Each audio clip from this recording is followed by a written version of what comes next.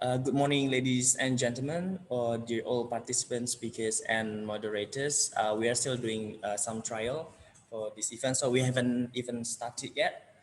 We still try to check the sounds and everything and all the technical stuff, so it won't take long. We apologize for this inconvenience if you get confused because we are still doing some trial. Thank you.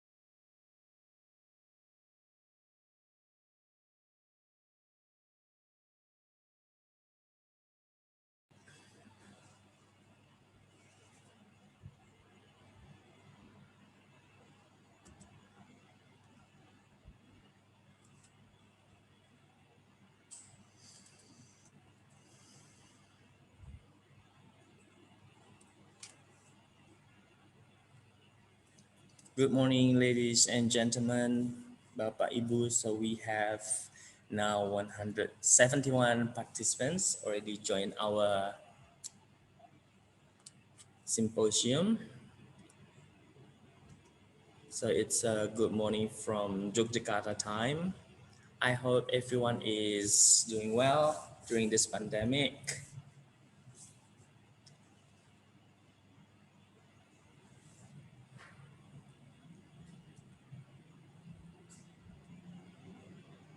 And we also have, good morning, Mas Erlangga Pribadi. So finally we met because we were from the same university in Australia, but we had no chance to meet during that time.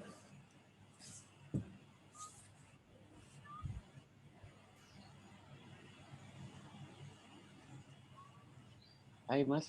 Nice to see you.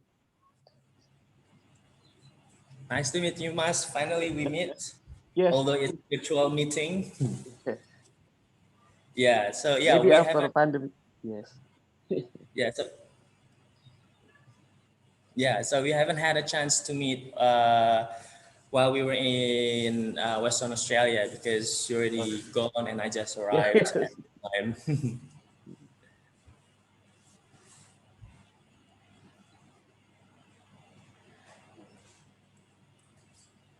Good morning, Bapak Ibu semua. How is everyone doing?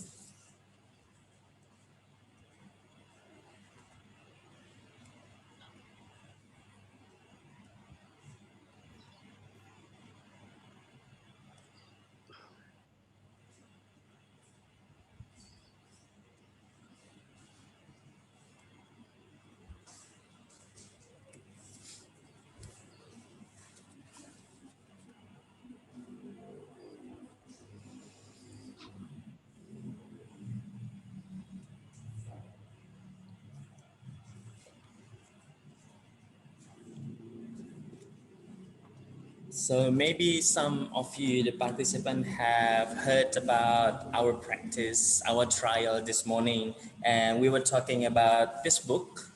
It's Social Science in the Age of Transformation and Disruption, Its Relevant and Role and Challenge.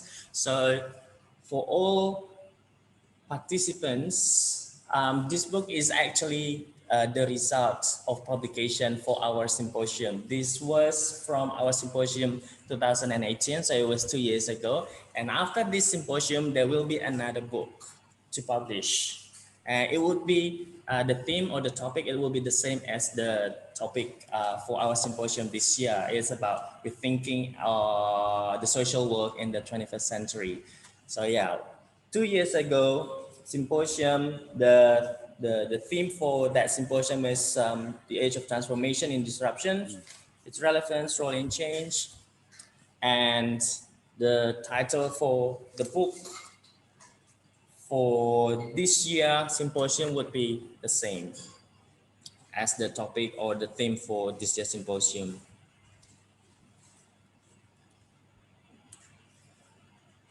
And it covers several topics.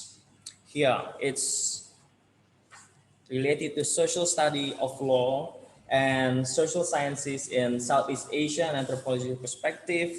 We have the failure of education and the prevalence of anti-intellectualism and political religious conservatism, and also beyond technocracy, social science and the pedagogy of transformation, social science and transformation of society, an observation from sociology development in Taiwan, and social science research in Southeast Asia, the challenges of studying parliamentary institutions, and also shifting positionalities, the shades of being inside and outside in social science research, empowering social science research in the big data era, addressing quantiphobia in IR researches, reassessing the development of dakwah science in academic work discourse, and the last one, war and sociopolitics in East Asia, a case study on prolonged war, Zizan,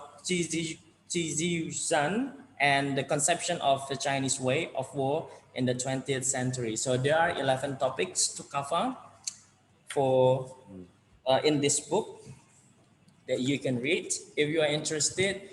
It will be soon available in Peri Plus. And as I mentioned earlier in the trial this morning, that for all participants who join the symposium will get 10% discount available for you for pre-order of the book.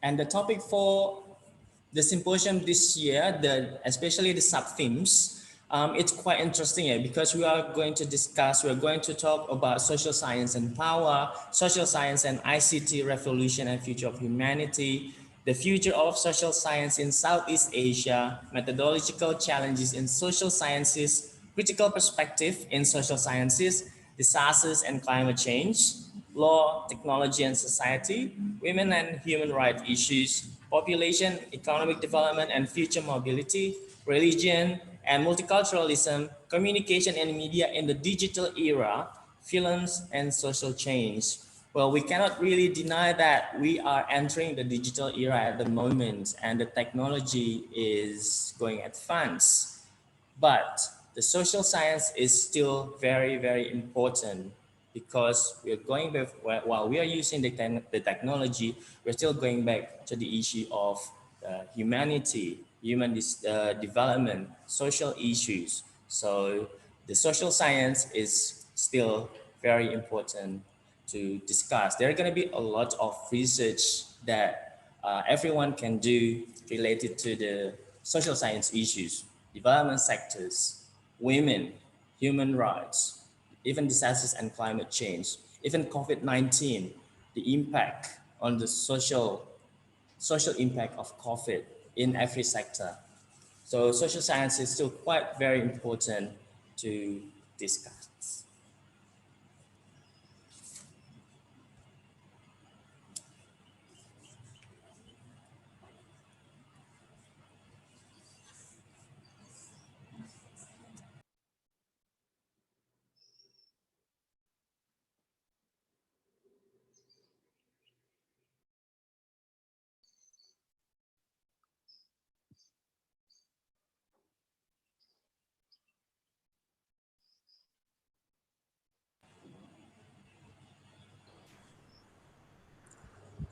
We have Professor Panut here as Rector of Universitas Gadjah Mada. Good morning, Prof. Panut.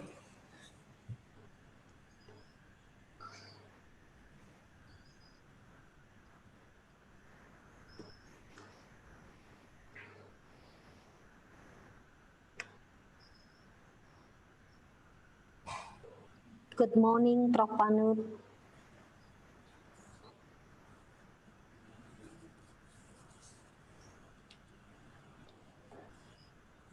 Hope that you can join us.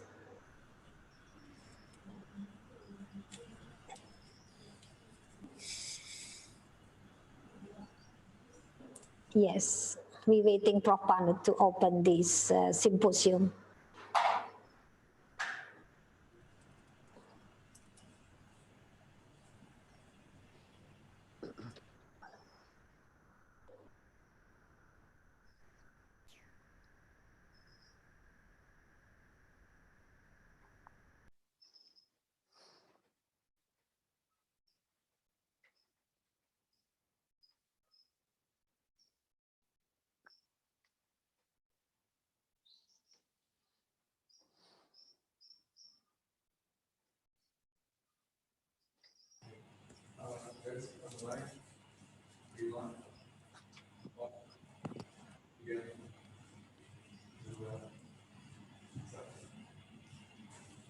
Good morning, ladies and gentlemen.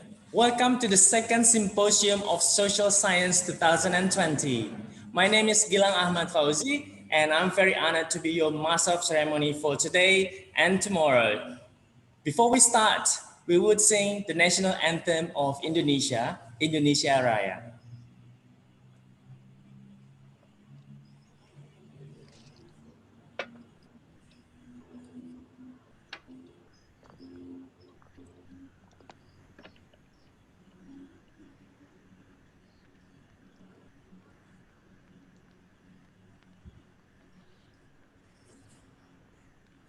Kok lama ya?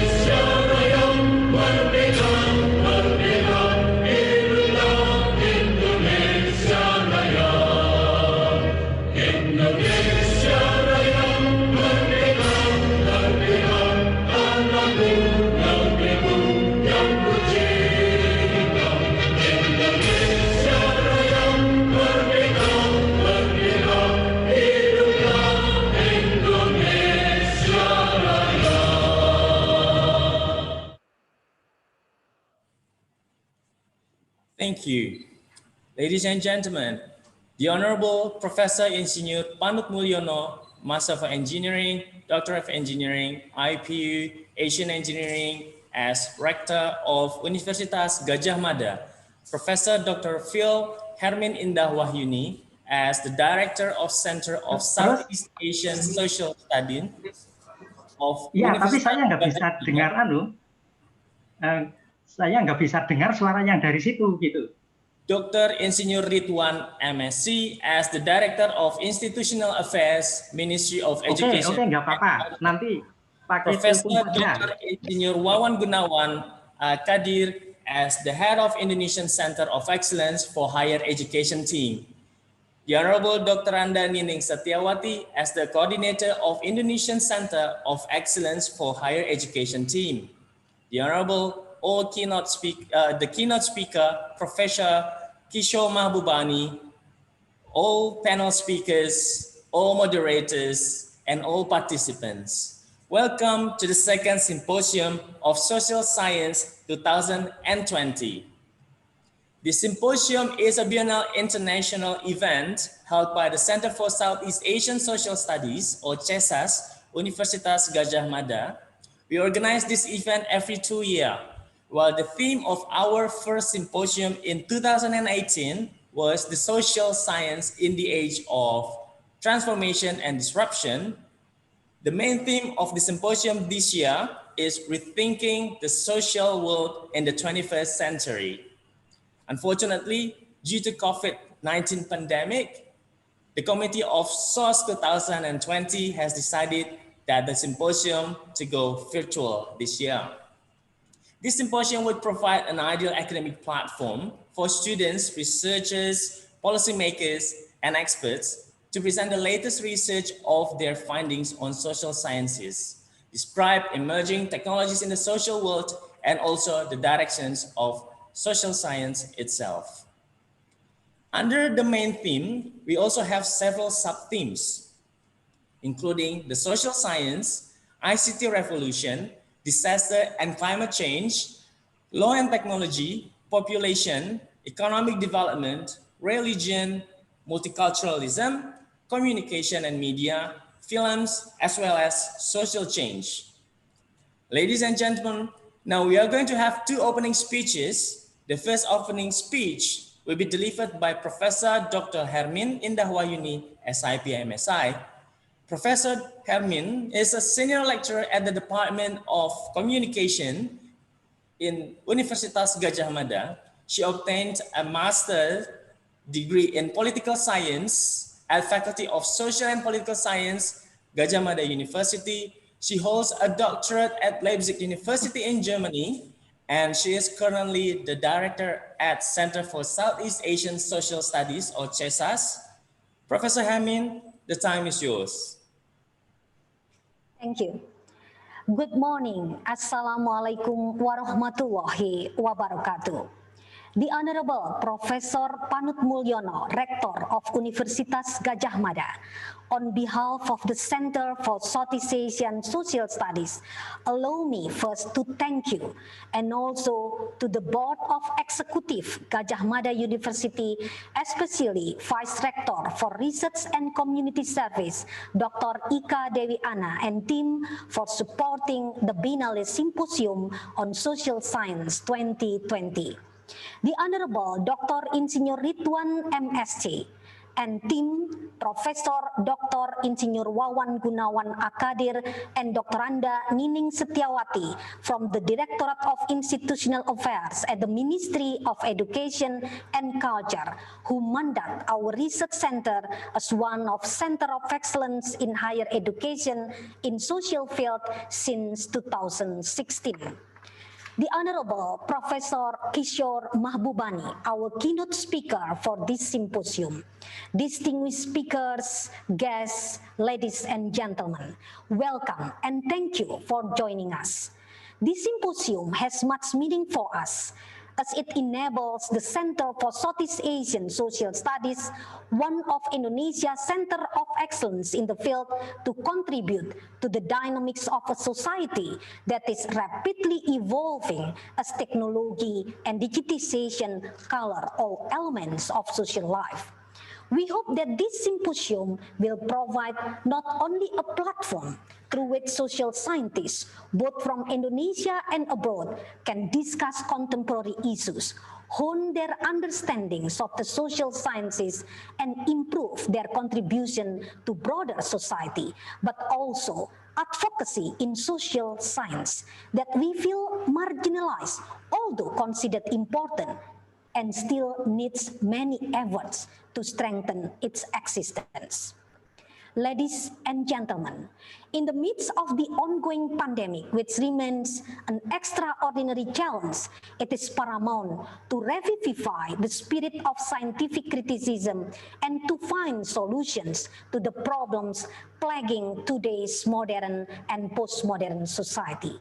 We are thus proud to say that this symposium is, to the best of our knowledge, UGM's first virtual conference, an effort to create and habituate new norms. Given this background, we have chosen Rethinking the Social World in the 21st Century as our topic. The social situations and conditions of today are increasingly inseparable from technology, such that the very future of humanity has come into questions. It seems that technology is unstoppable and that everything is being controlled by artificial intelligence. There is no way to return. Society must thus face a range of increasingly real and complicated problems.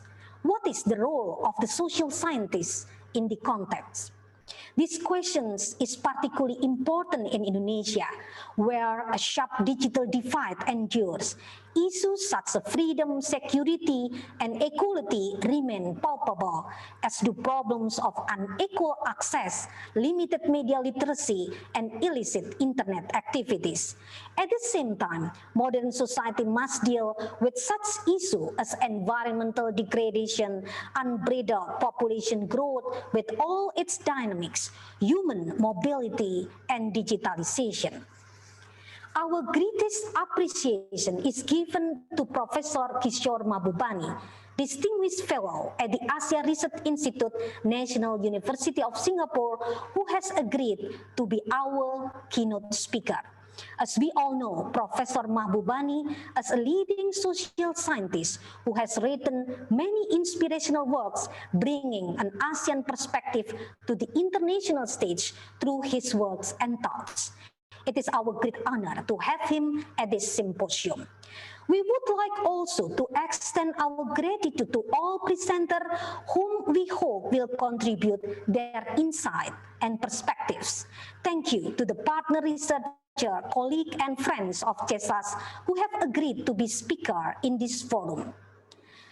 Special tribute to Professor Cornelis Ley, who has agreed to be one of the speakers in session 1.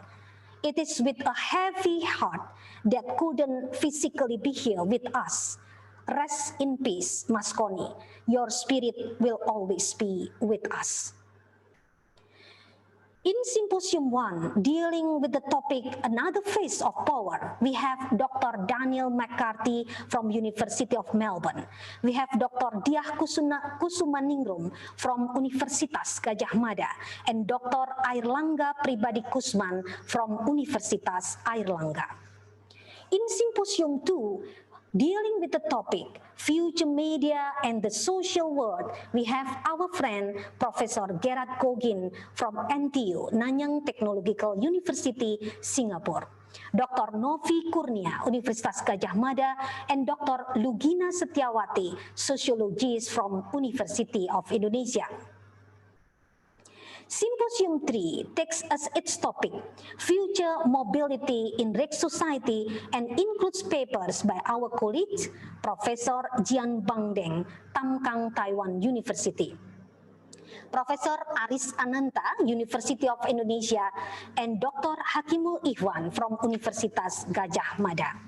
Finally, in Symposium 4, we will discuss the topic New Ecological Problems, Redefining the Relationship Between Humanity and the Environment, with our colleague, Professor David Roby from Auckland University of Technology, AUT, New Zealand, Dr. Renat Soni Mumbunan from University of Indonesia, and Dr. Linda Yanti Sulistiawati from Universitas Gadjah Mada, and also from APSEL, Asia Pacific Center for Environmental Law and US Law School. Ladies and gentlemen, the Symposium on Social Science 2020 will be held over the course of 2 days from 24th to 25th August 2020. This forum is being attended by 126 speakers and 300 non-presenter participants from 13 countries. Presenters will present their research-based works on specific topics in 10 sessions and 7 special sessions, each with a specific theme. These themes may be divided broadly into 2 streams. The first, which we may term dimensional issues in social science, includes such topics as social science and power, social science and the ICT revolution, the future of humanity, the future of social science in Southeast Asia, methodological challenge in social sciences, and critical perspective on the social sciences. The second stream deals with specific issues in various branches of the social sciences, such as law, technology and society, women and human rights issues, population, economic development and future mobility, religion and multiculturalism, communication and media in the digital era, and film and social change. It is hoped that all of these works, after going through peer review, can be published in scientific and popular publications, including the Conversation Indonesia, a network platform for international popular scientific publications, reputable index journals such as ASEAS based on Austria, and Pacific Journalism Review based on New Zealand, and journal from CESAS ICAT, the Indonesian Journal of Southeast Asian Studies, and also LIPIS Journal Masyarakat dan Budaya. Honored speakers and invitees. In the current Symposium on Social Science, the Center for Southeast Asian Social Studies has collaborated with 1 faculty, 2 research centers, and 3 study programs at UGM.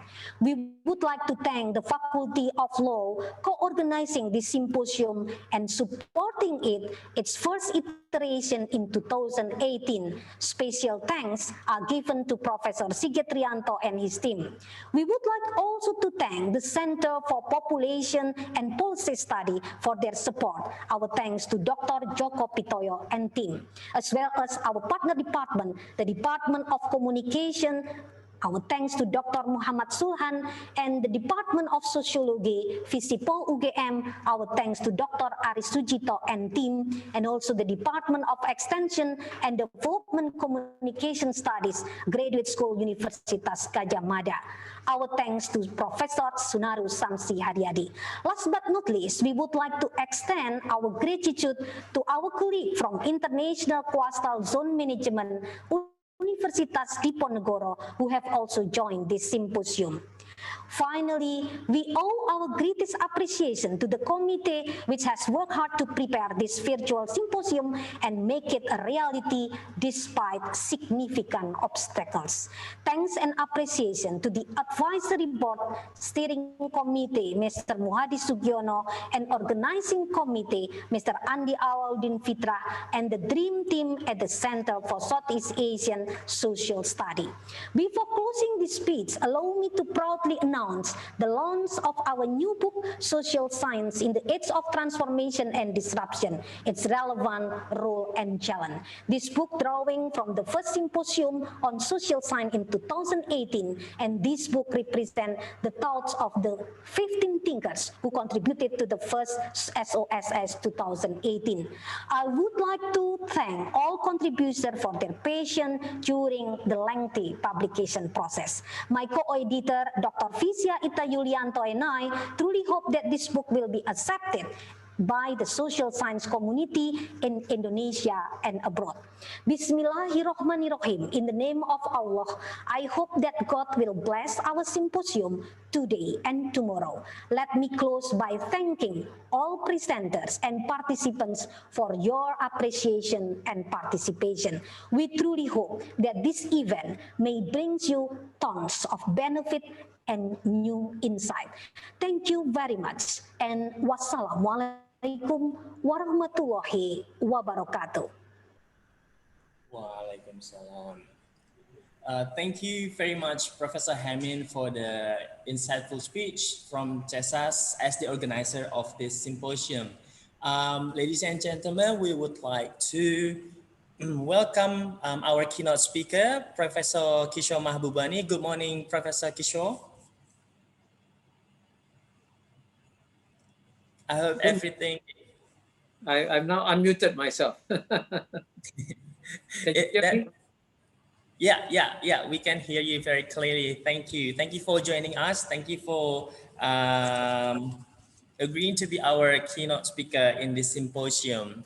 Ladies and gentlemen, in the speech, Professor Hamin has also officially opened this symposium as well as launched the book published by SOSS. So I'm going to show you the book. So this is the book. This book is a publication of our first symposium that we organized 2 years ago in 2018. And the title has this, it's similar to our theme that we held 2 years ago, Social Science in the Age of Transformation and Disruption, Its Relevance, Role, and Challenge. And this book is an edited volume from 15 thinkers from many nationalities who participated in our first symposium on social science in 2018. It consists of 11 chapters. If you are interested to get this book, you can contact the committee or you can visit our website. And also, more important information is for all participants who join this symposium will get 10% discount available for you. So you can contact the committee to get this book and you will get 10% discount because you are the participants of this symposium. Now, ladies and gentlemen, the second opening speech we have is from Bapak Professor Panut Mulyono, Master of Engineering, Doctor of Engineering, Aviation Engineering as Rector of Universitas Gadjah Mada. Professor Panut is a professor at the Department of Chemical Engineering, Universitas Gadjah Mada. He was inaugurated as rector of the university 3 years ago. He obtained the engineer in 1986 from Gadjah Mada University, and then he pursued his master's and doctorate of engineering both in chemical engineering from Tokyo Institute of Technology, Japan. Professor Panut has also published numerous research papers in national and international journals. So Professor Panut, the time is yours.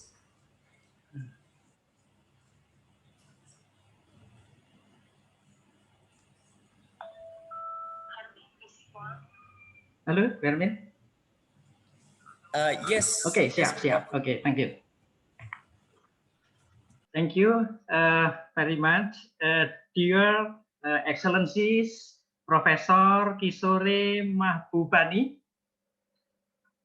Deputy Minister, distinguished plenary and invited speakers, colleagues, participants, students, faculty, and staff, ladies and gentlemen. Very good morning. Assalamualaikum warahmatullahi wabarakatuh. May peace be upon all of you. I trust that all of you are safe and in good health. On behalf of Universitas Gadjah Mada, it is my great honor and pleasure to welcome all of you in a virtual visit to the city of Yogyakarta and to the symposium on social science 2020 with the theme Rethinking the Social World in the 21st century.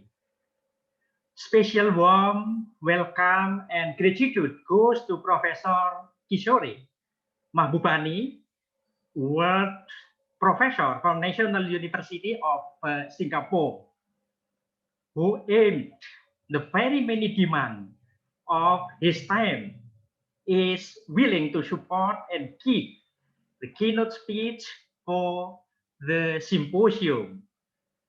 Thank you so much, Professor Kishore. Ladies and gentlemen, as we all know, this year's conference differs significantly from last year's due to the ongoing COVID-19 outbreak, which has ravaged our social world for most of 2020. It continues to cause unprecedented uncertainties, having a lasting impact on every aspect in our life, including our academic world, both now and the future. This outbreak has transformed our physical and social mobility, the way we walk, the way we interact, and the way we cooperate through international research network also. Just as universities have moved toward online platform, conferences such as this two-day symposium on social science have gone digital in the face of international travel restrictions. Ladies and gentlemen, such difficult circumstances demand collective concern and effort, not only to combat the pandemic, but also to find innovative solutions to everyday problems. As such, this virtual symposium enable social scientists around the globe to gather virtually, share their ideas, and rethink our undifferentiated social world. Life in the 21st century has been and will continue to be compounded with new different situations. In the post-pandemic world, during which we will coexist with COVID-19, we will continue to be affected by other local and global uncertainties. Social scientists in their many disciplines must still continue to understand, to reflect, to rethink, and to critically analyze the social world. At the same time, however, as the social world has become increasingly dependent on technology, the internet, and digitalization, we must also ask, what does the future hold for human beings, both in local communities and in global society? Everyone should keep this question in mind during this two-day symposium. At this time, I would like to extend my appreciation to the Center for Southeast Asian Social Studies, as well as its co-organizer, the Faculty of Law, the Department of Sociology, the Department of Communication Studies, the Center for Population and Policy Studies, the Department of Development, Communication and Extension, Graduate School of Universitas Gadjah Mada, and the Center for Integrated Coastal Zone Management, Universitas Diponegoro, for bringing this symposium together. Ladies and gentlemen, Let the symposium on social science provide food for thought as well serve as a collaborative platform for rethinking the social in the 21st century. I'm expecting the symposium will also provide us better linkage and friendship. I wish you all safe, healthy, and successful symposium. Thank you very much. God bless us. Wassalamualaikum warahmatullahi wabarakatuh. Thank you. Waalaikumsalam. Thank you, Professor Panut, for the speech. Ladies and gentlemen, we have explained everything about the social symposium of social science, the first one and the second one. Now, for more information about the details about the symposium, we would like to play a video about the symposium of social science. Let's watch the video.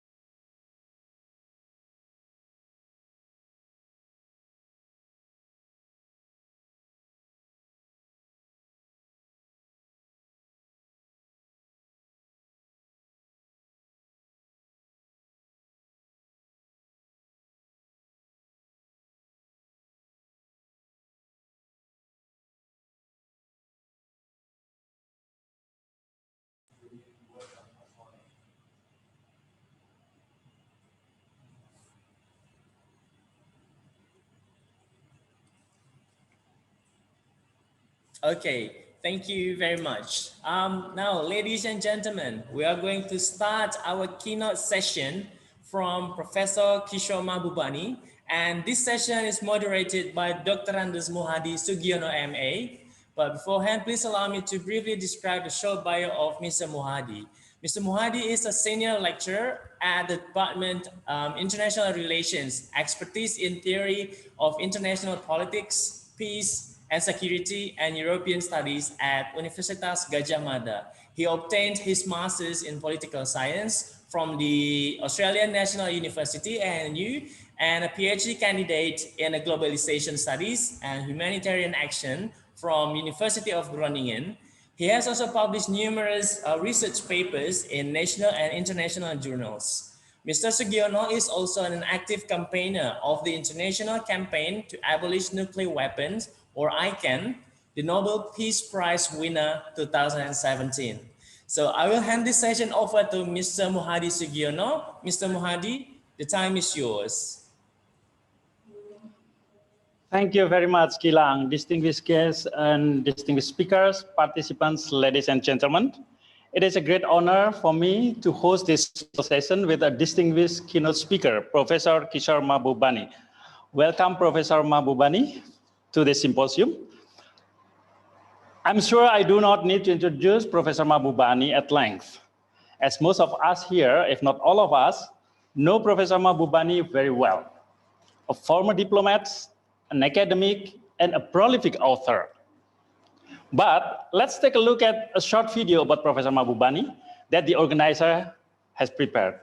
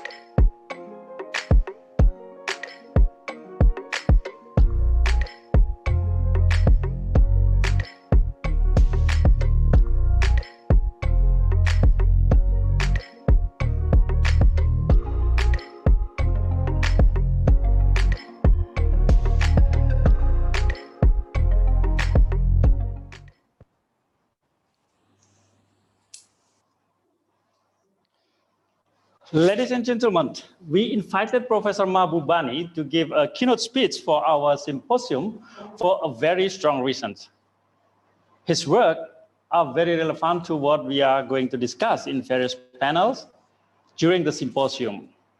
As reflected in his work, Professor Mahbubani provokes us with insight about the dynamics of global power, especially with the rise of Asian economies. He believes that a power shift from the West to the East is taking place. The dominance of the West was the reality of the 19th and 20th century. It is now being replaced by a new world order led by East Asian countries. How the world responded to the recent global pandemic of COVID-19 convinced him even more that the transformation of power is taking place. Ladies and gentlemen, Professor Mahbubani will give his speech within 20 to 30 minutes, followed by Q&A. If you have any questions, simply write down your question in the Q&A tab, but keep your question short. Now, ladies and gentlemen, please join me in welcoming Professor Mahbubani. Professor Mahbubani, time yours. Thank you very much, Dr. Muhadi Sugiono, for that very generous introduction. And I know I felt sorry looking at the video because I realized now how old I've become since the video was made. I'm also very sorry that I cannot be with you in person in Gajah Mada University because it's a university I have never visited. And I hope you will keep your invitation open because I would love to come and visit you in person in Gajah Mada and see in person what you're doing. And I must say, it's a great honor for me to be invited to give this keynote address to you. And I've been thinking very hard about how I can be helpful to you in your conference. And I think the best way I can be helpful to you is to tell all of you, especially, my fellow Asians, that the world has changed fundamentally.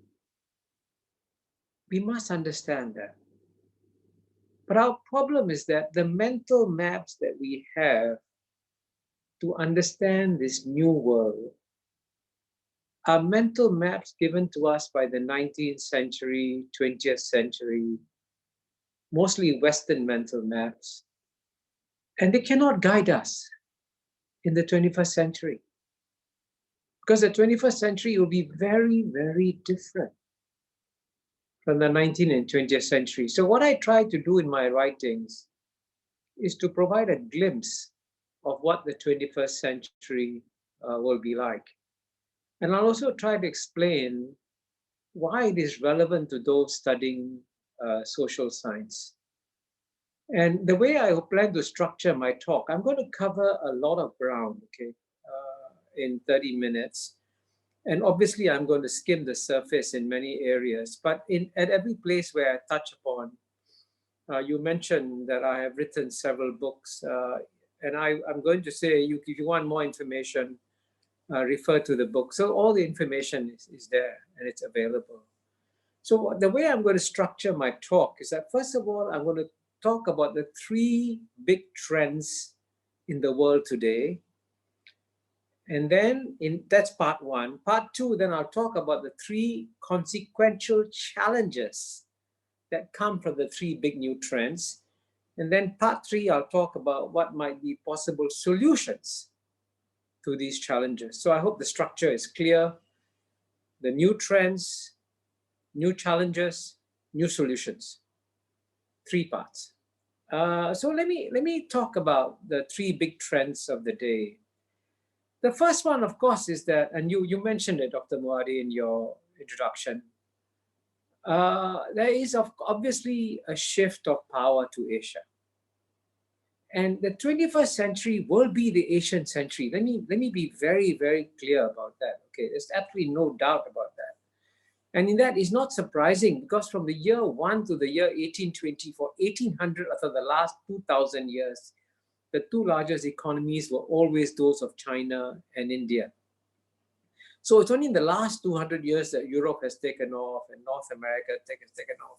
So the last 200 years of Western domination of world history has been an aberration. Now, all aberration comes to a natural end. So it's perfectly natural to see the return of Asia. And even today, in terms of purchasing power parity measurements, if you look at the top 4 economies, number 1 is China, number 2 is United States of America, number 3 is India, number 4 is Japan. So 3 out of the top 4 economies are already Asian. And just to let you know that Indonesia is going to be a big beneficiary of this change. And in market terms, the market terms is much harder. Indonesia is today, in 2017, it was the 16th largest economy in the world, Indonesia.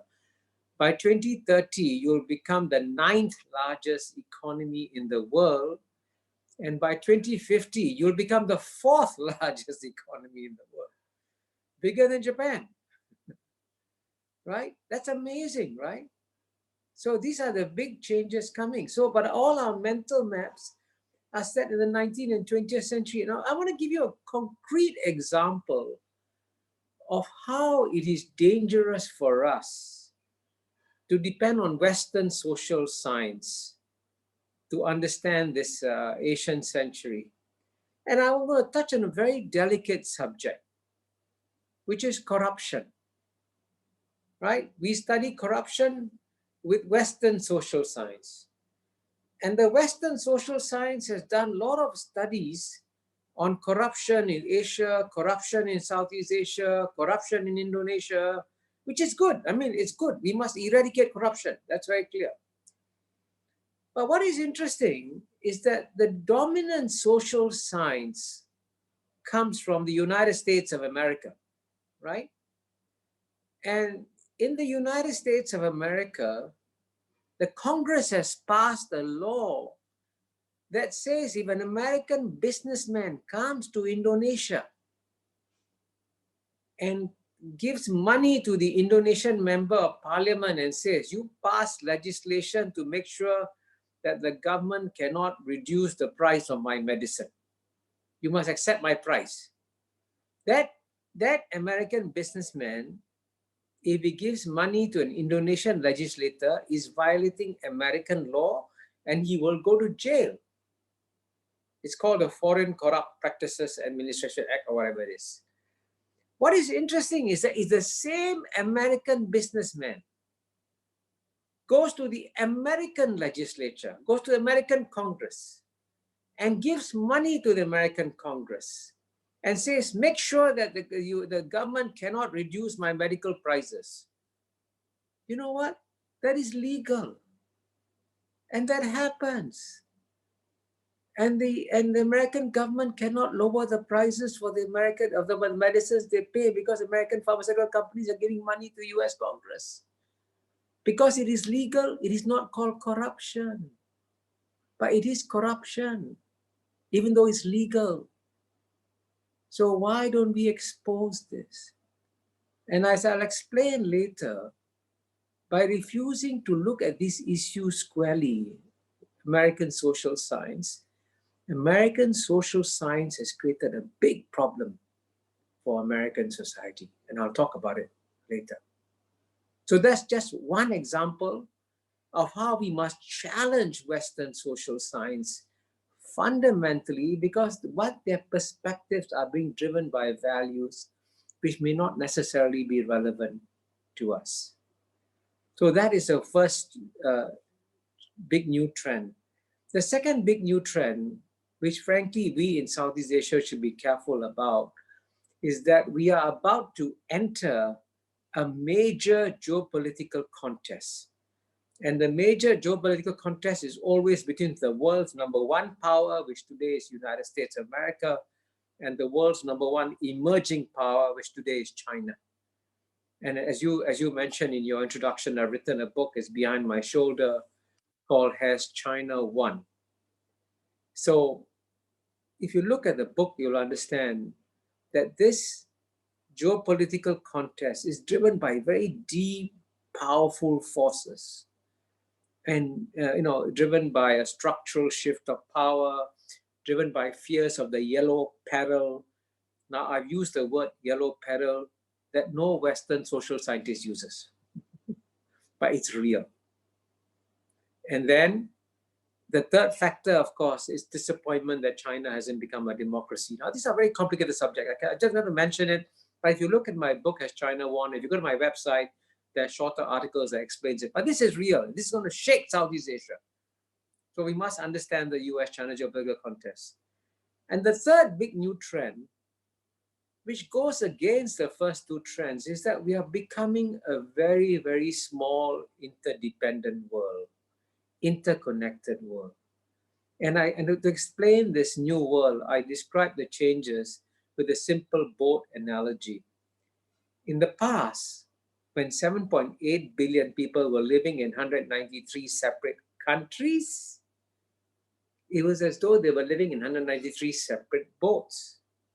So each boat had a captain or crew and rules to make sure the boats didn't collide. So you had 193 boats, like 193 countries. But now our world and planet has shrunk. So we no longer live in 193 separate boats. We live in 193 separate cabins on the same boat. But we have captains and crews taking care of each cabin, and no captain and crew taking care of the global boat as a whole. And that's why we're facing so many global problems. That boat analogy explains it. And if you have any doubts at all that we are on the same boat now, in 2020, we have no reason to have any doubts, because you look how quickly COVID-19 spread. It started in January in a small town in Hubei province in Wuhan, right? Within 3 months, the whole world got COVID-19. What does that show? We are all on the same boat. We are 193 cabins, just like the cruise ship Diamond Princess got infected off Japan. So we all got infected. Now, what does that mean? It means you got to change our mindset about how we also view international relations in social science. That's another 3 days. So these are the 3 big new trends. Now, what are the 3 big consequential challenges? So the challenge number 1 is that even though power is shifting from West to Asia, the West refuses to cede power and share power. Even though in theory, according to Western social science, when you have power shifts, you should reorganize the power structures, but that's not happening. And I'll give you a very simple example, right?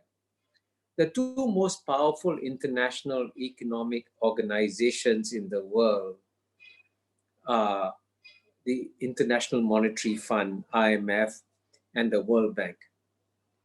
But when they were founded, there was an informal rule, not a formal rule, that the head of the IMF should be European and the head of the World Bank should be American. Now, that rule was formulated in the 1940s, okay? 70 years ago. But till today, the rule hasn't changed. So you can have brilliant people from Asia, and I want to mention, for example, your finance minister, Sri Mulyani, or the former Deputy Prime Minister Singapore, Taman Shanmugaratnam. These are brilliant people. They can run the International Monetary Fund. But the rule says you must be European. Asians make up the vast majority of the world's population, 50 to 55%. Asians make up the most dynamic economies in the world today. Why can't Asians run IMF, World Bank? And why are the Western academics not questioning this? What's wrong with Western social science? They believe in independent thinking. Why don't they say that it is illegitimate to have this rule that only Europeans can run the International Monetary Fund and Americans can run the World Bank, and Asians and Africans and Latin Americans don't qualify? Now that's, by the way, that used to be called a feudal power structure, a class power structure. So the West promotes democracy vigorously, domestically. How about democracy in the world? How can you deny representation to 55% of the world's population? Do you really believe in democracy? Why are you so hypocritical? So these are the questions that Asians must ask. You must ask these questions. These are fundamental questions. Now, the second consequential challenge is that Asia might also be divided. And I want to say this very strongly, because even though I'm confident that the 21st century is going to be the Asian century, I am not confident that it'll be a happy Asian century. And I'll be very frank with you. Because the US-China geopolitical contest, which is between the United States and China, can affect Asian countries. And as you all know, among Asian countries, some are more pro-American, some are more pro-Chinese. And this is true even within ASEAN. Even within Southeast Asia. If you look at Southeast Asia, I'm not giving a big secret away. And I discussed this, by the way, the other book I've written to explain the challenge. I call it behind my left shoulder is a book called The ASEAN Miracle. I wrote it on ASEAN's 50th and I in that book I warn that ASEAN can be divided by the US-China geopolitical contest. And even within ASEAN, you have Vietnam that is more pro-American, you have Cambodia that is more pro-China, and then you're going to have tensions. So we have to worry about that. So we cannot assume that because it is going to be an Asian century, it'll be a happy Asian century. It may be an unhappy Asian century.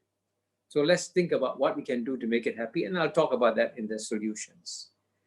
And the third consequential challenge, and here I go back to my boat analogy, right, about the world becoming interdependent. So when the world becomes interdependent, clearly we must strengthen global governance. We must strengthen institutions of global governance. And the reason why we are facing so many global challenges today is because we have not strengthened the institutions of global governance. But to make matters worse, the West has been secretly weakening and undermining global multilateral institutions. And I give you again, I wrote a whole book about this. It's called The Great Convergence, where I build the boat metaphor. And I'll give you a concrete example, right? We've seen in COVID-19 how we live in a small interdependent world, and we have to strengthen organizations that deal with pandemics or epidemics. So we should strengthen the World Health Organization, right? But the most shocking statistic I gave in my book, The Great Convergence, is that in the 70s and 80s, 62% of the World Health Organization budget came from mandatory assessed contributions, compulsory contributions. And only about 20% came from voluntary contributions. Now, why are compulsory contributions important? Compulsory contributions are important because if you want to recruit long-term health inspectors, you want to build up long-term scientific expertise, you want to recruit laboratory scientists, you can do it on the basis of compulsory contribution. Compulsory contribution, you can make a 10-year plan, 20-year plan. Voluntary contributions, they change every year. Countries can go up, can go down, right? But that was in the 70s. But today, look at the World Health Organization. Only 18% comes from compulsory contributions. So 82% comes from voluntary contributions. Now that's absurd. Absolutely absurd. So why did we do this? And the West did this because they found if it's compulsory, they cannot control the organization. If it's voluntary, they can control the organization.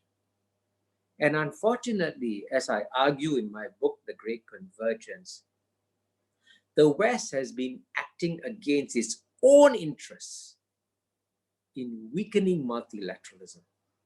So if I can switch metaphors, and this is the metaphor that Kofi Annan used. He says, today all 7.8 billion people live in a global village. Now, if you live in a global village, and the Western population is only 12% of the world's population, only 12%. It is in the Western national interest to strengthen the village councils. You know, if you live in a village in Java, you want to have a strong village council. You don't have a weak village council, right? But the West has been undermining global village council, undermining institutions of global governance. So I hope that if Asians look at this, the one concrete contribution that Asians can make is to argue for stronger multilateral institutions. So this brings me to my final part of my presentation, where I talk about the three big solutions. And the first solution I've already mentioned. And it's actually quite easy. Fortunately for us, if today we wanted to reinvent a global multilateral order, it would be impossible.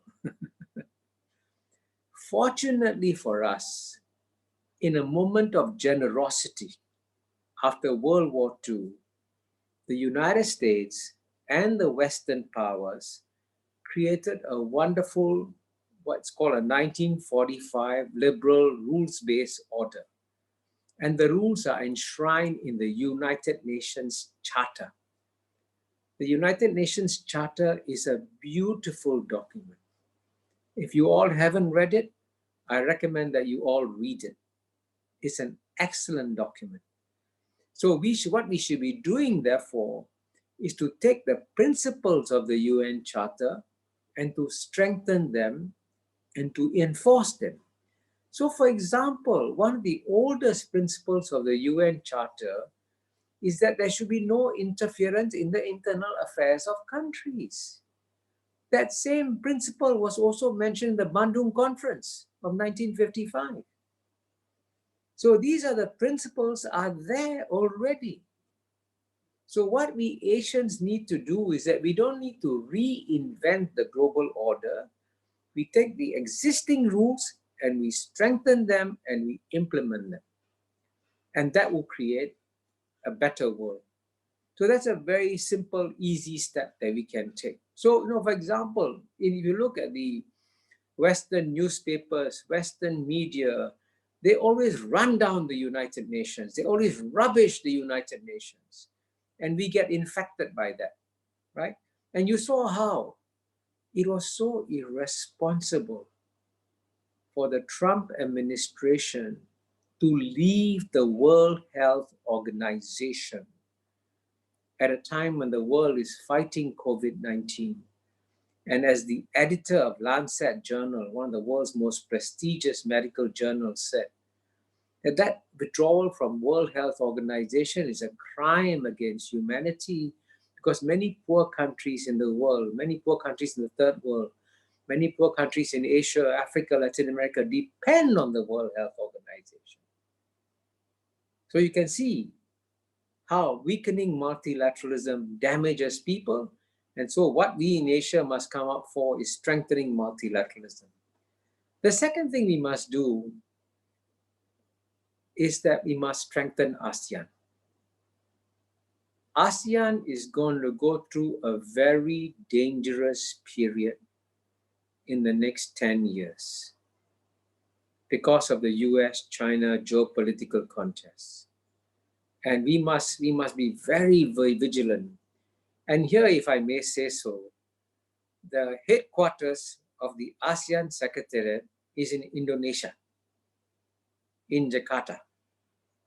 And if you read my book, The ASEAN Miracle, I say that the countries of ASEAN should send Indonesia a big thank you note Because even though Indonesia is the biggest member of ASEAN, right? You have about 40% of the population of ASEAN. Indonesia hasn't tried to dominate ASEAN. Indonesia has allowed the smaller countries, Thailand, Malaysia, Singapore, to provide leadership within ASEAN. And it's benign Indonesian leadership that is a reason for the success of ASEAN. And I document this in my book, by the way. And by the way, fortunately, my book has been translated into Bahasa Indonesia, so you can get it in Indonesia also. But read that book. So what we need in ASEAN in the next 10 years, and I hope some of the scholars listening to this remarks of mine will talk about how Indonesia can strengthen ASEAN in the next 10 years. It's very, very important. Now, my third and final point, and here, let me be very honest with you. I think you all know that from time to time, I write things that are very provocative. And the provocation basically is not for the sake of provocation, is to alert people that the world has changed. So my third and final solution is that in a conference like this on social science, Asians should start thinking about how they can create social science that is independent of Western concepts and norms.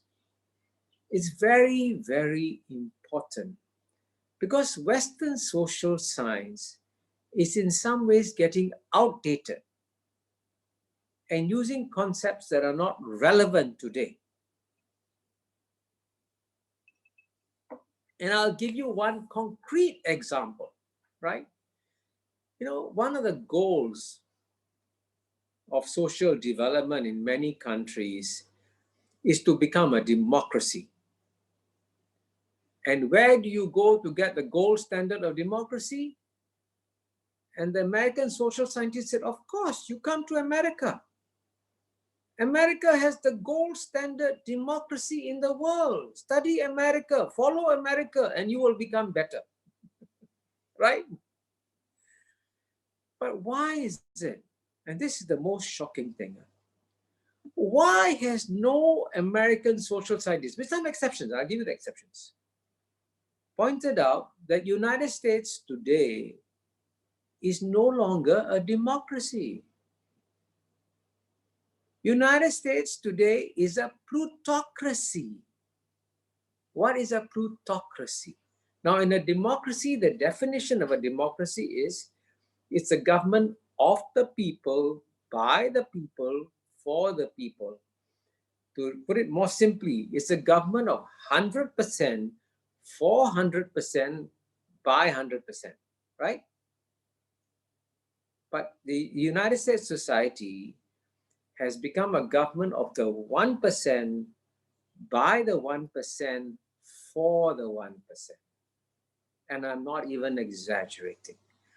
Fortunately, one of America's greatest social scientists, who's a Nobel Prize winner, Joseph Stiglitz, has written an article, I think in Vanity Fair, if I'm not mistaken, and the title of the article is Of the 1%, by the 1%, for the 1%. And that's why has that happened? That's why I began with the example of corruption. In the beginning, it's happened because corruption is legal. So you can transfer money. You can take the money of the state and transfer it to the 1%. Now, what you've had, and if you look at my book as China One, if you don't have time to read the book, read one chapter. It's called The Assumption of Virtue. And what is the assumption of virtue? The assumption of virtue is that American society is the best performing society in the world. So we must copy from American society. But sadly, you know, if you look at the chapter, one of the most shocking pieces of data I give is that the only major developed society where the average income of the bottom 50% has gone down over a 30-year period is the United States of America. And two Princeton University economists, Case and Deaton, have described how this has created a sea of despair among the white working classes. And if you want to understand how Donald Trump was elected, he was elected because there was a sea of despair among the white working classes. So you can see that what was supposed to be a role model, a positive role model, has sadly, and I say this as a friend of America, because I believe the world wants to see a strong United States of America. We don't want to see a weak United States of America. We want America to recover and become strong, vibrant society again. But America has lost its way because American social scientists have lost their way and failed to educate their own population on what has gone wrong in American society. So we must learn lessons from this. And I can tell you, in a plutocracy, the other problem is that they do not know how to compromise in democracy. America has become a deeply divided, polarized society. And where should America learn? Where should America go to learn the art of compromise in democracy? They should go to Indonesia. So Indonesia, frankly, can become a role model and teach America how you can have musyawarah and mufakat, consensus building, and work together. So your political parties compete with each other in the general election, then they cooperate with each other after this general election. In America, it's impossible. They can't agree on anything. The center has broken. Consensus is gone. But Indonesia is a role model in consensus now. So I'm telling you, therefore, that we in Asia, and this is my last point, we really have to go inside our minds, look at our mental maps, and see what do we need to change to understand the 21st century. Thank you very much.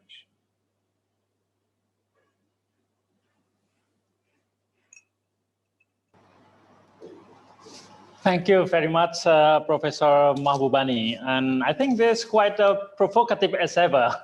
As always, your statement, your insight are quite provocative. One thing that I think before we go to the question and answer, I would like to ask you for a short clarification about, you mentioned about the 19th century Western mental worldview and how exactly this Western mental view affect the way in which social science works today?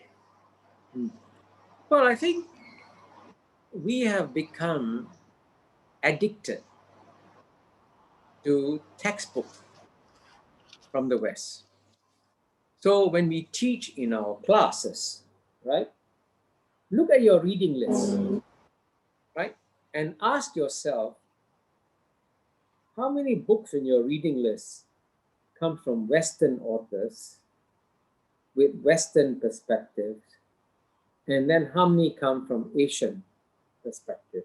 And I can tell you, when I was dean of the Lee Kuan Yew School of Public Policy from 2004 to 2017, we used to send students, our MPM students, for one semester in the Harvard Kennedy School. And when they went to Harvard Kennedy School, they were very surprised that the professors would give them examples of case studies from the United States of America and no case studies from Asia. And so, for example, when they were teaching about urban infrastructure, right, they would give examples from Boston, because Harvard Kennedy School is in Boston. But Boston has the example of one of the biggest failures in urban infrastructure. It's called the Big Dig. Go and research it. They overspend, I don't know how much money to build a tunnel in the center of Boston, right? But they never gave any positive examples from Singapore. And Singapore has got the best examples of urban infrastructure, right? So why are they using American case studies? And frankly, in many areas of social performance, whether it's social infrastructure, urban infrastructure, there are big challenges in the United States of America. You saw a picture of me giving my TED talk. When I went to give my TED talk in Vancouver, there were so many speakers from the United States describing the incredible amount of challenges and about the innocent blacks being killed in American society. You just saw that with George Floyd, right? So we have to obviously study the success stories from the West, but we must also, frankly, and this is what my book has tried to talk also the successes in America, failures in America, failures in Asia, successes in Asia. And you'll find that's how. So we have to look very carefully at our textbooks and our reading lists and ensure that we don't get trapped by Western social science concepts. Okay, there are some questions already addressed to you. I would like to start with the first question. It's about the preparedness of the Asian Foundation of Social Science. You mentioned that ASEAN need to develop ASEAN social sciences. What kind of foundation that we have? Do we have a strong foundation of ASEAN social science in facing the dominance of Western social science? The honest answer is no. And I'll be very candid with you that the Asian mind still remains colonized by the West. And I've written about this, by the way, in my first book, Can Asians Think, which I published in 1998, 22 years ago. I gave example after example of how we've been colonized. And I think it takes some time for Asians to develop the cultural confidence. First thing you need to have cultural confidence before you can challenge the West. And as you know, many Western social scientists, not just social scientists to be fair, it's Western politicians, Western journalists, are very condescending when they speak about Asia. And they assume that Western societies are performing better, Asian societies are underperforming. But let me give you just the latest statistic, okay? The biggest global challenge we have faced, maybe in 100 years, in COVID-19. Now, when COVID-19 broke out, I expected, quite honestly, it shows my mind is also colonized. I thought surely the Western societies, they got more money, better medical systems, better governments and administration, that the Western societies would perform better in responding to COVID-19. Now, this was an immediate test. Now, this is a test that's happened in 2020, this year. Guess what? The Asian societies have performed much better. The number of deaths per million in East Asia, and I'm talking about all East Asia, China, Japan, South Korea, Vietnam, Singapore, Hong Kong, Taiwan, Australia, even Australia, New Zealand. The number of deaths per million is less than 10. Now, what is the number of deaths per million in Belgium? 800. Can you imagine 800 versus 10? What is that? What is that ratio? And the United States, I mean, the United States' response to COVID-19 has been completely incompetent. It's shocking. How is it you have the world's best social science, the world's best social science graduates, and your response to a major health crisis is incompetent? Why? Why? So at least there's some things we are doing right. So what I'm saying is this, that we've got to stop assuming that the West has answers for us. And frankly, I also think it'd be good for the West. You know, in the past, whenever Singapore had a problem, we immediately sent delegations to Europe and America and say, let's study what Europe is doing, study what America is doing, we can learn from them. But I can tell you, when I accompanied the Prime Minister of Singapore to Rotterdam in 1995-96, we met the CEO of the Port of Rotterdam, and my Prime Minister asked him, saying, "What can we learn from Rotterdam?" And the CEO of the Port of Rotterdam said, "Mr. Prime Minister, the Port of Singapore is better run than the Port of Rotterdam. We should learn from you. You cannot learn from us." That was very honest. So that's how the world is changing. And so what I'm encouraging my fellow Asians to look at their own success stories and learn from each other.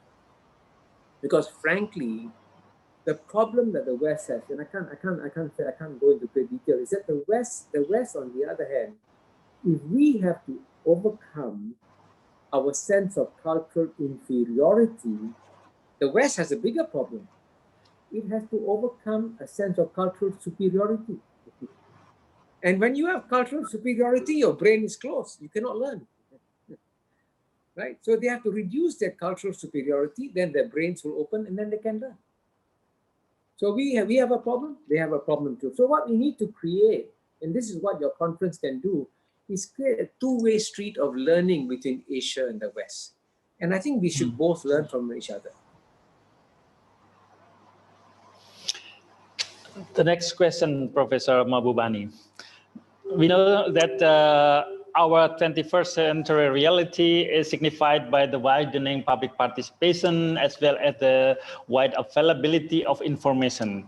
Nevertheless, we also experience the growing tendency of populism around the world. How social science explain this seemingly contradictory development? Well, that I must say that's a very good question, a very big question. And fortunately, I've addressed many dimensions of it in my chapter, The Assumption of Virtue, where I describe how the populist forces, to some extent, have also contributed to the rise of plutocracy in the United States of America. And here on populism, I want to make one point, which I hope your conference will address. And I think it's important for your conference to address this. Because if you go by the American belief, the American belief is that the best way to develop social understanding, and the phrase they use is, you need to have a free and open marketplace of ideas. And therefore, they believe that social media should not be restricted at all, right? Frankly, social media can do good things, and we know we can learn a lot of good things from Facebook, but social media can also generate a lot of falsehoods. Really, seriously. And people believe them. So frankly, what we should ask in Asia is a question that Americans cannot ask. If in America you try to set up a government agency to regulate social media, they say, no, that suppresses freedom of information. You cannot suppress social media. But we do need to regulate social media. We definitely need to do so. And here, let me mention a very, very important point that I think we in Asia should be careful of. Again, if you read my book, Has China Won, I explain why has American government become so weak? It's because President Ronald Reagan very famously said in 1980s, he said, government is not the solution. Government is the problem.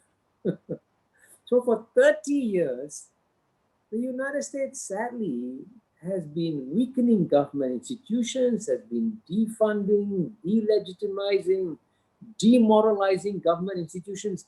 That's why prestigious government institutions like the Federal Aviation Administration, like the Food and Drug Administration, like the Center for Disease Prevention and Control, they're all doing very badly because they have been weakened.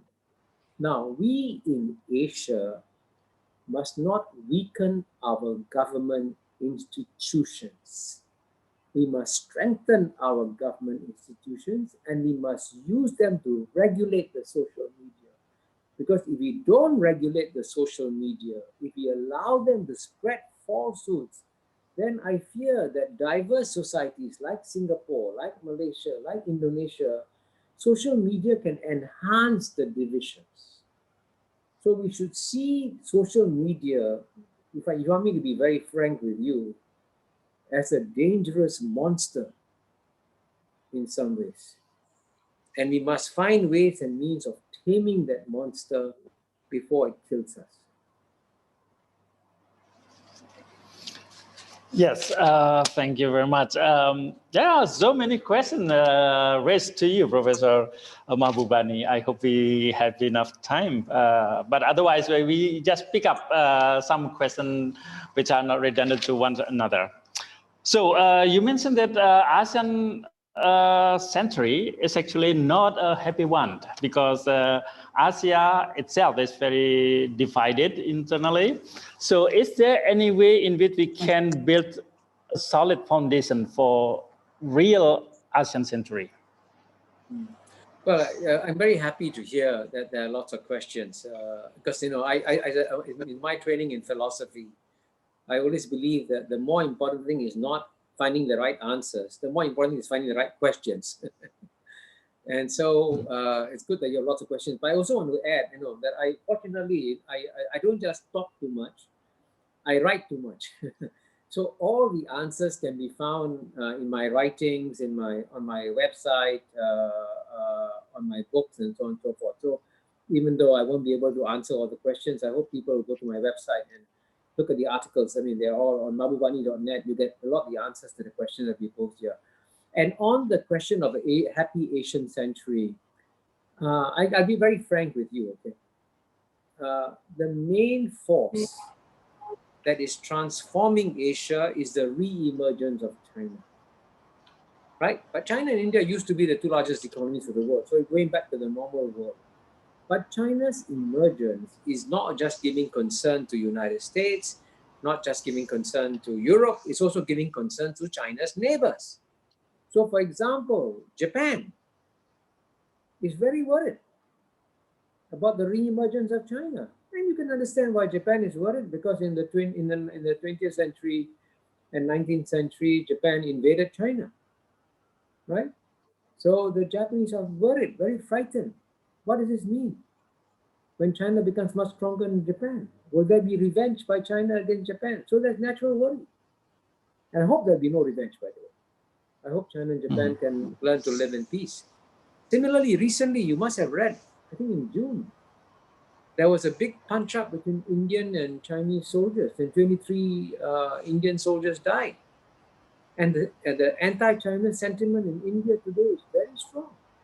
I can tell you, I spoke at, like this, you know, to a similar webinar to an Indian audience, and I was trying to advocate that China and India should live in peace with each other, and I got beaten up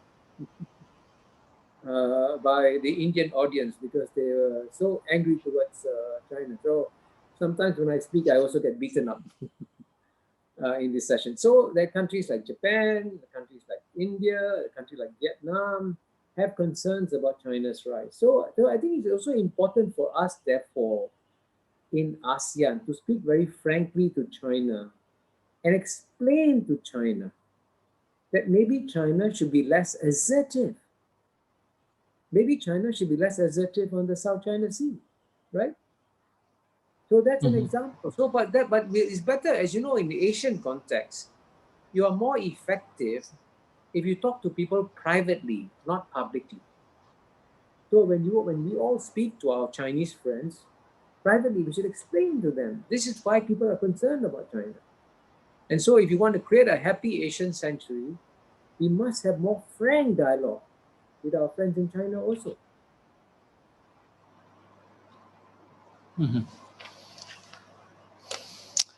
Well, there is a question from doctoral students in the UK. It's a very practical. As a scholar, for example, we tend to get used to the Western ideas, Western social sciences. So he is asking a very practical question.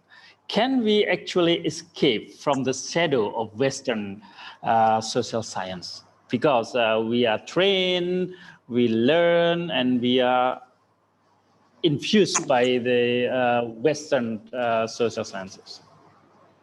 Well, I'm very, very impressed by the student from UK. If he's still in the UK, it's now 4 o'clock in the morning in UK, 4:10 in the morning. Yeah. he's a very good student. He wakes up early.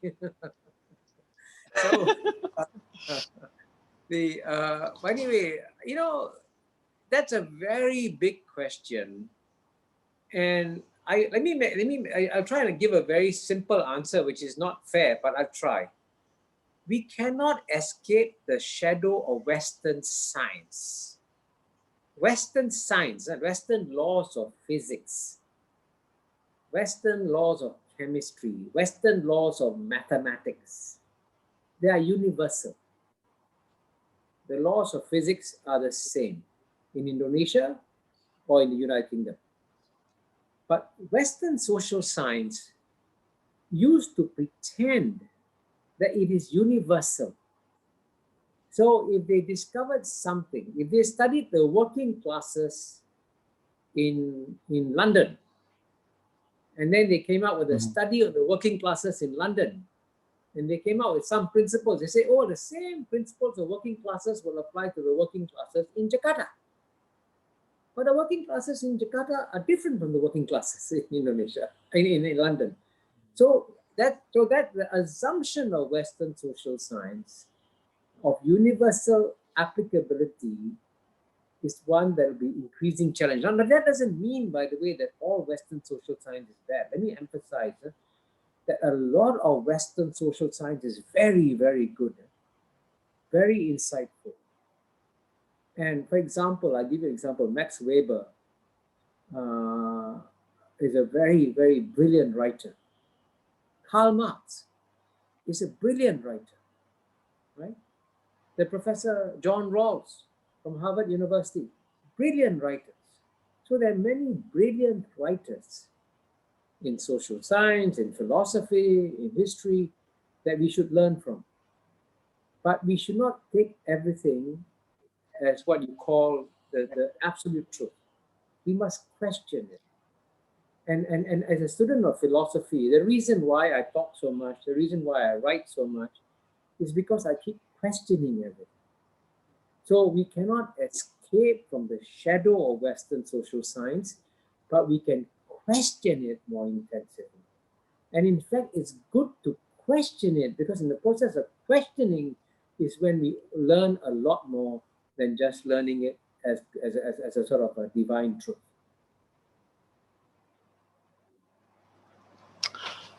One of the characteristics of the scientific inquiry is that methodologically, the research conducted by someone should be able to be repeated by others. So we can verify whether the process of scientific knowledge production is acceptable or not. If we are talking about Western and non-Western social sciences, how far can we talk about methodological convergences? Well, I think the Western methods of social science or science can still be used. I would not attack the methodology, but I'll give you a concrete example, right? You know, when I said that Western science is universal, Western social science is often, frankly, culturally bound, but there is an ambiguous area in between, which is Western medical science. Now, the West would carry out medical tests, and I'm not an expert on this, please don't hold me to this.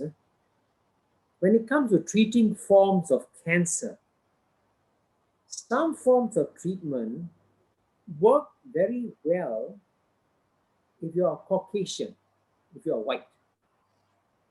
But if you take the same treatment and apply it to a Chinese body, the impact is different. Why is that so? Now, until recently, it was considered that all human beings are the same, right?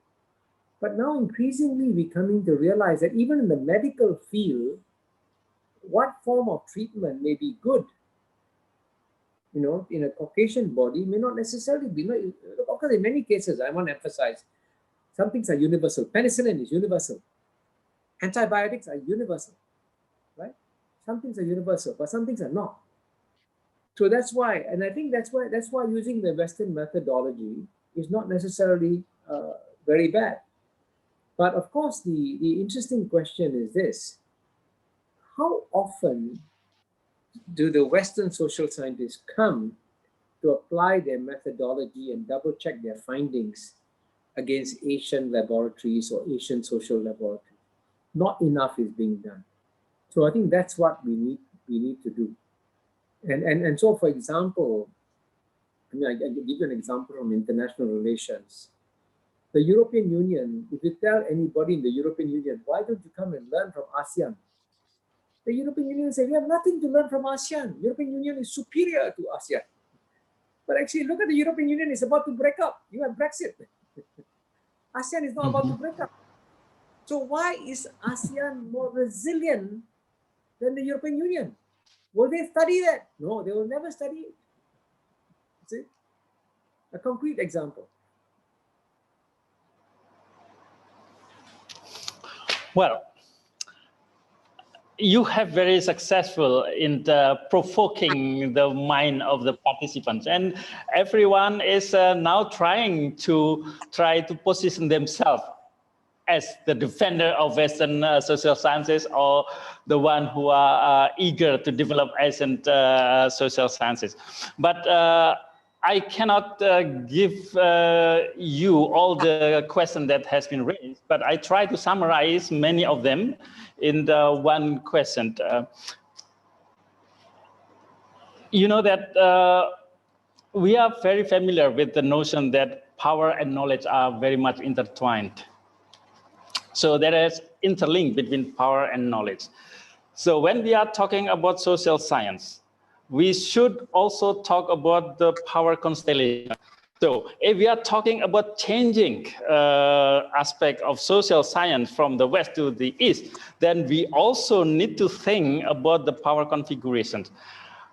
Now the question is, it seems to me, it is like a chicken and egg. From which part we are start to deal with this issue? Are we going to deal with the constellation of power first, or are we going to deal with the knowledge domination first? That's an excellent question. And I completely agree that there's a very high degree of correlation between power and knowledge. And Western social, and I give you a concrete example. I mean, why do we read the New York Times? Why do we read the Washington Post?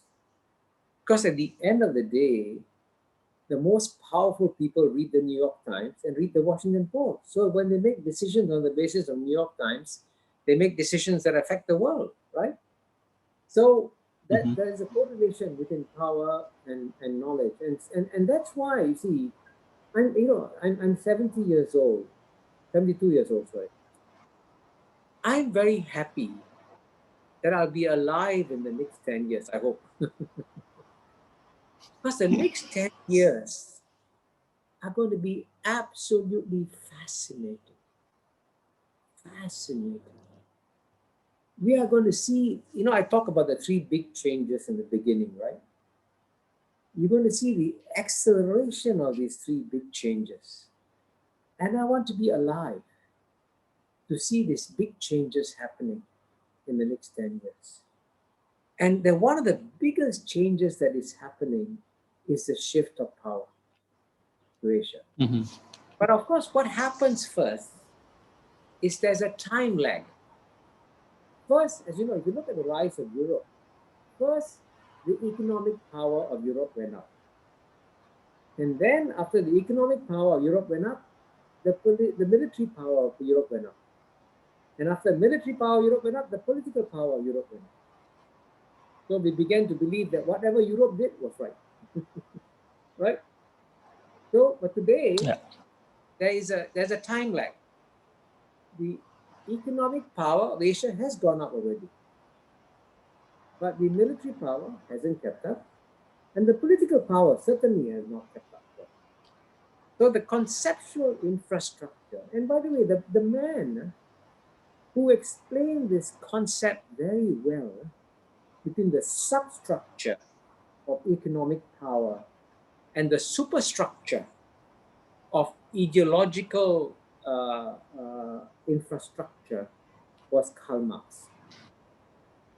And so Karl Marx explained that after you build up your economic power, then you build up an ideological infrastructure that even justifies your economic power, right?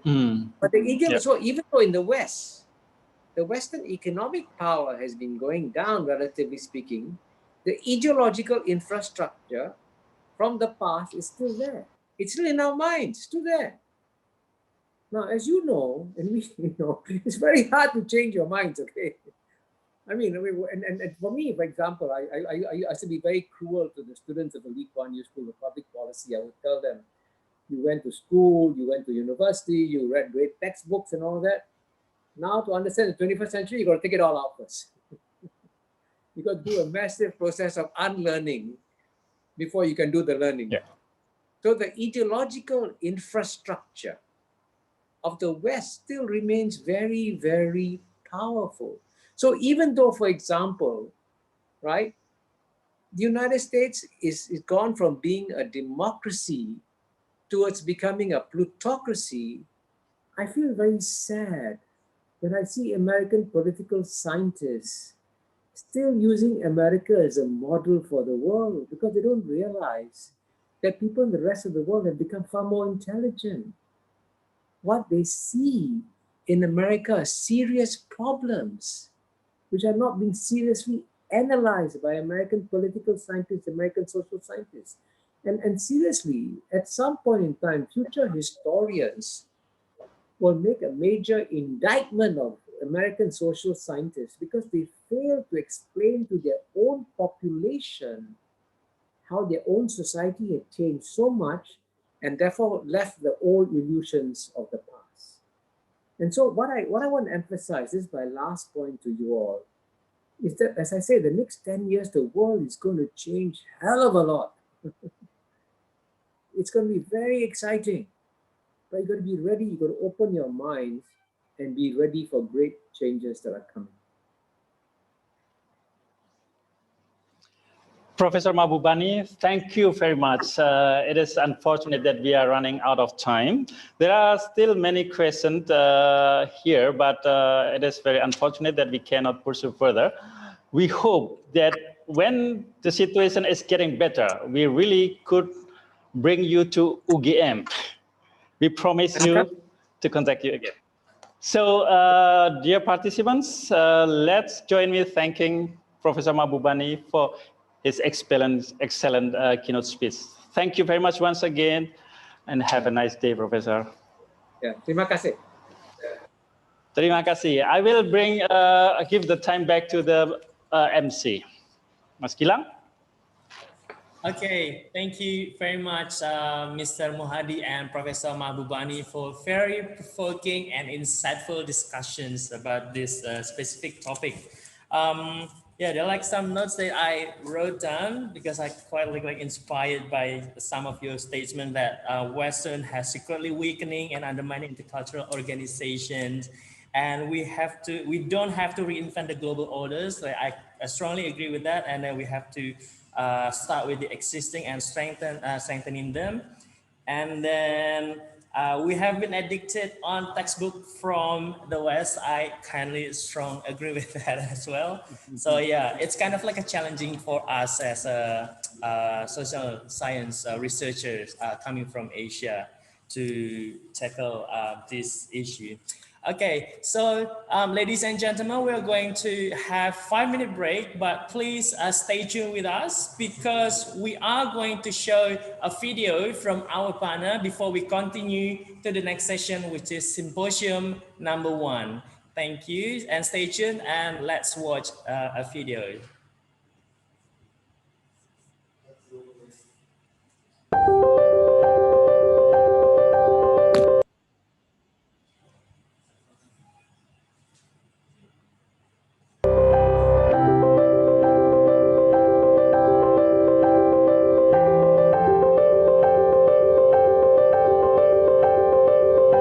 think it's a great place to study. Yogyakarta itself is a wonderful city because it's so full of students. So you get to meet a lot of people from different universities and everyone's so close. Banyak kampus ya di sini, banyak universitas-universitas. Jadi semua fasilitas dan segala macam itu ditujukan kepada mahasiswa. Selain dengan kondisi Jogja emang kondusif untuk pelajar, teman-temannya juga aktif semua. Jadi kalau misalnya ada kayak isu yang terbaru seperti contohnya RUU KUHP, teman-teman itu mau diajak diskusi. When I was studying here, my class sizes were small, and so it means that everyone could have an active part in discussion. Yang bikin dulu saya nyaman sekali ya kuliah di sini itu, yang pertama banyak sekali green area. Suasana kampus di Fakultas Hukum UGM sangat menyenangkan. Pertama karena di sini banyak tempat diskusi dan juga dosen-dosennya sangat berkompeten. The Faculty of Law has everything that a law student needs. It has a good library with access to information. It's connected to Westlaw, where we can find a lot of international cases, documents, journals, whatever you name it. And it's got a lot of places to sit down and have discussions. I think that's crucial because a lot of times, even in the best campuses, there's not actually a lot of places on campus where you can just sit down and have a long talk. Dosen di Fakultas Hukum itu sejak awal mereka sudah berkomitmen bahwa mereka menentukan pilihan hidup mereka sebagai dosen. Persoalan mengajar itu persoalan panggilan jiwa ya. Dosen-dosen kita yang terdiri dari 12 departemen ini sangat mumpuni, baik dari segi teoretik maupun dalam hal praktek. Lecturers inside the faculty, they have great specialist knowledge in their own fields, and that's supplemented by either lawyers from Jakarta or visiting lecturers. And one thing that I like about the lecturers on this faculty is that they're very open. So if you're interested in asking anything, or if you want to join a research, or if you want to get more involved in their activities, you can just go up to them and ask, and usually they'll say yes. Saya selalu pleasantly surprised dengan kualitas dari mahasiswa sekarang. Apalagi sekarang mahasiswa sudah banyak memiliki resource untuk riset, mereka bisa googling apapun sendiri. Mereka memiliki critical thinking yang sudah sangat bagus, yang menurut saya bisa menjadi aset ketika mereka nanti lulus dari Fakultas Hukum. Prodi atau program studi yang ada di Fakultas Hukum UGM, yang pertama adalah Prodi Sarjana. Prodi Sarjana terdiri dari dua, yaitu Prodi atau program studi sarjana reguler dan juga Prodi International Undergraduate Program. Fakultas Hukum mempunyai visi untuk menjadi fakultas hukum yang kompetitif, inovatif, berkelas internasional, untuk berakar kepada nilai-nilai budaya bangsa berdasarkan Pancasila. Pengalaman saya sebagai mahasiswa Fakultas Hukum dulu, kami kuliah dengan serba sederhana. Kami juga melihat dosen-dosen kami yang sederhana. Dengan kesederhanaan itu tidak lalu mengurangi nilai seseorang. Mudah-mudahanlah itu menjadi pegangan saya juga untuk masuk ke dunia pekerjaan. Orang selalu mengatakan bahwa UGM itu adalah universitas gemar membaca. Dan memang kalau pengalaman kita dalam dunia kerja itu, kalau ditanya soal teori itu hampir tidak terkalahkan dari universitas manapun. Yang harus ada bagi setiap lulusan Fakultas Hukum UGM, yaitu harus menjaga etika profesi dimanapun mereka berada, dalam profesi apapun mereka bekerja. Kalau bagi saya itu percuma kita punya intelektualitas yang bagus, tapi kita menjadi orang yang tidak jujur. Ada program yang sangat bagus, menurut saya yang kalau bisa diadopsi di semua universitas di Indonesia itu bagus sekali, adalah program internship atau wajib magang 2 kali. Kebanyakan tempat kerja sekarang itu tidak hanya mencari orang yang prestasinya banyak, tapi yang lebih penting adalah pengalaman kerja. Kami di sini ingin menghasilkan mahasiswa yang tidak hanya menguasai teori di bidang hukum, tapi juga praktek di bidang hukum. Seperti contoh persoalan moot court ini kan mereka tidak hanya berteori tetapi juga berpraktek seolah-olah dalam suatu kehidupan nyata. Di sini Fakultas Hukum juga hukum pidana cukup terkenal karena kita ada satu profesor yang sebagai ahli juga di bidang pidana. Saya juga pernah ikut moot court competition dan ini untuk kedua kalinya. Saya mendapatkan banyak sekali informasi masalah hukum, dan Fakultas Hukum UGM itu tempat yang terbaik untuk membentuk mahasiswa yang akan menjadi calon-calon penegak hukum di masa yang akan datang. Kami menang lomba namanya Philip Jessup International Law Moot Court Competition. Itu moot court yang paling tua dan paling prestigious, dan juara dari situ dikirim mewakili negara di Washington di International Rounds. Prodi Pasca Sarjana yang ini dikembangkan berdasarkan linear akademik dan juga profesi. Ini ada di kampus Jogja dan juga ada di kampus Jakarta. Magister Ilmu Hukum Kampus Jakarta, misinya luar biasa. Bagaimana kemudian menjadikan sebuah kampus yang di dalam era global ini bisa melakukan pengembangan, pengkajian, penerapan ilmu sesuai dengan perkembangan teknologi, dengan melihat bagaimana posisi Indonesia di dalam era global. Kebetulan di kantor saya banyak sekali lawyer-lawyer yang kita ambil dari Fakultas Hukum UGM. Kita nggak mau pakai dari luar lah, karena saya juga tahu kualitasnya mereka seperti apa. Jadi ilmu yang mereka dapat tuh cukup bisa dibanggakan lah dari Fakultas Hukum UGM. There's always something going on campus, whether it's early in the morning or late at night. Everyone's busy with their own things. On campus, there are a lot of communities. It's whether religious, social, political, or even theater. There's a lot of great choices. Softball, basket juga saya ikut. Dan dari organisasi itu juga yang membuat saya jadi akhirnya dengan pekerjaan saya ini mendukung sekali. Kualitas mahasiswa Fakultas Hukum UGM dari tahun ke tahun itu semakin membanggakan. Mereka aktif di dalam berbagai kegiatan intra dan ekstrakurikuler, dan juga kegiatan-kegiatan yang diselenggarakan di level nasional dan internasional. What people should know is that while law is not for everyone, if you're sure that you want to study law, UGM's Faculty of Law is a great place to study. It's got a great environment, it's got great teachers, and it's got a lot of opportunities for you to be involved not only inside campus but also outside of campus. So whoever you want to be, a lawyer, an academic, you want to work for the government, I think it's a great place to start.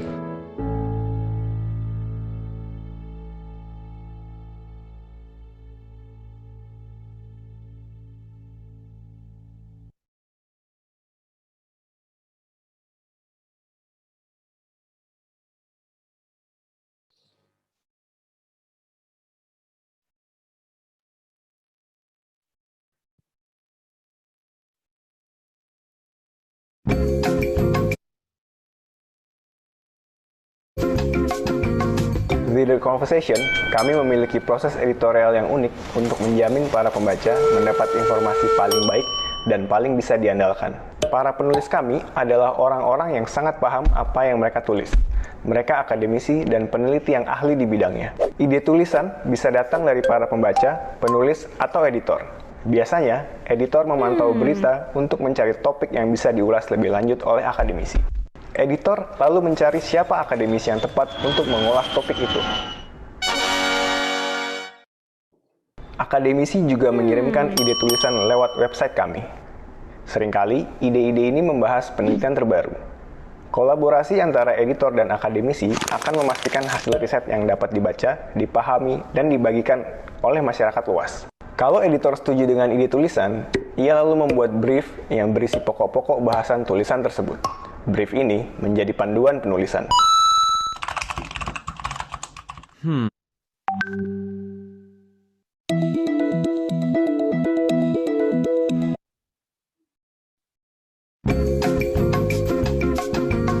Here at The Conversation, we have a unique editorial process that ensures we can get the best, most reliable information to our readers.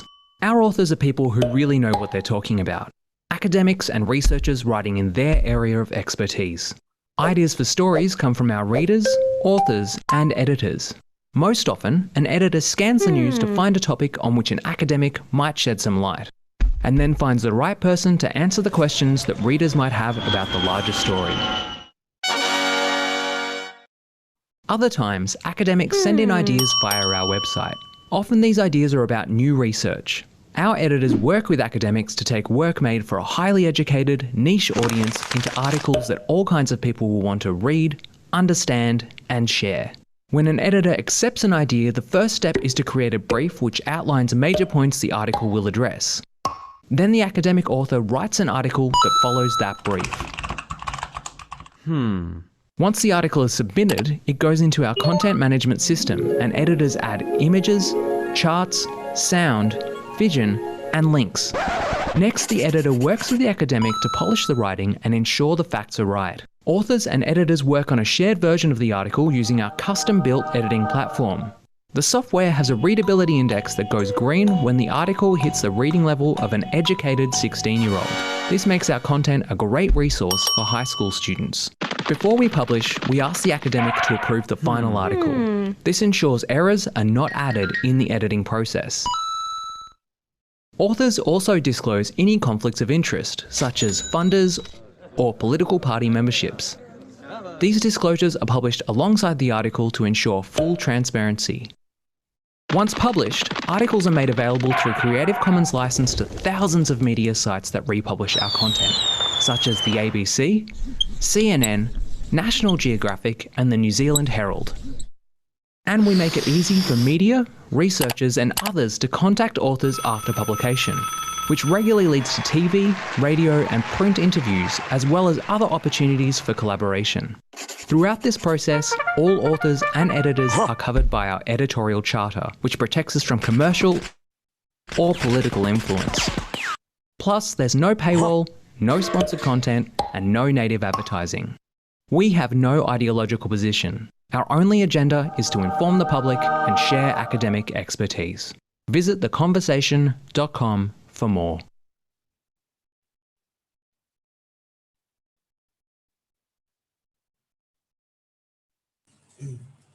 Okay, so ladies and gentlemen, thank you for your patience and welcome back to the second symposium of Social Science 2020 organized by CESAS Universitas Gadjah Mada.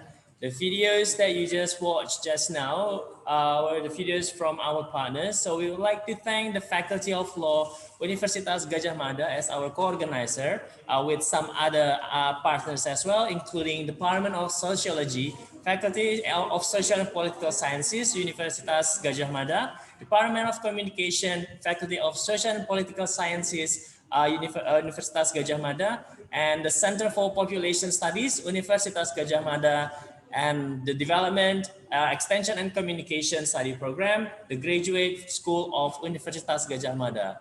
We also would like to thank some of other partners, including the Pacific Media Center, Te Amokura, Auckland University of Technology, New Zealand, Austrian Journal of Southeast Asian Studies, or ASEAS, ICAT, the Indonesian Journal of Southeast Asian Studies, Integrated Coastal Zone Management of Universitas Diponegoro, Jurnal Masyarakat dan Budaya, or Journal of Society and Culture from LIPI. Last but not least, the Conversation Indonesia, where the video you just watched now. Now, ladies and gentlemen, this is symposium number 1. For the symposium number 1, the topic would be about power. We have 3 speakers. The first one, Dr. Daniel McCarthy from the University of Melbourne. Good morning, Dr. Daniel. And also we have Dr. Diah Kusumaningrum from Universitas Gadjah Mada. Good morning, Dr. Diah. And also Mr. Erlangga Pribadi Kusuma, SIPMSI PhD from Universitas Erlangga. Good morning, Mr. Erlangga. This session will be moderated by Aninda Dewayanti, SIPMSc.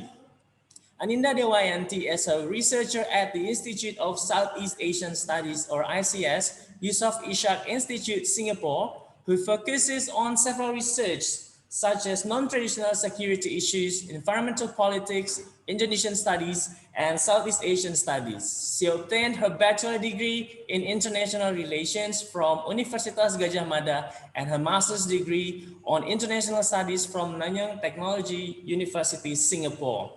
Her forthcoming publications are The Voice of Religious Organizations on Environmental Issues in Indonesia and Haze Governance in Indonesia, National and Local Governments Policies, both on ASEA's perspective. So, Ibu Ananda, the time is yours. Thank you very much, Gilang, for the time. Can you hear me clearly? Yes, yes, it's very All clear. right. Excellent.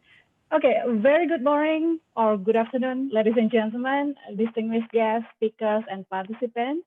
For those of you who just joined, welcome to Symposium on Social Science 2020, organized by Center for Southeast Asian Studies, Universitas Gadjah Mada, Indonesia.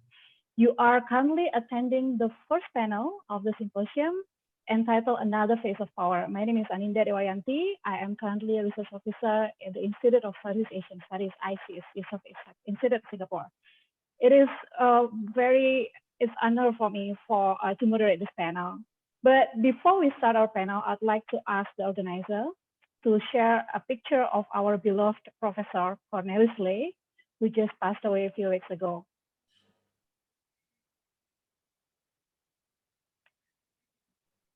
I'd like to ask you all to join me in a moment of silence for the memory of our great colleague, towering intellectual and humble soul, Professor Cornelis Ley. Although he couldn't be here with us today, his memory and intellectual contribution in social science will be forever cherished. May his soul rest in peace.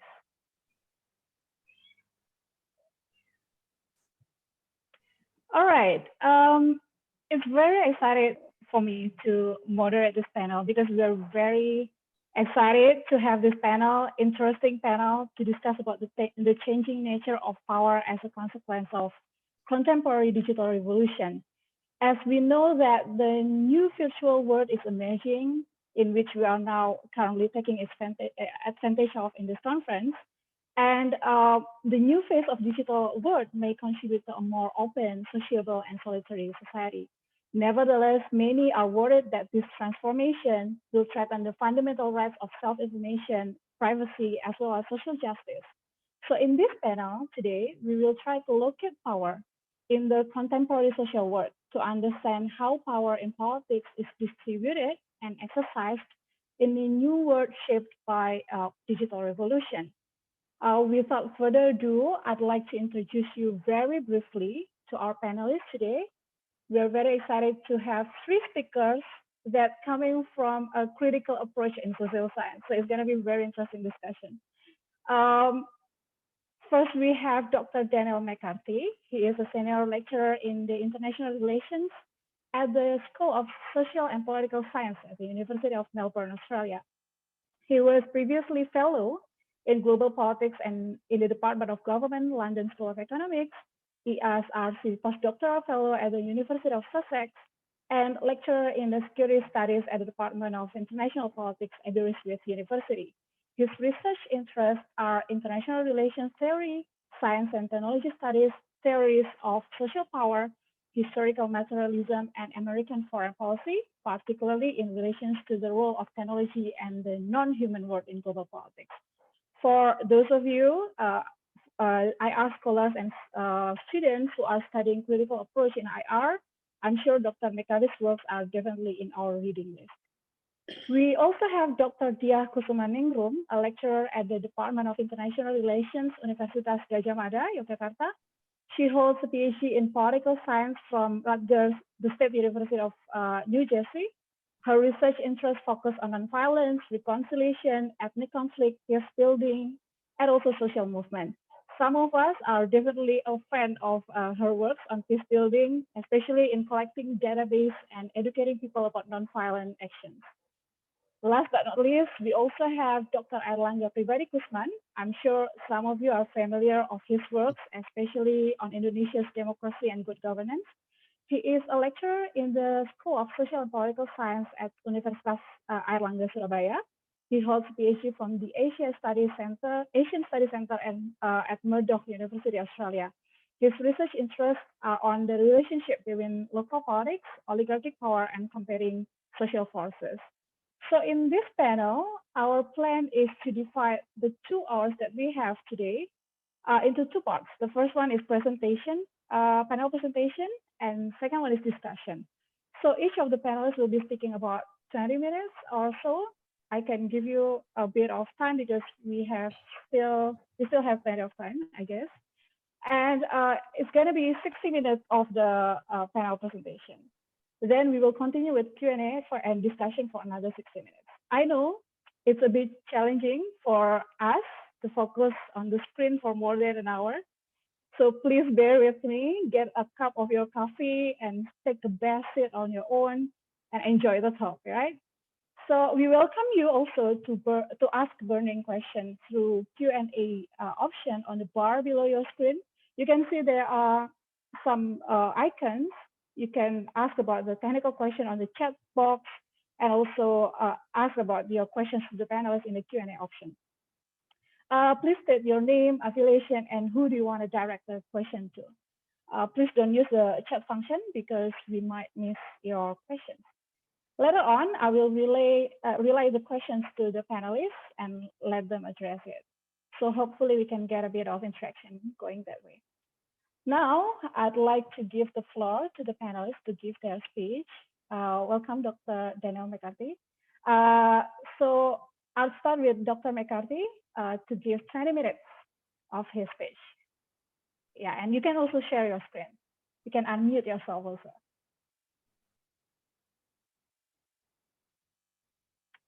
There we go. I've also done something a bit funny here where I've somehow managed to get it on speaker view and I don't know how to change that. That's okay. I'm sure it'll be fine. All right, that's excellent. We can hear you. Thank you very much for the invitation to speak. It's wonderful to have the opportunity. It feels a little bit like I'm actually traveling, which is quite nice. I'm sure some of you might know that in Melbourne at the moment, we're on full lockdown. So we're on a stage 4 lockdown. So, you know, I get to leave the house for about half an hour to an hour a day if I'm lucky. So this feels a little bit like traveling to a conference. So that's wonderful. And thank you very much for extending the invitation to speak.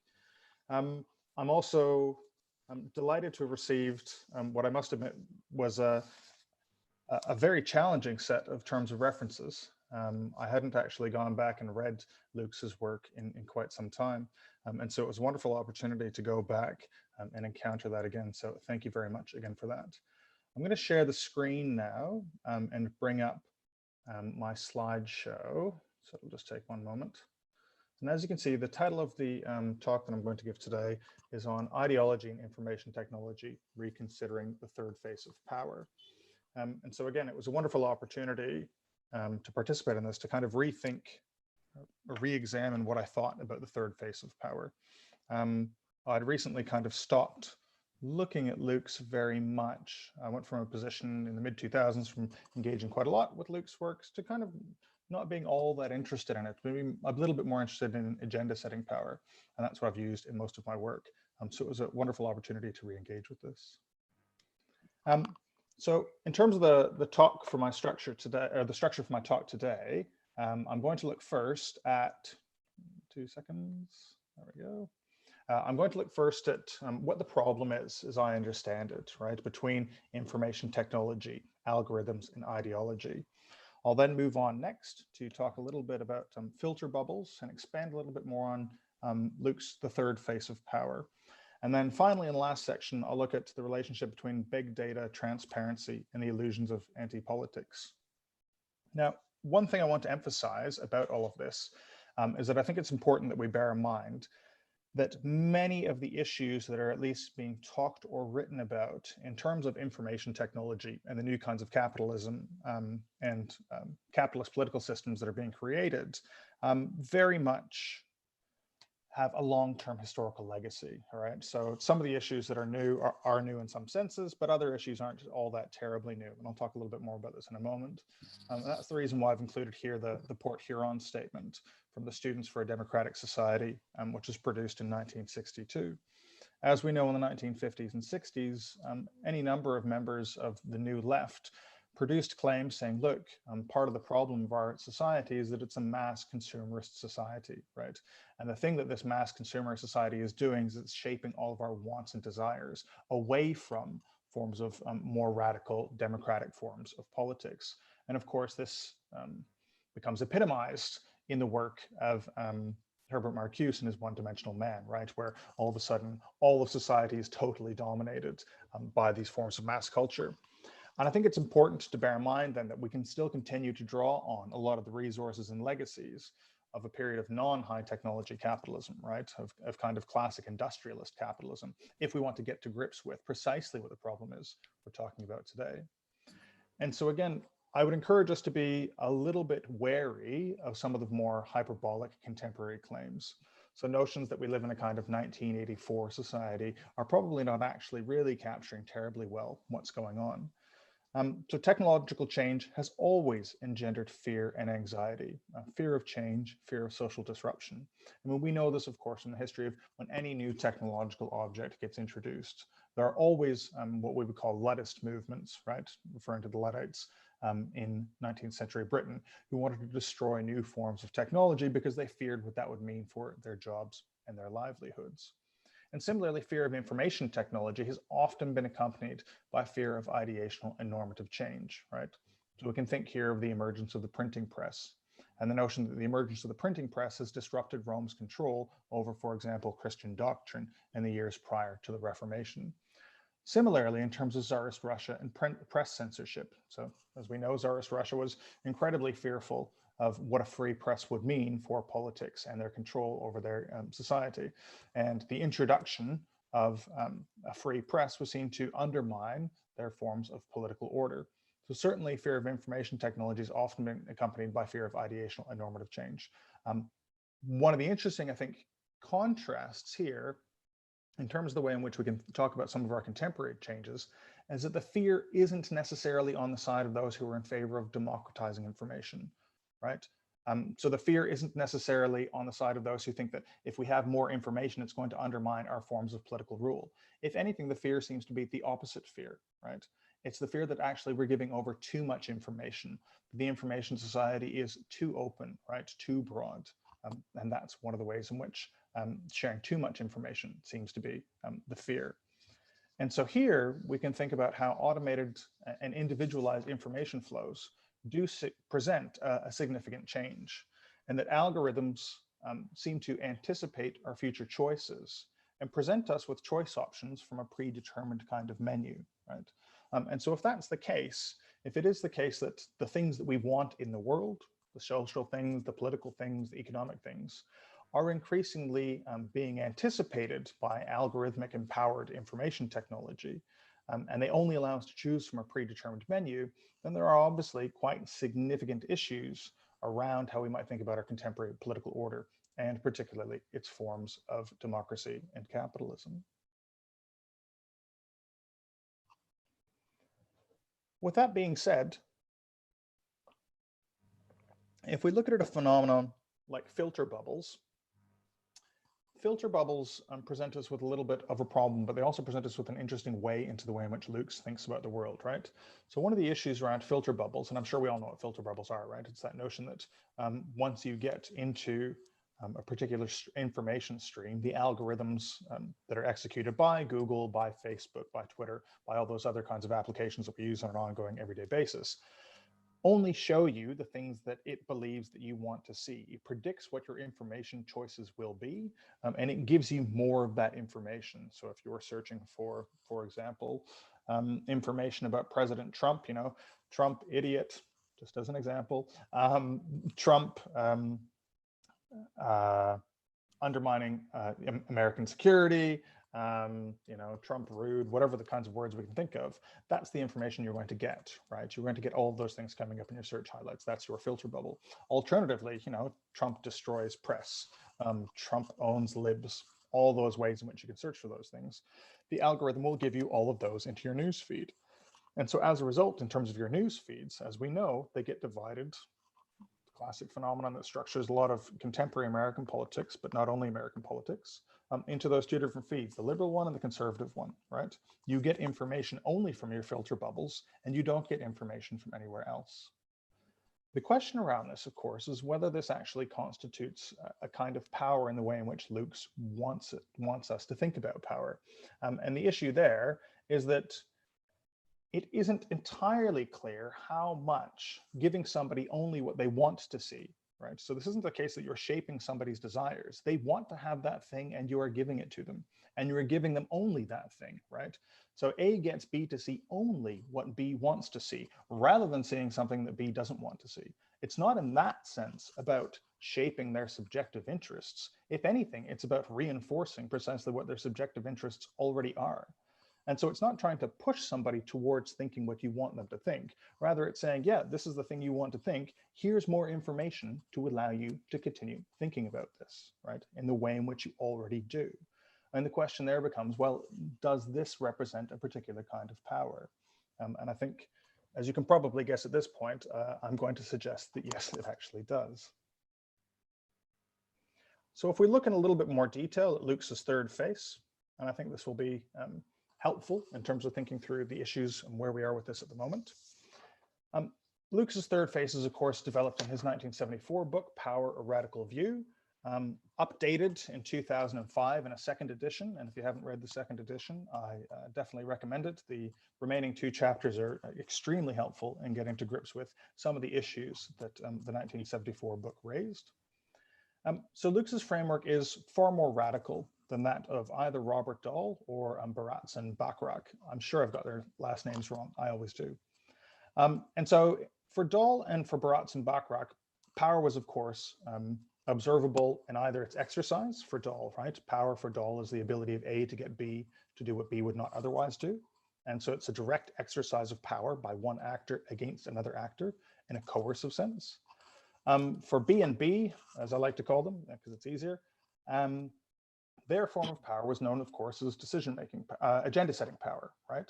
And so their agenda-setting power said, all right, it's not that actor A coerces actor B to do what actor B wouldn't otherwise do. It's that actor A prevents B's interests from ever being considered at a given kind of meeting. That is also an observable form of conflict. And so one of Luke's criticism of these things was saying, look, both of these actors come out of both of these analysts come out of a very particular behavioralist political science tradition. And in that behavioral political scientist tradition, the only instances in which you can ascribe the exercise of power is when you directly observe it. And it's only through that direct observation of a conflict of interest between different actors that you actually get to see power being exercised. And of course, Luke is saying that's not actually the case. Luke says actually the most powerful forms of an exercise of power are instances in which there is no observable conflict. And the reason there is no observable conflict is because the most important form of power is the power that A possesses to make another actor want something that they want. They get B to want what A wants. They get B to want something that is against B's objective interests. And so in that sense, there is never any kind of manifestation of a political conflict. It's exactly the opposite. You get B to want what you want, and then that never amounts into any kind of explicit political struggle. That's the very radical move that Luke makes, and it relies on a couple of, and one particularly important claim. And this relies on an objective understanding of human interests, right? So in order to make that claim that an actor, anybody, right, an individual or collective or a social group wants something that they shouldn't actually want, that their subjective interests have been diverted in some way, that relies on an objective understanding of what human interests or group interests are. So you have to be able to make some kind of counterfactual claim saying, look, it is in the interests of, for example, the Americans living in the Rust Belt in Ohio or Michigan or wherever else it happens to be, not to vote for President Trump. They would be better off if they didn't vote for Trump. But Trump and the Republican Party have managed to take their interests, make them believe that they actually want something different, and then as a result of that, they vote against their objective interests. The classic turn of phrase, right? It's turkeys voting for Christmas, is the way in which people tend to talk about that. And so by imputing some kind of objective understanding of human interests, then you can make that claim that this is how power functions in a radical way. Actors are prevented from realizing their objective interests because some set of actors possess the power to make them misrecognize what their interests are. Importantly, and I think it's very good that in the 2005 book, Luke's considered these things in significantly more detail. Interests are multiple and diverse, and so this actually becomes quite a problematic kind of claim to make, right? And the reason it's problematic, if we use this example of Americans living in the Rust Belt, and I apologize for all the American-centric examples. I'm not actually American, but I do study American politics and American foreign policy. And so the problem there for Luke's becomes the ascription of interests, right? And so you might want to say, yes, individuals are voting against their objective material interests, their class interests. But on the other hand, you might say, yes, but they're voting in favor of their cultural interests. These particular actors might identify with a particular image of what the United States nation looks like. And so as a result of that, they're voting on the basis of that. That's their other kind of objective interests. And so you can also have competing and multiple diverse objective interests in addition to these distorted forms of subjective interests. And that's an important thing to bear in mind. So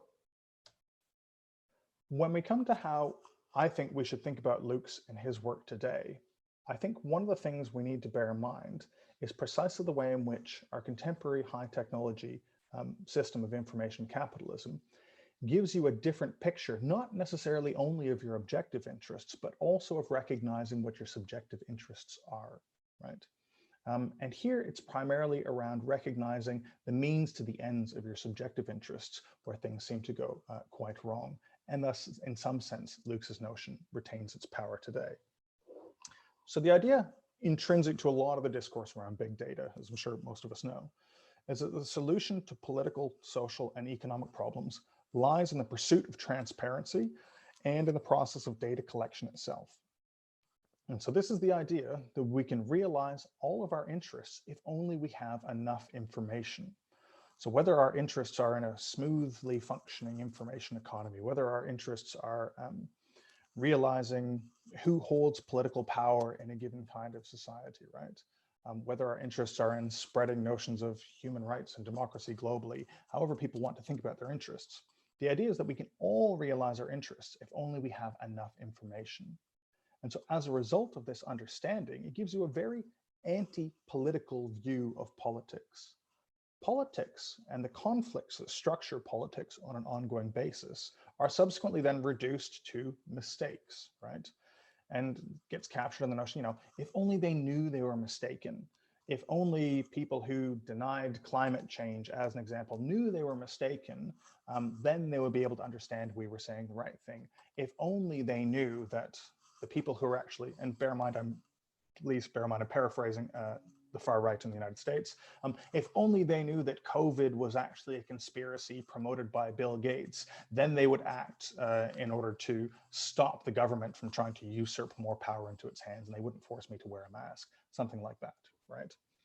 And what happens in this process is that transparency gives you the promise of an anti-politics, that all politics and all conflicts that we see are just simply the result of misunderstanding that we can actually rectify if only we had more information. And this is prevalent amongst radical actors, such as some elements of WikiLeaks, as well as the more kind of conspiratorial thinking that we see in terms of right-wing internet memes. And so it's definitely the case that as a subjective notion of the way in which politics operates that structures people's kind of objective means through which they pursue these subjective notions, it's definitely the case that this is more global in its reach than any kind of understanding of saying, okay, it's just about having some kind of mistaken information on that hand or on that hand. And this ultimately leads us to where I want to go with this view of Luke's and the way we think about Luke's and misrecognition. Sorry, I just have to move the Zoom picture out of the way. There we go. All right. And here, again, what transparency promotion does, and it's this notion of transparency promotion that underpins precisely the kinds of surveillance capitalism that Susanna Zuboff is criticizing, and that Luke's wants us to be able to get to grips with his concept of power, is that transparency leads us to believe that the pursuit of more information and more data will lead to the realization of one's interests, fosters a misrecognition of political and social disagreement. The key point here is that accessing more and more information will not solve political conflicts.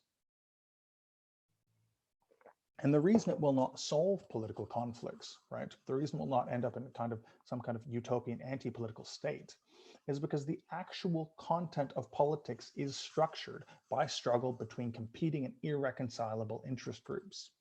And so the forms of conflict that we're seeing today, whereby people think that if you just get more information, you'll eventually have the solution to all of these political problems, is a falsehood, right? It fosters forms of misrecognition. accessing more and more information will not solve these kinds of political conflicts, because that's not what political conflicts are. Political conflicts aren't simply a misunderstanding between actors who have a harmony of interests. Rather, political conflicts are structured by people who deeply disagree with each other. And the nature of politics is the contestation between antagonistic political groups. And so here we can see that Luke's radical view of power retains its value, but in a slightly different kind of guise. And the way it retains its value is in focusing on how the means to the end of realizing subjective preferences themselves become misrecognized. And so in a kind of extension, I think, of the way in which Luke thinks about things, it's not just that your subjective interests get pushed into ways that lead you to misrecognize what your objective interests are. Even your subjective interests, the thing that you think you want, and the way in which you go about the thing that you think you want is also misrecognized. So that actors want a system of information capitalism and politics that they think will realize anti-politics. They think they want that system to exist. And in the process of trying to pursue that system, they simply reproduce it on an ongoing basis over time. It can't deliver the thing that people think it will deliver. And so as a result, what Luke's radical view of power allows us to continue to grapple with is precisely how the power of some certain actors in society, and that's the power of particular kinds of ideas around transparency and anti-politics, obfuscate precisely the way in which politics functions, and thus, as a result, keep us on this kind of treadmill of continuous searching for this utopian vision of what politics is going to look like. And it's precisely in that searching and the embrace of big data that we get the reproduction of this surveillance form of capitalism that could never ultimately deliver the results that it promises to deliver. So that actors want a system of information capitalism that will simply reproduce itself and its ongoing political conflicts over time. That's it for me. I hope I stayed within the boundaries of time. I think I did. Thank you very much, and I look forward to hearing all of your questions. Thank you. Thank you very much, Dr. Mekari. It was wonderful insight. For those of you who didn't know about Luke's theory, I recommend you to read the book. The last edition was 2005, as Dr. Mekari mentioned. Okay, so I think we will move to the second speaker, Dr. Dia Kusumaningrum.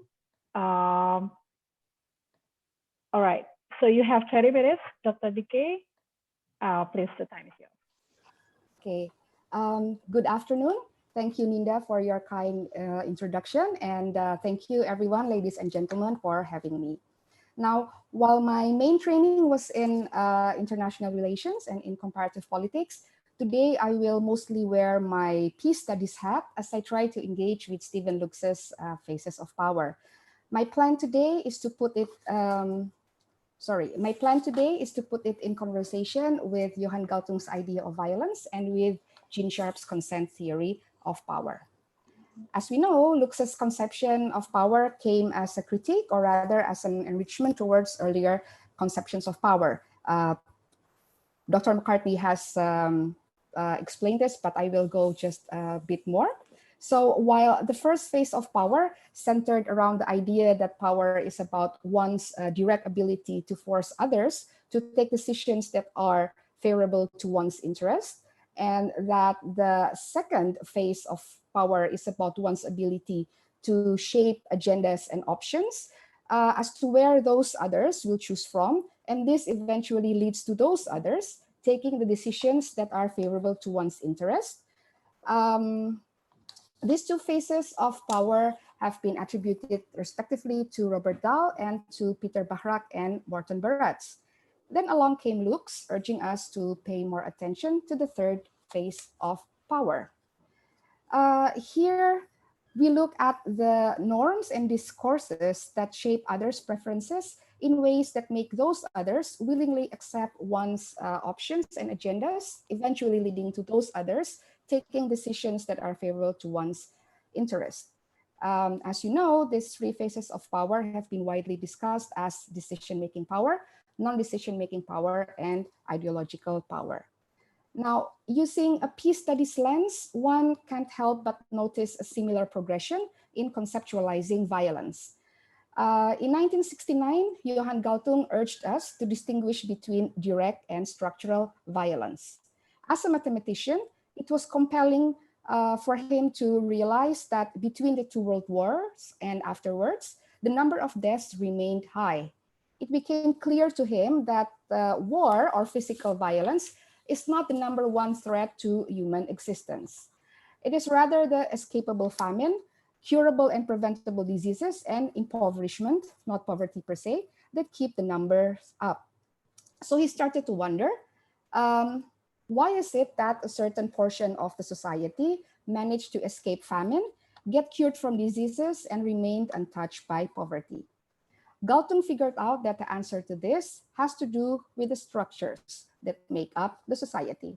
Even in the context of war, a certain portion of the society gets their interests served by getting others to go to the war, or at least this portion of the society gets to dodge the most horrible episodes of war. As he became aware of the discriminatory systems that slowly, silently, and invisibly hurt and kill the underdogs, Galtung urged us to study not only direct violence, but also structural violence. Then in 1990, he pushed further. He implores us to look at cultural violence. This includes the norms, belief, religion, tradition, languages, etc., that allow us to accept as normal the various structures that allowed for the direct violence to take place. Now, simply put, direct violence is the kind of violence we easily recognize. We see the actors, actions, and consequences. Here we see, for example, the police beating up protesters, causing injuries and deaths. Structural violence is the system that divides us into top dogs and underdogs, into ones who have privileges and others who don't.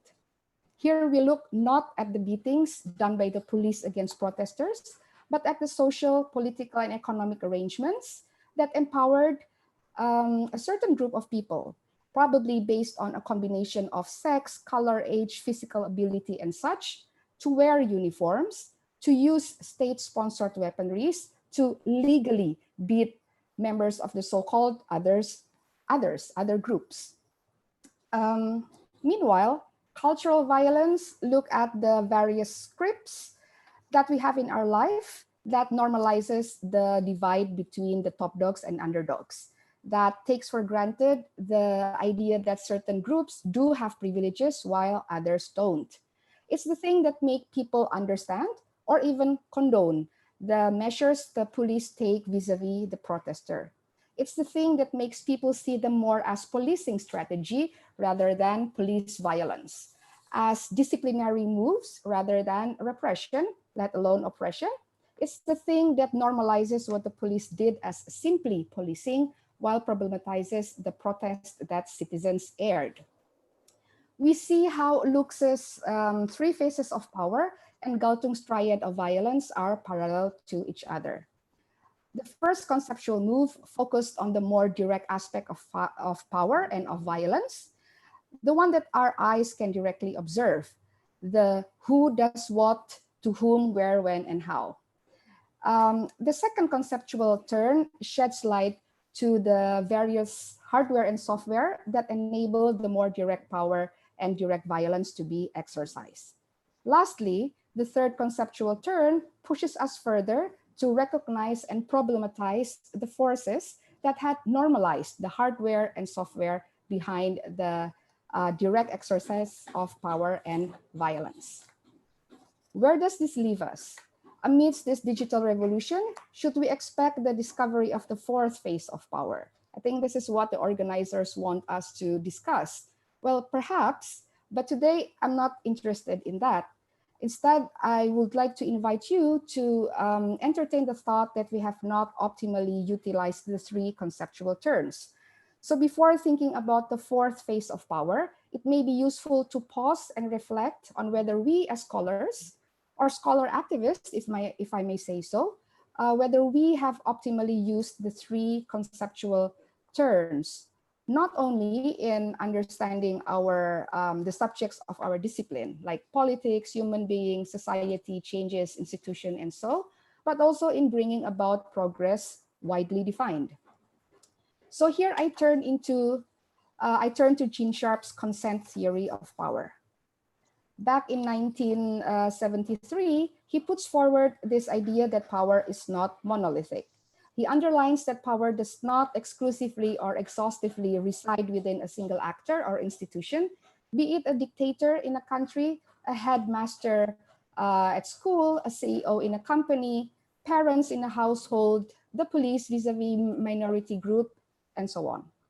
He argues that power is pluralistic, meaning that it is present within all actors and institutions involved. Here, one's ability to exercise power depends on whether she or he managed to secure the consent of others to exercise that power. Sharp highlights that a dictator's power should not be narrowly measured by the number of armies, laws, land, or money at her or his disposal. It should rather be measured by the level of consent given by the citizens to the dictator, be it out of love, fear, or else. The dictator's power should be measured by the obedience of the army to use weapons and skills they have against their fellow citizens. The obedience of the bureaucrats to pass and uphold unjust and exploitative laws. The obedience of the media to be silent on oppressions here and there. The obedience of the scholars, doctors, farmers, miners, and so on, you name it. In other words, a dictator is only as powerful as her or his citizens allow. This turn from a pluralistic conception of power, from a monolithic to a pluralistic conception of power, allowed Sharp to offer a recipe for emancipation, one we widely recognize as nonviolent action. Some other people use the term active nonviolence, direct action, nonviolent resistance, or civil resistance. Sharp defines nonviolent action as, I quote, denying the enemy the human assistance and cooperation which are needed if he is to exercise control over the population, end quote. Furthermore, he identified 198 methods of nonviolent actions divided into 3 categories. The first category is protest and persuasion, which is about expressing one's objection or support towards certain individuals, groups, policies, and practices. Marches, petitions, declarations, and such fall under this category. The second category is non-cooperation. Here, more than just expressing objections, one withdraws participation from the thing she or he objects. These take form usually in boycotts, embargoes, divestments, or strikes. The third category is nonviolent intervention. Here, one does not just express objections, but also, and one does not just express objection and not just withdraw participation, but also disrupt the thing he or she objects. Think about the sit-ins and ride-ins in the civil rights movement. Think about the wall of moms at the Black Lives Matters standoffs with the police. Think about the various acts that Extinction Rebellion are performing. So what I take from Lux and Galtung is that the most dangerous problem regarding power and violence is the normalization of things that we would have otherwise see as unjust and exploitative. To a certain extent, Sharp's pluralistic view of power and consent theory of power, which are operationalized through the 198 methods of nonviolent action, seem to offer emancipatory recipes. But are they good enough? And have we been applying them well? Upon putting Lux, Galtung, and Sharp in conversation, a number of questions hit me, some harder than others, and here I try to arrange them in 3 clusters. Number 1, as we move toward a more pluralistic view of power, we become aware of the power of putting bodies on the streets. the power of K-pop fans buying out thousands of tickets to attend a certain president's speech. I'm not saying the name, not saying his name, but then they end up not going. The power of one teenager skipping class every Friday to demand climate justice, and the power of many nonviolent activism. We came around to see them as ways to withdraw consent from ways power have been exercised. Sometimes they lead to power shifts, sometimes they don't. And this has brought us, scholars, to the important question regarding the effectiveness of nonviolent actions in claiming power. But probably the more important question is, the social movement we know, are they about claiming power in all its three phases? Or have we been only focusing on the first phase of power, that is the decision-making power? Have social movements been merely about moving that power to impose decisions from the oppressor to the oppressed? Meaning that one day we are all bound to see the stories repeated all over again. Looking at the Philippines, Poland, Chile, Brazil, South Africa, Indonesia, and other champions of the third wave of democracy, has there been a real change of non-decision-making power and of ideological power? Have the structures and cultures of violence been completely dismantled? Have there been efforts to put in place structures and cultures needed for a pluralistic view of power to proliferate or even be normalized? Why is it that we have been witnessing a decade of democratic deconsolidation all over the globe? Would our fellow citizens, fellow global citizens who waged the Arab Spring and are now organizing movements in Hong Kong, Thailand, Belarus, United States, all over the world, will they not just succumb into the same situation 2, 3, 4 decades in the future? Number two, as more and more research successfully proved that nonviolence is an effective tool for claiming and reclaiming power, why is it that violence remains to be the more common tool for bringing about power shifts? Bearing in mind Lux's third phase of power, is this because the majority of people have come to a point where they unquestionably accept and normalize the idea that violence is the way to bring about power changes? Or even worse, that violence is power, a thought that would make Hannah Arendt roll in her grave. Why is it that 3 to 4 decades after Lux's discovery of the third phase of power and Galtung's discovery of cultural violence, that not much has changed in the way people wield power and violence? In other words, why is it that people still focus on dismantling the decision-making phase of power and the direct aspects of violence? Is this because we, scholars, despite experiencing the aforementioned conceptual turns, have been upholding our old ways of looking at and talking about power? Have our curricula and research programs normalized stories about wars, about violent power struggles? Have they normalized a monolithic view of power, where power play is considered a zero-sum game? Have our curricula and research programs failed to normalize stories, histories, her stories, their stories, echo stories, and so on, of nonviolent power struggles? Have they failed to normalize a culture of protest? And so on and so on.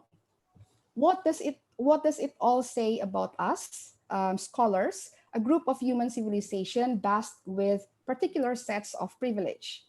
Have we been benefiting that much from those normalization of injustice and exploitation? Or have we been shielded that well from the damages they cause to our co-citizens that we not have concrete and radical emancipatory recipes? Number 3, let's talk about the microorganism that has become the elephant in every room, coronavirus. There is no exaggeration in saying that this pandemic has turned everyone's life upside down. In many parts of the world, though, people have transitioned into a new normal. While this may simply mean reclaiming regular activities while exercising unprecedented precautions like distancing, going online, wearing masks, working from home, etc., there is a problem in calling whatever this is we're moving into as a new normal. To call it a new normal means acknowledging the normalness of our pre-pandemic life. Coming back to Lux and Galtung, this means that we have accepted without any questions the ideological power, as well as the structural and cultural violence embedded in those days. It means coming back to the normalness of bailing out Wall Street in the expense of Main Street, coming back to the normalness of people not having universal health care. It means coming back to privileging certain white-collar professions while putting the ones we briefly labeled as essential workers back without any job security. I'm talking about the shopkeepers, folks in the gas station, delivery workers, sanitation workers who have kept our streets clean and garbage away, the undertakers, farmers, and such. Calling it a new normal means acknowledging the normalness of a remuneration system that puts no monetary value to the labor of love performed by spouses, elders, neighbors, and such. It means coming back to the normalness of having a certain people, people from a certain combination of sex, age, color, and economic class making decisions for the rest. It means coming back to the normalness of using GDP to measure the success of our countries. It means coming back to the normalness of fossil fuel economy and to the normalness of belittling green energy, and so on and so forth. I can go forever. But the point is, have we not learned anything from Lux, from Galtung, and many of our colleagues about the danger of normalizing exploitative and unjust practices and norms? Do we have the courage, the humility to say that we are marching back to a new abnormal because there is nothing normal about injustice and exploitation? If it feels normal, it is only because we managed to normalize them. I will stop here. While the 4th, 5th, 6th next phases of powers may already be around the corner, I think we have not made the most of our understanding of the 3rd phase of power. So as we wait for those new phases of power to come to fore, let's step up our game. Lastly, I would like to dedicate this presentation to two of Visipol UGM's intellectual giants, the late Samsurizal Panggabean and the late Cornelis Ley. Their shoes are too big for any single colleague, apprentice, or student to fill in. So here's to pushing forward a collective effort, at least at UGM, to think of peace and power, not just in a critical manner, but with concrete emancipatory agendas. Rest in peace, rest in power. Thank you very much. Thank you very much, Dr. DK. It was a very interesting, enlightening presentation. She questioned, she posed an important question: why don't we use and optimize the 3 phases of power? And she asked a couple of questions that we have to ponder, I guess, about the social movement, and then why the violence is still dominant narrative, as well as the new normal being in a violent world. Okay, so I would like to move on to the next speaker, Dr. Airlangga Pribadi Kusman. This is the last presentation, but you have plenty of time, I guess. So let me give the time to Dr. Airlangga, please. Thank you, Mbak Andinda. Good morning, ladies and gentlemen. This is honor for me to be here to present my topics. Then I will present my my entitled about the power of communication and social struggle in contemporary Indonesia post-authoritarianism. I will explain about three dimensions of power struggle in Indonesia.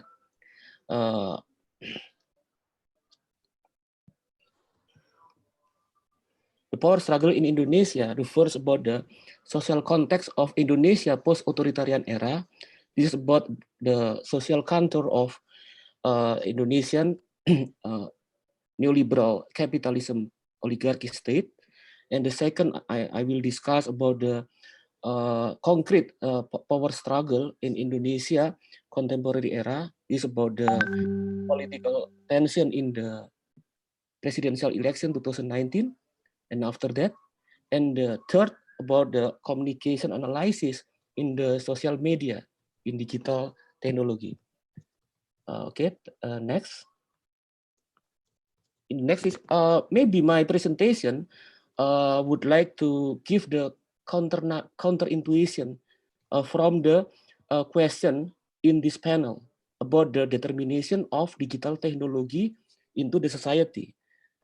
I will refuse the argument on digital technological determination, which claims that the development of digital technology is the primary cause of the social transformation. Therefore, this presentation criticizes some works on the primacy of digital technology in political power. So, the perspective led by the academics such as the Philip Howard and Muzamil Hussain, they said about the digital technology development is the main factors of social change in Arab Spring. Or the others were the Marwan Kraidi and Marina Krikorian. They wrote that the emergence of revolutionary public sphere in Arab Spring generated by the proliferation of social media activity. Considering the relationship between digital technology and society, I think that technology stands in the context of society and it creates a dialectical process. Furthermore, the constellation of power relations that exists in society strongly influence the pattern of conversation in Indonesia's social media, as well as in the social struggle in the concrete political contestation. What consequence is the concrete position of communication power? I think depend on the result of social struggle in society. And in the context of contemporary Indonesia, the proliferation of social media, such as Twitter, Facebook, Instagram, WhatsApp, doesn't automatically bring the progression of democratic situation in Indonesia public sphere. Because I think it reflects the asymmetric power that exists in Indonesia post-authoritarianism. So we move to the next slide.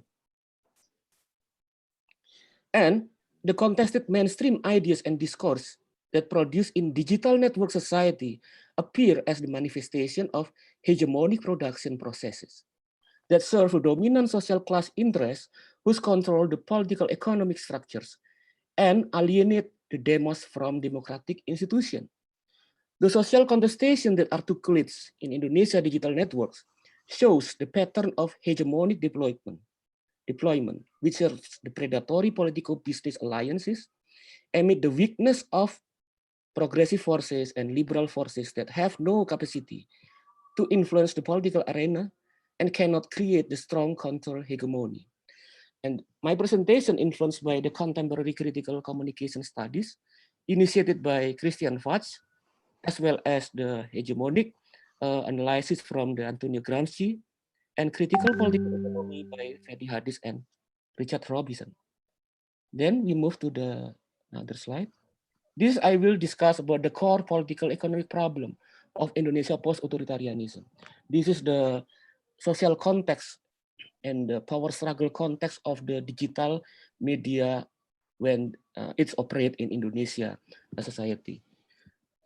The first is the reform agenda that occurs in Indonesia after the fall of Suharto, such as democratization, decentralization, and market reform, had changed Indonesia political and economic institution without expelling the dominant power of oligarchy network alliances. Therefore, the Indonesian political economic structures, which defined by the capacity of political business alliance, is to occupy Indonesian democratic institution and predate the state resources in order to distribute that tangible resources into their own power alliances. The dialectical encounters between neoliberal governance with oligarchic power relation creates the particular features of neoliberal social formation in Indonesia oligarchic capitalism state.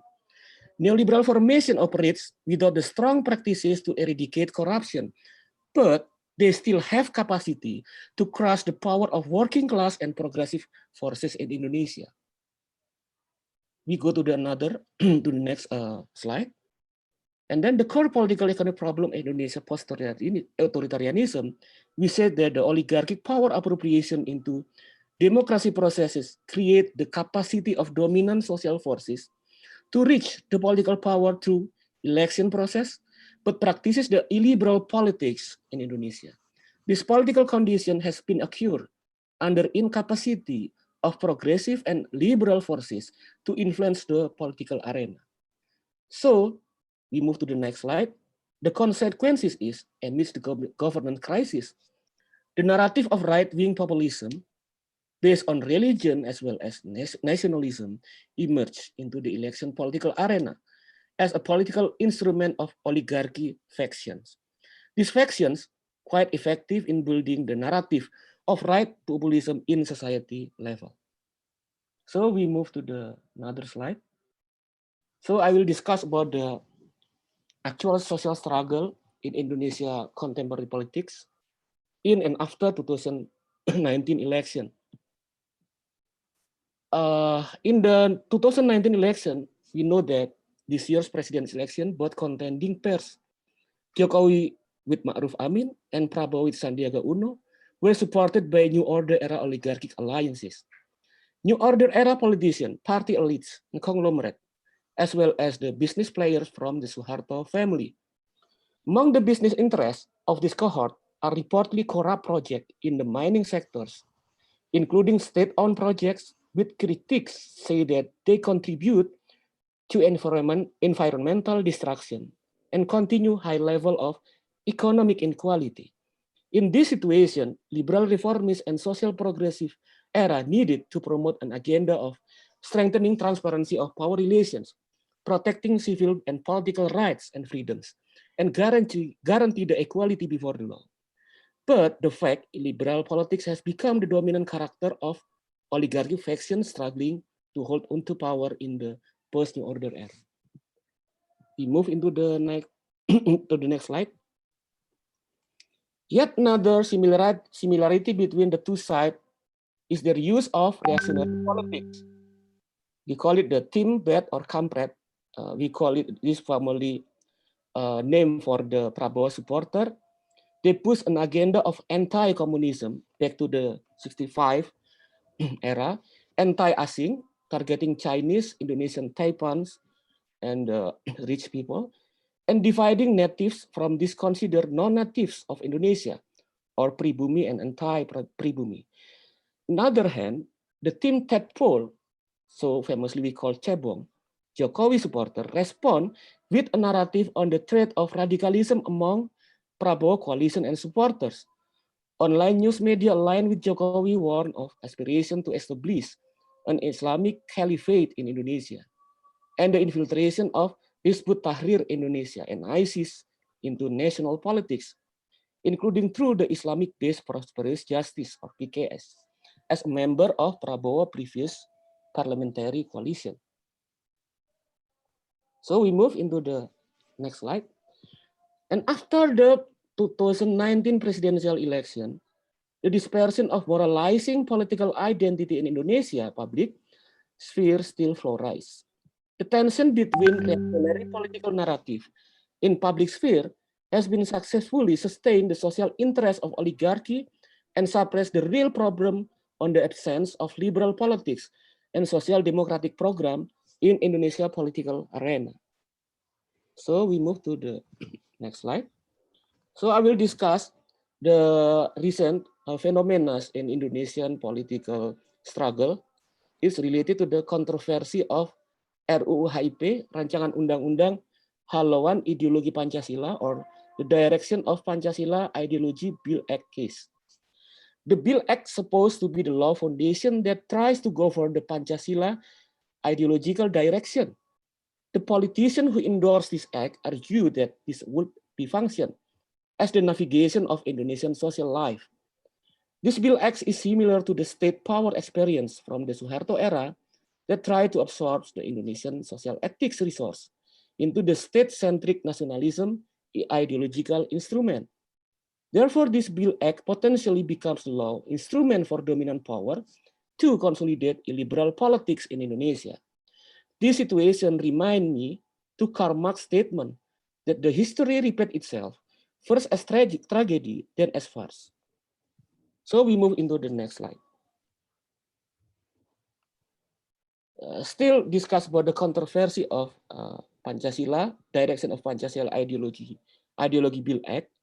Amid the social tension between both of two right-wing populism camps, nationalist populism and Islamic populism, this Bill Act becomes one of the hotspot controversy that provoking antagonism after the 2019 presidential election. For the nationalist populism camp, this Bill Act is very important to protect Indonesian genuine culture and tradition from the foreign cultural intervention. This is said by the nationalist politician. And for the Islamic populism camp, the Ummah should oppose this Bill Act because that regulation created by nationalist politician camp threaten the Islamic moral superiority in Indonesia as a Muslim country. So we move into the next slide. So I will discuss about the text narrative in the Islamic populism created by the lecturer from the political department in University of Indonesia, open letter from Dr. Kusnul Mar'iyah to Megawati Soekarno Putri. The focus, this is the excerpt of the text, and we can say that the Dr. Kusnul Mar'iyah said about the construction of Republik Indonesia as a Muslim country and created by 73 Kesultanan Islam from Aceh until Tidore. So she mentioned about how the Indonesian Republic Indonesia created by the majority Islamic culture. So we move to and I will discuss about the explanation about that. So I will discuss about the dialectical interpretation from the text of Islamic populism narrative. We move to the relations.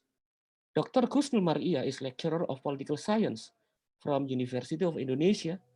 She is joined into the anti-Jokowi camp from the 212 movement, Jakarta election into the 2019 presidential election. This oligarchic faction came famously to utilize the Islamic populism as its political instrument. And if we look into the contradiction, this story claims there is contradiction between the Islamic camp with Jokowi elite. The latter are framed to harm the Muslim pious people and to be the cause of marginalization of the Ummah politics. The part of the story that is missing is either Islamic populism and nationalist populism camp become the weapon of all oligarchic factions that contest in Indonesia political arena. Furthermore, the Islamic populism also has reactionary characteristic that contradict with most of the democratic citizenship discourse. And if you look into the movement, the cause of contestation among populism are ideological. This narrative distinct attention from concrete power struggle that underpin society. Even though this later mentions some concrete social problem in society, in the final analysis, it mentioned the contradiction between Islam versus nationalists, not oligarchy versus the people. So we move into the next slide. On the other hand, I will explain about the narrative from nationalist populism camp created by Dr. Bambang Nursena statement. He explains about the development of the Pancasila philosophy from Ekasila, Gotong Royong, and he said he explained about the Soekarnoisasi in the Pancasila after the New Order era. So if we discuss this narrative, if we look into the dialectical narrative of nationalist populist camp from Dr. Bambang Nursena statement, Dr. Bambang Nursena is the academician, this is the relations. Dr. Bambang Nursena is the academician of religious studies who have widely relation with the pluralist and tolerant activists networking in Indonesia and international. His political affiliation tend to close with President Jokowi camp. And then in the contradiction, the story claims there is contradiction between Sukarno and Suharto narrative of Pancasila. The latter are framed to harm the people political aspiration that inspired by Sukarno narrative on Pancasila. The part of the story that is missing are either Sukarno or Suharto discourse on Pancasila often utilized to legitimate the anti-democratic discourse in political arena. It became the oligarchic weapon to create the social consent among the masses. And if we discuss about the movement, the contestation of narrative are ideological. This kind of narrative divert the mass people from the real contradiction in society, again, based on the people versus oligarchy. Therefore, the discourse of political citizenship and the exploitation of resource by oligarchy suppressed from digital public sphere. So we move into the next slide. So I will discuss about the big data and algorithm in the recently political phenomena. It is about the rise of KAMI. We know that 1 week ago, the KAMI or Koalisi Aksi Menyelamatkan Indonesia, the coalition of the Action Coalition of Saving Indonesia. This is the extra parliamentary opposition group toward the Jokowi government, was declared in Tugu Proklamasi Jakarta, 18 August 2020. This came supported by most of the Prabowo supporter elites, intellectuals, the New Order elites, as well as ex-military officer and the Islam populism group base. This group claims that this Jokowi government has lost its legitimation to govern Indonesia due to its capacity to handle the politics, economic, as well as health crisis in pandemic era. This group also shows the contradiction between one of ex-military officer. This is awkward because the military officer state that one of the aim of this group is against oligarchy. So we move to the algorithm. This algorithm we will show about the map of the KAMI conversation in the Twitter, in the social media. We can see between the pro-KAMI and the contra-KAMI.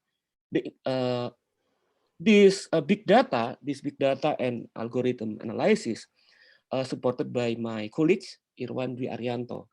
He is the doctoral candidate in Airlangga University. Then we move to we will see the algorithm of KAMI digital activism. One of the status in the Twitter. This Twitter account show the type of digital activism in social media. This picture shows about the practices of netizen mobilization by commanding of the netizen supporter to tweet hashtag of KAMI. And then if you look to another slide, this is the algorithm of allegedly KAMI commodification. This picture shows about this KAMI group allegedly using the material incentive, giving the voucher from the other online trading for netizen in order to disseminate the support for KAMI tweet. I think we have to consider about how the commodification or the material incentive into the social media conversation. So I analyze this is the interpretation of the big data algorithm. I think democracy right now is dying. The demos in politics or the majority of working class interests and aspiration is not only alienated from the virtual social media, but also become irrelevant. The logic of social media, big data tends to search out the voice in social media by representing as the dot without analyzing the social context of the conversation. Since the parameter of social forces' capacity to take over the social media field could be shown by the quantity of hashtag, the oligarchic forces or the political forces don't have political interest to create the political persuasion to obtain social consent. The political contestation in social media prone to hijack by the power of money, which is distributed by the oligarchic power. This shows the process of fetishism commodity in Indonesia actual political arena. And then in the next slide, the communication processes as part of human culture are not free from the power struggle, which embedded in social reality. Amid the power constellation of Indonesia post-authoritarian era, the discourse contestation which is occur in digital media articulate the hegemonic project among dominant social power. The text content manifests the cultural hegemonic project of dominant oligarchic faction that involve Indonesia post-authoritarianism political arena. By unveiling the ideological interest behind the text, we could reach out how the ideological operation in digital media serves the oligarchic faction interest, distort and distract the public perspective from the social reality of the concrete social struggle. And then the next slide, the deployment of ideological articulation in digital communication media shows how the oligarchic power capacity to construct social consent by articulating the mass social fantasy and cultural identity orientation without accepting their concrete interest and citizenship right politics in democratic polity. The political virtual reality shows the condition of post-political syndrome in Indonesia oligarchy neoliberal capitalism state. The politics constellation which actualized in democratic arena show the absence of political agonism based on the ideological programmatic platform that could articulate the aspiration of the demos or the people. In the future, the reproduction of reactionary identity discourse will still exist and utilized as the ideological hegemonic narrative of oligarchic in digital media. And the next slide, what's next? What is to be done? How to change this actual condition?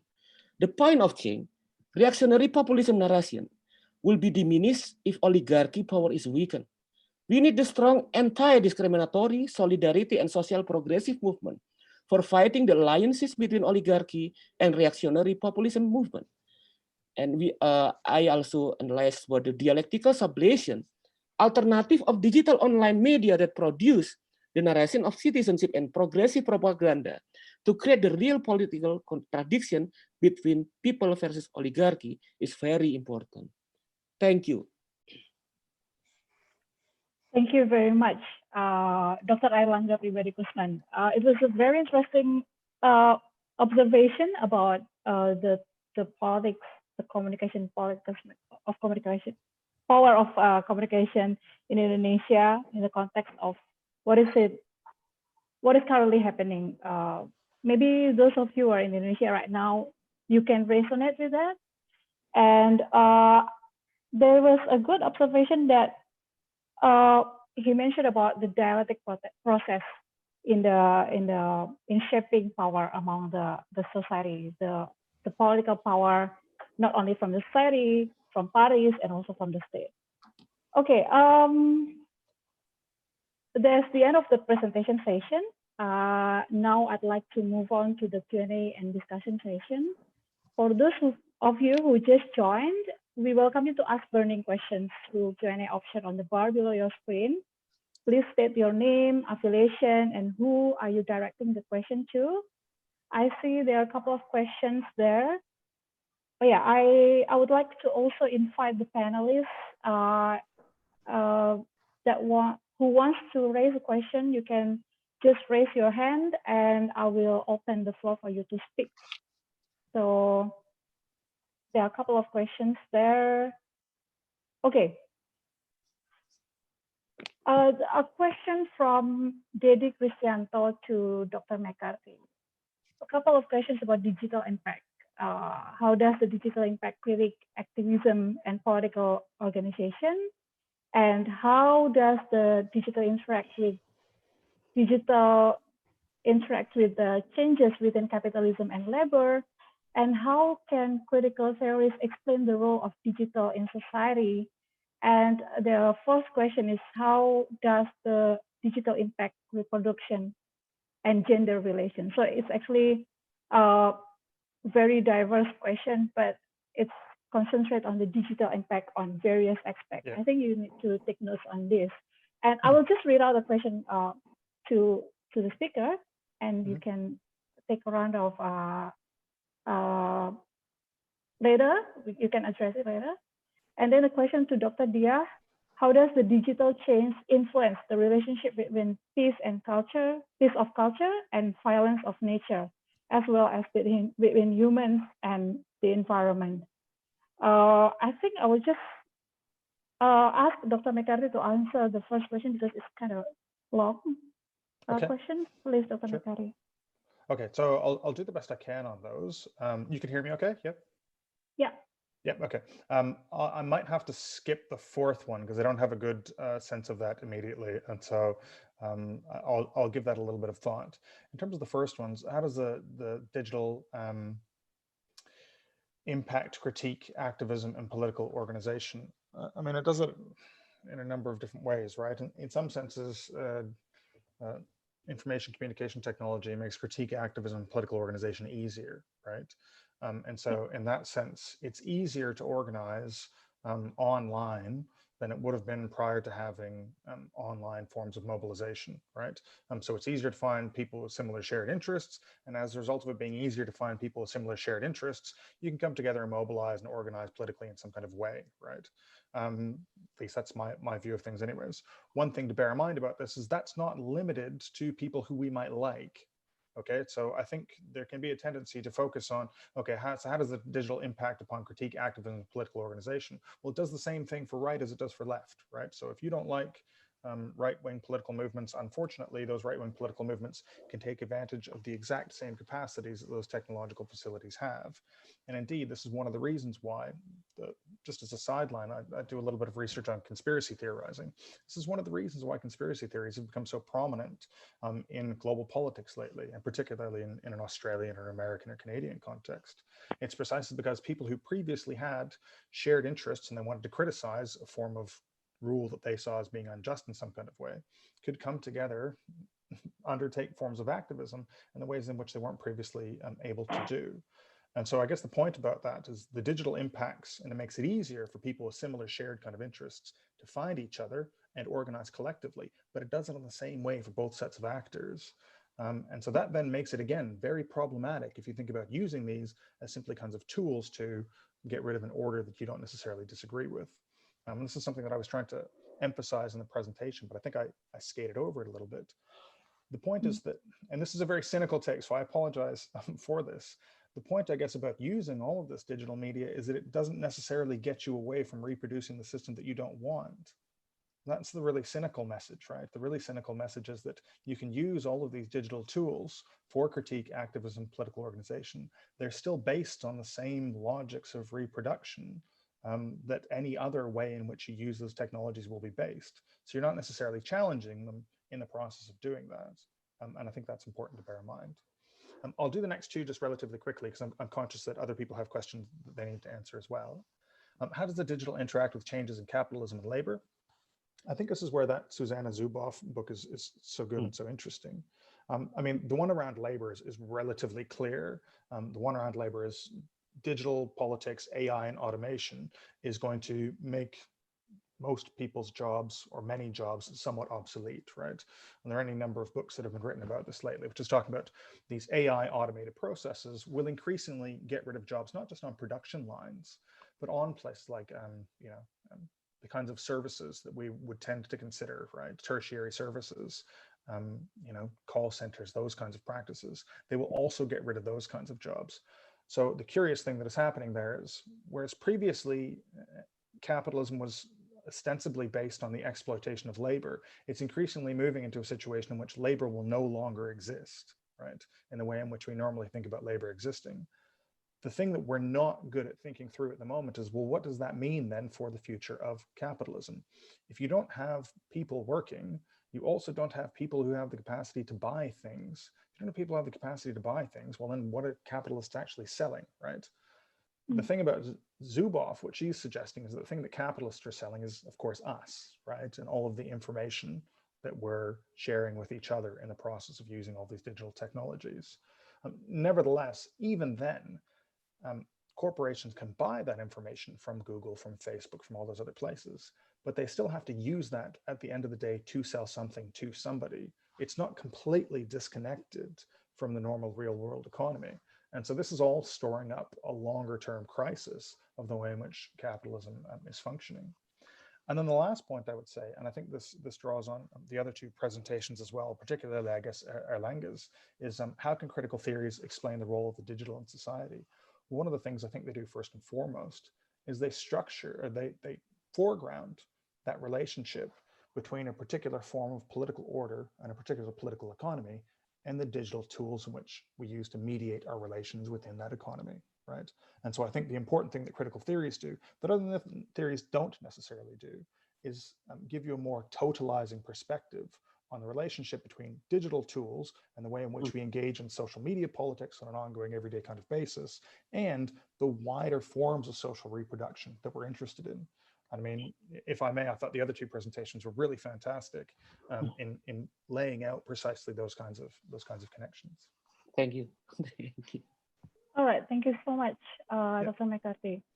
Dr. Dia, you can address the second question about how the digital change influence the relationship between peace of culture and violence of nature, as well as human and environment. Maybe you can also touch upon a bit of digital impact on gender relations. You mentioned it. I'll try. I can't promise because that's not my area of expertise, but thank you for the question, and hopefully I understood the question well. I think there's a lot of things to unpack from the question itself. I'll repeat the question so that everyone knows. How does the digital change the relationship between peace of culture and violence of nature, as well as between humans and their environment? I think there's a lot of things to unpack. I guess, first of all, there is nothing natural about violence. Back in 1986, there was this Seville statement. So scientists from various disciplines came together in Sevilla, and they made a declaration that violence is not innately, within human DNA. So there is nothing natural about violence. It's a learned behavior and so on. So I guess while we talk about a culture of peace, we should also talk about a culture of violence. Both peace and violence are learned behavior. They're not like, I would also, for fairness, would not say that human beings are innately peaceful. Peace is also a culture, something that is learned. Now, how does the digital era change this thing? Well, I think I'd like to bring us back to a couple of years ago. There's this promise that the digital era brought us. It's democratization, but not in a political sense. It's like you don't need to be a photographer to now be able to make a lot of nice photos. You don't need to be a journalist at Washington Post, New York Times, Compass here and there to have your opinions read. You just, you have a blog. There's a lot of things that people, usually don't have access to. And then the digital era came and opened those avenues for normal people like you and me. So going along that thinking, it keeps us thinking about you don't need to be Gandhi, you don't need to be Greta Thunberg per se. You just can be yourself and use all this suddenly opened avenues. You can be simply a K-pop fan and understand how to withdraw that consent from your opponent to exercise his or her power. So on the one hand, I see that the digital era has opened up avenue for, number one, people to learn more about the culture of peace, to be more exposed to the culture of peace, but also to the culture of violence. Number two, there's as Dr. McCarthy mentioned, there's a wider avenue now for digital activism, although in the world of nonviolent action in the literature, there's also a lot of debate about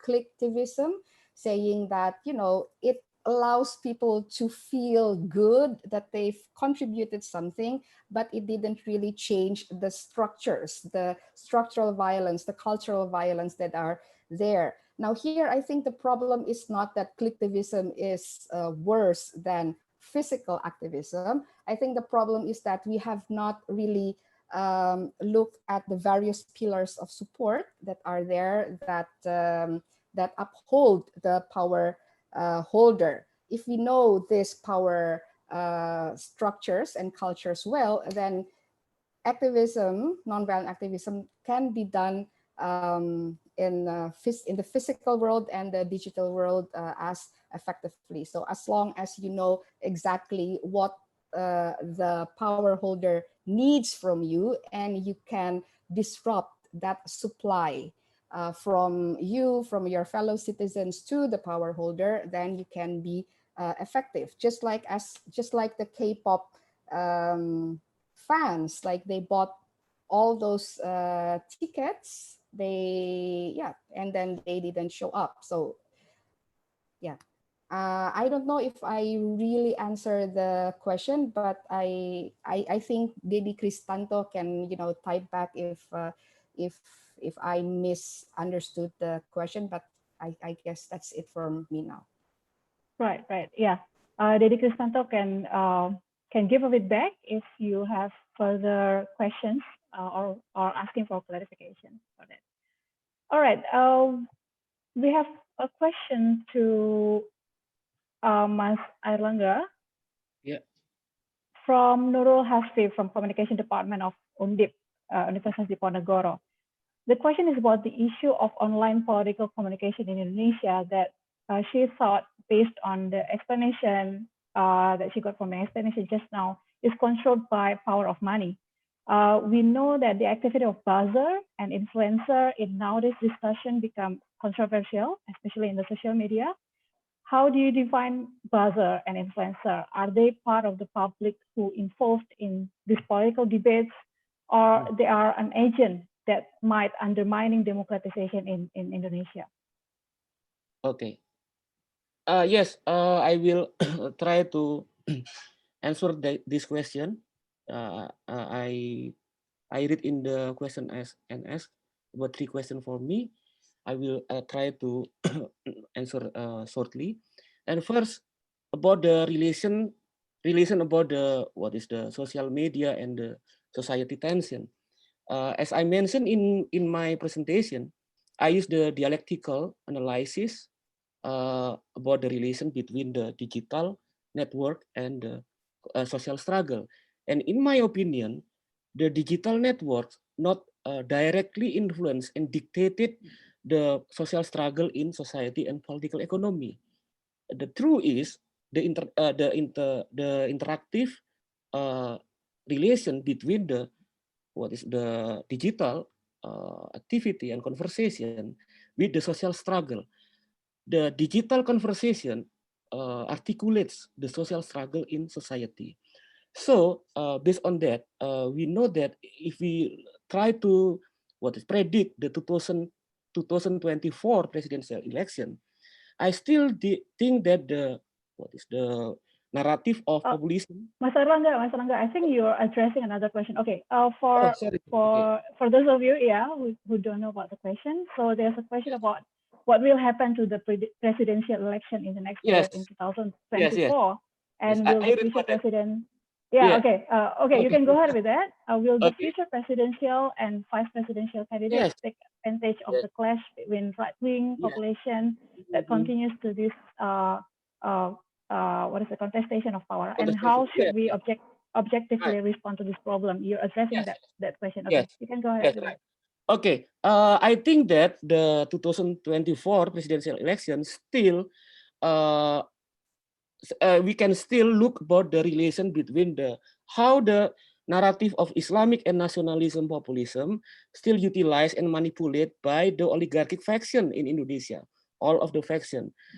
The important thing about that, and I think we must be aware about that, is this is the reflect about the crisis of governance in Indonesia.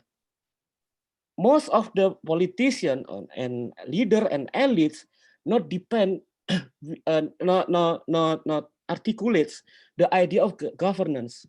Because if we look right now, most of the group, the most faction of oligarchy Indonesia, do not utilize the articulates the rhetorica of the human right, democracy, anti-corruption. Most of them utilize about the narrative of Pancasila, narrative of the Islamic populism, utilize the idea of Khilafah, utilize idea of NKRI. I think this is the wake-up calling for us to criticize the condition of illiberal politics in Indonesia today. And related to the what I described and position about the what is the buzzer, yeah, the buzzer in social media.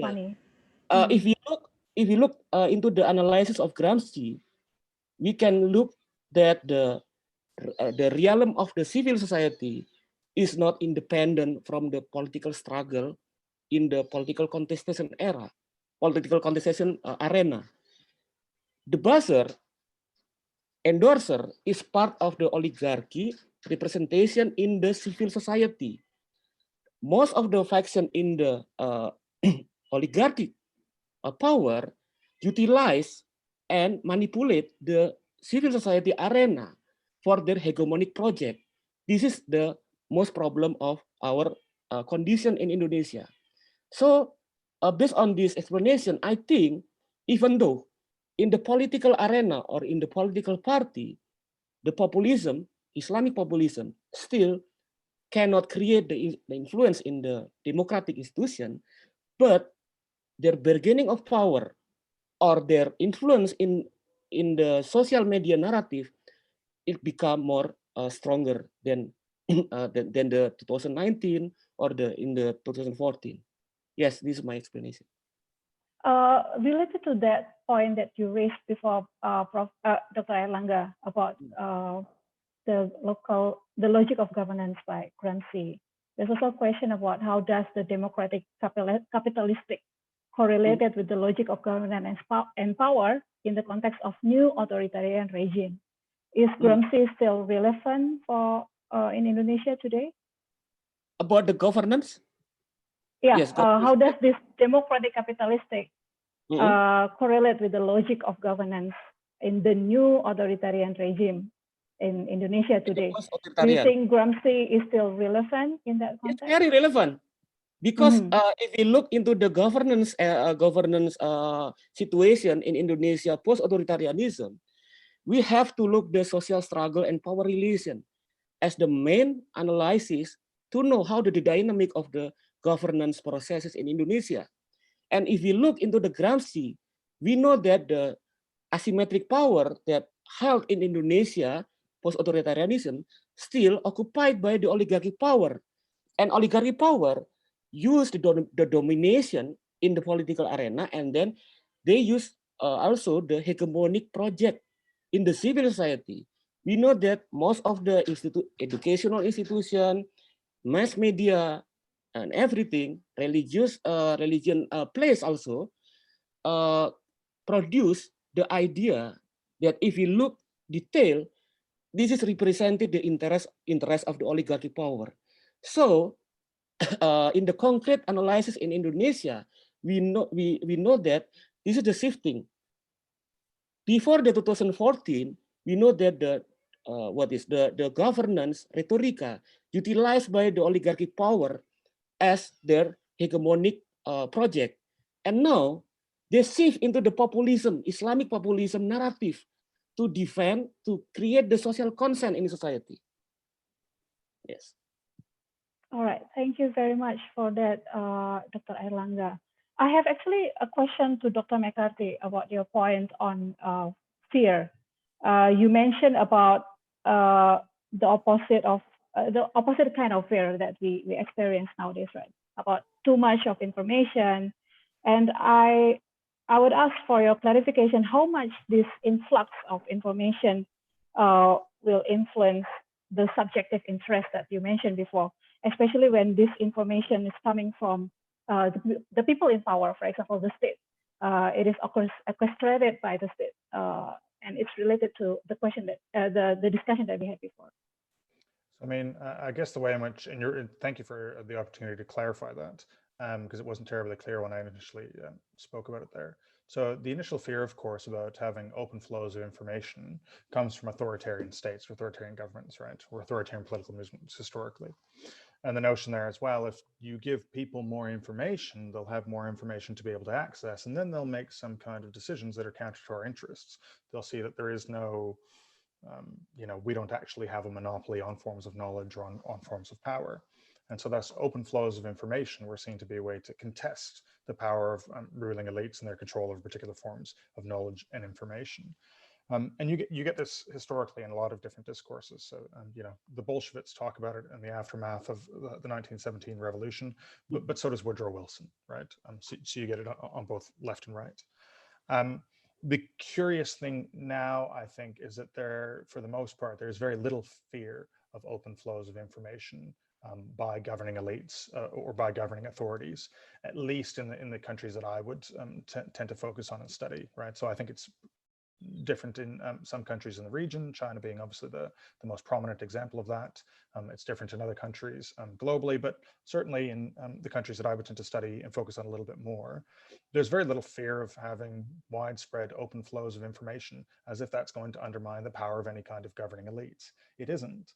And so the issue there is that our public fears have actually centered more around the openness of this information and the ability that actually gives to powerful actors to surveil us more effectively, right? And thus, in surveilling us more effectively and gathering more and more information about us, to be able to shape our wants and desires in particular kinds of directions. And so in contrast to previously having an open flow of information as the thing that was seen to contest the power of ruling elites, now it's almost the opposite of that, is that this open flow of information has subsequently shifted into a different kind of social control that much more resembles the one that Marcuse or Lux would have spoken about previously. And so that it's the very notion that you're being empowered by taking part in social media networks that actually just leads you to take part in these logics of surveillance and then subsequently these logics of domination that reinforce the power of particular segments of capital. The last thing I want to say about that, though, and I think this is very important to bear in mind about all of my comments, right, is that I think it's very different according to different countries and different regions of the world. So I can immediately see from listening to the other two presentations how this is quite highly differentiated internationally in the way in which these social media networks operate. And so a lot of the forms of power and the notions of Gramscian counter-hegemony that are being spoken about here, it's counter-hegemony at one level in order to support direct political struggle at another level. Yes. And I think that's important to bear in mind. Yeah. Right. Following up that question, that notion that you raised about, how do you see this, contestation of power in the global South countries? What do you observe from the global South countries? What do I observe from the global South? Yeah, I mean, you mentioned about this, this contestation of power, information, internet as a form of institutional power. How do you observe in the global South? So I think, and again, not an expert, so I'll just kind of give it a bit of a go. All right. I think the main thing you see in terms of a contradiction, whereas in the United States, there was a contradiction between a willingness to have political openness around information, but forms of economic closure around property rights. Because when we're talking about information flows, we're also talking about information that is owned by some people that want to possess and keep it, make money off of it. The United States want to have closure around property rights, but openness around forms of political information. There seems to be, at least I observe in some states in the region, a tendency to want to have political control over information and greater forms of economic openness, right? And so that represents the kind of contradiction that I would see between the politics and the economics, which almost inverts some of the relationships that you would see in the global North. And so again, here, the example that I always tend to think of, it's just because it's the one I'm most familiar with, is the Great Firewall of China, right? Much more openness to open market-based forms of information sharing, right?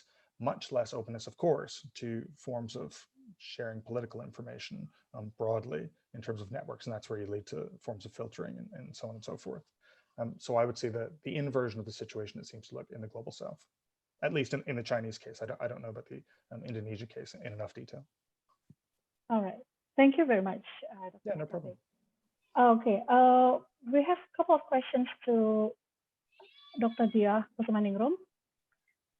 Okay, I will just read out the question from Joas Sapiheru.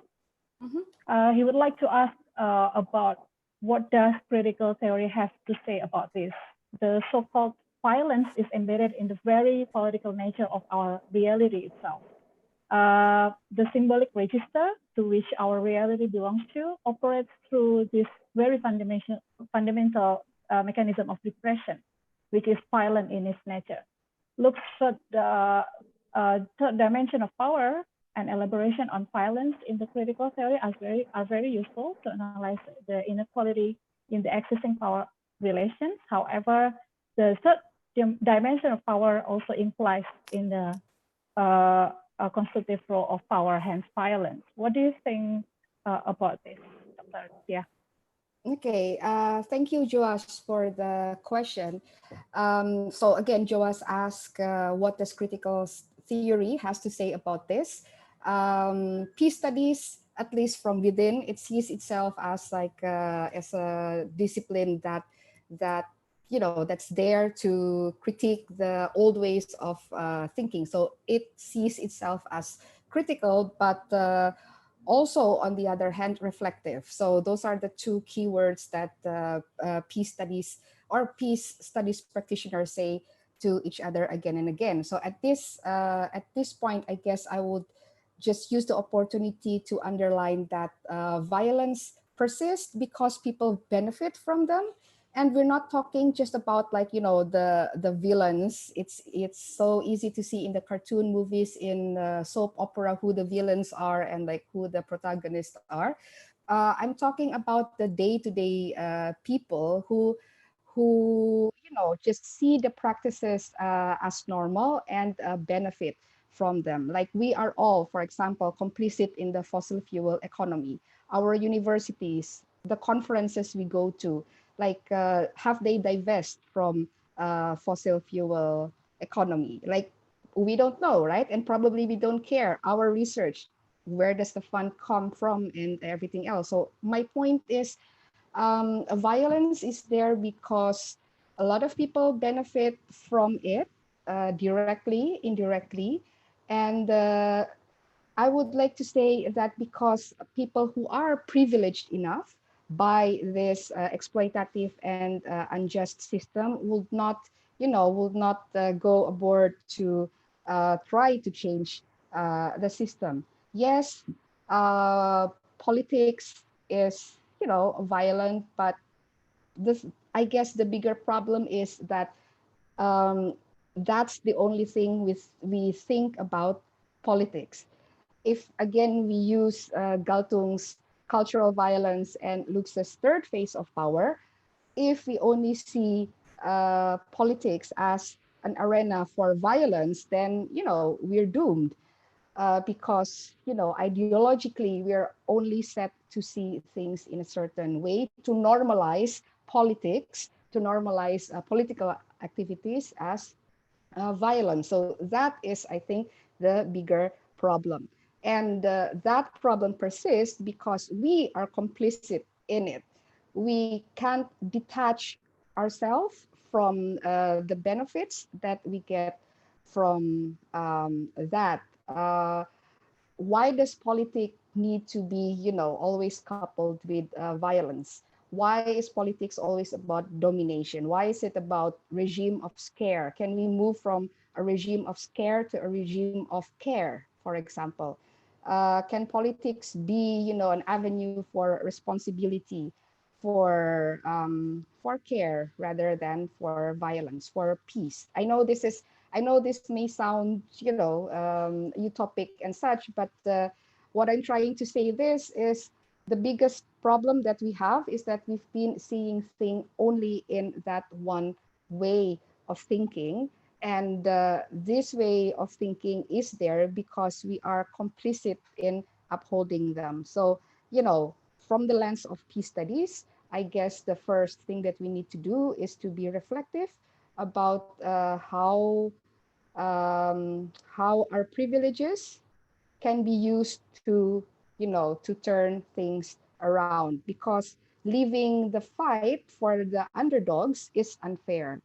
It pains me to say this, but the Me Too movement, like all the anti-sexual harassment movements and so on, only started to gain traction when men, like feminist men, start to talk about it. When you see George Clooney, when you say all those men, Barack Obama and such, come to the campaign, then suddenly people talk about it more. So it has to be like parts of the privilege that have to open the avenue for the underdogs to make this process more fair. You cannot leave the fight for the underdogs because it will be easily dismissed as a reactive devaluation.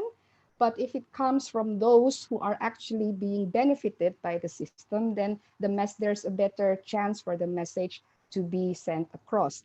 And I believe that every one of us are top dogs on some aspects and underdogs in other aspects. So what we need to do is to realize which privileges in which avenues do we have and how do we extend them to give enough room, to give enough platform for those who have less privilege. I hope I satisfy your inquiry. Yeah, it's interesting. Uh, Mas Dedi Kristianto also mentioned that it is important to add digitalization in contributing to the image of cultural violence in the current situation. I think it's related to the points that you mentioned about the piece of culture. But Dr. Dia, I have a follow-up question that you mentioned about the systemic, the violence in the global world. How does the virtual or digital bullying that exists nowadays in social media could also be translated in this systematic violence in the global scale?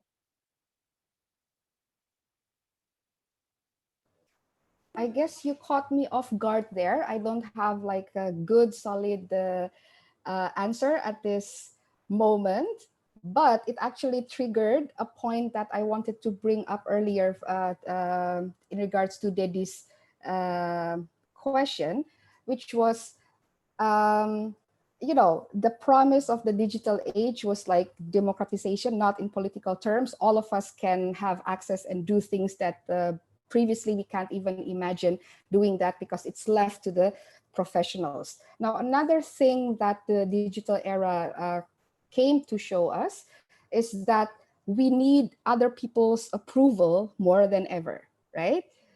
In shopping, for example, or in sharing, like we are shopping for followers, for likes, for significant others. So we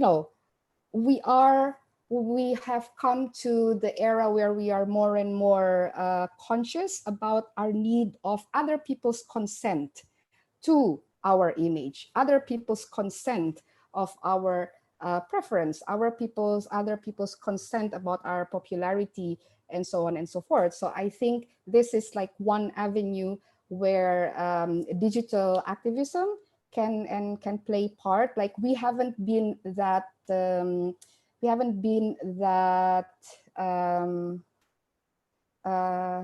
losing my words. What is sadar in English? We haven't been that aware.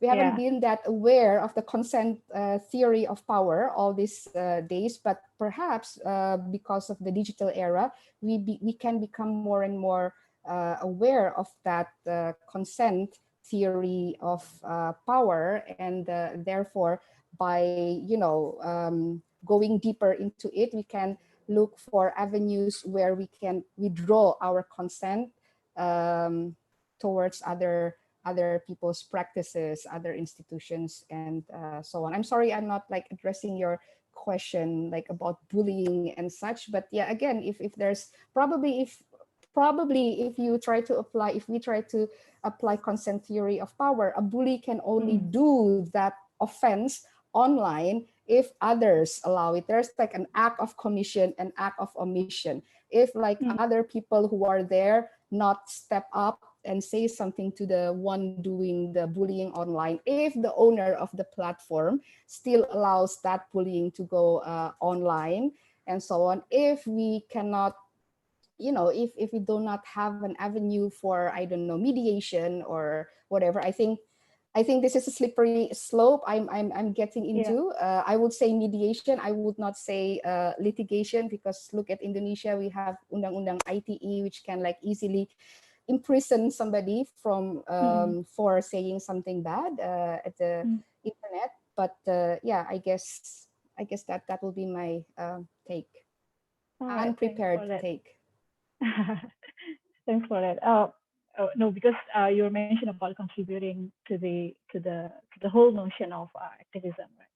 Okay, I think Dr. Erlangga was trying to answer about the question.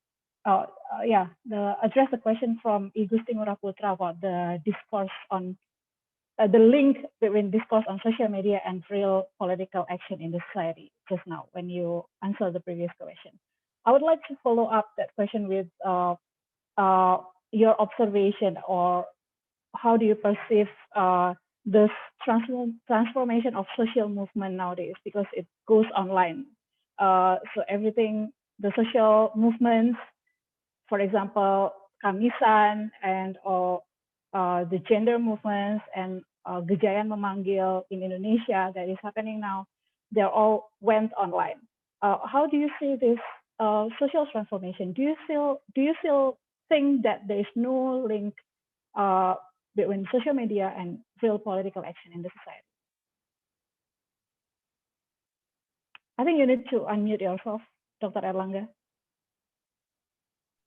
Yes, I think we have to consider that side, that kind of the what is a social movement is important for Indonesian what is social struggle or democratic condition, and also the digital conversation in Indonesia. But if we look into the social struggle in Indonesian post-authoritarianism condition, the mainstream situation in the Indonesian social struggle, and also the mainstream situation in digital media, still occupied by the narrative of populism, nationalism populism, and the Islamic populism that created and serve the agenda of the oligarchy interest. We know that most of the democracy, human rights, and social justice narrative and articulation in Indonesia, what is social media, claimed by most of the populist Islamic populism and what is nationalism populism as the what is social justice warrior. It become the what is it, and the social justice warrior become the pejorative words in Indonesia, and I think in some countries also. This is part how the idea of the progressive agenda in what is digital social media as well as in the Indonesia social struggle is become the negative what is negative character. So I think yes, this is still important, and we have to develop most of the democratic, social justice, and human rights social movement. But the real condition, if we look into the real condition, in real situation, real social struggle in Indonesia, we know that this is still the long journey, long process to influence the real and concrete political condition in Indonesia. That's all. Yeah, thank you, Mas Erlangga. All right, I think I will just take the last round of questions. It might be related, but some are not. I will just read it out, and I will let the speakers address the question. Okay, from Anton Novenanto, why is the discourse and practice of decolonialization not so popular in Indonesia and some other Southeast Asian nations? And as some of you mentioned about the collaborative actions toward this new political contestation, Fadil Nuril asked how to build a new paradigm of digital society especially for Indonesian case. I hope you can connect here and there with this question, but I'll just give the time to Dr. Mekare. Maybe you can also give the last, last speech to just wrap it up, because we're coming to the end of the. Okay, I'll give a very quick answer. I'll see what I can do. Yeah. I can't do very much on the Anton. I'm very sorry. Yeah. That question. Discourse and practice of decolonization, not so popular in Indonesia and some SEA nations. I don't know, so I don't have a good answer for that. And then in terms of how to build a new paradigm in digital society, I mean, it's a really tricky question. I think, and one of the things that Arlanga was just talking about also comes back to this, which is this notion that the notion of filter bubbles comes back and is quite relevant here, right? So it may be the case that certain non-populist movements in the United States, at least, are interested in promoting ideas that challenge existing forms of politics, right? So you may have progressive notions that get articulated on social media in North America or in Australia or in the UK or where else, that this is a change that we should embrace. That information is not getting to the other side of the aisle, right? It's not getting to the other side of politics. And so what's happening is, again, this is where the ideological notion comes in, right? It's that the thing you're getting is just more of what you want anyways. So you're getting more information that tells you, yes, everybody else shares my ideas. The thing that I'm suggesting is the right thing to do. And that's where we tend not to understand how there's a very serious tension here between our notions that all you need is more information, with the idea that actually the information that you're getting is restricted to relatively small kinds of bubbles. And so the quality of democratic debate online is severely impacted by this in a way in which it wasn't in previous forms of mass broadcast media, at least in the liberal democratic states that I would tend to study, right? And so when we think about building a new kind of paradigm, you would have to have some way in which you could actually get actively involved in recreating or altering the algorithms that get created that generate these forms of political discourse that don't actually allow social actors to engage in any kind of debate. And I mean, what kind of debate can you have on something like Twitter anyways, right? It degenerates down to the worst kinds of name calling. So again, my relatively cynical answer around this is that, yeah, I mean, Luke's, in terms of the way in which he talks about misrecognition, is right, and that we don't have a lot of alternatives at the moment. And I genuinely don't know what the alternatives could be. I'm much more, I'm much more positive around the alternatives that I've heard from Dia and Erlanga than my ability to offer up any alternatives of my own. Maybe Australia is much more conservative than Indonesia is. All right. Thanks for that, Dr. McCarthy. Okay, Mbak Dia. Okay, so thank you, Anton. Anton asked, why is the discourse and practice of decolonization not so popular in Indonesia and some Southeast Asian nations? Well, I also asked the same thing because in my introduction to peace studies, when we talk about structural and cultural violence, we talk about 5 different things. We talk about patriarchy, capitalism, we talk about war and militarism, we talk about monism, the anti of pluralism, and we talk about decolonization. And surprisingly, the most difficult is to get students to, talk and like engage in the topic of decolonization, because apparently, perhaps I'm wrong, but I sense that we've been living in this bubble, like not digital bubble, but like, bubble, that decolonization can only be thought in this certain way. So like when my students hear the word decolonization, they immediately get transported to the practices, back in the 1600s until 1945. So it's about that. And I cannot see how, colonization at the global scale really changed things. And number one, really changed things. And number two, although it's officially over, its remnants are still here and alive. So yes, I asked the same question. And I guess the first thing that we may need to do to escape from that bubble is to like really, to really reflect on like how we think. I think Indonesians like to maintain that idea that, we managed to kick out the bully. So the part of an important narrative is being somebody small bullied by somebody big, and yet we prevailed. So that's like within the psyche. So, you know, if that's the way we think about things, that there's like, you know, top dogs and underdogs, big and small, then even though we managed to kick them out, that colonial mindset is still there. Like it is part, it's difficult we need, if we put our pride in being, you know, somebody who beats the odds instead of somebody at par with that other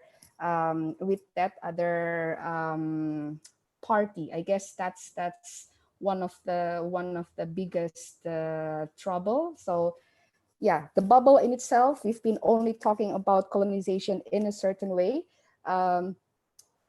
We have not been able to see how it is still alive up to this moment. And number three, because probably we need it in our psyche to see ourselves as smaller, because the smaller we are and the bigger they are, then the greater the war and the victory that we had in the past. I'm probably wrong. This is, I think, some social psychologists should jump, anthropologists should jump in, and I believe there's a lot in the room, and like, please speak up, and thank you.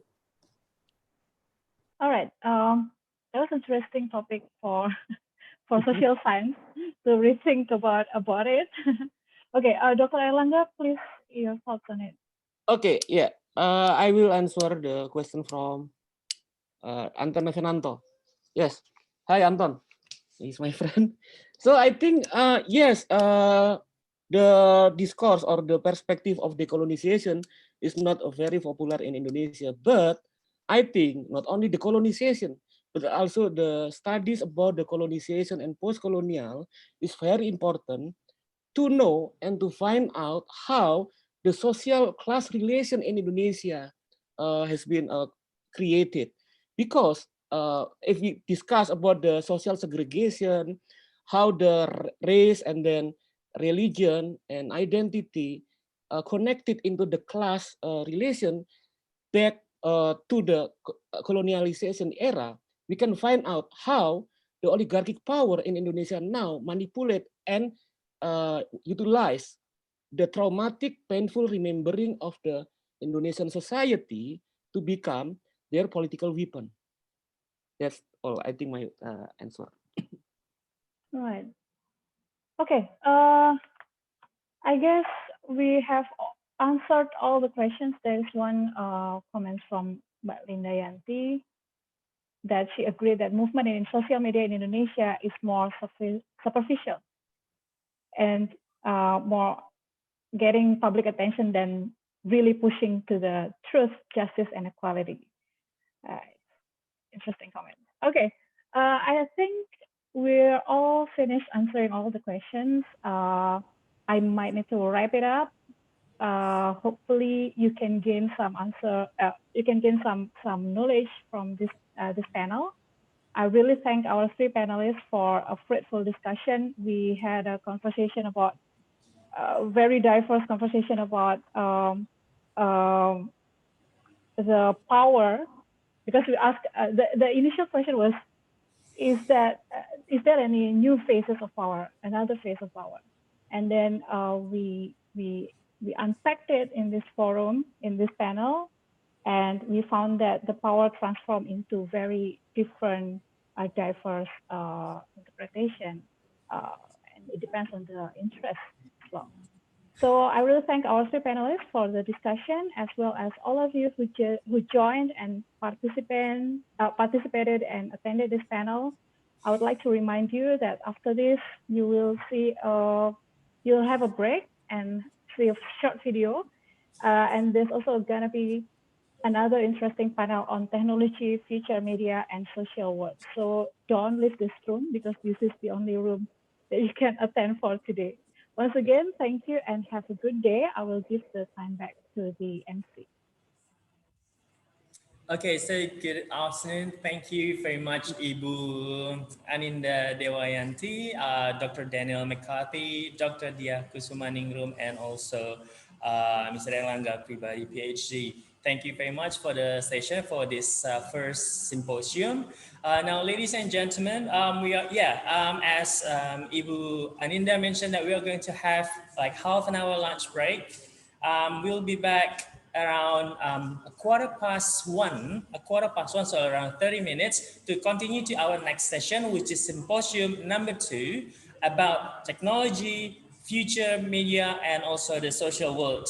And have a great lunch and then stay tuned with us. And also thank you, and we'll see you back at quarter past 1. Thank you.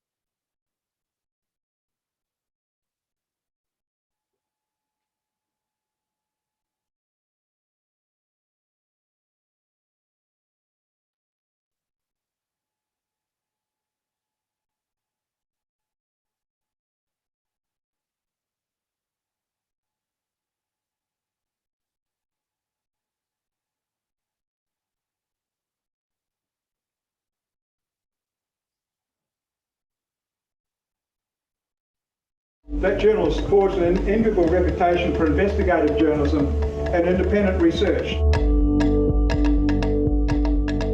Unshackled by the agendas of donor organisations. It's gone from strength to strength. It's something that definitely has a place for the next 20 years.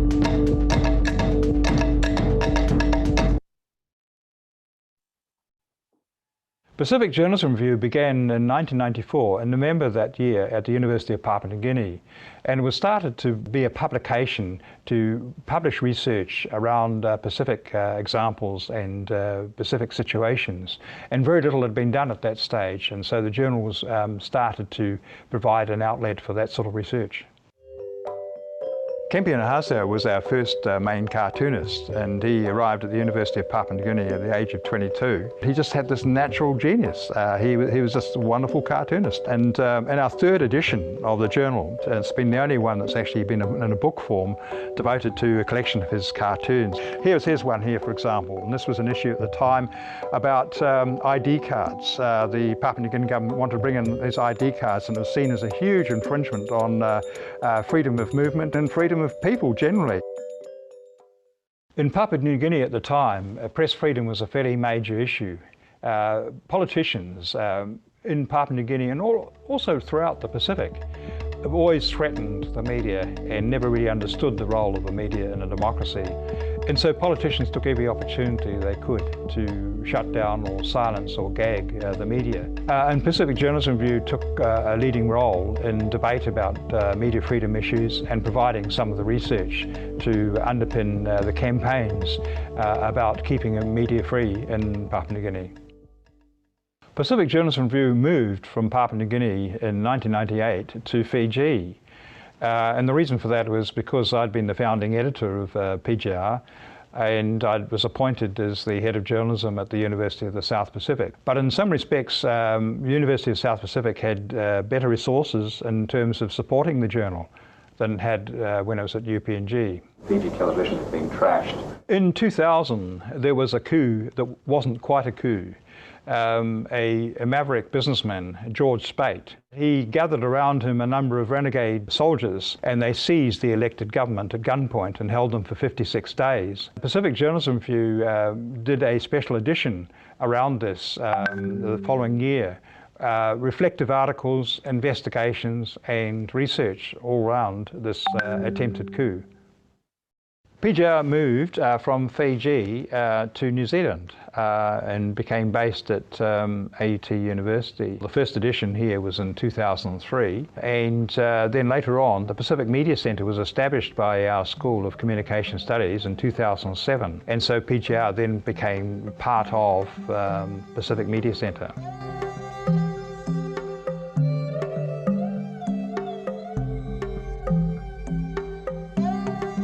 Only logical that a journal devoted to the Pacific media should come out of a centre which devotes so much energy to researching and writing about the Pacific media. I've been involved with PJR pretty much since it began. The first time I had a piece in it was when I was working at the University of the South Pacific back in the early 90s. I had written a piece for Islands Business, I think, or Islands Review, which David picked up and ran as a separate article in PJR. So I've been contributing to it on and off since then. It has a quite distinctive Pacific orientation, and that's what makes it absolutely unique from, say, any of the Australian media or journalism academic publications, and makes it unique certainly in New Zealand as well. So it's a publication that survived for so long because it fills a very special and important role. I think the contents are quite steady in the sense that the focus is on Pacific and some Asia, but the cover has changed a lot. I'm talking about the design of the cover, and then when it came to AUT, there was a competition of the design of the cover, and so this present cover we have chosen, and since 2003 up to now, this is what we are using. And we thought that the cover actually depicts the Pacific symbols. That's why we chose this one. I've been involved with Pacific Journalism Review when it started here at AUT. I was involved with looking at the photographs and the graphics for a start. And then I carried on with doing the mail out. This includes actually mostly New Zealand and Australia, but we've got UK and Wales, we've got Canada, and we've got US, which also includes the United States Congress Library, and that surprised me, because not many journals probably has that kind of privilege. Political cartoons have been quite characteristic of Pacific Journalism Reviews. Very different, makes it very unique in terms of comparison with many other journals around the world. Probably our leading cartoonist has been Malcolm Evans, who won the New Zealand Cartoonist of the Year several years. He drew several cartoons that particularly dealt with current coup leader in Fiji, Vorek Bainimarama. One cartoon featured Bainimarama jumping up and down on bloggers like a bed of hot coals. Another one showed Bainimarama sitting on a palm tree with a parrot, which is supposed to be a free press, and a gag on its beak. All of them very amusing, but they set the sort of tone for the journal. I guess my first memory of being involved with Pacific Journalism Review was when I went up to Port Moresby and I was giving a course on investigative journalism. That was, I think, around the time of the second issue of Pacific Journalism Review, and it was very much, the beginnings of the journal and, the growth of this link between scholarly work and practical journalism. And Pacific Journalism Review is probably the lead publication in advocating the methodology of investigative journalism as a research methodology. And we started the Frontline section. Frontline is about really putting into practice, if you like, the link between practice and theory. Very often it's just a cliche. Everyone says they're in favour of it. It's one of those motherhood statements. But with this section, we are really saying what we want is pieces where people can demonstrate some practical journalism and then reflect on it within a framework that they can spell out. And we've had Dr. Lee Duffield, who has been doing for the past couple of years an investigation research into the journal itself. I've been making a review of the Pacific Journalism Review, the PJR, over the length of its long life, 20 years, to try to look for trends and make an assessment, because it is a big success. While the journal definitely respects custom and culture, and it certainly will shine a light on anything that will break up and harm communities. At the same time, it is clearly saying in every page that you look at that freedom and truth apply to everybody, everywhere. In 2010, the Global Cultural Industries Academy of Beijing, China, which represents the world, gave Pacific Journalism Review a prize for its Motivated Thinking periodical, and it was for its coverage of hot topics. Clearly that was an indication of how the Academy thought Pacific Journalism Review was quite innovative in its coverage of contemporary issues. The fact is that without somebody who puts in those kind of hours and who has that passion and that dedication and that absolute burning commitment, Pacific Journalism Review would not have happened, Pacific Media Centre would not have happened, and I think that AUT is extraordinarily lucky to have him. I take my hat off to the man, I really do. A journal really has a life built up by the contributors and the people who make the journal. So many people have contributed to this journal and to making it a success, and that's what the journal is, and what makes it unique is the contributions of all those people.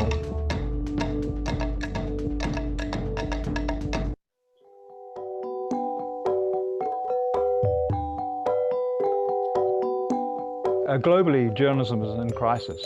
There's a focus on the business models of most media. And our business model is one that's based around the uniqueness and character of this journal. It's always been at a cutting edge, and so we hope to be at the cutting edge in the future as well. And so as the digital changes take place, we hope that the journal will be at the forefront of those sorts of changes.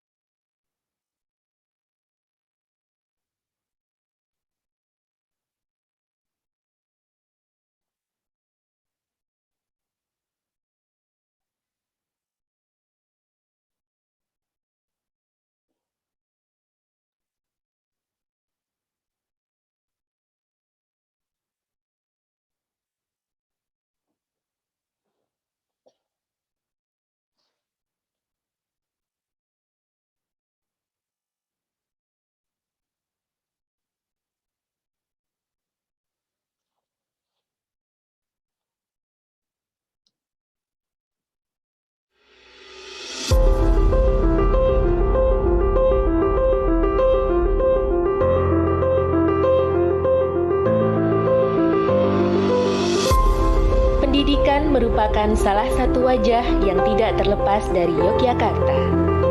Bertempat di kota pendidikan, Universitas Gadjah Mada terus menjalankan Tridharma perguruan tinggi, yaitu pendidikan, penelitian, dan pengabdian. Berdiri sejak tahun 1973, Pusat Studi Kependudukan dan Kebijakan atau PSKK sebagai salah satu lembaga penelitian di kampus UGM aktif menyelenggarakan penelitian serta mendiseminasikan hasil penelitian dan pemikiran bidang kependudukan dan kebijakan dalam bentuk edukasi dan pengabdian untuk mendukung pelaksanaan Tridharma perguruan tinggi. Berkomitmen menjadi pusat penelitian berlandaskan pilar keilmuan yang kuat, PSKK berfokus pada variabel demografi seperti fertilitas, mortalitas, dan migrasi. PSKK juga mengkaji isu-isu kependudukan kontemporer seperti gender, seksualitas, dan kesehatan reproduksi, kemiskinan, perlindungan sosial, dan kebijakan sosial, serta desentralisasi, pelayanan publik, dan tata kelola pemerintahan. Lebih dari itu, PSKK aktif melakukan studi komparasi internasional seperti migrasi transnasional, perdagangan orang, seksualitas lintas batas negara, dan sebagainya.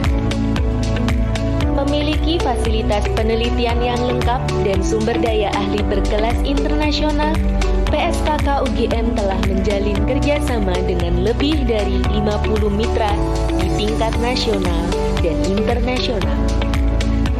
Memberi kesempatan bagi para ahli untuk terus berkarya di bidang kependudukan dan kebijakan di bumi Nusantara.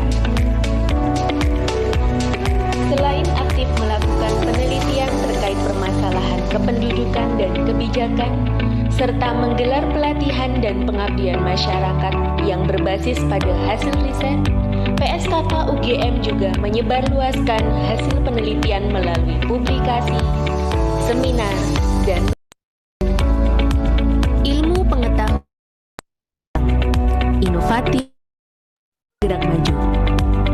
Kita dituntut untuk terus mengasah keilmuan, pengetahuan, dan berlatih untuk meningkatkan kemampuan diri.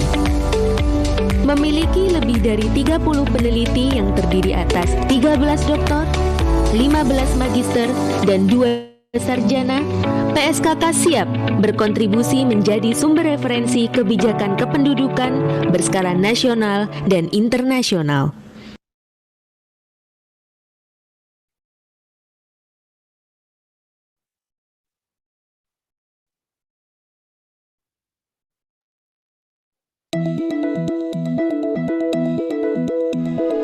I think the conversation is the best invention to come along in academia for the last 15 or 20 years.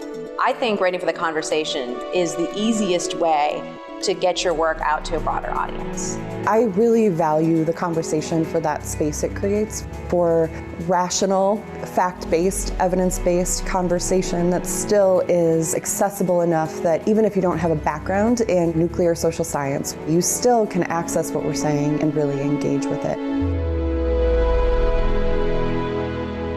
Normally, when we work on our research product and submit it to a journal, a very limited of people will be exposed to it. The reviewers, the editor, and if you're lucky enough, those who will cite you. But it's still very limited exposure. When you write to the conversation, your research gets out there to everybody else, I mean, the rest of the world. The partnerships that the conversation has with a whole host of other media outlets, including some very popular ones, increases the span of who will see what you have written. I think the first one that I wrote got picked up by Time. And that sort of magnified the audience. Some of my work that I've written for the conversation has been republished in places like The Guardian and Lifehacker, and it's exciting to see your work in all these different places. After writing an article for the conversation about terrorism, I was contacted by a group and wound up giving a presentation to policymakers and practitioners in DC, which was totally unexpected. And what's neat about the conversation is they have an author dashboard in which you can see who's tweeted about your work, where it's been republished. Also, you can see, just how many people have read your article or clicked on it. And that makes me feel like my work really is having an impact on the world. Yep, I'm going to send that to you this afternoon, and if you don't see them by tomorrow morning, give me a call. So it starts by just submitting a proposal or a pitch of a story that you would like to write about and why it's important. I was given a deadline by which to prepare a draft. I think we need to go back a bit further in that and bring in. The editors are good about providing you with ways to phrase things or to structure your sentences in a way that's going to make them easy to understand. How is your analytic argument related to your normative argument? We don't really learn how to write for the general public, either in graduate school or as part of our professional training. But what I personally experience in working with editors is you learn a lot. You learn how to frame the problem, what question to ask, how to organize your material. I mean, you might think you're a good writer, and then you're like, wow, I just learned a lot from that. And the World Health Organization and the UN put out a big report on water and sanitation today. And there are authors who have journal studies coming out and will do something for us when the journal study emerges. The editors who work at The Conversation, they're journalists, and they can help me refine what I'm writing in a way that you don't have to be an academic to understand what I'm talking about. They set up an online portal for you to work in where you're working in real-time editing and you're able to get immediate feedback from them electronically. I think that would be a good way to get more people reading your story. Go to The Conversation right now, read it, and write for it. If we don't do it as scientists, someone else will fill the void, and the public will get information that may be not accurate or is written by people who don't understand the work that you do. My advice to faculty who haven't written for The Conversation would be, give it a try. You're going to enjoy it. It's fun. This is not about publicity. This is not simply about getting a wider audience. This is about really the future of truth.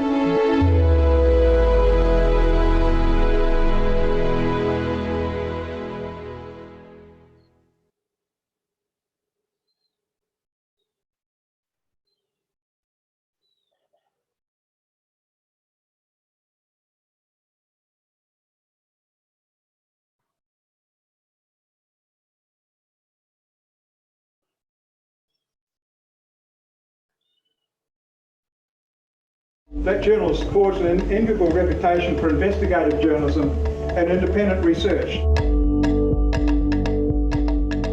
Unshackled by the agendas of donor organisations.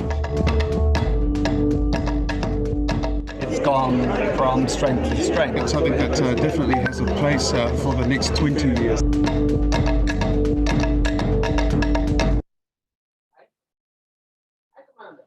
Pacific Journalism Review began in 1994, in November that year at the University of Papua New Guinea, and it was started to be a publication to publish research around Pacific examples and Pacific situations.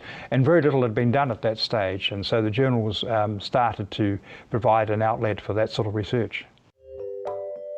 Kempi Nahasa was our first main cartoonist, and he arrived at the University of Papua New Guinea at the age of 22. He just had this natural genius. He was just a wonderful cartoonist. And in our third edition of the journal, it's been the only one that's actually been in a book form devoted to a collection of his cartoons. Here's one here, for example, and this was an issue at the time about ID cards. The Papua New Guinea government wanted to bring in these ID cards, and it was seen as a huge infringement on freedom of movement and freedom of people generally. In Papua New Guinea at the time, press freedom was a fairly major issue. Politicians in Papua New Guinea and also throughout the Pacific have always threatened the media and never really understood the role of the media in a democracy. And so politicians took every opportunity they could to shut down or silence or gag the media. And Pacific Journalism Review took a leading role in debate about media freedom issues and providing some of the research to underpin the campaigns about keeping media free in Papua New Guinea. Pacific Journalism Review moved from Papua New Guinea in 1998 to Fiji. And the reason for that was because I'd been the founding editor of PJR. and I was appointed as the head of journalism at the University of the South Pacific. But in some respects, University of South Pacific had better resources in terms of supporting the journal than had when I was at UPNG. Fiji television has been trashed. In 2000, there was a coup that wasn't quite a coup. A maverick businessman, George Speight, he gathered around him a number of renegade soldiers, and they seized the elected government at gunpoint and held them for 56 days. Pacific Journalism Review did a special edition around this the following year. Reflective articles, investigations and research all around this attempted coup. PJR moved from Fiji to New Zealand and became based at AUT University. The first edition here was in 2003, and then later on the Pacific Media Centre was established by our School of Communication Studies in 2007, and so PJR then became part of Pacific Media Centre.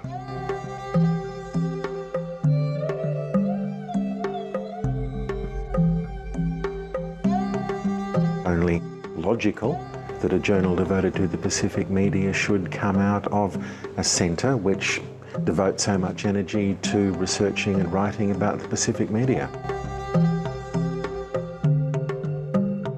I've been involved with PJR pretty much since it began. The first time I had a piece in it was when I was working at the University of the South Pacific back in the early 90s. I had written a piece for Islands Business, I think, or Islands Review, which David picked up and ran as a separate article in PJR. So I've been contributing to it on and off since then. It has a quite distinctive Pacific orientation, and that's what makes it absolutely unique from, say, any of the Australian media or journalism academic publications, and makes it unique certainly in New Zealand as well. So it's a publication that survived for so long because it fills a very special and important role. I think the contents are quite steady in the sense that the focus is on Pacific and some Asia, but the cover has changed a lot. I'm talking about the design of the cover. And then when it came to AUT, there was a competition of the design of the cover. And so this present cover we have chosen. And since 2003 up to now, this is what we are using. And we thought that the cover actually depicts the Pacific symbols. That's why we chose this one. I've been involved with Pacific Journalism Review when it started here at AUT. I was involved with looking at the photographs and the graphics for a start. And then I carried on with doing the mail out. This includes actually mostly New Zealand and Australia, but we've got UK and Wales, we've got Canada, and we've got US, which also includes the United States Congress Library, and that surprised me, because not many journals probably has that kind of privilege. Political cartoons have been quite characteristic of Pacific Journalism Review. It's very different, makes it very unique in terms of comparison with many other journals around the world. Probably our leading cartoonist has been Malcolm Evans, who won the New Zealand Cartoonist of the Year several years. He drew several cartoons that particularly dealt with current coup leader in Fiji, Vorek Bainimarama. One cartoon featured Bainimarama jumping up and down on bloggers like a bed of hot coals. Another one showed Bainimarama sitting on a palm tree with a parrot, which is supposed to be a free press, and a gag on its beak. All of them very amusing, but they set the sort of tone for the journal. I guess my first memory of being involved with Pacific Journalism Review was when I went up to Port Moresby and I was giving a course on investigative journalism. That was, I think, around the time of the second issue of Pacific Journalism Review, and it was very much, the beginnings of the journal and, the growth of this link between scholarly work and practical journalism. And Pacific Journalism Review is probably the lead publication in advocating the methodology of investigative journalism as a research methodology.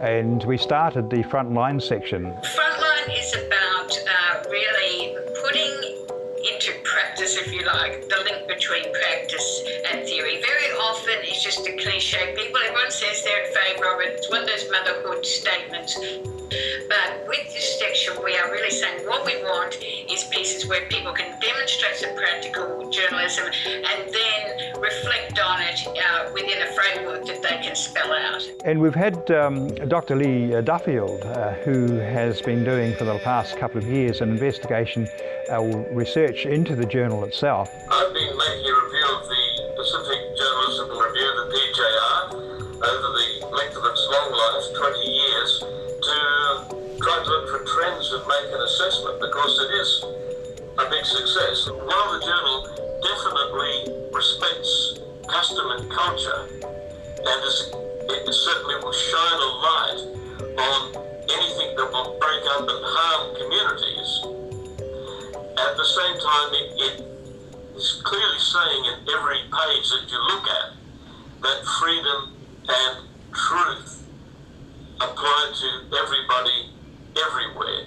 In 2010, the Global Cultural Industries Academy of Beijing, China, which represents the world, gave Pacific Journalism Review a prize for its Motivated Thinking periodical, and it was for its coverage of hot topics.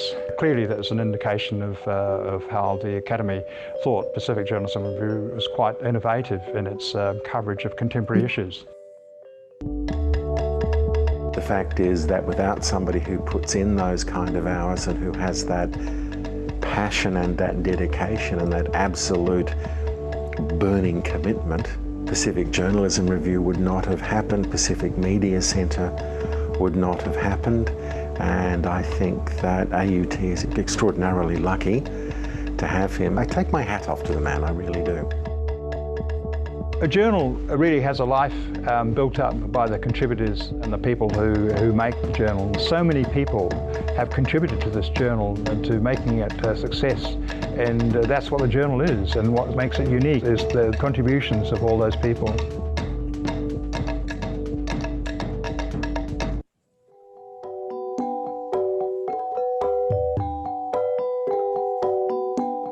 Globally, journalism is in crisis. There's a focus on the business models of most media. And our business model is one that's based around the uniqueness and character of this journal. It's always been at a cutting edge, and so we hope to be at the cutting edge in the future as well. And so as the digital changes take place, we hope that the journal will be at the forefront of those sorts of changes.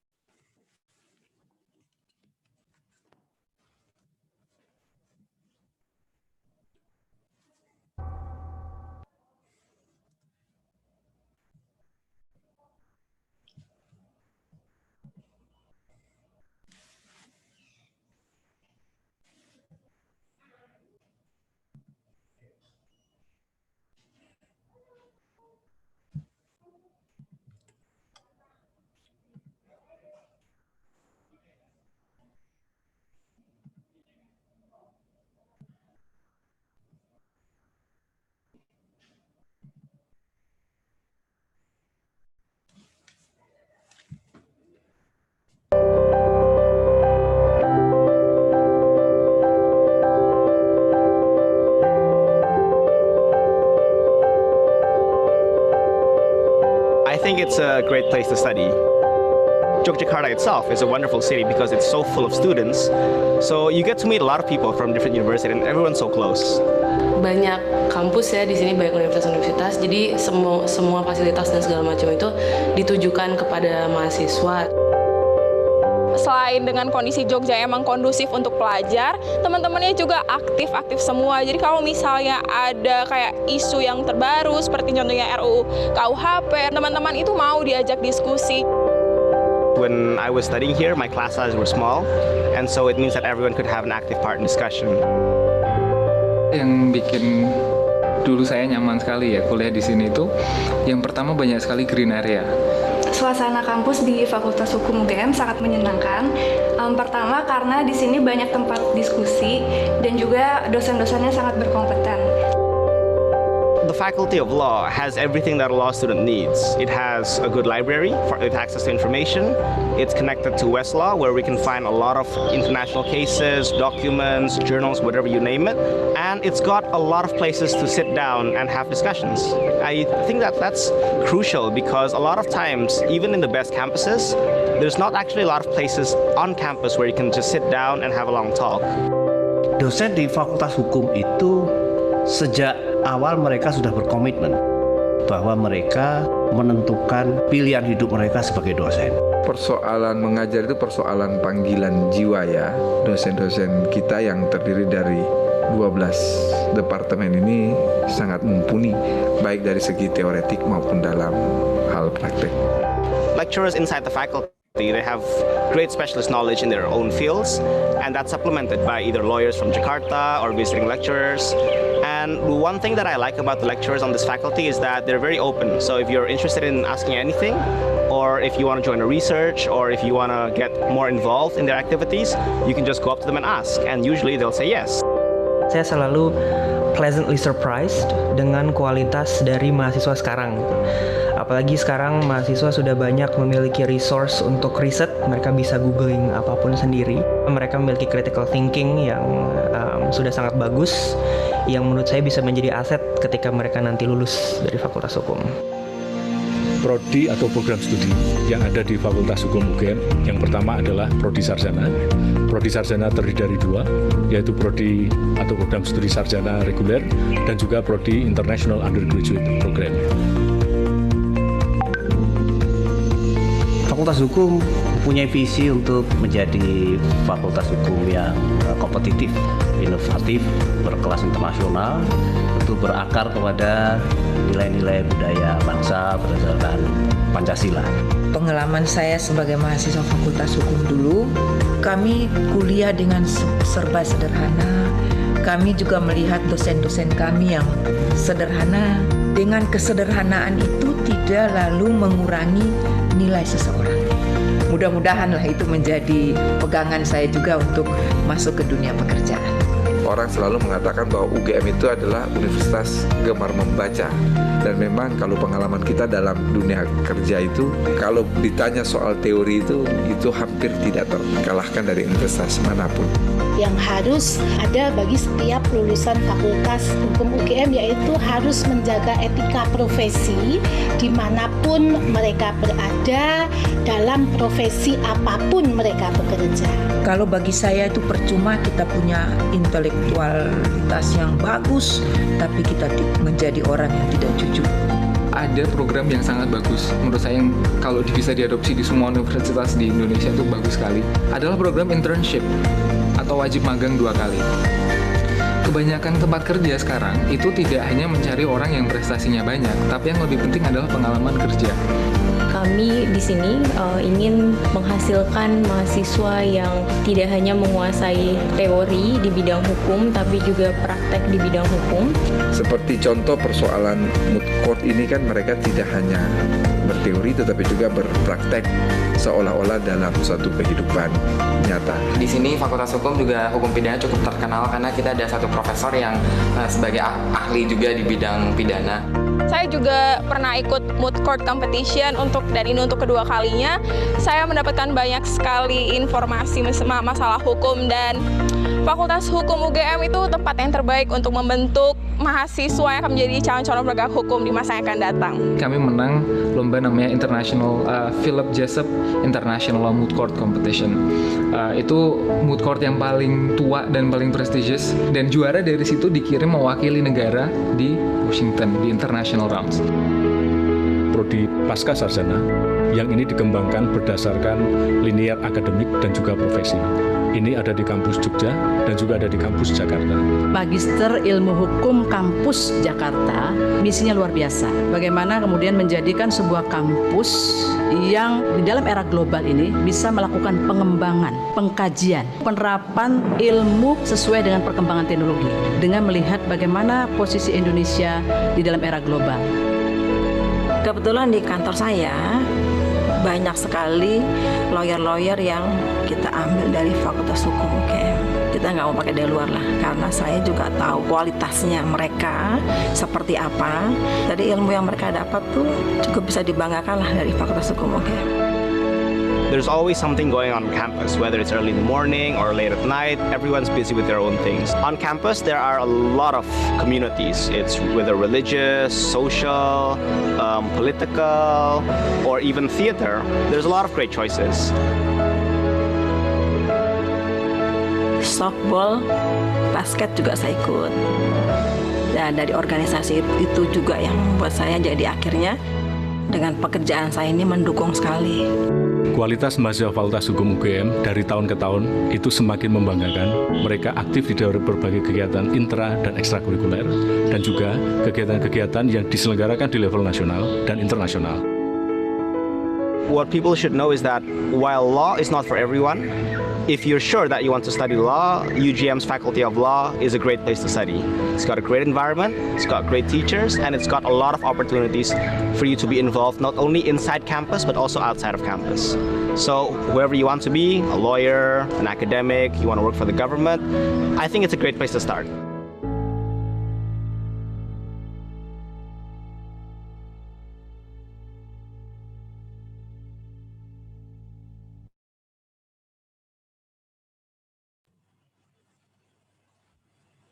Okay, good afternoon, ladies and gentlemen. Welcome back to the second Symposium of Social Science 2020. We would also like to welcome to the newcomers, new participants who just joined this symposium. Welcome. We hope that this symposium will be very useful to give you some insights about the social science issues. As I mentioned earlier before the lunch break, now we are going to have symposium number 2. In symposium number 1, we discussed about power. Now in symposium number 2, we are going to discuss about technology, future media, and also the social worlds. For that, we are going to have 3 speakers who are going to be talking about that topic. The first one, we have Professor Gerard Gogin from Nanyang Technological University. And then we have Dr. Novi Kurnia, MSc, MA, from Gajah Mada University, and also Dr. Randa Lugina Setiawati Setiono, MA, PhD, from Universitas Indonesia. And this session will be moderated by Gilang Desti Parahita, SIPMA.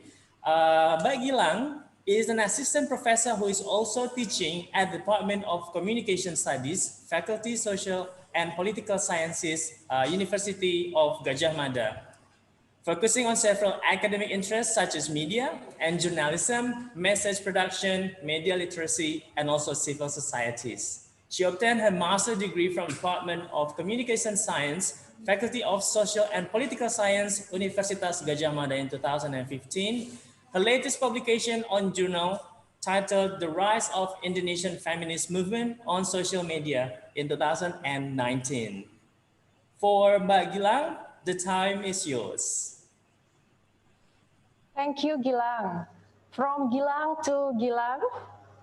Good afternoon, ladies and gentlemen, all participants who are attending this session from many corners around the world.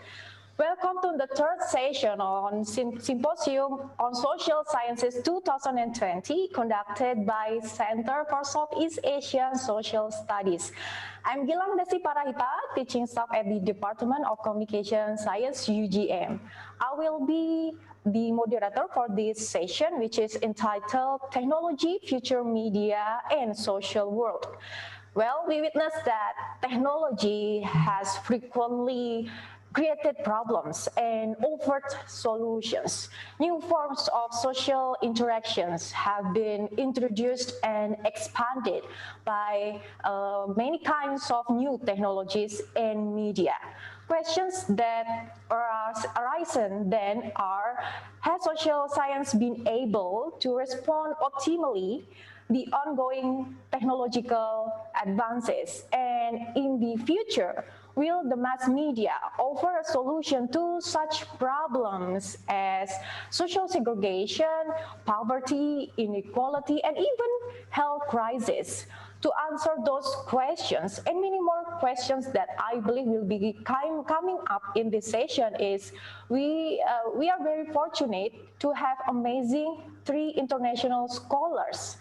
Let me introduce and read their short biographies first. The first speaker is Professor Gerard Gogin. He is Wee Kim Wee Professor of Communication Studies in the Wee Kim Wee School of Communication and Information, NTU. Prof. Gogin is widely known for his pioneering work on mobile media, culture, and communication. He has also had a long-standing interest in disability, human rights, design, and digital technology. A fellow of the ICA as well as Australian Academy of Humanities, Gogin also serves as Secretary General of the International Association of Media and Communication Research. Hi, good afternoon, Professor Gogin. Hope you are well. Good afternoon, selamat siang. Ya, selamat siang. Selamat siang. Apa kabar Profesor Gogin? Kabar baik. Apa kabar? kabar? Yeah, it's good to hear that you are well. Now, when we are saying well, we really mean it. Yeah, we know why we are very fortunate, yeah, to be here together to have this session. Thank you for your appearance for this session, Prof. Gogin. And the next speaker is Dr. Novi Kurnia. She is a lecturer and chair of the Communication Studies postgraduate program at the Department of Communication Science, UGM. Her study interests are media and gender, film studies, political economy of media, ethics and communication regulation, studies of culture and popular culture, media and community, media literacy. Other than being a lecturer at UGM, Dr. Novi Kurnia is also a researcher at PR2 Media or Regulatory Monitors and Media Regulators. Good afternoon, Dr. Novi Kurnia, Mbak Novi. Good afternoon, Mbak Gilang. Selamat siang. Ya, selamat siang. Selamat siang, Pak Gogin.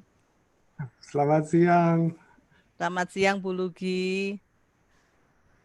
Selamat siang, Bu Lugi. Bu Lugi juga sudah hadir. Bu Lugi is selamat siang. Already here, ya.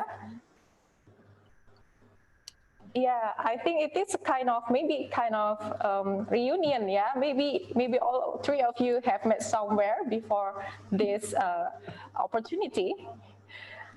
Well, I should read the third speaker, the biography of Ibu Lugina Setiawati Stiono.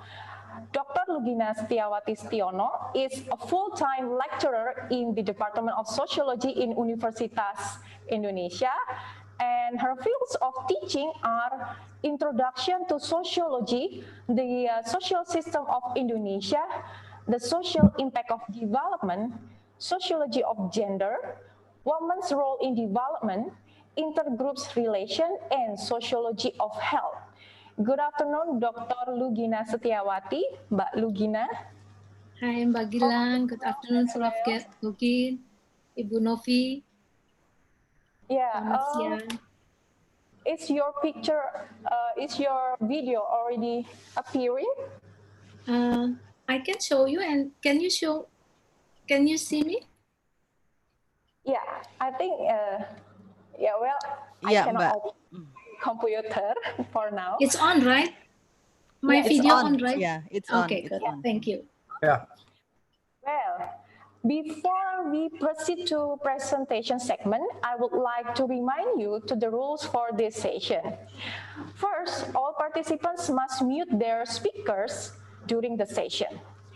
And then participants are able to ask questions in the chat box, yeah, in the Q&A box, when the speakers are presenting. So not in the chat box, but in the Q&A box. Please mention your name and to whom your question is posed. I will pick and read the question to the panelists. We will have 20 minutes for each speaker to present their PowerPoints and 60 minutes for discussion. So we will have plenty of time for discussion. So the attendees here, I hope that you pose many questions, as many as you can. Yeah, I will provide a cue for each presenter 5 minutes before the presentation time is ended. Well, we have attained tremendously valuable knowledge from previous panel sessions. I believe with the expertise of our speakers and the participations from all of you, the attendees, we will have insightful and meaningful discussion and knowledge as well. As I do not want to waste time, I shall invite for Professor Gerard Gogin to present first. He is going to present disability, social transformation, and the future media. Please, you have 20 minutes, and 5 minutes before it is ended, I will chat you, privately. Okay. Thank you, Professor. Thank you. Terima kasih banyak. And thank you so much for the warm welcome. And it's such a pleasure to share this session with my esteemed panelists. And it's just wonderful to have the opportunity, having briefly visited Yogyakarta towards the end of last year when one could travel, to be back and at this kind of cutting edge symposium. So let me just share my screen as one does and get underway. So what I wanted to talk about today in the kind of, is everyone that's sharing okay? So what I wanted to talk about as a future of media issue, but also I think a big issue in social transformations, and one that's, I think, very intersectional and very much something that a range of societies in Southeast Asia are starting to really grapple with. So I really thank SICAS, your Center for Southeast Asian Studies, for the invitation and opportunity. So it's disability, social transformation, and the future of media is the topic. So globally, clearly, we're in a period of intense transformation associated with technologies. And these developments that we're preoccupied with, that in the last 6 months have taken a quite a turn, pose challenges for social science and also for how we think about and reimagine media. So I want to draw today on two particular kind of interdisciplinary areas of social science, the communication and media research, and also critical disability studies, often located in sociology, but many other areas as well, often across education, social work, a range of other areas. And I want to suggest and assume disability as a paradigm for us to better understand society, technology, and media in relation to emerging understandings we have of human, of species, of environment. So I suppose around the world, disability is often, this is perhaps the reason to introduce this in a session on media and thinking about future media, general claims about emergent technologies and their role in social life. And especially, I think, in relation to technology and media. I put two books up here, forgive me the self-promotion, but there are some, it's an emerging area, and I rely on here, draw upon work on disability and media, and also other work on disability and technology, quite interdisciplinary, with two books here that may be anchor points.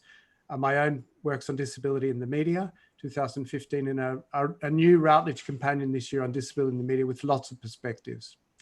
So in terms of disability, the figures are an interesting starting point. Definitions of disability really vary widely. There is some international movement, but I know in say, Indonesia, for instance, in Singapore, in other areas of Southeast Asia, fairly common with around the world, that the definitions vary. And so the figures vary. Populations is probably between 10 and 20%. In Singapore, it's estimated as 13.3% over 50 years, and it's quite small. The official estimate for the general figure on disability, if you look more broadly, it wouldn't be the case. And I think, you know, one of the issues here, that people with disabilities still face exclusion, discrimination, poverty, and injustice around the world. Particularly that's been raised in relation to COVID-19 at present. But more broadly, in the World Health Organization 2011 benchmark report on disability noted disability association with disadvantage and poverty, and also its gendered nature around the world.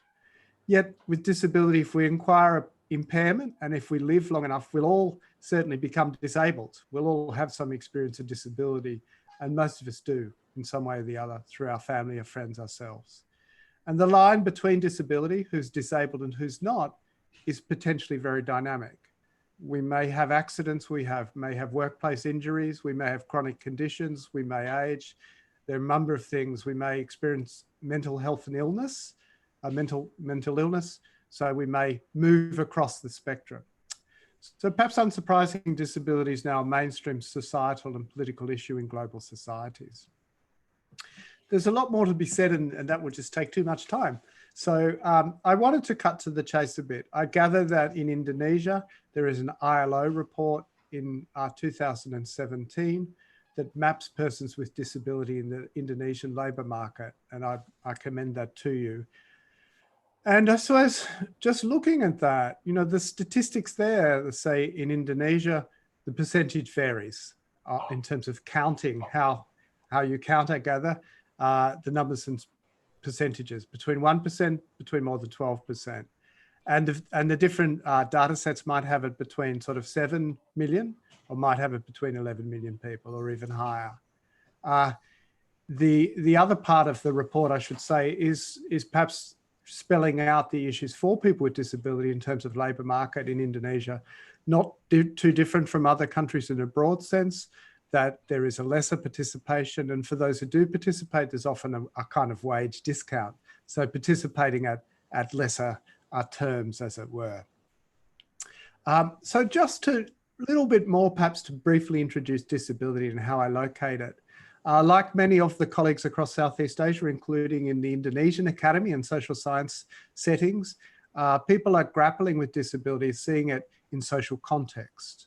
The newer kinds of approaches to disability over the last 20 or so years, these are the accounts that underpin the UN Convention on the Rights of Persons with Disability, is often called the social model, the famous British example, more broadly social and cultural approaches. Disability is often very culturally specific. So across different cultures, there are different words for disability, different meanings. And in multicultural diverse societies, like in Singapore, like in Indonesia, like in other places in the region, there are cross-cultural accounts.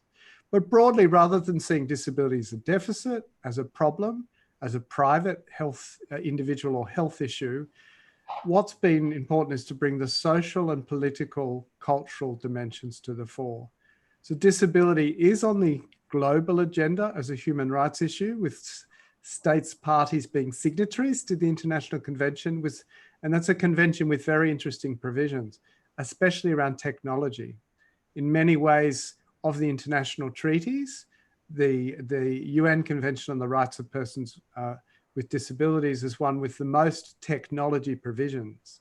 It recognizes that in the last 10 or 15 years, societies are very much about technology in many ways. But the issues around disability still remain that many of the ways we arrange our society are very disabling. And the disability often goes deep into our cultures with very deep meanings associated with disability. A few years ago, this was picked up in another ILO report about reporting disability. This has been a long-standing interest in the media, often framed, to be honest, in very narrow terms. It's often about other kind of terminology used, incredibly important, but I think some of the other dimensions around and the work on disability in journalism and news, we just simply don't have the work that we might have in gender, for instance. You think of the Global Alliance on Media and Gender that my colleagues around the world are engaged in, particularly in the International Association of Media Communication Research. There's very sophisticated, long-standing policy work, very much backed by UNESCO, for instance, and researchers. It doesn't exist on disability to the same extent. There's a body of work around accessibility and digital technology, but not the broader issues. But nonetheless, this is an important report here about reporting disability that you can say. And I've got a piece here from the Indonesian version and in English translation for the likes of me with my very scant Indonesian, saying, look, as a journalist, you can help influence public opinion and views so that all people with disabilities can enjoy the same right to participate. Through your reporting, you can support the rights model of disability. Of course, what's happened alongside this is that people with disabilities, as is evident in Indonesia, and I've met a number of the NGO leaders in disability in Indonesia, are using social media. They're making their own media. So journalists, of course, have had to get to it because with some of the tools available around the world, people with disabilities are engaging in their own kind of media making.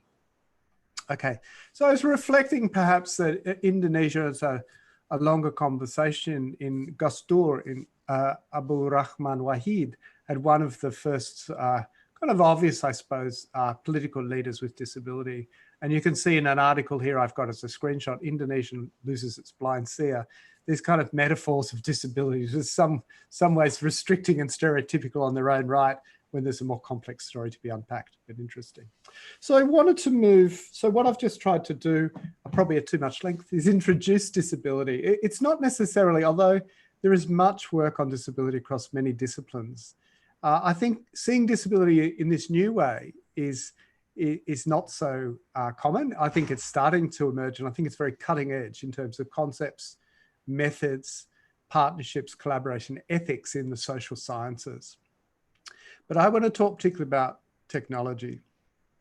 So around technology, disability is often used as a way to authorize new technology. You often hear lots of stories about technology and its benefits for people with disabilities. A broader version of the benefits often we see through sort of technological determinism as benefits we get from technology. So I've got an example here of the Go Life kind of program about Gojek. And of course, Gojek is something of a phenomena, as I understand Indonesian, and one of the founders is now the cultural minister. And so those ride-sharing platforms, ride-hailing platforms here in Singapore as well, Gojek operates, but also Grab, are very engaged in presenting themselves and doing so as platforms for the disadvantaged, providing work and opportunities for people excluded from different societies, maybe people who are in the informal economies to a larger extent, being formalized a bit. So this screenshot saying that the Gojek under the hashtag Hilangkan Batasan, saying Go Life's providing these opportunities for disabled people. There's an image here of three disabled people.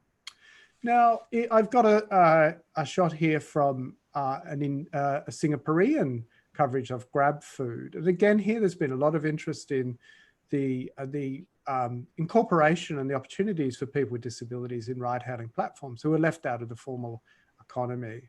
And I suppose I wanted to ask a question here, and forgive my provocative title, saying, is this advancing inclusion, or is this is perhaps the more provocative bit, disability porn?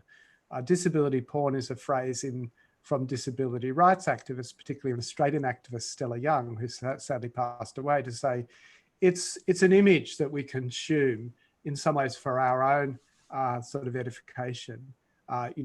Stories of sort of people overcoming heroic obstacles or pitiful sort of situations, rather than actually genuinely advancing inclusion. And I think this is part of the critical examination we need to do of actually technology and how it's put into place in society.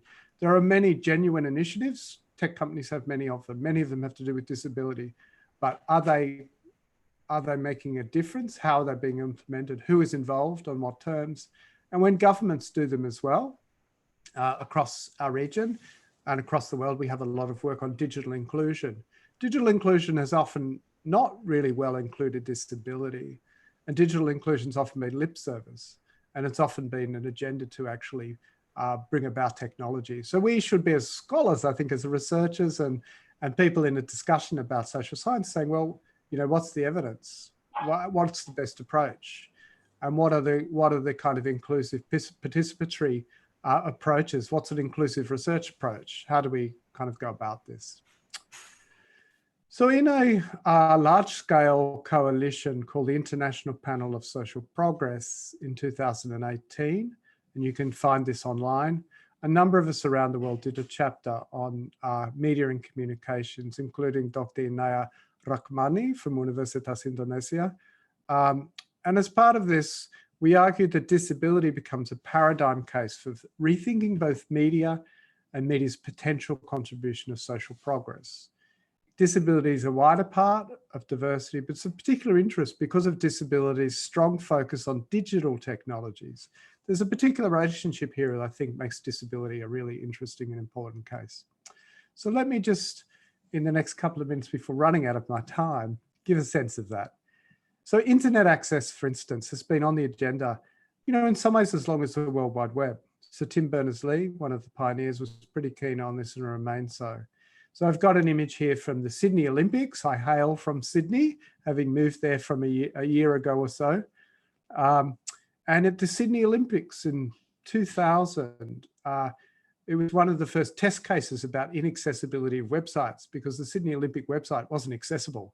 So they were taken to the Human Rights Commission. And it's an image to show that internet accessibility is incredibly important to make the internet accessible to everyone, including people with disabilities. But we still have a long way to go. Most governments, for instance, are only have a mixed record in this, and private corporations are often even worse. Universities have got a long way to go. So we can pressure our own universities to take this more seriously. So I've got an image here from Stephen Hawkins from that, the opening then of the London kind of Olympics, where that was, disability was a real theme of that, the Paralympics, and noted that the kind of internet accessibility. There are a number of other examples. Deaf mobile messaging cultures, another technology where accessibility has been a big feature. The iPad, another area that's been talked about, discussed, for instance, around relation to people with intellectual disabilities. So then a number of tech firms, I've got screenshots here from Apple, from the work Apple's done around accessible technology with things like Apple Watch.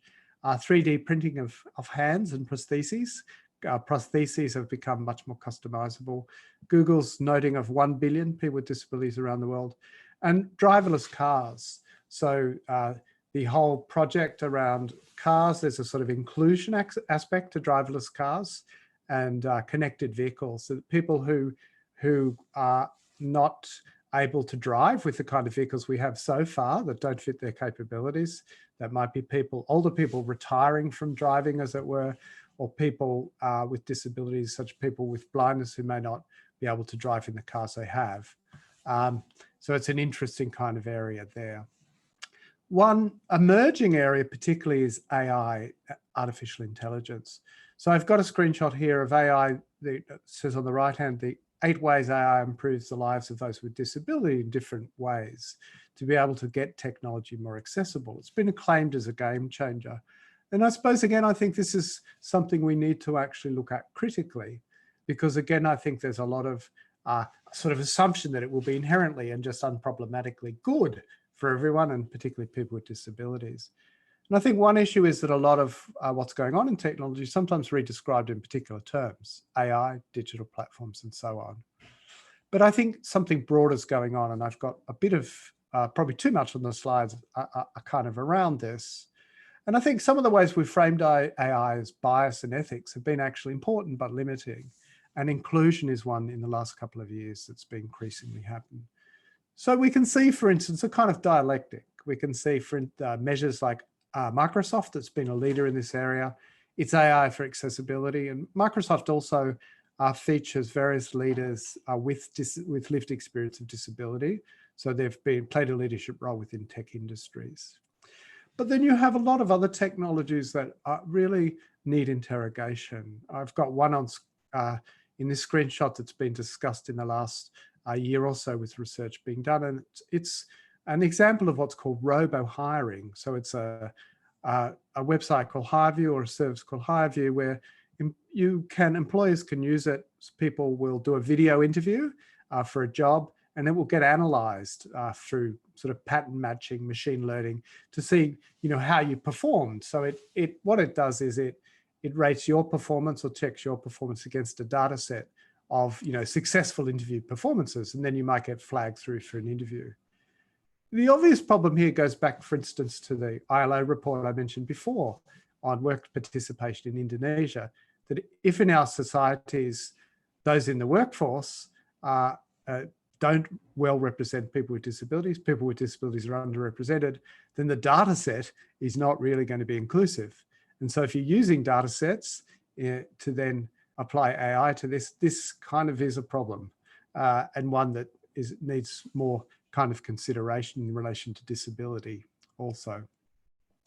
So there's another area that I think is really important and I've been working on for the last couple of years, and people around the world are working on it. I'd love to hear more from Southeast Asian researchers, particularly because I think to some extent the Southeast Asian locations of automated decision-making and AI, I don't think have featured, loomed as large internationally as they should, but I think the emerging work's there. So I think one of the issues is these technologies, as we know now, are often, whether it's just in sort of rhetorical or sort of social imaginary terms, are at the heart of many government visions about their countries. A famous example, for instance, is Digital India, Narendra Modi's elsewhere in the Asian region vision of this, or the Chinese visions. Singapore, we have the smart nation policies. Many other places we do. In Singapore, we're very advanced with things like digital government and apps. Now, of course, COVID tracing apps and Bluetooth COVID apps are incredibly important, but bringing together government services through automation and algorithms.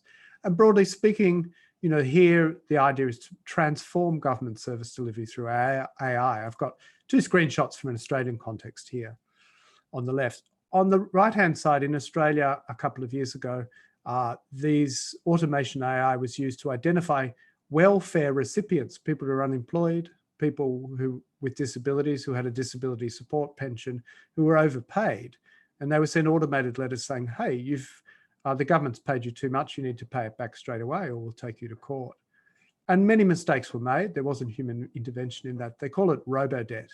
And it's still working its way through the Australian Parliament with many injustices still remaining. So I suppose here we've had work, the American scholar Virginia Eubanks has got a book called Automated Inequality. But I think disability has been a bit late to that party, but it has much to tell us and is an incredibly important part of that. And it'd be very interesting to hear, what is the state of the art in Southeast Asia on this, and what's the social science research concepts, theories being brought to bear on this. So I suppose in closing, I think when we're thinking with disability, actually we can reimagine communication, is my claim. We need another kind of talk to sort of get the outlines of this. And we can conceptualize and claim new kinds of communications rights. We can see this in the UN Convention. But I think before we get here, we really need to consider putting disability at the cutting edge of disability society changes and the social science research needed.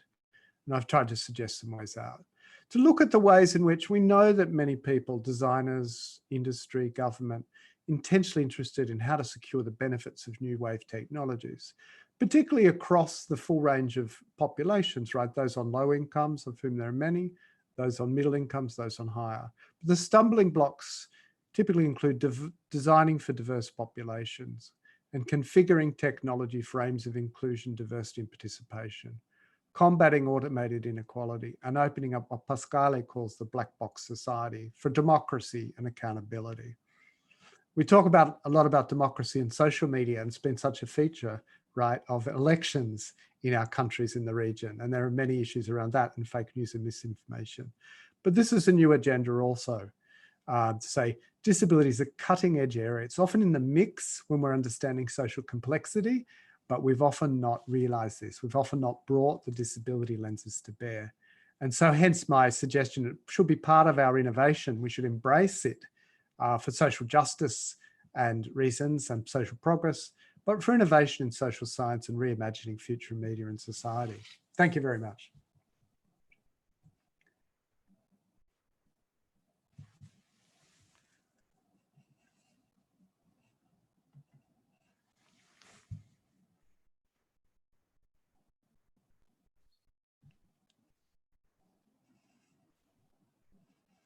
Gilang is still muted.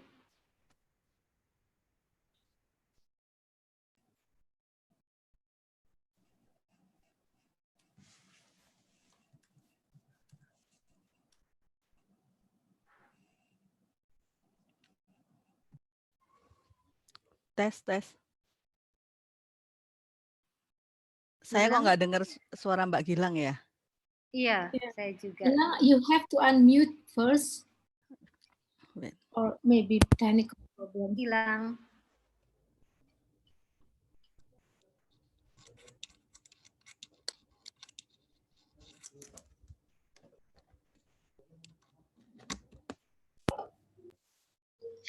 Hello. Yes, Gilang.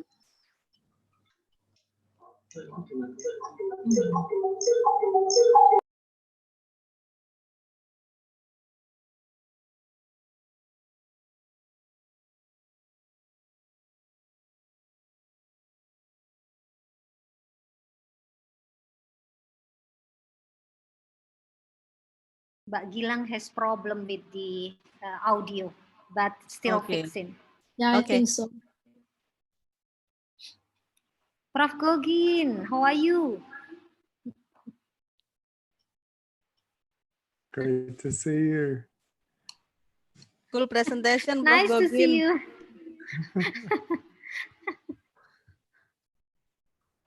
It's great presentation. It's dealing disability and also that's the future agenda, ya. Yeah. Interesting Thank you.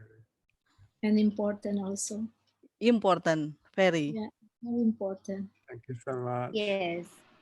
Very specific topic from you, Prof. Gogin. Yeah. We have to concern about that, I think. Yes, Professor Gerard, that was a very interesting topic about technology and also related to the inclusivity of the people with disability. We apologize for the technical issues occurred to Mbak Gilang. So yeah, my name is also Gilang, so it's a little bit quite, like introducing someone with the same in the international symposium, something like this. Anyway, Don't want to confuse us too much. So yeah, we would like to let our second speaker, Ibu Dr. Novi Kurnia, to do the presentation with the same rule that Mbak Gilang has already explained. So Ibu Dr. Novi Kurnia, the time is yours. Okay, thank you Mbak Gilang and Mas Gilang for introducing me and Pak Gogin, Bu Lugina, Mbak Hermin. So I will have my presentation. I will share my PowerPoint now.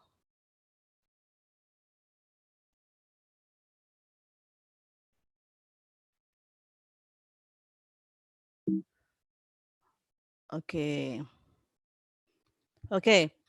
Good afternoon, ladies and gentlemen. First of all, I would like to say that I'm honored to be part of the Symposium on Social Science, especially in this panel, Technology and Future Media, and as well as Social Work with Prof. Gerard Golkin and also Dr. Lugina Setiawati.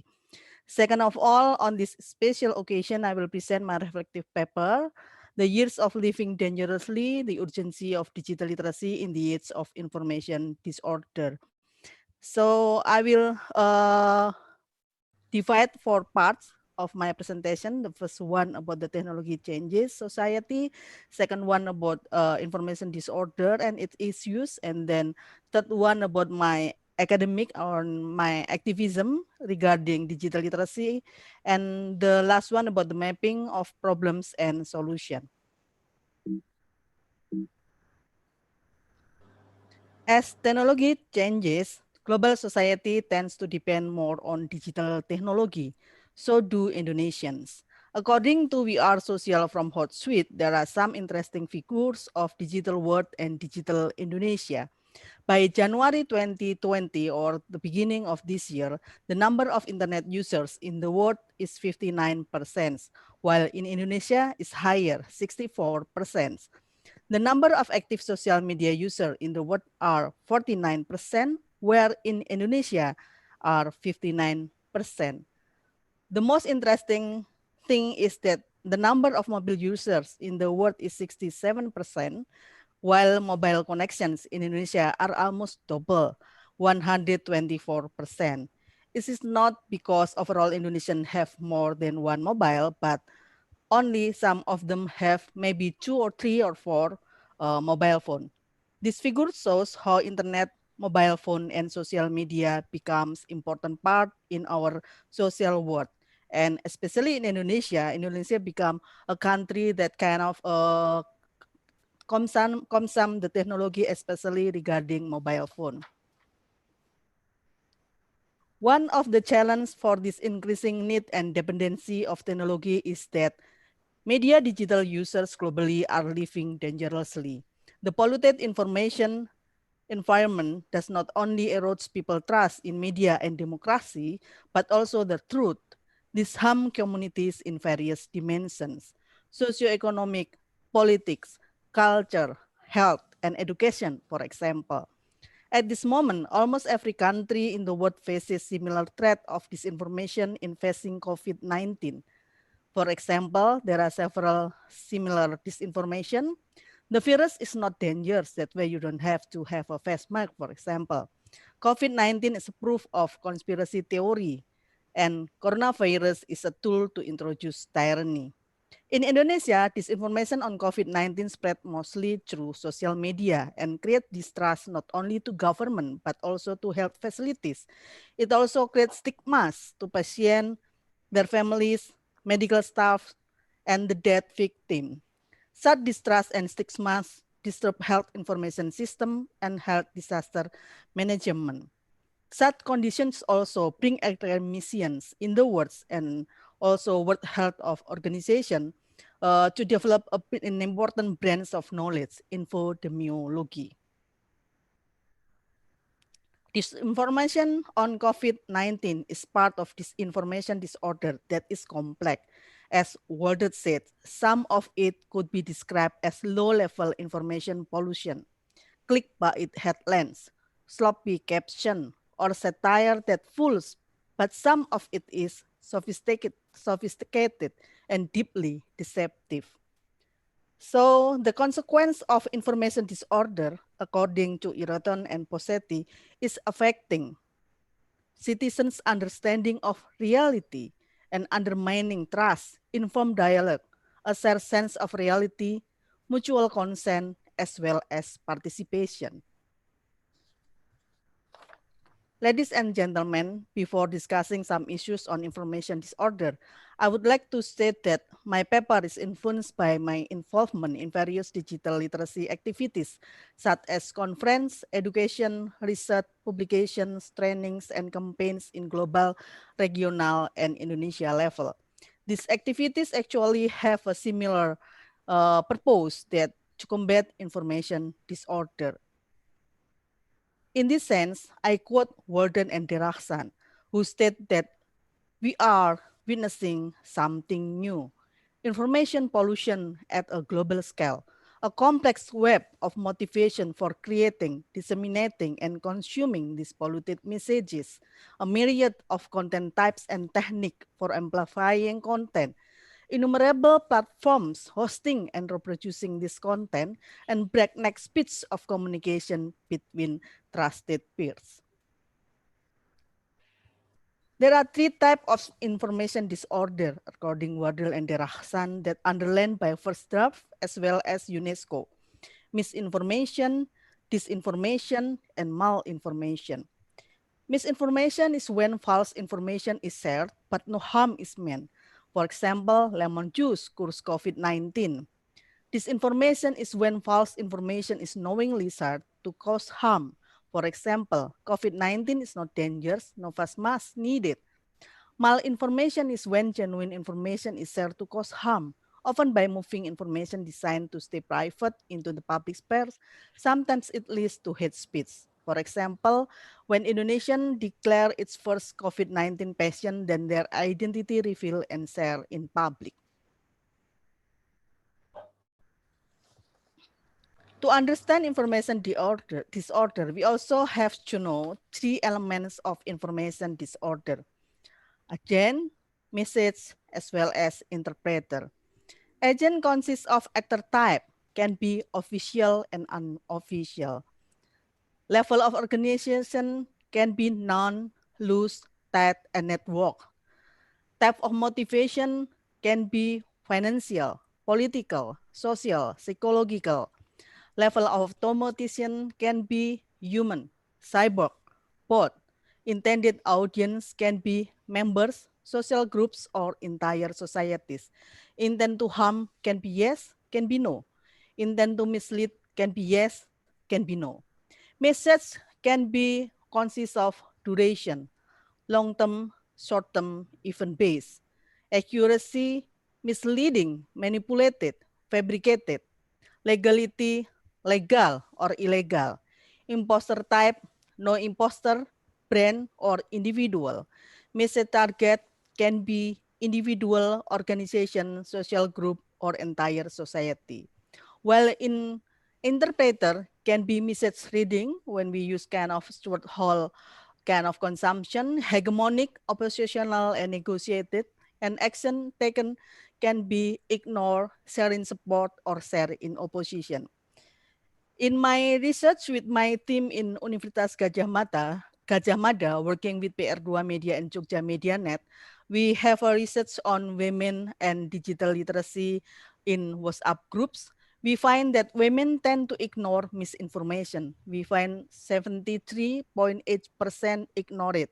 And we also find that their critical competence in digital literacy is lower than their functional competence.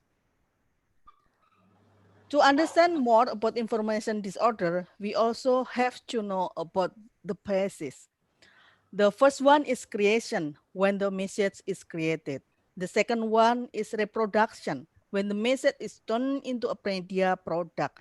The third one is distribution, when the product is distributed or made public. In this sense, I think it's important to see that in JAPLID, JAPLID is Indonesian network for digital literacy activists. We formulate 10 competence on digital literacy that contextualized in Indonesian context, that formulated after literature review on media and literacy in kind of the theoretical base. And we exercise this competence in writing guidebooks on digital literacy, research, and also campaign and other digital literacy activities. In this competence, we also underline the importance of distribute and produce that become an important factor why information disorder can be spread in the internet and as well as in the social media. That's why the 10 digital literacy competence produced by JAPLID actually based on the understanding that digital literacy involves not just being able to operate tools. So it's not technical matters only like computers and mobile phone, but also the ability to adapt the affordance and constraints of this tool to particular circumstances. In other words, while we may seem at times to focus quite heavily on the digital part of digital literacies, that is to dwell on the affordance and constraint of these new technologies. What we are really interested in is not the tool themselves, but the process of mediation, or as others call it, mediated action. The process through which people appropriate this tool to accomplish particular social practices. So implementing digital literacy, I'm glad that I stand in two words. First one is academician or scholar. Second one is activist. This is what we've done in Department of Communication Science in Universitas Gajah Mada. So in doing literacy activities as academician as well as activists, I and my team work collaboratively with various stakeholders in international, regional, and national contexts. We provide curriculum and subjects on media literacy for regular undergraduate students, on new media and digital literacy for international undergraduate students, and digital literacy for postgraduate students. We also have various studies on digital literacy that mostly published in academic books, guidebooks, and also training modules with several issues. Journalism and disinformation, we work with UNESCO. Women and WhatsApp group, we work with Facebook and also WhatsApp. Combating political hoax, we work with Jabilidi and Cyberkreasi. Digital parenting, smart game, and disaster management, we also work with Cyberkreasi and Jabilidi. Besides these activities, we also conduct various community services as well as workshops and trainings. This is one of the vision of our department, is crafting well-informed society that become my virtual background actually. In Japelidi, what we have done is also a lot. We have 164 members, mostly academicians from 80 universities from 31 cities in Indonesia. We conducted research, conference, publication, workshops, training, media relations, campaigns. And the spirit of our work is collaboration and voluntarism. In Indonesia, we call it gotong royong, that based on crowdfunding as well as crowdsourcing. Jabilidi have already 11 guidebooks on digital literacy on various issues: political hoax, game, natural disaster, digital parenting, radicalism, citizenship, citizen journalism, cyberbullying, and human trafficking. During pandemic, JPLD conducted online and offline campaigns supported by government, non-government organizations, media, and communities. We created 19 digital content so far. The main digital content, Jaga Diri, Jaga Keluarga, or in English, How We Care Ourselves and Our Family During the Pandemic, is produced in 45 languages, 43 local Indonesian language, Mandarin Indonesia, to cater Indonesian plural society. This content has successfully invited communities to participate in distributing the message by printing it as flyers, posters, banners, and billboards around their neighborhood to be part of their daily life. You can see in the picture, they put the flyers in water tower, in kind of, what is that? Food stall, and also in the street in kampung or in a village. Until the end of this year, Department of Communication Science will have some programs. We will have digital literacy trainings for Indonesian women working with WhatsApp. We will have workshop on countering disinformation in ASEAN working with UNESCO. We have research publication on combating COVID-19 disinformation, and we still have developing curriculum and session plans on digital literacy. JPLD also still have some works to do until the end of this year. Research launching on the mapping of Indonesian digital literacy competence and book launching on combating COVID-19 disinformation. However, we still have challenge we don't have answer yet. Working with various stakeholders and also conducting wider digital news literacy program for wider community with a measurement that can use to measure our effectiveness on the program is still become homeworks for us.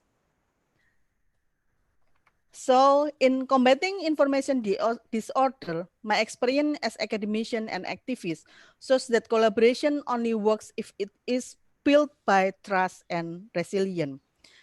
And in addition, it's not what only can be done by educational institution as well as civil society, but also should be done collaboratively with government, social media platform, media industry, as well as funding bodies.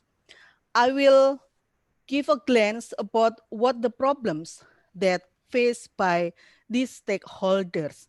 Some of them are already explained by Prof. Gogin, but I will look at from the stakeholders' perspective. Media usually face problems on echo chamber. Sorry, I will start with media: virality, clickbait, poor journalism, and online abuse. And these problems only can be solved by high quality journalism, fact checking, and also combating abuse. And then social media platform facing echo chamber, filter bubble that driven by algorithm, polarization, hyperpartisanship, virality, manipulation, and personal data. I can see that the solutions can be done by contextualizing community standards, fact-checking, humanizing artificial intelligence, privacy protection, and research to find solutions. Government faces global and national threats, cybersecurity, outdated regulation and policies, violation of the law, and also digital divide. And the solution that can be done is combating threats in global level, updating regulation or policies, law enforcement, and minimize the digital divide. Education institution problems lies on providing curriculums and programs that have ability to motivate students to understand the danger of information disorder and to become digital literacy ambassadors. This problem can be answered by developing curriculum and various digital literacy programs, including research, publication, trainings, and community services. The problem of civil society lies on the lack of digital literacy competence and irresponsible manners, the only that can be managed by conducting various digital literacy programs to motivate them to be ethical and responsible digital citizen. This program, based on my experience, should invite community engagement, which becomes social capital for Indonesian society. And other things that may be important is that the digital citizen should be learned about how to make or how to employ social media verification, because most of the problem come from social media. The problem faced by funding bodies to provide support for digital literacy programs should be maintained by to be sustainable and equal for those who need the support, so that they cannot create any kind of digital divide. I think that's matched with Prof. Gogin presentation, that digital literacy should be not exclusive, should be inclusive. Ladies and gentlemen, those lists are my mapping on problems and its proposed solution to fight information disorder. To conclude with, I argue that digital literacy is urgently needed in the age of information disorder if we do not want to stay in the years of living dangerously. If we would like to have a future of media and also social world that safe, that not dangerous anymore, and also that's peace, that I think is idealistic, yeah. But I think global digital society, including Indonesian digital society, has to fight information disorder and has to do it quickly and collaboratively. Thank you. Terima kasih. I like to have forward question and comments from the audience. Thank you, Mbak Gilang. Thank you, Dr. Novi, for your presentation. I hope that all attendees who have already have questions in your mind, please write down your questions on the Q&A box, yeah. And we will discuss and answer your questions in the discussion session.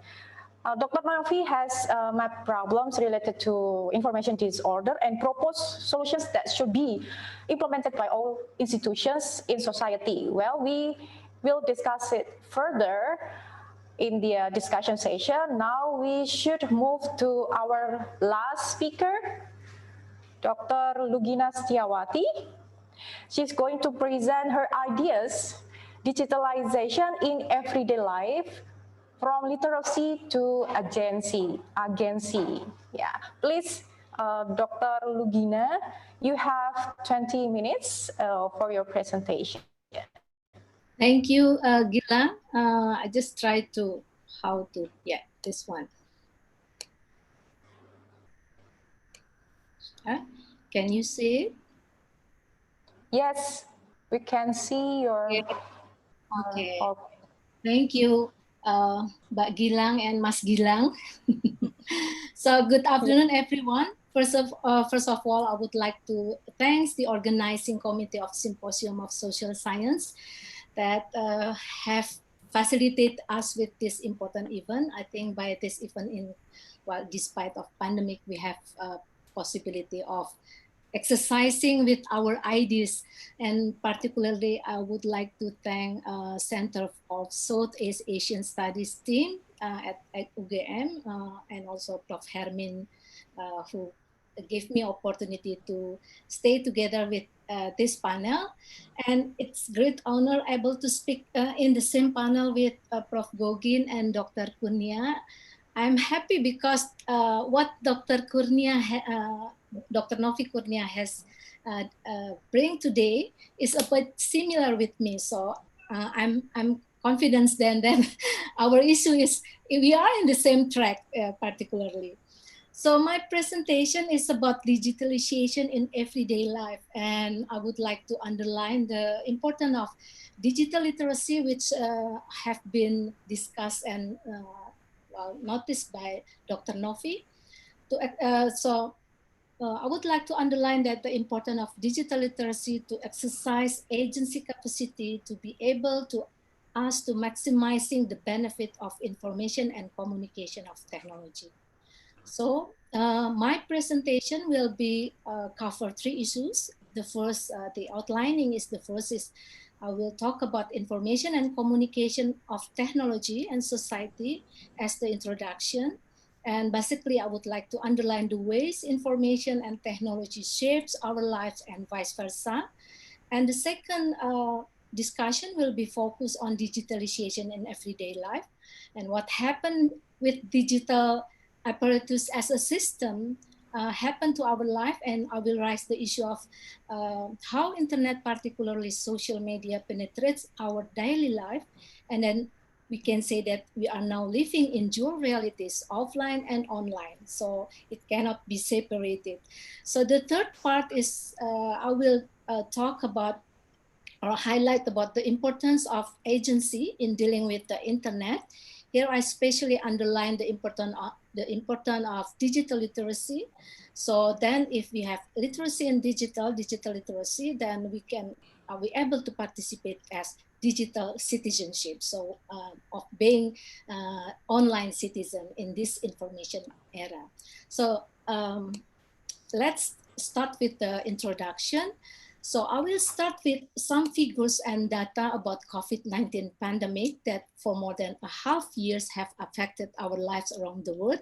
And then fortunately, I don't have to put the table because the figure, because Dr. Kurnia has shared with us in the previous presentation, how the global situation, how the global figure of penetration internet and social media.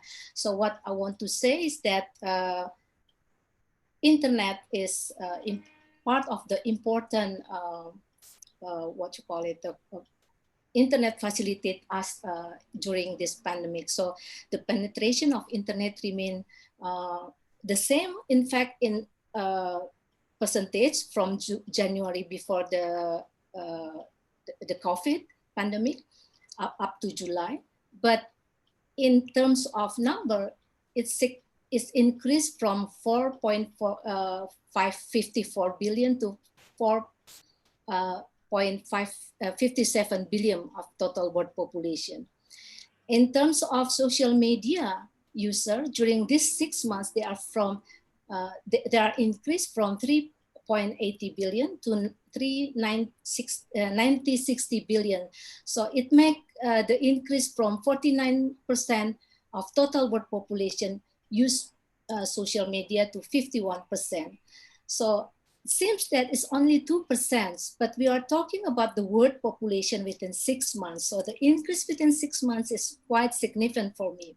So, but what I want to say is that no doubt that we have been experiencing how important is internet facilitate us to keep working in our daily life in the midst of lockdown. And if we look at the digital contribution during COVID-19 pandemic, it is said that, well, I have to give you this chart. It is said that internet data also show that 80% of this respondent of the We Are Social survey points that the roles of internet to people during the pandemic is very important. All 83% of them say that they able to cope with COVID because of the internet. And also because digital help them to keep in touch with friends and family, which is because we are in the condition of limited capacity, ability to move to mobile, but digital help us to keep in touch with friends and family, and also in children education. So move to the context of national and local. I'll show you or share with you two data that very local. The first is based on Indonesian Statistical Bureau survey that found that 9 of 10% did online, this is not online shopping, but did online activity. So during pandemic, 31% of respondents experienced increase in doing shopping activities. So it's very significant, 31%. And if we look at the other data, it's very simple survey. We just conducted around Jakarta, not only 248 respondents among the youth, but still this is give a kind of insight how important is internet, and also how important is the gap between internet and the offline activities still happen. So in this data, it is found that the many young adult, youth, they still shopping for daily needs. Shopping in terms that is not online shopping, but offline shopping. So you can imagine that, offline and online still have a kind of relation. So if we refer to context Indonesian statistical data and also the international data, we can say that COVID pandemic changed our relation with technology. So almost all activities during pandemic linked to the internet. And also that it is also affect all sectors of our life, including economy, education, cultural events. So there are so many wedding ceremony has to be canceled, religious activities, the most difficult for most Indonesian to have religious activities at home, and also social event. So by showing this data, what I want to say is that the pandemic is impact our life. Undeniable, show us that internet have become integral part of our life. Information technology becomes a new infrastructure that shape our social structure and social relation. And also the data show that the strong internet penetration, based on some of the data I have shared, doesn't necessarily completely transform the offline activities to online, but the offline and online activities are coexist. So in this very short time, I would like to focus my presentation on 3 issues. The first is digitalization in our everyday life.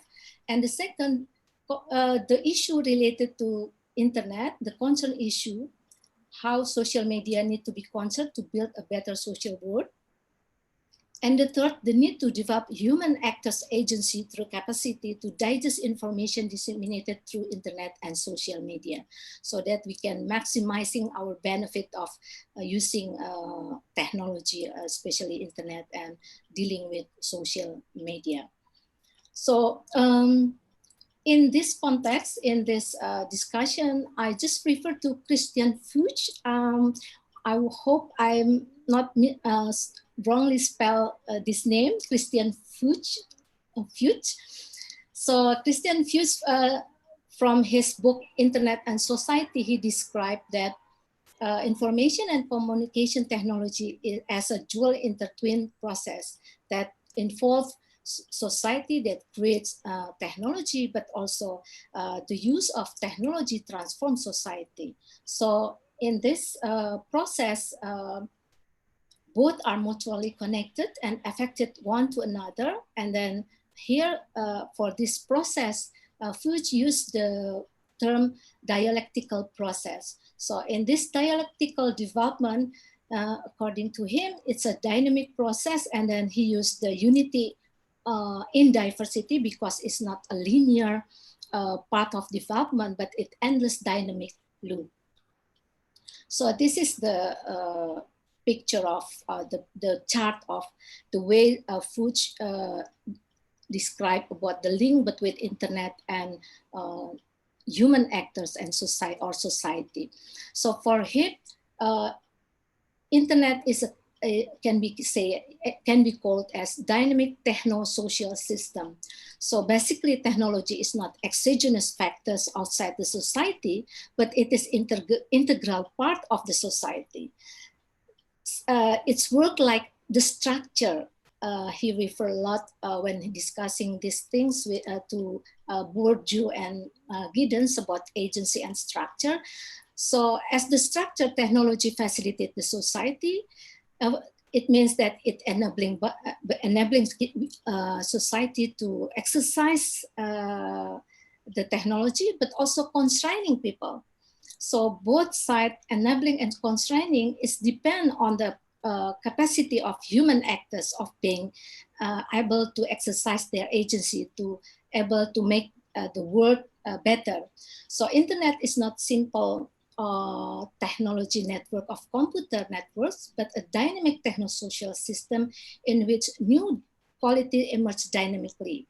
So what I want to say, I'm not using all the ideas of Fuchs, but what I want to underline from Fuchs is the agency roles of human actors. So the self-organization theory that proposed by Fuchs is give us a kind of framework to understand about the roles of the human actors in this world of digital information world.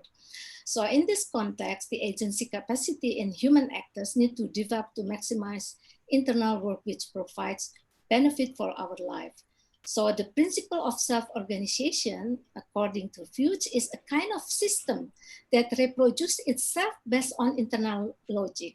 So in this context, in this process, new orders and old orders both are linked together. So there is always an interconnection between the two orders, the old and the new. So it doesn't mean that of being created new order, the old order while erased or from the reality. So the second concept in the self-organization theory, the principle of self-organization theory that also important is that he underlined about this self-organization theory is not associated with the neoliberal ideology, which namely functional work of system, but more about the human agency in everyday life. So what I like from these ideas is that the social self-organization is interpreted in terms of cooperation, competition, participation, solidarity, responsibility, and tolerance. So that's the first ideas that I want to share. The second important concept when we talk about digitalization in everyday life is that digital literacy, because digital literacy is become important issue currently. It signifies since digital era signifies infrastructure and structure of the society, then digital literacy should be the basis of the way we able to maximizing the benefit of digitalization. Digital literacy offers the citizen to be active participant in social, economy, and political sphere. And if we talk about digital citizenship, then digital literacy is the prerequisite for digital citizenship to work. So to highlight the importance of digital literacy, I would like to refer to DiMaggio et al. Definition of digital literacy that Dr. Novia has mentioned some of the definition, but I refer to this DiMaggio that digital literacy is not only about access to internet, digital knowledge and skill, or the way we use the internet, but also the capability to digest and review the quality of information disseminated through the internet and social media. So, and the last concept that I use, that I refer in dealing with the issue of digitalization, is the ability to participate in society online. So I took this from Mosberger, Tolbert, and McNeil that mentioned that of being being member of society online, then we have to able to participate and responsible in our participation in three spheres: political participation, civic engagement, and economic opportunity. So let's continue with digitalization in everyday life. It's like two sides of internet and social media because it's full of contradiction. So in this digitalization in everyday life, we can see that digital not only as apparatuses, but also as a system working in our lives. So there are so many scholars discuss about this, but what important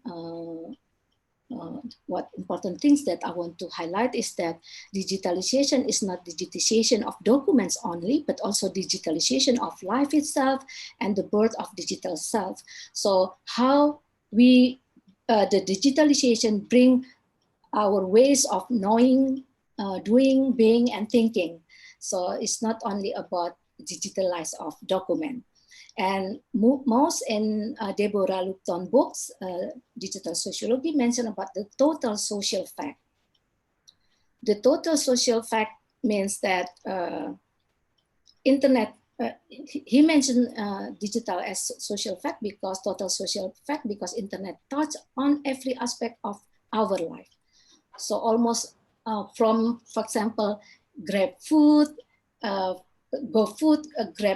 go grab, and everything now is internet, is dealing with internet. So I think this is, I took this photo because I'm very interested, I'm interested in the way these kids showing the selfie action, even it's not use the smartphone. So who never do the selfie? Presently, selfie has been the most popular way of expressing self among people. Everybody experienced this.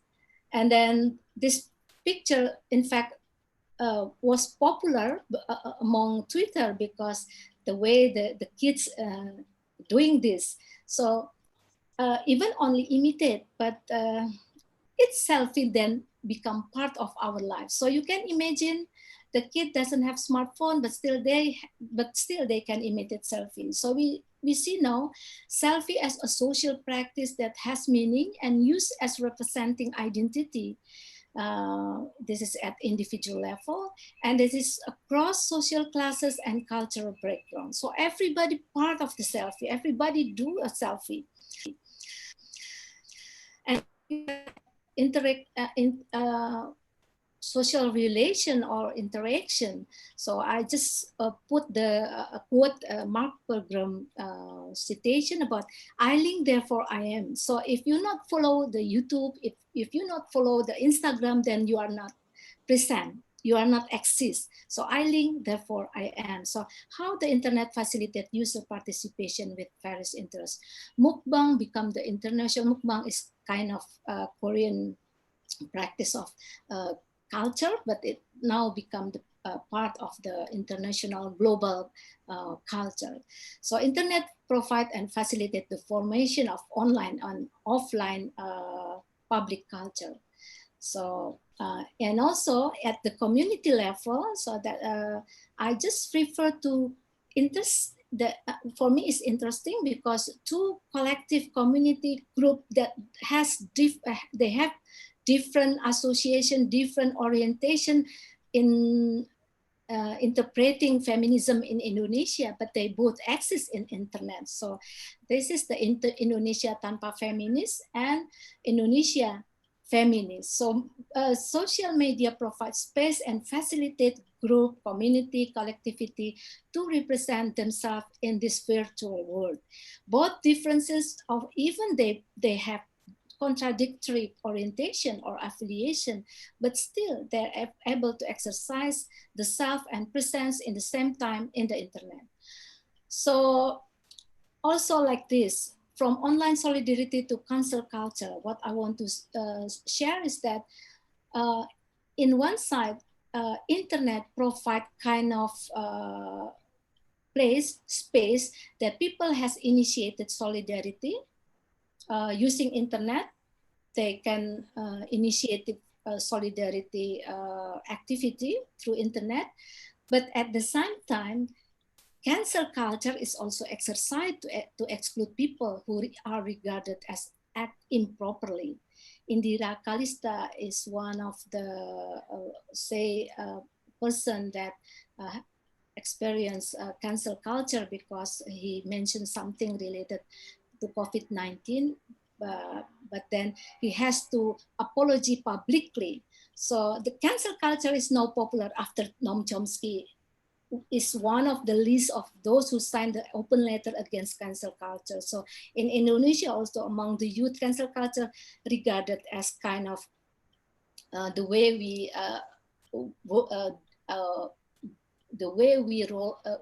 do social control, but also the way it might bullying and you know the way we exclude people through this cancel culture. So many aspect, elements, side of one action, one online activities in this context. So what I want to say is so many contradictory and different ways of people perceiving the reality that all exist at the same time, using the internet space for exercising social relation, power relation, and so on. So I don't think, I think all familiar with what Castell mentioned about new information technology allow the information of new forms of social and economic organization and social interaction through digital-based communication network. And here Castell and Jenkins optimistic perceive that internet provide a kind of autonomy culture and participatory culture, although there are some critics to participatory culture and also the way Castell discussed about power dispersed to all those who using the internet, because for example, Fuchs mentioned about it might create also anarchism and so on. But from above samples and pictures and data that I share, I would like to underline that internet enables dual realities, offline and online, and two coexist and two connected. So these dual realities, in the first side, digital technology offers freedom from domination, power, and binding structures, but at the same time, it also create mechanism of pattern of inequality, stratification, and established domination. There are some issues that we found in digital world: hoax, identity politics, commodification data, and also filter bubble. Dr. Kurnia has mentioned about that, Pekre's work, but because the limited time, so I just focus on how hoax show us the digital literacy among internet user in Indonesia. During the 2018-2019, for example, since the Ministry of Information established a team for monitoring the hoax using a specific application and program. So it can be identified that hoax from 2018-2019 is keep increasing. So you can see that. And interesting that in Indonesia, hoax very associated with a specific event. So every event can, you know, like bringing the issue of hoax. Say, for example, the political election. during 2019, you can see that from January to November, the peak of hoax happened during the presidential election. 48.6 hoax found in the disseminated in internet and the social media. So you can imagine it has influenced the way we think about political election. So Dr. Erlangga this morning has mentioned about this, but I just want to share the data that we have from our research and also our digesting data from the raw data of KPU. This is the distribution of votes by province in Indonesian president election. So if you see the voters separated into two very sharp, it's kind of fragmentation in the society. So this is what we concern about, how politics identity affect the society.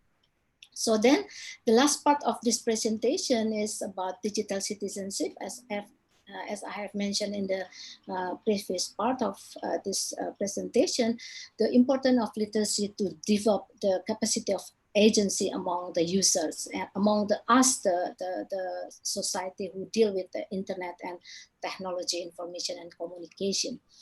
So if we look at the data from We Are Social and Hootsuite, it's clear that Indonesia is not in the list of those. There is no data about adult age 18 and above who concerned about misinformation and fake news. Because if I can share with you some of data that come from our research in Department of Sociology, working on the exposure of internet and social media and how it affects hoax among the user in 4 cities, Jakarta, Medan, Makassar, and Bandung, and include 800 respondents. It found that how the frequency to check information circulated in media is very less. So mostly they never, they check the information only when it needed. So it's very, very, if we look at the refer to digital literacy, it's clearly explain about how low is the digital literacy among the respondents. And also when we ask about the mode of to check the validity of information, most of them use personal and social network, but not use the authoritative source. We have fact checker, but very few that use that application to check the hoax. So it means that the habit of checking, reflecting, and reviewing the information disseminated in internet is still limited. So, but the other research that we did also by Department of Sociology, that there are what kind of activism among youth that now, because they see that internet able to provide the space and facilitate them to participate in civic and social engagement, but still mostly on civic and social engagement and less on politics. Economy also very less. So what I want to say is that I think there are two issues that digital literacy and the agency, digital literacy is important for the agency to be developed, but still we haven't seen this issue concerned by the government. I'm happy that Dr. Novia mentioned about the work of the organization, but still I think we have to develop the collaboration between academics, between activists, and also a community-based organization. So then we can ensure that digital literacy become part of our life, and then we can exercise the agency. I think I have to stop here because I still have time. Yeah, no, you don't have more time. It's Okay, okay, thank you then. Thank you, Gilang. Well, thank you, Ibu Dr. Lugina. Well, I think it seems digital literacy is something inescapable for citizens in today's society, as it strengthens not only the ability to participate in digital world, but also citizens' agency. And as I promised before, I have picked questions from the participants. Actually, some questions are already answered, but maybe I should rephrase questions for Professor Gugin. The last question. So it is about maybe if I can reformulate the question, is about how can people with disability participate in digital and social world while not every technology created or social meetings conducted or physical designs are built, considering people with disability, and can they be the designers of social initiatives themselves? I think that's the first question, goes to Professor Gugin. Yeah, maybe you can you can respond to the question. Yeah, it is question from Mr. Fendi Widianto. Thank you, Mr. Fendi. Thank you. Thanks so much. Thanks, Gilang, and thanks, colleagues, for great talks. Very, very interesting. I think the answer is yes. I mean, all the kind of action, I suppose, that I see is about, you know, I know in Indonesia, the NGOs particularly, but a lot of other people working to put people with disabilities themselves at the center of the technology and the initiatives. But as you know, as Fendi, the questioner says, you know, one of the issues is inaccessibility. And I think this remains an issue that we struggle, obviously, using, on the one hand, during the COVID period. One response I hear from many people with disabilities around the world is to say, well, we've been participating virtually where, you know, a lot of the time, if we can get accessible technology, but sometimes our participation, if we need to work remotely, has not been so enabled by mainstream society, but we've been pioneers. You know, welcome to the world with COVID of virtual participation. The digital citizenship, I think that both colleagues were just talking about, right, is part of that. But so I think this inaccessibility is a big issue. But the good thing is some of the tools then can be brought to bear, right? I think social media platforms, the use of Twitter, YouTube, a bunch of other platforms, the messaging platforms to draw attention to inaccessible technologies has been really key. But it remains a big issue and one to work on. And one I think where, as researchers, our role is working in coalition, in alliances with organizations can be very, very important and very helpful. And also in our teaching, I'm just about to design and teach a course, ideally in partnership next semester, on digital inclusion and disability, particularly aimed to work across our engineering students, our business students, and the humanities and social sciences students. Because unless, I suppose, if many in engineering here at NTU in Singapore, I'm sure in Gajah Mada, in a lot of other places, right, are doing robotics or AI, and many projects are about disability or aging or other areas that might overlap, but often they don't have the social concept, right? The kind of understanding from sociology or other areas of the social sciences, and vice versa. In the social sciences, we often lack some of the knowledge from the sciences and engineering. So I think this is a ground where really with universities, these partnerships that we talked about literacy, that we've just heard about digital literacy, right? To address these issues, are partnerships we can address in this issue to redesign things better. Well, Thank you, Prof. Gokin, for your response. And we have many more questions here, but maybe I should go first to Dr. Novi. There's a question from Yuana from HI UGM, International Relations UGM. You have an extensive work and activism on digital literacy. She has a question about the role of the digital platform company, for example, WhatsApp, Facebook, etc. Quite often, this company put themselves as neutral position, while actually they have the power to govern the misinformation. From your experiences, is that a way to encourage this company to take more responsibility on misinformation or disinformation? Yeah.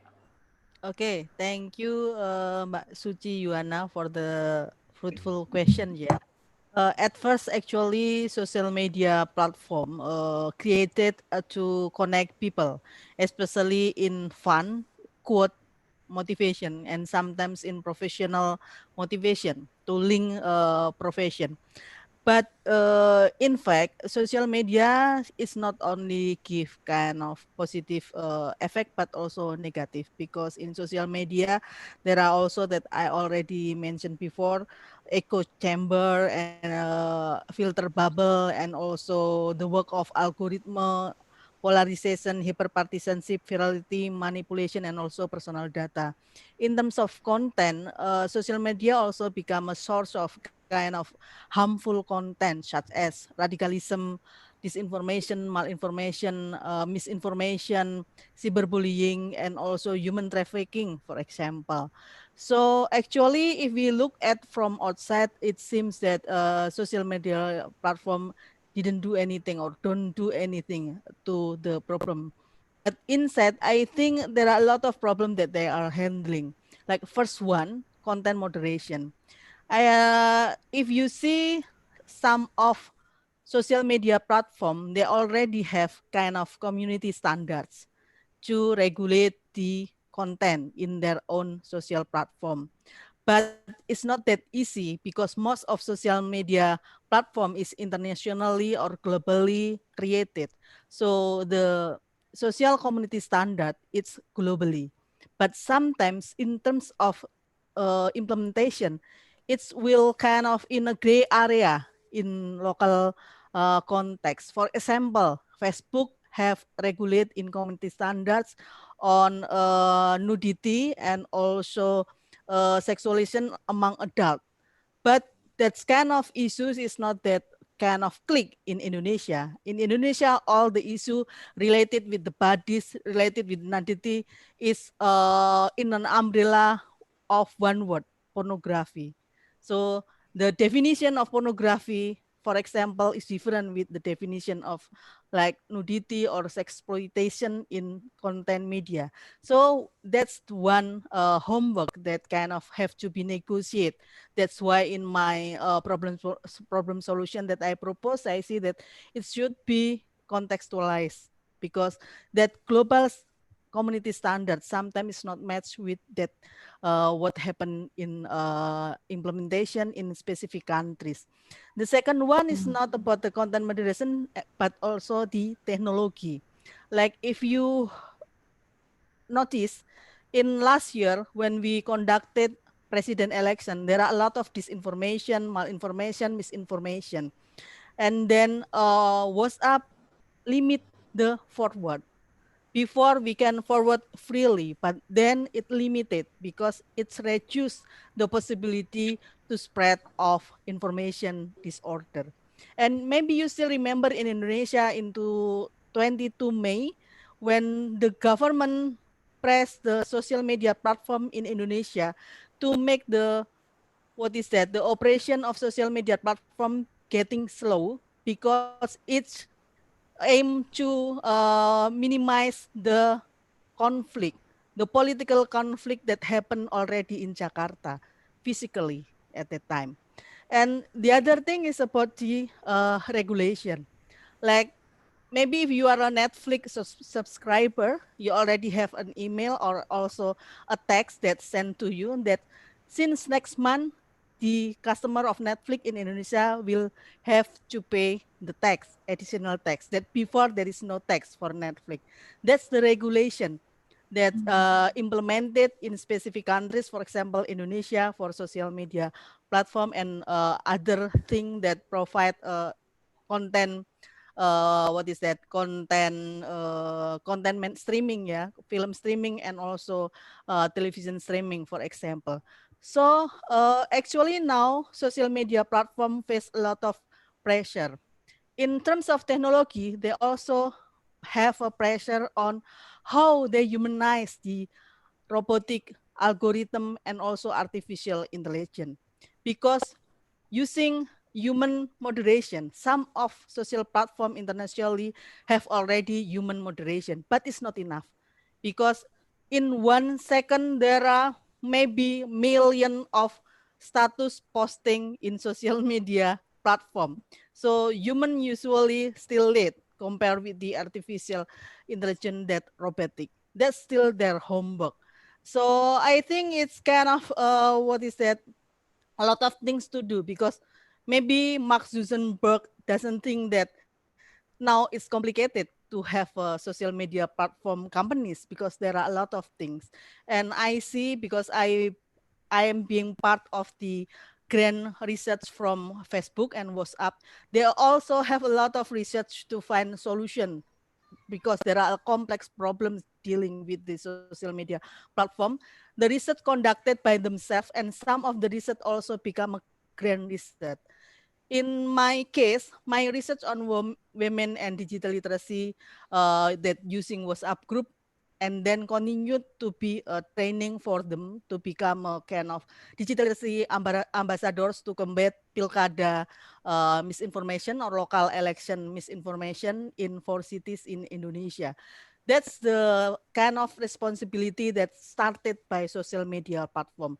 But I think it's still not enough. Like what I already mentioned for the problems and also solution in my last slide, it's kind of still started, but kind of the problem is getting more complicated, and we have to provide the solution. Sometimes it's not enough with the problem that already created by this information disorder, and also the lack of technology, the lack of human in operating social media, especially for the most important thing in content moderation. Why? Because social platform provide the platform, but the one who use the platform is the digital users, media digital user, or social media platform user. That's why it should be collaborative, not only by social media platform, but also by digital citizen or social media users, as well as also government. Like in Indonesia, there are already steps like regulating the taxes for Netflix, and also maybe later for other things. So that should be done by collaboratively and also step by step. So I think still not enough the social responsibility, but we can ask them to do more, because we, like, if you are have account in social media, whatever social media, you still can contact the administrator if you have an idea to do, or you can seek the kind of grant that they use, like for the research, because for academician like us and also the activists, we can also propose programs that become solution for reducing problems in social media platform, the content, the technology, and also the human. I think that's my answer, Mbak Gilang. Dr. Novi. Well, because our time is very limited, it is less than 25 minutes, I think, yeah. So we should move to the next question. It is from Anna Nurjana. Actually, the question is posed for two presenters here, Dr. Novi and Dr. Lugina, but I would like to provide a time for Dr. Lugina to respond to this question. Yeah, the question is from Anna Nurjana. This digitalization somehow forced us to move some of our activity online. For example, online distance learning. Yeah, this causes problems for some parents, especially they who not familiar with some digital platforms. So the question is, who's having the responsibility to educate these parents or even students who is not familiar with the platform they have to use? And then, do you think that this distance learning somehow being the best option to do for any school these days? Well, maybe Dr. Lugina can respond to this question.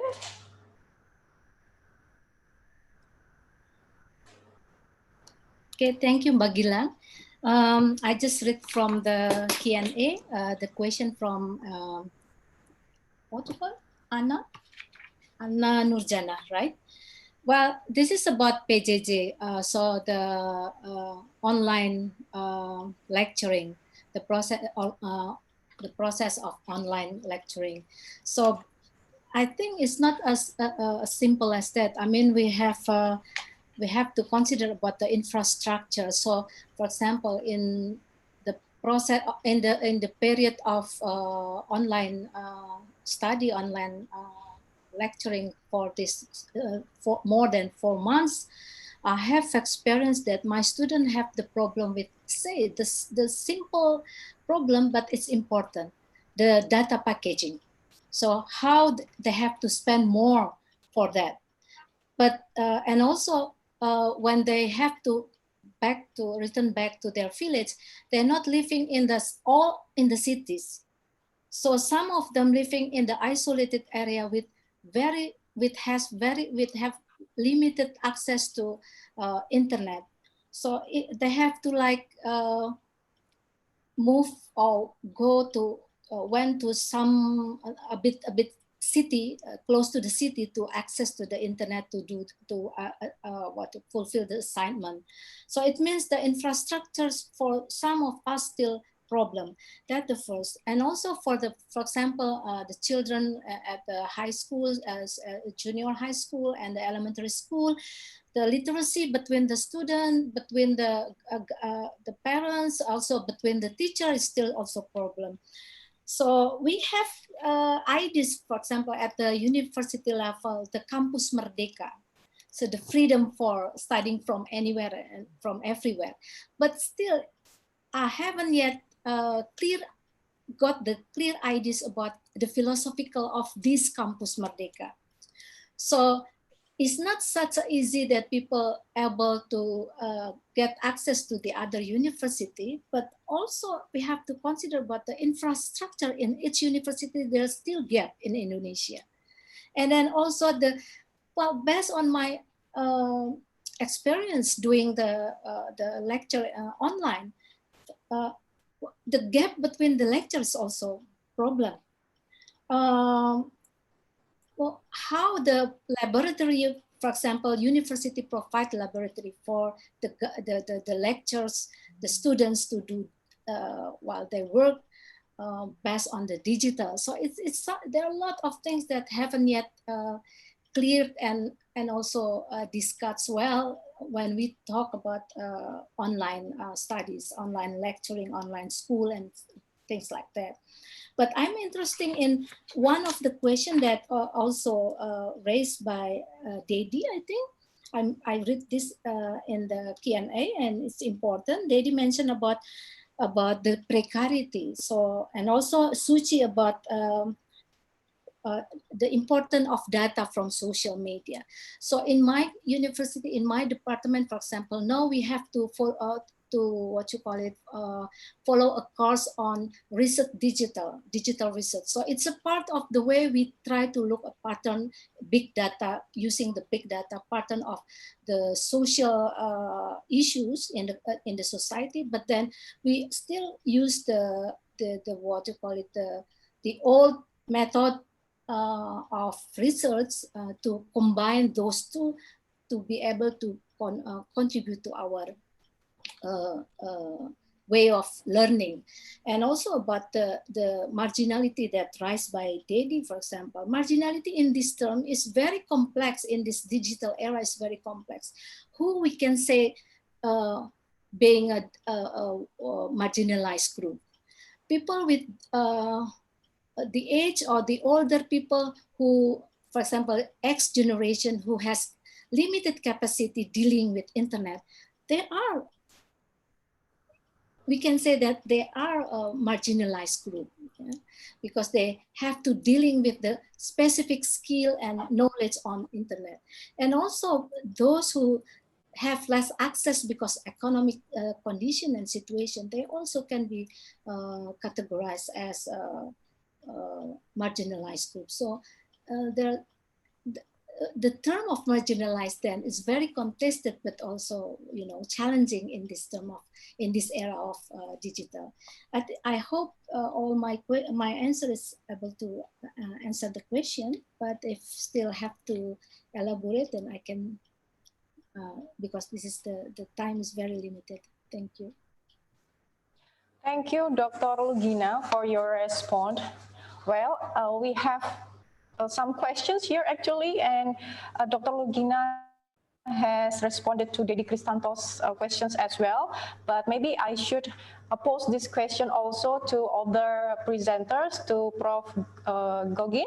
Prof. Gogin, actually you have responded the questions in the chat room, but maybe you can explain more live, yeah, so maybe other audience can grasp your ideas. Well, maybe if I can reformulate the questions of Dedi Kristanto, I think he's trying to ask about how if the main problem itself is not about digital illiteracy, but about the poverty. Because of the poverty, citizens, people cannot buy, for example, the cell phone itself or computer, or even to top up their existing cell phones, for example. Because of this reason, they even cannot access information, not to mention how to participate in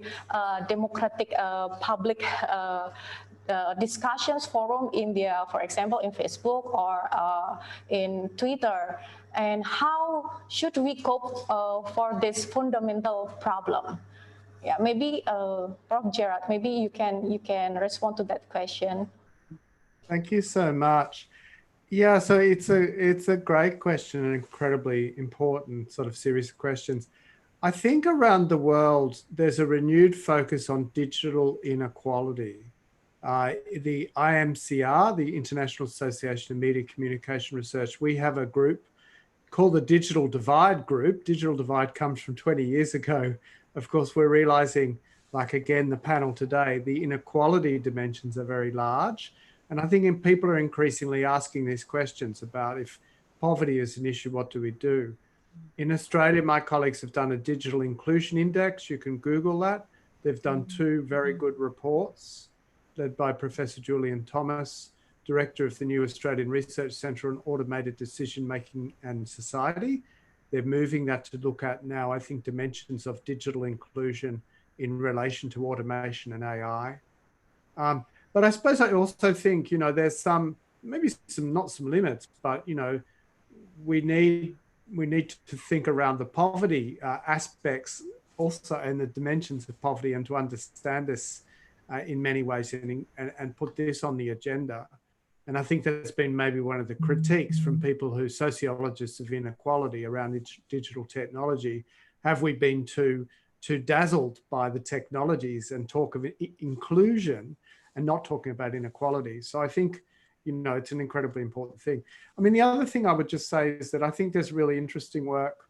Jack Cho's work, I Slave, his book on working class ICTs in China, work like Christian Fuchs' work, but also Jonathan Donner and a range of other works on mobiles. Jonathan wrote a great book on the more mobile internet from a few years ago that needs, should be updated, and there should be more work. I think in some ways the questions have been dealt with by researchers in the ICTs for D, the Information Communication Technology for Development areas, or mobiles for development, done great work. But I think in some ways we had still a bit of sort of split between the sort of global South and other areas of the world, or the decolonizing world and the sort of neo-imperialism world, about talking about development communications, right, versus talking about communications and working through the questions on that. So I think it's a really big agenda, and increasingly we're trying to understand. I think the issues raised in the two great talks in this panel today about, if we've got digital citizenship, if we've got connectivity in new ways across everyday life, if we've got the Gojekization of big areas of society, how do we understand the new issues of inequality when clearly you've got, migration of people around the world? We've seen that with COVID as well, migration to and fro. We've got urbanization projects, we've got sustainability, we've got a big agenda, and digital's often referenced problematically in that. We have smart cities initiatives that have been researched and written about in the Indonesian context. What about the inequality in those? Inequality and smart cities don't often go together as two agenda items. They should. Well, thank you, Prof. Gugin, for your response. I should pose the same question to Dr. Novi Kurnia. Maybe I would focus the question to what you are doing with your JAPLD teams. Maybe if I can say it in a shorter question, do your network, JAPLD network, have some programs to conquer this digital inequality, which is not only digital literacy, but also digital poverty? Yeah, do you have some kind of programs that try to cope with that problem? Okay, at first I will start with that with the question that digital literacy actually is kind of a very flexible concept, because it can be a knowledge, it can be a concept, it can be also exercise in terms of theoretical perspective, but it's also activism. Honestly, I start to learn about digital literacy in 2017, specifically when I become one of the founder and also the leader of JAPLD. And then at that time, we also have to do something. We have a research on mapping digital literacy movement in Indonesia, and we found that in terms of organizer at that time, university by community service, especially those who works in communication department in several universities in Indonesia, that become a leader in doing community service in digital literacy. For target group, the teenagers especially is the most targeted people. And the program mostly still socialization. It's kind of talk to talk with people, something like that programs. But from our research, then we develop a lot of things to do, like producing guidebooks on digital literacy. And we started to talk about something that inclusive, like one of the book that can be example is the book that produced by UIN, our JAPLD network in UIN, Universitas Islam Nasional in Yogyakarta, Suka Kalijaga. They work on radicalism by proposing a book, guidebook on digital literacy by calling Muslim Milenial Ramah Digital. But Muslim millennial ramah digital, it can millennial Muslim that goes digital or go digital. But inside, it's about inviting these Muslim groups, especially the young people, not to be trapped in radicalism that sometimes spread in kind of small pengajian or religious events, something like that. And I think we still have a lot of things to do. Like actually, I'm not enough kind of work with Mavindo, Ma'arif, and also Love Frankie. We started a digital literacy curriculum, and one of the topic is the one that also already presented by Professor Gogin on disabilities, and we're still working on it. And JAPLD itself, I think, is also have a lot of things in the future, because we don't have to wait until the digital divide kind of solve the problem. We can start it all the digital literacy activism now, because we can choose the target group, we can choose the topic, we can choose the program, and also we can choose what supporting material. Is it a books? It is video? Is it digital content? And also, what interesting in Indonesia is, if we have to answer the digital divide, we have to combine the online and offline digital literacy campaign. What JAPLD do when we conducted campaign to combat hoax on COVID-19 and also the stigmas? We did online and offline. And by offline means we can cater people that are not familiar with the mobile phone, with the laptop. If you see the presentation before, there is a picture when the villagers put JAPLD poster to take care themselves during the pandemic in a lot of various platform.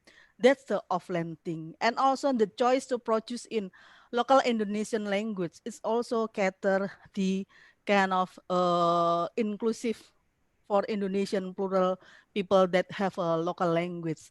And when we conducted the offline things, especially for the local language, we can cater all people that are easily to be touched by something that related to their daily life, offline and local Dr. language.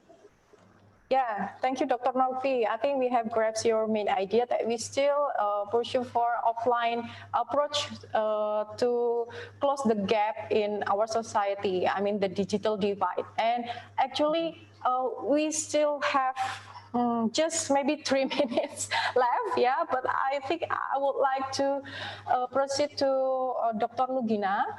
Maybe you can have like a 1 or 2 minutes to answer question from Lucia Ratih Kusuma Dewi. I think the question is quite similar with Dedi's question. It's about how can we improve or close the gap of digital divide in our society.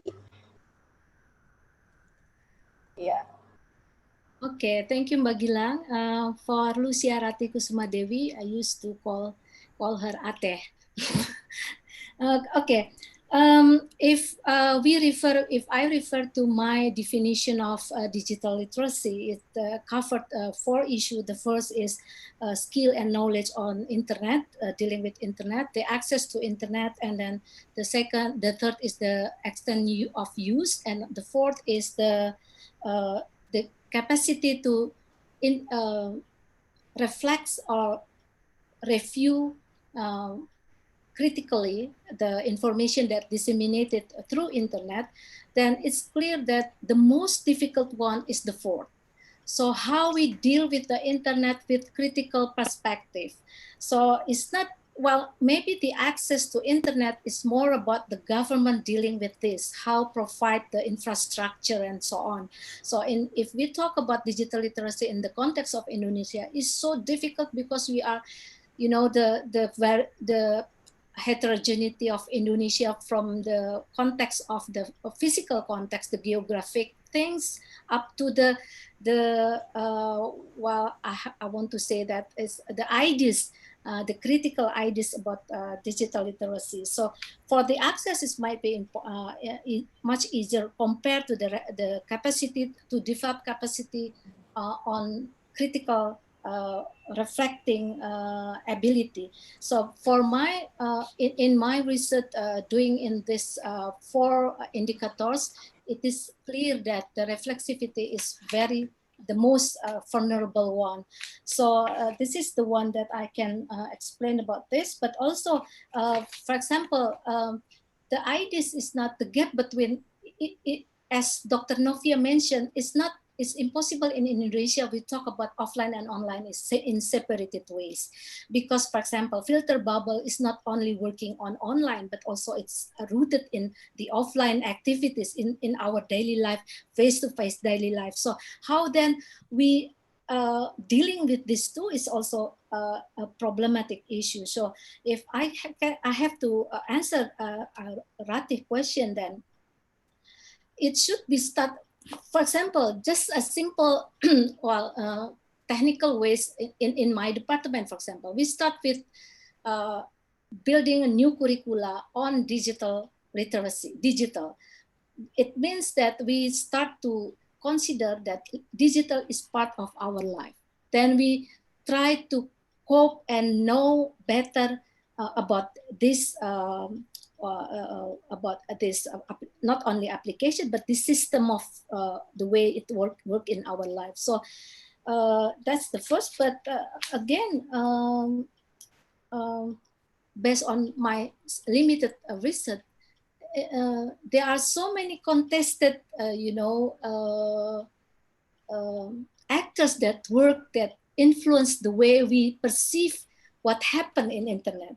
That's why echo chamber, filter bubble. So I cannot answer a good question for this, but at least we can start from our life. And I think it's need to collaborate it between the academics, NGO activists who work at the grassroots level and also a community-based organization, but also the government have to support this. So the capacity of agency able to develop. I think that's the main point. Thank you.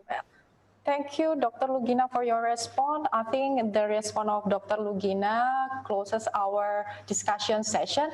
I really thank to all the panelists, Professor Gerard Gogin, Dr. Novi Kurnia, Dr. Lugina Setiawati, for the materials and also all the responses, and also participants who have made this panel very fruitful and insightful.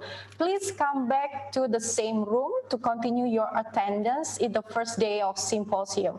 I shall give back this room to Gilang, my twin. I think we have collaborated well.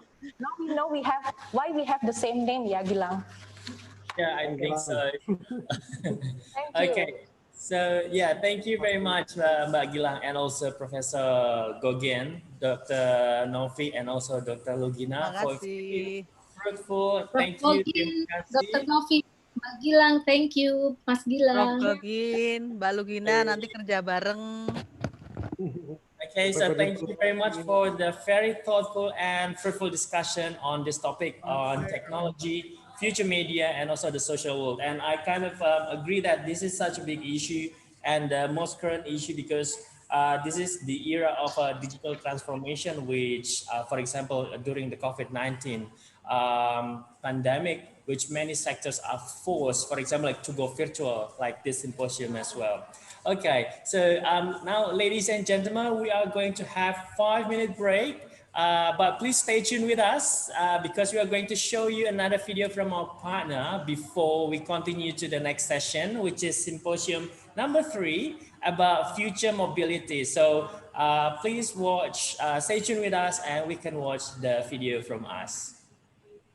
Prof. Hermin, Dr. Novi, saya izin matikan ya. Makasih, dadah. Sampai ketemu. Thank you, thank you.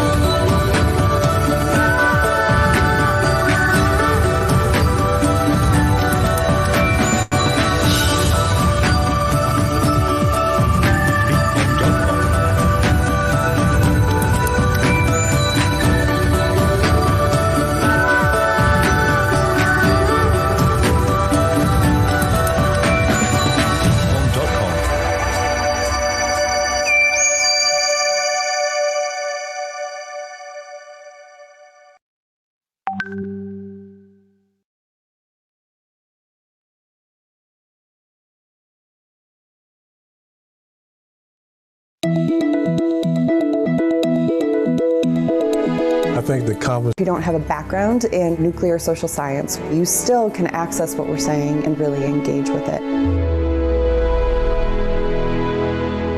Normally, when we work on our research product and submit it to a journal, a very limited of people will be exposed to it. The reviewers, the editor, and if you're lucky enough, those who will cite you. But it's still very limited exposure. When you write to the conversation, your research gets out there to everybody else, I mean, the rest of the world. The partnerships that the conversation has with a whole host of other media outlets, including some very popular ones, increases the span of who will see what you have written. I think the first one that I wrote got picked up by Time. And that sort of magnified the audience. Some of my work that I've written for the conversation has been republished in places like The Guardian and Lifehacker, and it's exciting to see your work in all these different places.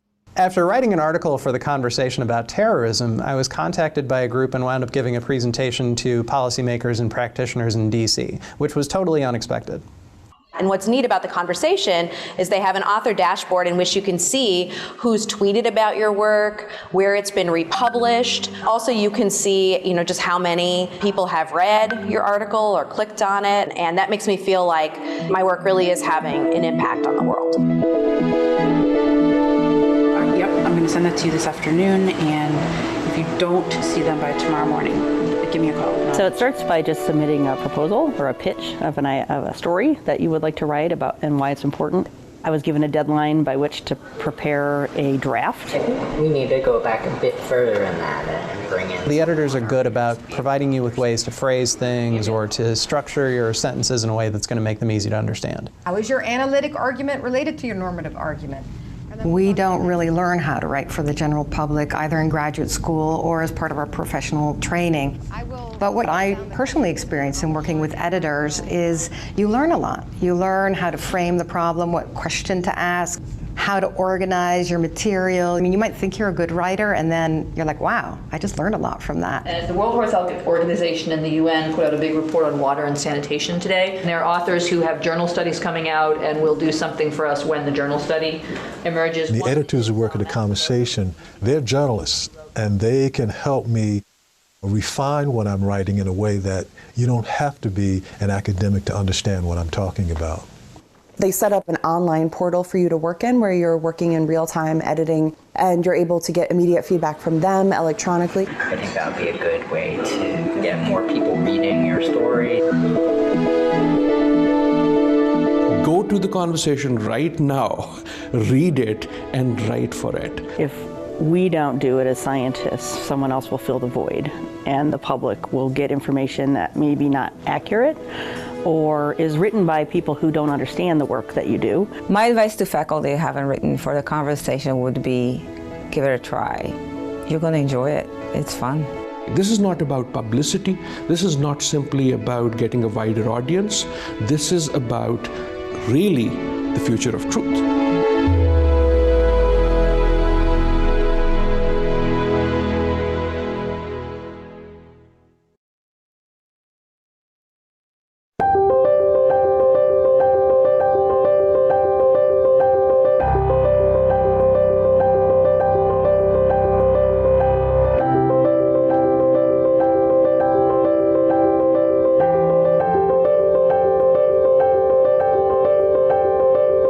I think it's a great place to study. Yogyakarta itself is a wonderful city because it's so full of students. So you get to meet a lot of people from different universities and everyone's so close. Banyak kampus ya di sini, banyak universitas-universitas. Jadi semua fasilitas dan segala macam itu ditujukan kepada mahasiswa. Selain dengan kondisi Jogja emang kondusif untuk pelajar, teman-temannya juga aktif-aktif semua. Jadi kalau misalnya ada kayak isu yang terbaru seperti contohnya RUU KUHP, teman-teman itu mau diajak diskusi. When I was studying here, my class sizes were small, and so it means that everyone could have an active part in discussion. Yang bikin dulu saya nyaman sekali ya kuliah di sini itu, yang pertama banyak sekali green area. Suasana kampus di Fakultas Hukum UGM sangat menyenangkan. Pertama karena di sini banyak tempat diskusi dan juga dosen-dosennya sangat berkompeten.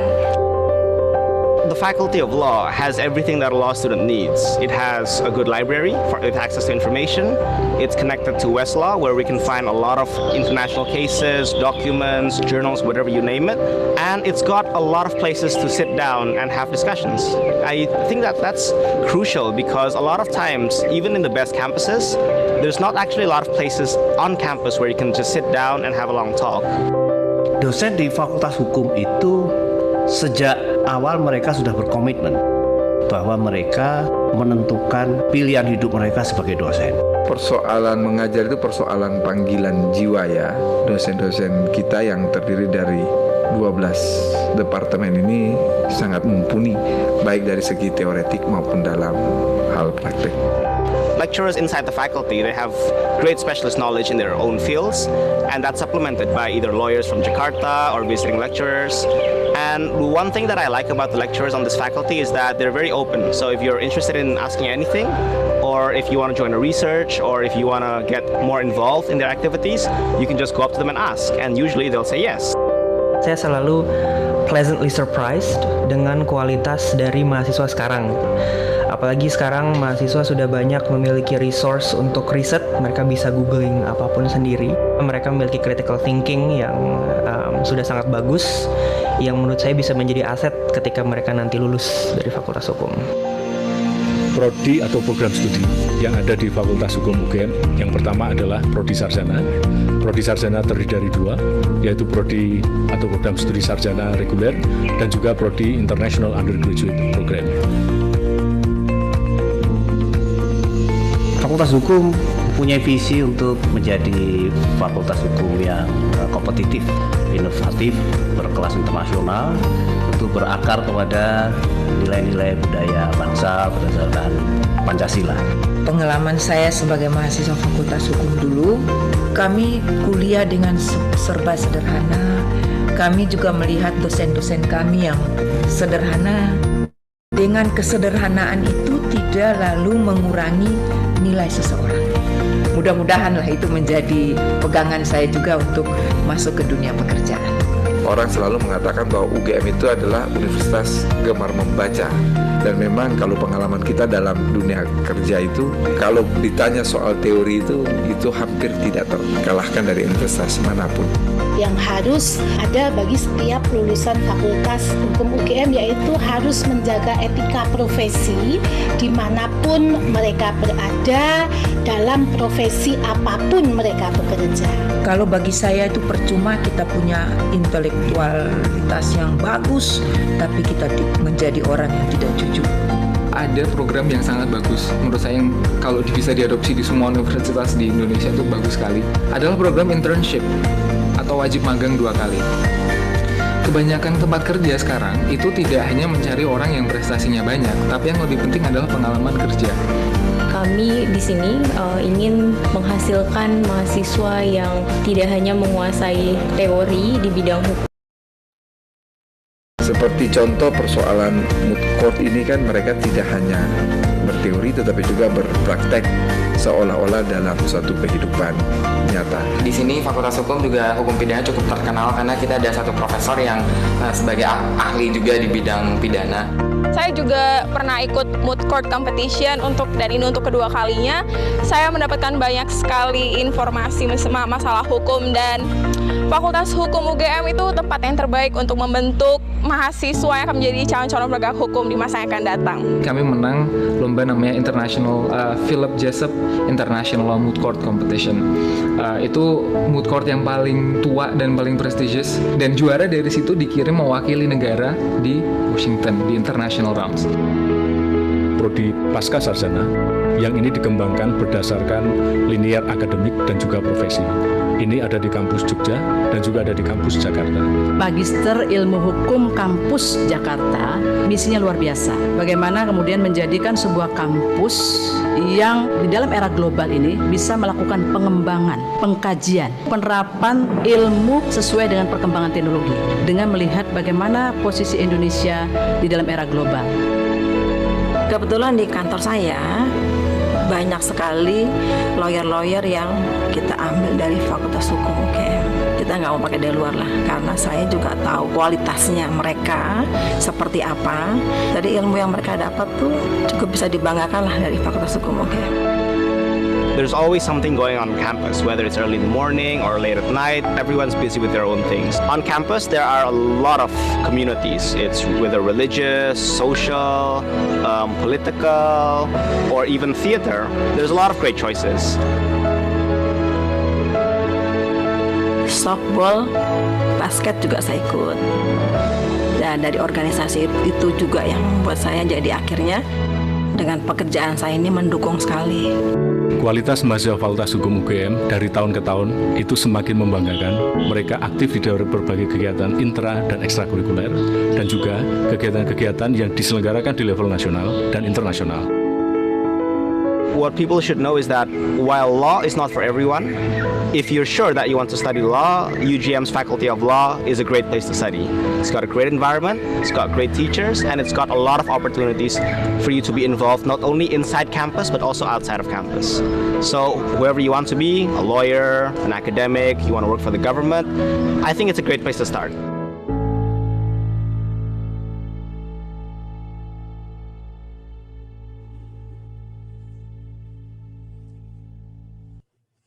Okay.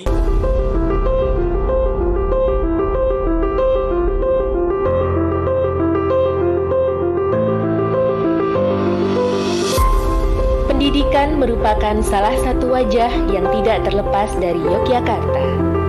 Bertempat di kota pendidikan, Universitas Gadjah Mada terus menjalankan tridharma perguruan tinggi, yaitu pendidikan, penelitian, dan pengabdian. Berdiri sejak tahun 1973, Pusat Studi Kependudukan dan Kebijakan atau PSKK sebagai salah satu lembaga penelitian di kampus UGM aktif menyelenggarakan penelitian serta mendiseminasikan hasil penelitian dan pemikiran bidang kependudukan dan kebijakan dalam bentuk edukasi dan pengabdian untuk mendukung pelaksanaan tridharma perguruan tinggi.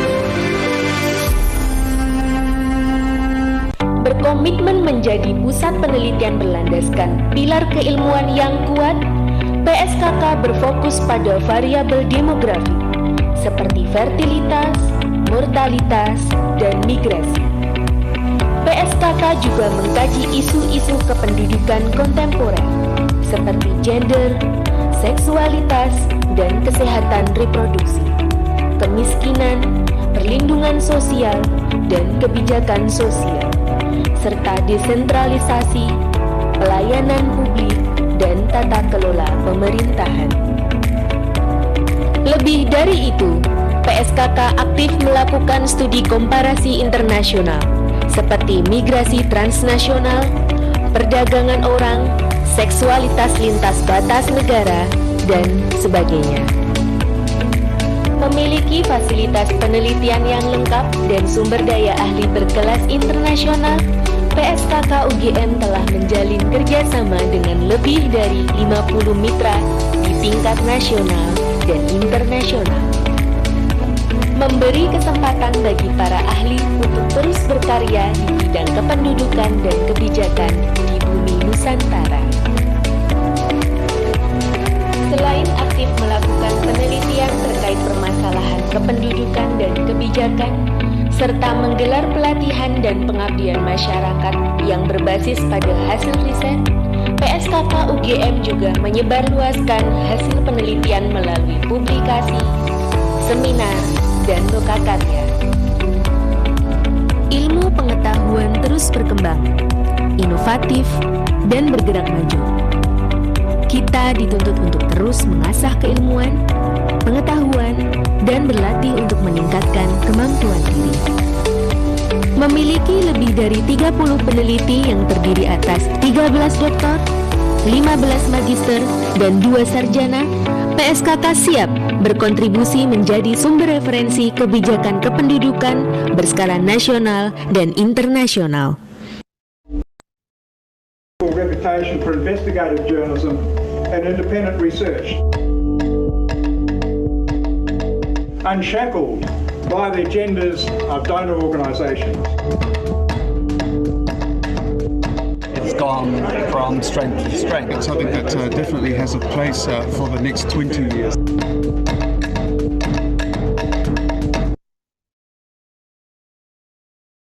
Pacific Journalism Review began in 1994 in November that year at the University of Papua New Guinea, and it was started to be a publication to publish research around Pacific examples and Pacific situations, and very little had been done at that stage, and so the journal was started to provide an outlet for that sort of research. Kempi Nahasa was our first main cartoonist, and he arrived at the University of Papua New Guinea at the age of 22. He just had this natural genius. He was just a wonderful cartoonist. And in our third edition of the journal, it's been the only one that's actually been in a book form devoted to a collection of his cartoons. Here's one here, for example, and this was an issue at the time about ID cards. The Papua New Guinea government wanted to bring in these ID cards, and it was seen as a huge infringement on freedom of movement and freedom of people generally. In Papua New Guinea at the time, press freedom was a fairly major issue. Politicians in Papua New Guinea and also throughout the Pacific have always threatened the media and never really understood the role of the media in a democracy. And so politicians took every opportunity they could to shut down or silence or gag the media. And Pacific Journalism Review took a leading role in debate about media freedom issues and providing some of the research to underpin the campaigns about keeping a media free in Papua New Guinea. Pacific Journalism Review moved from Papua New Guinea in 1998 to Fiji. And the reason for that was because I'd been the founding editor of PJR, and I was appointed as the head of journalism at the University of the South Pacific. But in some respects, the University of South Pacific had better resources in terms of supporting the journal than it had when I was at UPNG. Fiji television is being trashed. In 2000, there was a coup that wasn't quite a coup. A maverick businessman, George Speight, he gathered around him a number of renegade soldiers, and they seized the elected government at gunpoint and held them for 56 days. Pacific Journalism Review did a special edition around this the following year. Reflective articles, investigations and research all around this attempted coup. PJR moved from Fiji to New Zealand and became based at AUT University. The first edition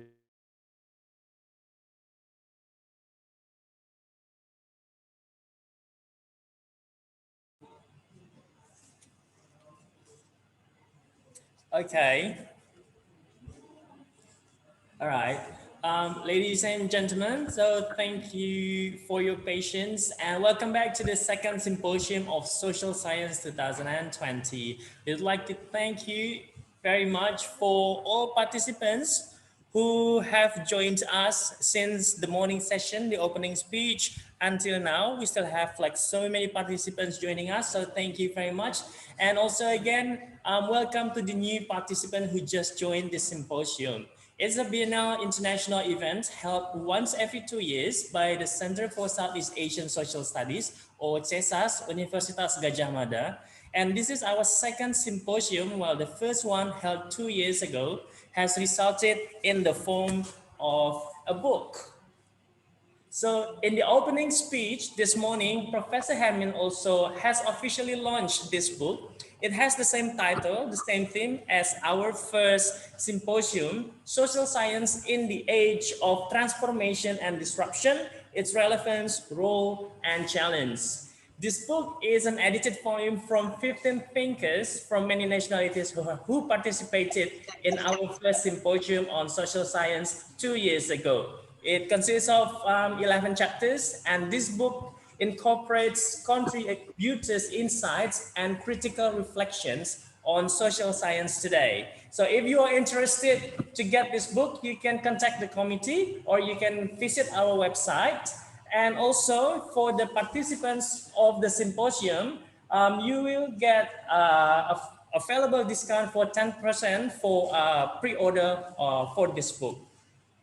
And now let's continue to our next session. So this session would be symposium number 3, and we have 3 speakers who are going to talk about the future mobility. We have Professor Jen Bang Deng from Tam Kang University, Professor Aris Ananta, MSc PhD from Universitas Indonesia, and also Mr. Hakimo Ikhwan PhD from Universitas Gajah Mada. And this session is moderated by Dr. Fisia Ita Yulianto. Dr. Ita is a sociocultural anthropologist and the author of Reframing Modernities in Contemporary Indonesia, ethnographic study of ideas on center and periphery in Sulawesi and Java. She gained her PhD from Freiburg University in Germany. She is currently the head of training, publication, and program at the Center for Southeast Asian Social Studies, and also the lecturer at Master Program of Performance and Visual Art Studies at Universitas Gajah Mada. So I will hand this session over to Dr. Ita. Dr. Ita, the time is yours.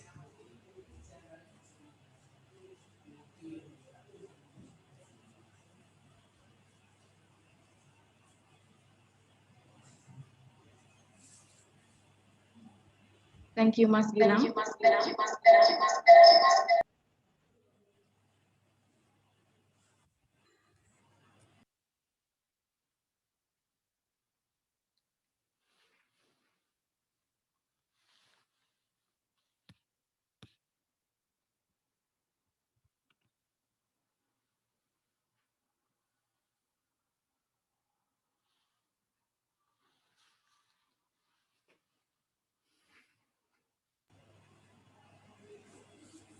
Dr. Ita, I think there is some issues with the sound with your microphone because we are not able to hear your voice.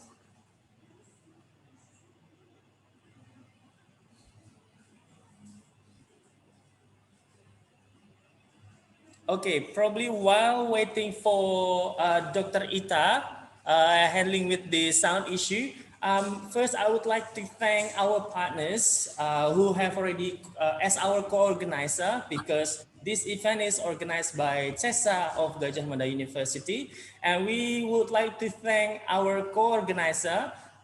The whole videos before this session, you already watched some videos about our partners. So we would like to thank the Faculty of Law, Universitas Gajah Mada, Department of Sociology, Faculty of Social and Political Sciences, Universitas Gajah Mada, Department of Communication, Faculty of Social and Political Sciences of Universitas Gajah Mada, and also the Center for Population Studies, Universitas Gajah Mada, as well as the Development Extension and Communication Study Program, the Graduate School of Universitas Gajah Mada.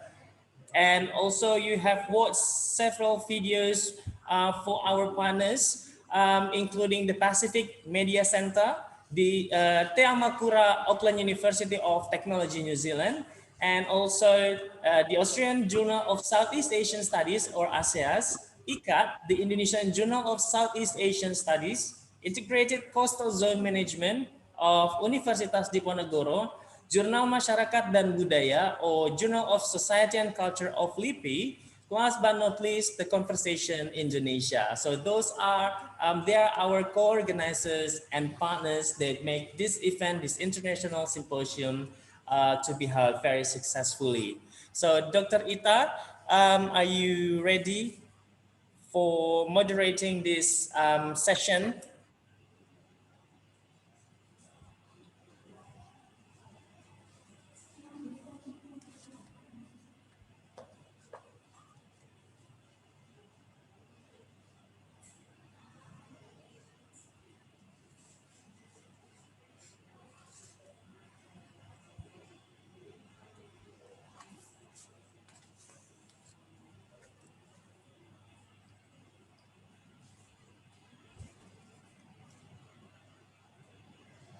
Okay, so many of you probably who joined this international symposium since in the morning, we have several sub-themes under the main theme.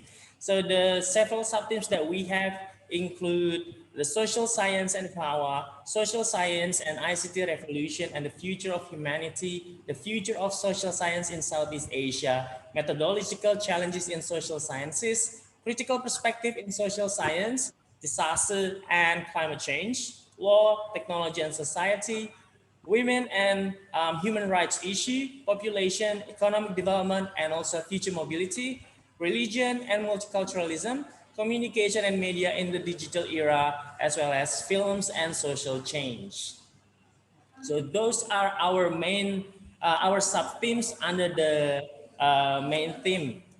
And our main theme is rethinking the social world in the 21st century.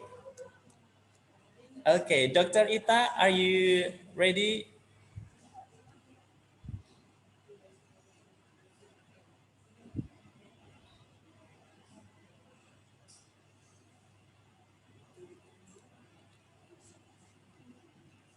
Hello? Dr. Ita, still have some issues?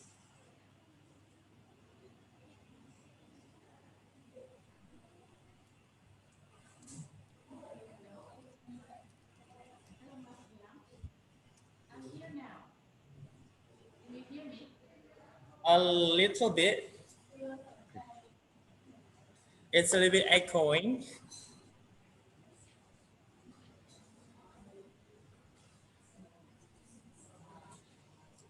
And yeah, this symposium is held by CESAS, and CESAS stands for the Center for Southeast Asian Social Studies, and it is one of the 23 research centers. Hello, can you hear me now? Yes, now we can hear you. Hello, Dr. Ita. Yes, I'm here.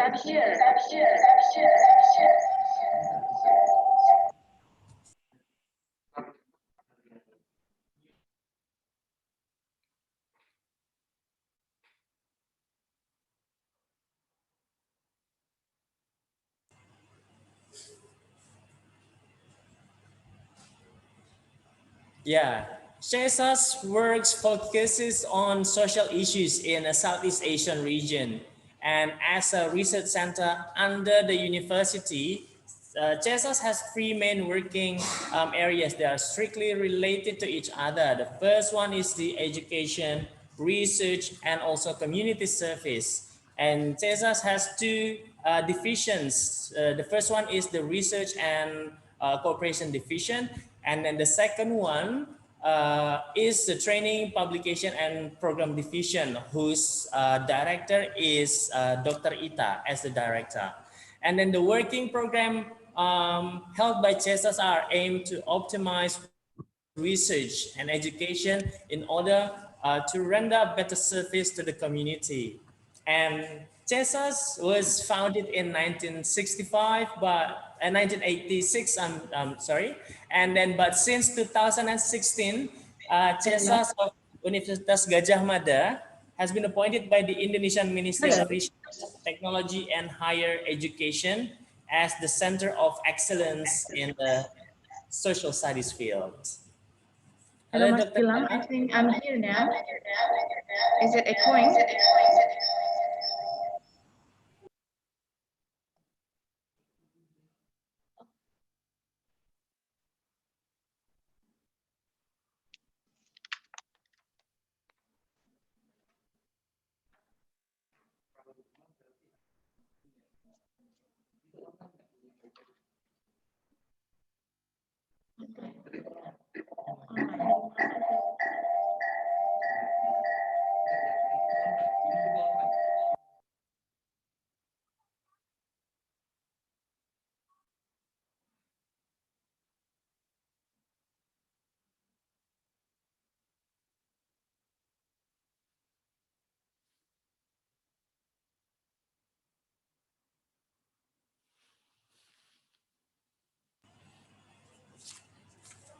Okay, so probably I will take over for a while waiting for Dr. Ita to handle this issue.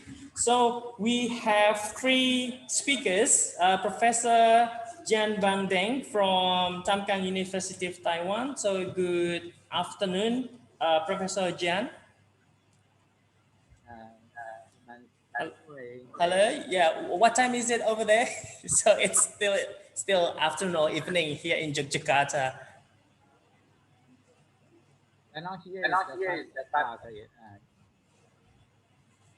Okay. All right. And then the second speaker, we have Professor Aris Ananta, MSc PhD from Universitas Indonesia. Good afternoon, Professor Aris. Good afternoon. And then we also have Mr. Hakimul Ikhwan, PhD from Universitas Gajah Mada. Good afternoon, Mr. Dr. Hakimul. Good afternoon, Mas Gilang. Hope you can hear my voice. Yes, I can hear you very clearly. Okay, so probably we can start with our first speaker, Professor Jan Bangdeng. Probably you can present a little bit about your presentation, and it's going to take for about 20 minutes presentation. So I will hand this over to you, Professor Jan, for doing a little bit presentation. Thank you. Can you hear me? Yes. And I'm very happy to join this talk on the symposium on social science, rethinking the social world in the 21st century. And very happy together with Mas Hakim and Professor Aris. And so right now I would like to share my screen. Okay.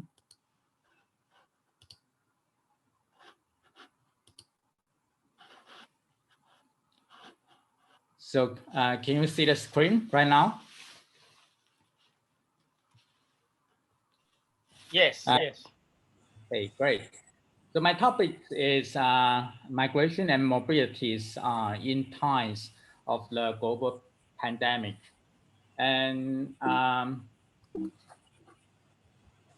we see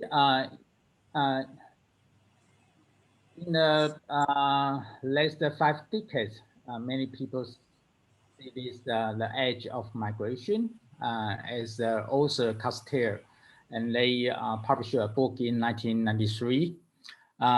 It says migration has gained political significance in the past several decades, and mobility has become easier as a result of new transport and communication technologies. So therefore, we see the international migration is thus become a very central dynamic concept within the era of globalizations.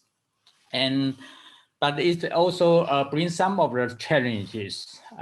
One of the challenges is the change to the sovereignty of state, especially the ability to regulate the movement of people across their borders. The second challenge is in time of the globalizations, people are easy to go abroad to have mobilities. So the second challenge is the challenge of transnationalism. Hello. Transnationalism is that people become more mobile. Many of them, they foster social and economical relationships into all more societies at once. So these are the challenges from the time of global relations. So here we see the international migrant from the times of 1970s to 2019. It is statistics from the international report of the United States. And we see in the 1970s, the international migrant, the number is around 85 million. But years later, the numbers becomes in 2019, the numbers of international migrant becomes 272 million. So we see within 50 years, from 1970s to 2019, the international migrant increased almost 2 times. And this is the power of the population. And the other statistics also the same. We see this the data from the outward data. It show us about the tourism. The tourism in 1950s and in the time 1960s and to the time of 2018.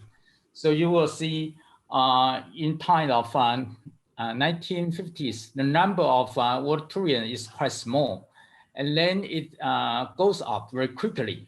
And in time of 2018, the numbers show you around 1.4 billion of people are become tourists in time of the year.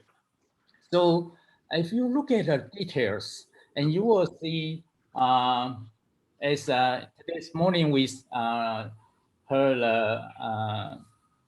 the presentations from the Professor Kishore Mahbubani.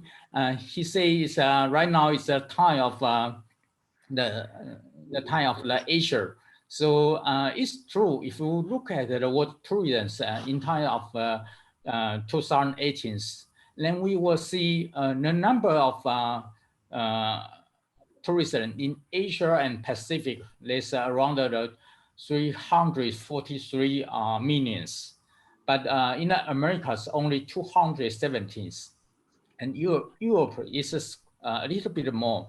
It's 713 million people. So if we compare the time from 2018 to 1980s, the number of the world tourism in the region of Asia Pacific is increased almost 3 times. And in the Europe or in the Americans, it increased, but the numbers are not so quite huge like in the Asia Pacific. Hello. But if we look at the recent ascendant, the coronavirus, then it changed very, very. You will see when it start in January in China, and then across to the border to the most area of Asia countries, and then not only Asia countries but also Europe and the US, and they right now is very strong hit by the coronavirus. So this is the number from the Johns Hopkins University, updated numbers from yesterday. So the total numbers of the coronavirus yesterday is around 23 million cases. It's almost the number of Taiwanese population. We have 23 millions. So in the cases, you will see here, Taiwan right now have almost 500 cases, and Indonesia have around 150,000 cases. So you will see the pandemic hits not only the single country, but it also hit almost countries in the world.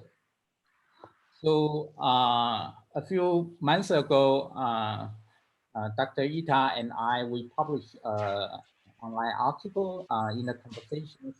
Our topic is COVID-19, the end of international mobility as we know it, because it is the COVID-19, it hits so quickly and so huge impact on the country in the world. So our major argument are because global mobility it means the movement of people across international borders. And global mobility regions, it means we want to widen the analysis of international migration to include international cooperations on international travel in general and the activities of international organizations concerned with it. And so our argument is for the pandemic it will give the change of the global mobility regimes, because COVID-19 it become not only disease, it's become a pandemic, and there's no longer free movement of people since the time of the COVID-19 pandemic. And so macro and micro mobilities are highly demanded to stop. So right now, the international borders of many countries, including Indonesia and Taiwan, we are almost closed. So people are not able to move as before. So these are very huge issues that bring impacts from the COVID-19's diseases. And even some of the world leaders like Angela Merkel and Donald Trump, they describe the spread of COVID-19 pandemic as one of the big challenges since the World War II. And if we can to adopt some of the theoretical concept to describe a situation, and then I will prefer the theory, the theoretical of German theoretical Ulrich Beck. He has a very famous book published in 1992. It's called Risk Societies. And in risk societies, in that book, he divided into major concepts. One is the first modernity. The other one is the second modernity. And Beck say in the first modernities, human beings are facing and begin to face the huge power of economic and cultural globalizations. And it is time which we want to the economic growth, we want to have more materials need, and this is the major job of the first modernities. But when the time moved to the second modernities, it is a period after modernities. And it says people are facing not only challenges to satisfy the basic general material needs, but also the challenge of risk distributions, like earthquake, like tsunami. And because you will see the earthquake, the heat, not only the single countries, when it comes to earthquake, in Indonesia, in Taiwan, in Japan, we also have very quite often of the experiences with earthquake and even a tsunami. It quite often in the island countries. And the pandemic is the most significant case about the risk, because the risk today is not only happening in single countries, it's happened in several countries, and even in also happening in the world countries. So this is the series from the Ulrich Beck. And the below PowerPoint, I will talk more about the issues in 9 major points. One is that the first issue is probably we can ask how far reach the globalizations. The globalizations in the past, there's already some of the predictions. One of the very famous book is published in 1972, The Limits to Growth. So that time it already says the globalizations cannot continue. And recently we see more and more the movement of the anti-globalizations. So one of the things right now we witness is that more than 180 countries are impacted by COVID-19 pandemics. So almost every country in the world are hit by these diseases. And the restriction of individual free movement is issue one we probably we can to explore more deeper. The issue two, And the following issues I that is from the current.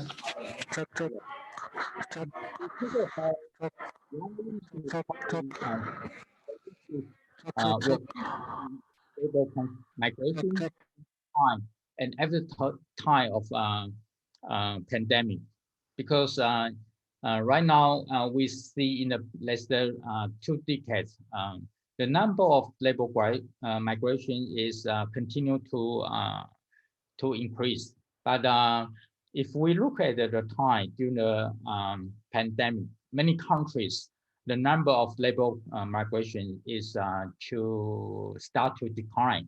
And look at the number in Taiwan, the labor migrant from, we have major countries from Indonesia, from Philippines, from Thailand, and from Vietnam. They are the first major countries of labor migrants in Taiwan.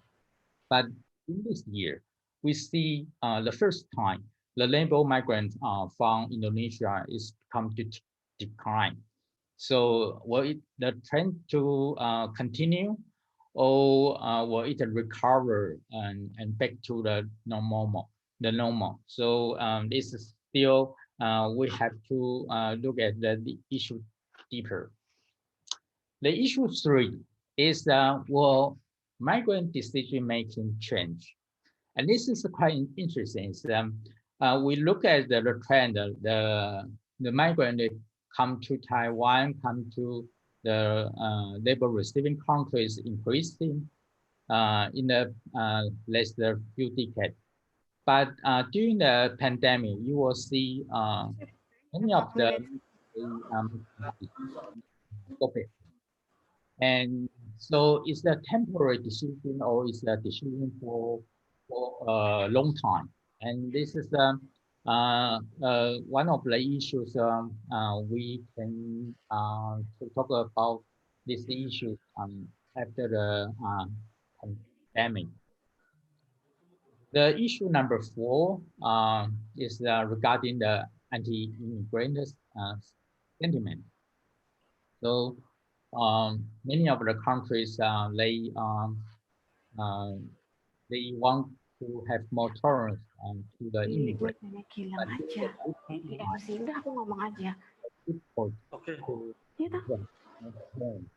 Sometimes it will put resident. So it's very critical issues even after the pandemic. Biar aku bisa ngomong. Number 5 is authoritarian regime price diversity. In the morning, we Professor Chris Ho Mapuhani about the era of Asia. I'm very most of the argument I agree with Professor Chris Ho, but one thing that we probably have to keep in mind is during the pandemic, you will see some of the it becomes more democratic, or it becomes more authoritarian to have the authoritarian regime to grow. And in the US, we see there's a demonstration, and there's a lot of people talk about the issue of Black Lives Matters. And this will help the US, the country of the USA to become more democratic. But if we look at the situation in Hong Kong, it's quite different. And we see happen a lot of demonstration in Hong Kong, but during the time of pandemic, the countries of China it adopt the other strategy. To publish the national security law, and then to want to make the Hong Kong fewer and fewer demonstrations. Do you hear me now? Yes. You have 3 minutes to go. Excuse me for that. Yes. Okay. Thank you. Thank you for reminding. Tak nyalain ya. And the problem is, we see only very few countries they give voice to Hong Kong's compared to the voice to the US. We see a lot of people they give voice to the Black Lives Matters, but how about the people in Hong Kong? And this is the issues. I think the democracy is one of the major things, even during the time of pandemic or after the pandemic, and this we should continue to pursue the value of democracy to help the region of Asia to continue to grow. And the issue 6 is about travel bubbles. And right now, because many countries have the ban of to the international travel, so a new concept is to build the travel bubbles. So probably we cannot travel everywhere, but between Taiwan and Indonesia, we can build a travel bubbles in the two countries and help the people's easy to move across these borders. And the issue 7, it is about international student migration. So the number of international students is also declined during the time of pandemic. And can we hope after the time of pandemic, the international student will continue to grow or recover as we see before? And the number 8, the last 2 concept is about the commuter travel. Right now we have the online conference. So many of us, right now we working from home. So many people, they say probably even after the pandemic, the working from home will become a very typical model for the office workers. So we will not sit in the office, and instead we will sit at home and to do our job. So it is a trend. Then probably in the future, the working from home will become a major model of the future of work. And then the last issues is the immobilities. The last add issue, we talk about the mobilities, but probably one of the issues is the immobility. When after the pandemic, will immobility become a major crucial element? They play a role in our societies. If it is, then the immobilities, many people can stay at home to their jobs, and we don't have to go to the office. And the city plan will be different as before. And so the immobility probably will gain the significance in the futures. And this, I think the total 9 issues probably will let us think more deeper the impact of the pandemic. And this is my presentations. Thank you very much. Terima kasih.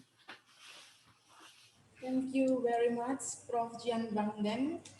For the first time, very sorry, I regret, big regret, and apologies for the technical trouble, but I definitely follow your presentations. It was very wonderful, and I definitely agree with you that before the COVID-19 outbreak, which started in late 2019, the free movement of billions of people, including tourists, business people, digital nomads, refugees, and students, was a common part of our life.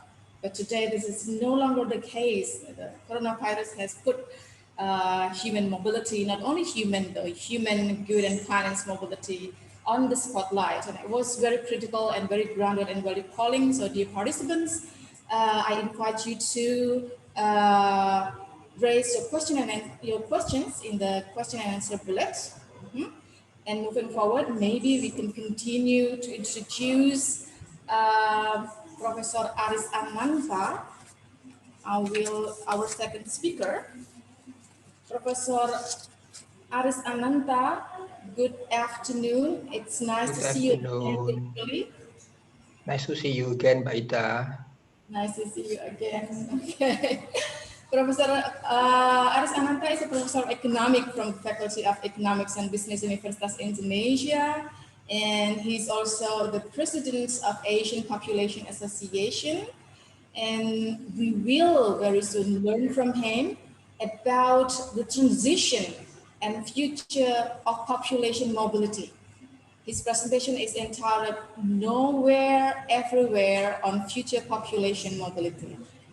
Prof. Aris Ananta, the 20 minutes ahead is yours.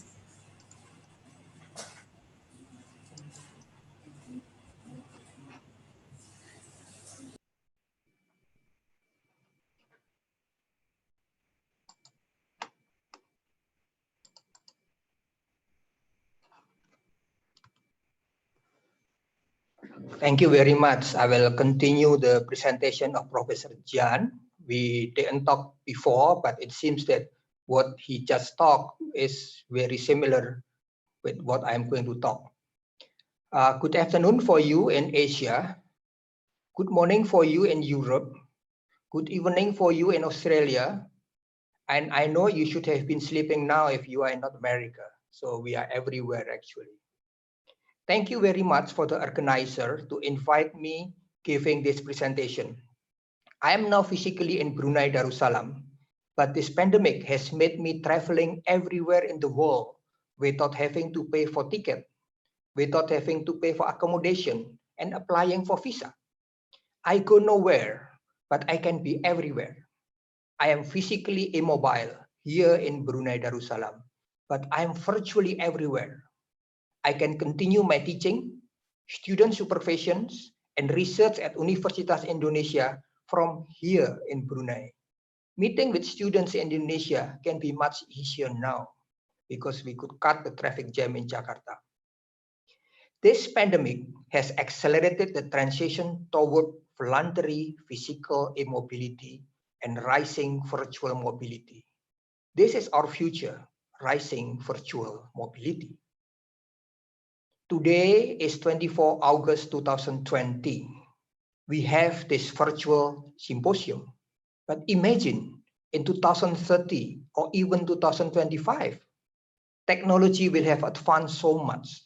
We can have a much more real virtual symposium conducted by Center for Southeast Asian Social Studies Universitas Gadjah Mada.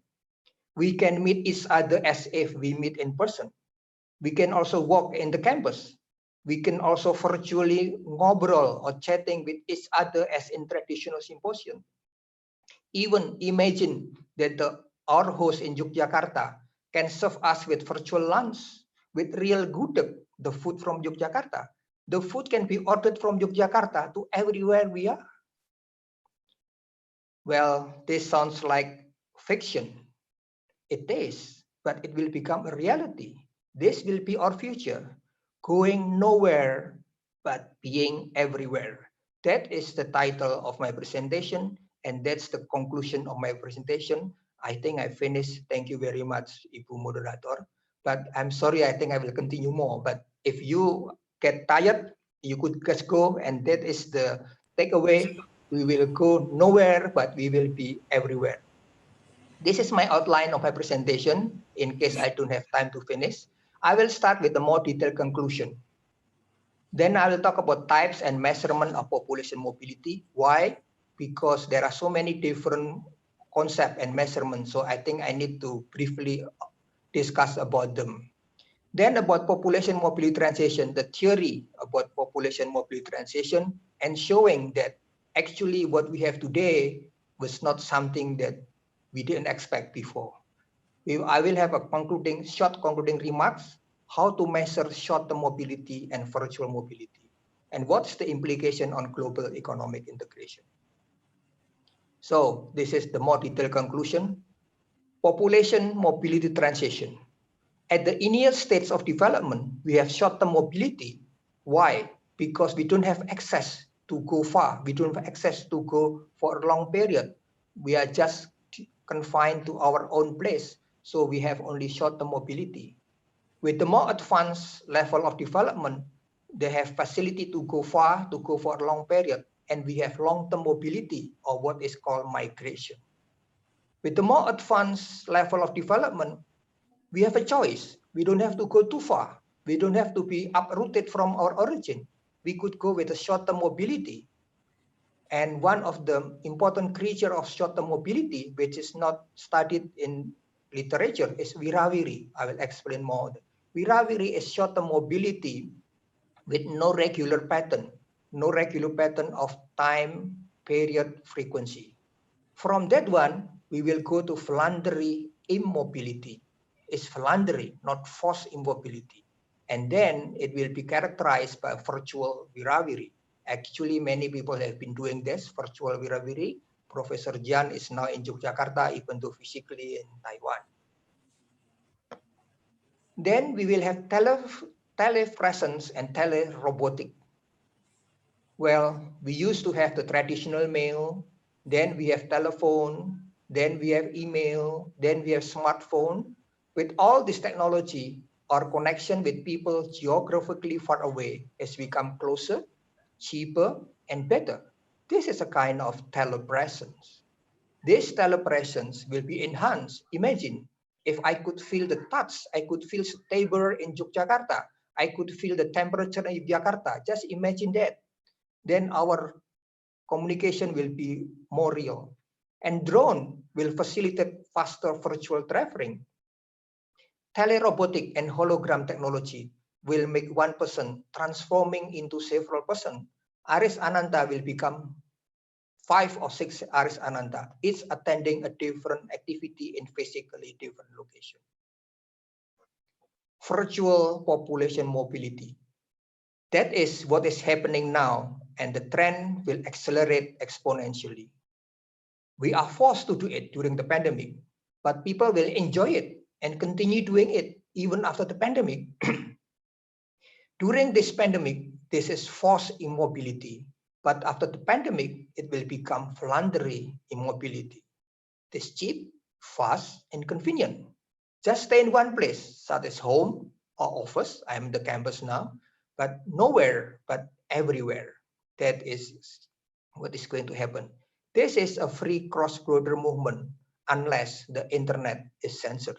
There is a possibility that some government may not like it, and then they may censor the internet. In-person population mobility become luxury. People may still like the in-person population mobility, but there is a choice. The virtual mobility may become so real that they may like it. And in-person mobility become a luxury. The negative side, maybe people will think the virtual as a reality, but that may happen in the future. The reality is the virtual. I'll give some illustration from my conclusion. Virtual tourism. People who like adventure but are afraid of the real world will enjoy this virtual tourism. It is a simulation of the real world, such as simulation of flying in outer space.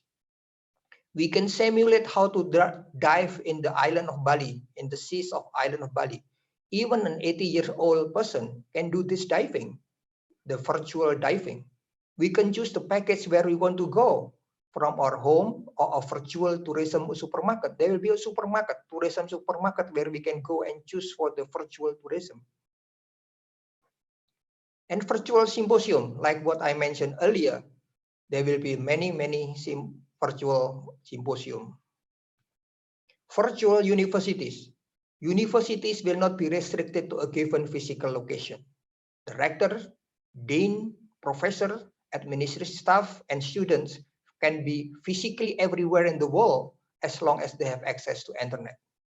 As with symposium and conference, the virtual campus can be very close to reality. Students can take courses from many different universities around the world. Professors can teach and do research in several universities, institutions worldwide, and physically stay anywhere they want. Virtual mall. With virtual mobility, Mall can be simulated to be very close to reality. People with disability can freely walk around the mall and meet anybody. People can try clothes and touch the clothes, for example. If agreed, people pay electronically and clothes will be sent everywhere in the world. Virtual business, e-commerce will be the norm. The virtual population mobility allows more possibility and competition among employers and among employees. They do not compete with people in their regions or close to their regions, but with people from all over the world who can go everywhere easily. Virtual crime, this is the negative side. As people can go and meet people everywhere easily, crime may also become easier. We need to prevent this crime to happen. This is some illustration, and by conclusion, now I'll go more detail how to measure population mobility. Migration involves the process of uprooting or detachment from the origins. Everything changes: home, neighbor, market, place of education, and playground. People are detached from the origin. For example, the Minang, an Indonesian ethnic group originally from West Sumatra, has the culture of merantau, where young people left West Sumatra. Communication is completely cut off until one day the young people return home with success stories. However, this merantau trait has disappeared. The Minang does not have to go too long without any communication with their families or friends in West Sumatra. Transportation makes them easy to return and visit West Sumatra frequently. The spread of WhatsApp, including video call, make communication more instant. People living West Sumatra do not feel being detached from the environment of the origin, West Sumatra. But how to measure this long-term mobility? How long is long? Usually, migration is measured by using a time threshold. If people stay in the destination area for more than a year or intend to stay for more than a year, this mobility is called long-term mobility of migration. But today, migration are very different from past migration. They do not necessarily completely cut off from the origin. Flow of information is instant. Things related to origin is often easily found in the destination. Because of globalization, migration already know many things about destination, even before they come to destination. Even they can still often visit their origin. Uprooting because to new area has been diminishing. There are many types of migration. I think I will not talk about this type of migration. What we are talking today is only voluntary migration, and migration here is not related to the legal status. As long as people move from one place to another, that's migration. It's not necessarily related to legal status. So what is short-term population mobility? This is staying in destination for less than 1 year. It has a lot of socio-economic political impact on the society, but seldom discussed because the measurement is more difficult than long-term mobility. There are several types of short-term mobility. First is commuting. This is daily or weekly returning home. It's a routine. Circulation, maybe every 3 or 4 months or 5 months, it is routine. Or seasonal mobility, depending on the season, is also routine. But then, something which escaped the attention of literature, wirawiri. There is no pattern, it's not routine. With respect to time of stay in the destination, from the origin, from distance, from frequency, from time between one move and another. I introduced the pattern is wirawiri. This is Indonesian word, actually originating from Java. The closest English word is moving around, but I think it's not yet sufficient. But wirawiri is describing the pattern of people with no pattern, moving always everywhere. I first mentioned it in 2013 in our paper, Imaging Pattern of International Mobility from Indonesia. The second is in International Population Mobility in Asia, forthcoming the end of this year, 2020. I'll talk about population mobility transition. Is this new mobility a surprise? Actually not. It has been predicted by Zelensky in 1971, Skeldon in 1990, myself and Arifin in 2013, and Baldwin in 2016. However, the pandemic has accelerated this transition, becoming a revolution in population mobility. I did not expect it to happen even 4 months ago. From forced short-distance mobility to voluntary short-distance mobility. Initially, people move in short distance and short period, short population mobility, no access to go for long distance and long period. Then with access of transportation and transportation facility, people move in long distance and long period. Movement involves uprooting and detachment from the origin. They have cultural shock. Later, people become less migratory as transportation become cheaper, communication become better and more affordable. Cultural shock, uprooting and detachment are diminishing of migration as uprooting is also disappearing. Then again, we have short distance mobility, but this time it is a choice. They can still choose to migrate, but they choose to have short-term mobility. Toward Wirawiri, this will be more dominant pattern in the future. People do not have to migrate. They can go everywhere and stay at the destination for less than a year. They are not uprooted in their origin, and yet they enjoy being in the new destination. People may commute every day. People may have more seasonal mobility. People may circulate more. But the rising future in the future, this is before the pandemic. The rising picture is the one on Wirawiri, moving for less than 1 year with no pattern of time, no pattern of destination, no pattern of frequency. Baldwin tree unbundling theory said that the first unbundling happened when the cost of moving goods become cheaper. So initially, production and consumption happen in one region. With the first unbundling, production can be in one region, but consumption can be everywhere. Second unbundling is when movement of knowledge become cheaper. Production doesn't have to be in region A, but can be everywhere, and consumption can be everywhere. The third unbundling, Baldwin predicted at that time, is that when cost of in-person interaction become cheaper and faster. It is not the traditional interaction, but substitute. It's virtual.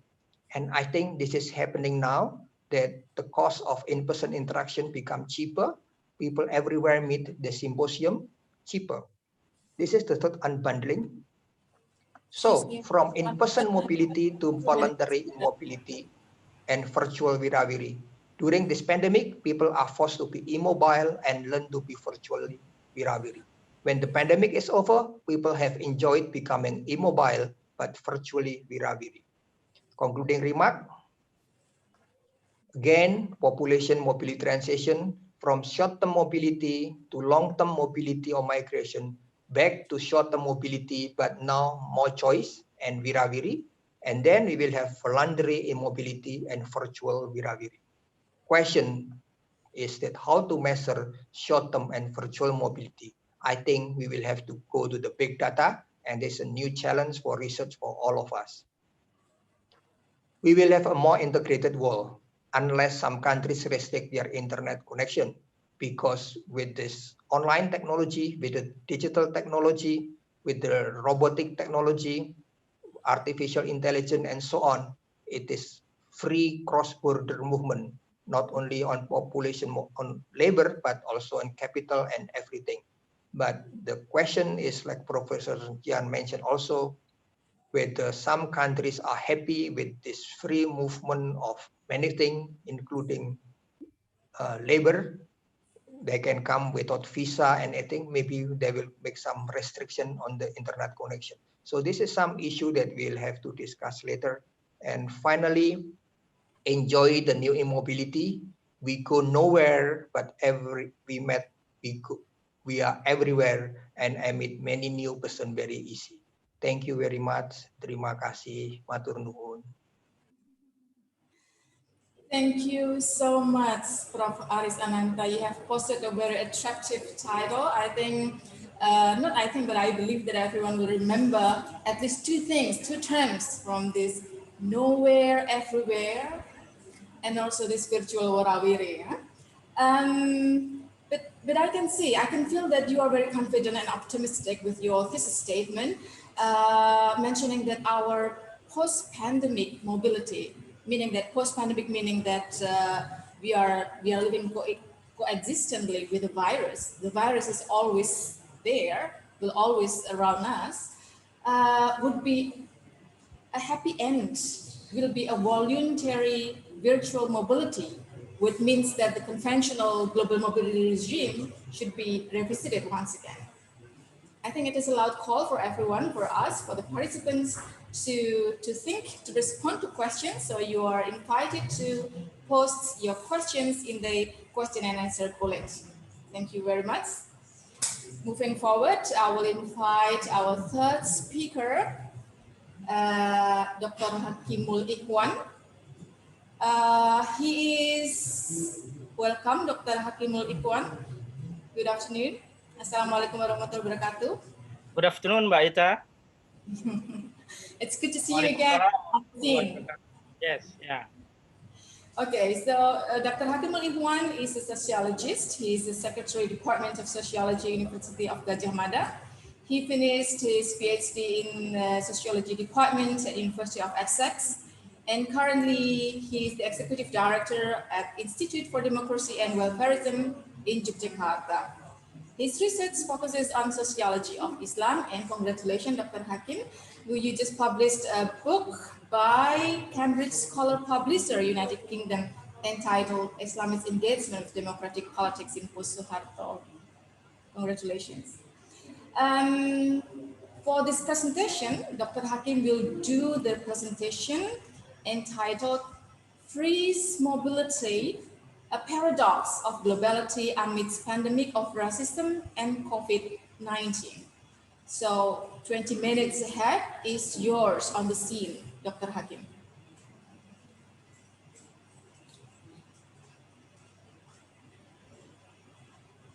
All right. Thank you very much, Mbak Ita.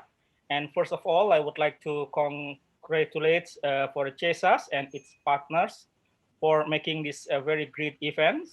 I couldn't imagine how you organize such an event, such a great event in this, very hard situation where we have the pandemic. I know some committees gathering in some places to organize this and making all this event possible. And also, I'm very honored to be amongst two great presenters, experts. First, Prof. Jan Bandeng. Nice to meet you again virtually. I feel like I am now at Tamkang University, just face in face talking to you in your room, as Professor Aris said before. And also, Professor Aris Ananta, nice to meet you, to see you again today, after having, I think, a series of discussion with Professor Aris. And I follow the argument, the presentation from Professor Aris. And today, I will try to share my ideas about freeze mobility, a paradox of globality amidst pandemic of racism and COVID-19. I agree with Mbak Ita that Professor Haris has a very positive and optimistic future of mobility. Well, in my presentation, maybe this is the conclusion of my presentation, freeze mobility. I say that I would like to share ideas that we are in a situation where we are not really free and not really experience that opportunity to easily mobile across boundaries. And even virtually, we also been freeze. Our mobility, virtual mobility has also been freeze. So the freeze mobility is a situation where not only in the spatial mobility, but also I think a virtual mobility. That's the ideas that I will share today. So this is the outline. I highlight two problems of current mobility: racialized mobility and stigmatized mobility. So we have these serious issues, and I think Professor Jan Bang Deng have discussed quite broad about how the stigmatization and racialization of our current global situation. And the last part of my presentation will be discussing about the future mobility, how world without mobility and living with risk and beyond virtual mobility. As Professor Aris mentioned before, that yes, we have the rise of virtual mobility that shape sociality and solidarity. Tomorrow, I will share more about how the virtual shape our forms of solidarity.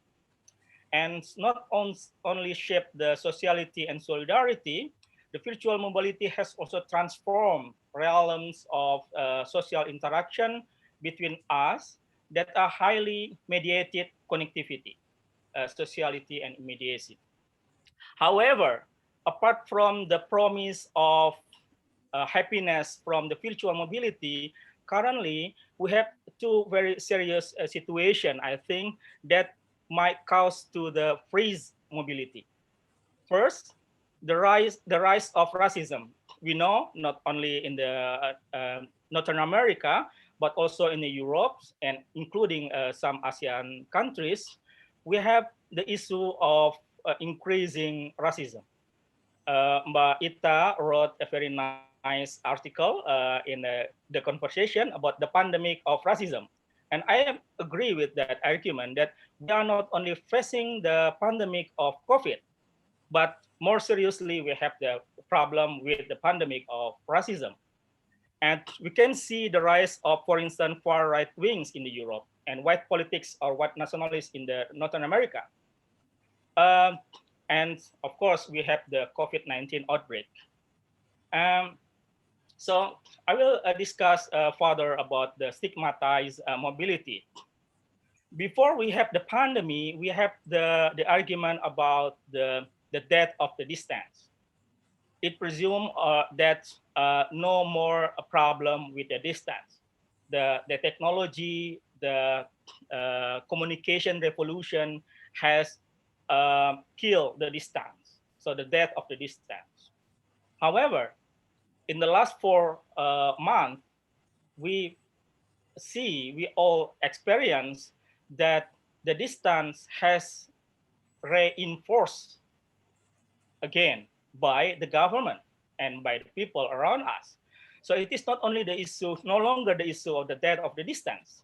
We now experience enforcing distance. We need to keep distance. Some people use the term social distancing. The others say physical distancing. But this tell us that we are no longer in the death of distance. We are in the situation of enforced distance. So we can see many government policies regarding enforcing distance. For instance, entry restriction. We have some students that now couldn't continue their study abroad because the border closed. They couldn't get a visa. But also some other policy like mandatory stay-home notice, and even a temporary suspension of the permanent cancellation of the visa, for instance. This is the enforced distance by the government. But also at the community level, we have this problem of stigma of COVID. For instance, how Black, Latino, and Asian America, for instance, in the US, have been experienced stigma amid fighting against COVID. There is a situation where people need to blame someone, fears from disease and death, and of course, gossiping that spread rumors and myths, where the virus associate with a particular population, associate with particular community or even nationality. And the impact is that might be the social rejection, denied from public services, verbal abuse, or even physical violence. And then we do have the problem with the racialized mobility.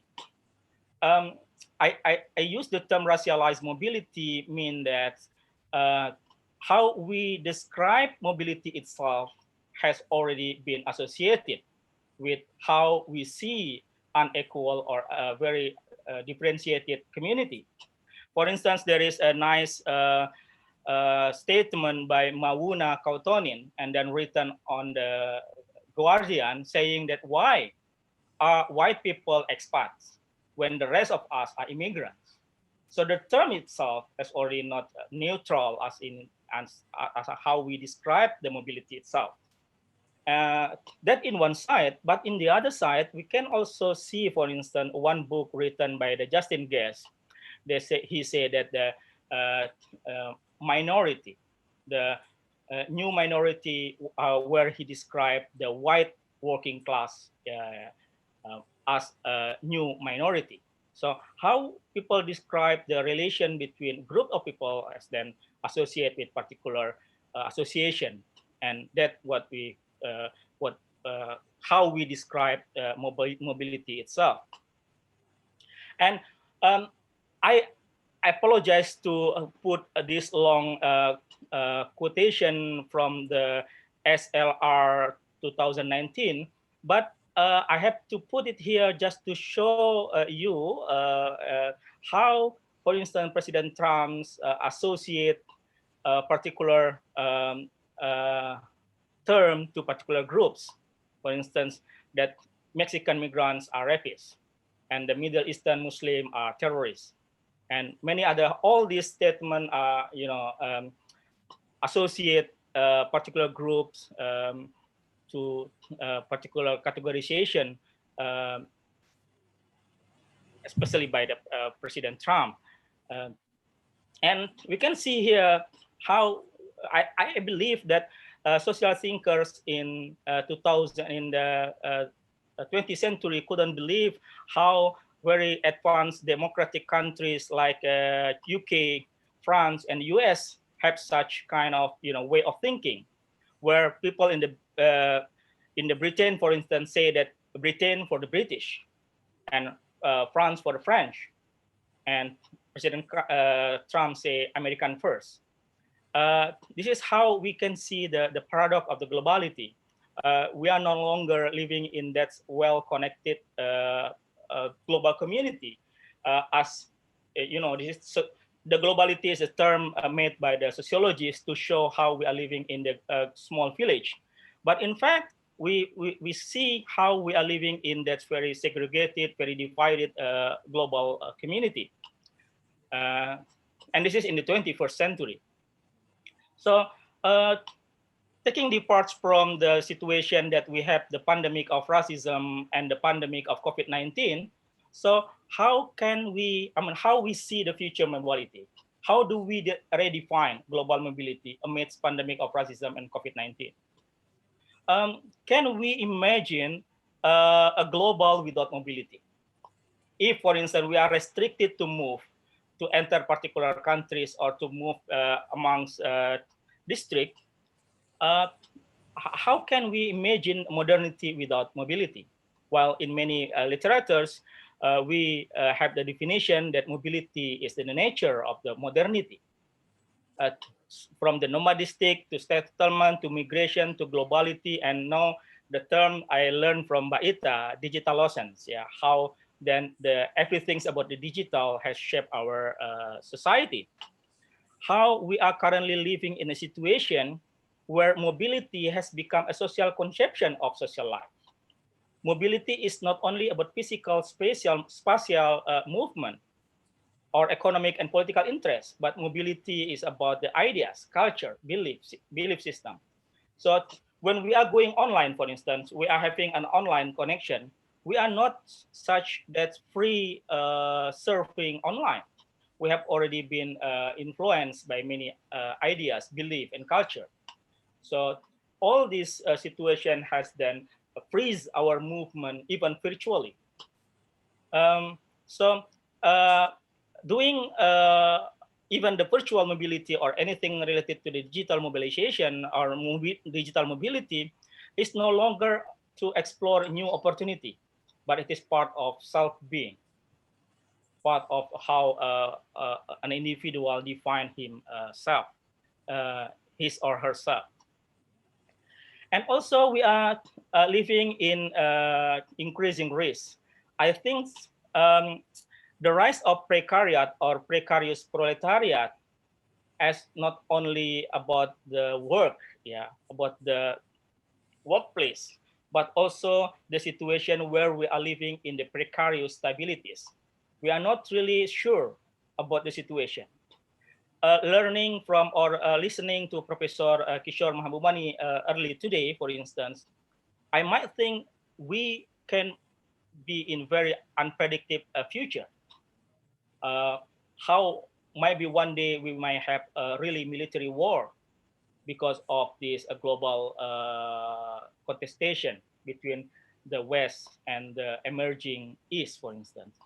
We're not really can predict a day, for instance, for the next month or even in 2021 because of the precarious stabilities. We are living in really uncertain situation. So does the migrant worker, for instance, have that multiple risks? Yes, very simple risk they have. I mean, in many literature, we might say that there is no clear-cut dichotomies as in the very early capitalist society, the bourgeoisie and the proletariat class. Yes, the global migrant worker have no clear dichotomies between classes. But also, we are in a situation where weakening Keynesian welfare state is no longer providers of protection, where then the risk taken for granted as individualization of risk. I think Professor Jan Bangdeng already discussed Ulrich Beck about this, individualization of risk. And more seriously, I think the increasing stigmatization due to increasing fear of in and out group, either related to the race, to the racial association, or also to the virus, to the pandemic of COVID-19.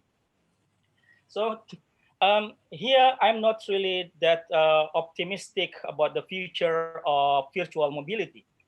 Yes, Bauman said in 2005 that people might feel at home in many places. But today, with the stigmatization and racialized mobility, we can imagine how the immigrant could feel at home in many places. There is a situation of stigmatized and racialized immigrant. And this is the picture I got from Taiwan when I invited by Professor Jan Bangdeng. This is the community in a Taiwan mine station where people gather together here. And if we talk about virtual mobility, how the virtual can alternate the public spatial sphere. Can the virtual communication interaction replace the public spatial sphere as it in the Taiwan mine station, for instance? Because the community here in the Taiwan mine station is not only about bringing people back to their home, but also generating social ties, social connection, a group sense of feeling at home, not only from the virtual, but also, experiencing in that space, in the Taiwan mine station. And that's, I'm not really sure that the virtual can alternate the role of public spatial sphere as in, for instance, in the Taiwan mine station. And of course, the hybridization of culture persists, still there. And we are talking about mobility. It's not only about spatial. I really agree with Professor Aris Ananta, nowhere, everywhere. But also, I think we need to discuss about how the ideas, lifestyle, information, and including science might also give a great influence to the people virtually. And the last point I would like to share today is about the issue of cosmopolitanization. Cosmopolitanism is not enough for our global community. We need more than cosmopolitanism. We need more than people gathering or taking, sharing spatial sphere. We need more than cosmopolitanization. We need multicultural global perspective, where we are not only sharing space, but also we are sharing ideas, we are sharing identities, and we kill the stigmatization or racialization of ethnic or group association. Mbak Ita, that's my sharing for today. Thank you very much. Love to discuss and get a feedback from the audience, and we can share further about this. Thank you very much. Selamat sore. Assalamualaikum warahmatullahi wabarakatuh. Waalaikumsalam warahmatullahi wabarakatuh. Thank you, Dr. Hakimul Ikhwan, for bringing another round of highly important dimensions of future mobility in the risk society. So you highlighted there are unforeseen uncertainties, in this contemporary world, social world. I agree with you that we are suffering double pandemic. In this case, the first which is seemingly coming like a sudden, so that is the COVID-19 pandemic, and the other pandemic of racism, which have been being with us for centuries. And your work, the racialized mobility, is really food for thought. And so, ladies and gentlemen, before moving forward to the question and answer, I would like to proudly inform you that this panel on future mobility in the rich society is co-organized and supported by the Center for Population and Policy Study, Universitas Gadjah Mada. We thank the director, Professor Joko Pitoyo, and team for this organization, for raising this critical issue. All right, so we go to the first round of question and answer, which are addressed to each speaker. The first one, I will present the question from, the first one goes to Professor Yen Bang Deng, from researcher on Indonesian migrant workers in Hong Kong. His name is Dedi Kristianto. He's asking that Indonesian migrant workers in Hong Kong are into uncertain situations, namely the tension between pro-democracy and pro-Beijing. And the second one, the tension of the COVID-19 pandemic, which many policies of the Hong Kong SAR government are still very discriminative against migrant workers, especially from Southeast Asia, I believe. So apart from being needed in everyday life in Hong Kong, migrant workers are not sufficiently positioned as a group that is sufficiently decisive in a series of economic, social, and political processes. These questions are there any good opportunities to ensure the mobility of migrant workers in a pandemic situation without discriminating against them? The second one, which agency or actors determines, other than the state, the mobility of those migrant workers? Prof. Deng, the time is yours.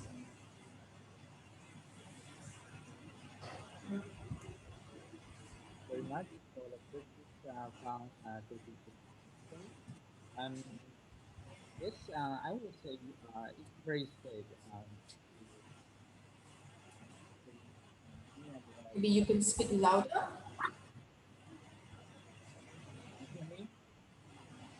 Okay. Can you hear me? No? Yes. Yes. Okay. Can you hear me? Yes, Louder please. now? It's very safe to hear many countries, government, the local people, their own citizens, not the foreigners. But I would say the disease of pandemic, the disease of COVID-19, it is not recognized. It is foreigner or not foreigners. So so it's sometimes it's missed. During the time of COVID-19, so many of the government, they only protected the local people first and then migrant secondary. So you will see in many countries, the migrant workers were treated as a second citizen. And this is the problems that happens everywhere, especially during the time of COVID-19 pandemic. So is there any opportunities? The opportunities, I think the first of all is the key concept for me is democracy. If the current government is more democratic, then they will give the chance not the government dominate during the time of pandemic, but also the NGO organizations, they can play a role. The non-government organizations, the peoples, they can give voice to the government, and even the migrant workers, they can voice for themselves. And this is what happens in Taiwan. If we look at the PowerPoint by Mas Hatin, he showed the Taipei demonstrations. The Taipei demonstrations is a public space for migrant workers in Taiwan, especially for Indonesian migrant workers, because many of them, they serve as social welfare workers, and they work at home, so they don't have the space together during the holidays. So on the weekend, for them, especially those who work in the north part of Taiwan, they tended to go to the Taipei demonstration together there. So during the time of pandemic, they happen the station, they want to close this square because they're afraid people get there or to helps the spread of pandemic. But many NGO organizations, many people lay voice to the government, to the Taipei main station, to say they cannot close the square. And even the Ministry of Transportations in Taiwan, they encourage the Taipei main stations to open the square for the migrant workers. So I think it's important that we can push the value of democracy. And then even in Hong Kong, right now it's very sad to see the Hong Kong, the local government become more, not only more China, but also it's become more authoritarian regimes. So it cannot adopt the opinion from the other side of organizations. If the government continue to open, then I think the NGO organizations and other migrant workers organizations, they will help the migrant workers to voice and help them to have more right, even during the time of coronavirus. It's not that issues during the time of coronavirus. It's issues even after the time of coronavirus. The rise of migrant workers is still very important, and every government should focus on it. Thank you. Thank you, Prof. Deng. So maybe the discrimination against our fellow migrant workers, not only from Indonesia, but also from Southeast Asia, I think is a very acute problem. And maybe you can also later respond on the other question, but now for the time being, I will move to Professor Aris Ananta. The question is from Dr. Dewi Sulaswiti from the Center of Population and Policy Studies again. How do you look at virtual mobility from the perspective of intersectionality of gender, age, social class, place of residence, etc.? In other words, what will the impact of virtual mobility for different types of people? And also it is true that the virtual mobility is cheaper, easier, and more convenient. However, there is a loss of personal relations. What do you think about this one? Yeah, thank you very much. Actually, I have to mention that when I imagine the future, I don't have any value, whether it is good or bad, but this is going to happen. So I think is that if we see something good, we have to optimize that one. If it is something not good, we have to minimize that one. And this population mobility affect almost all aspects of our life, all ages, all gender, and whatever education and so on.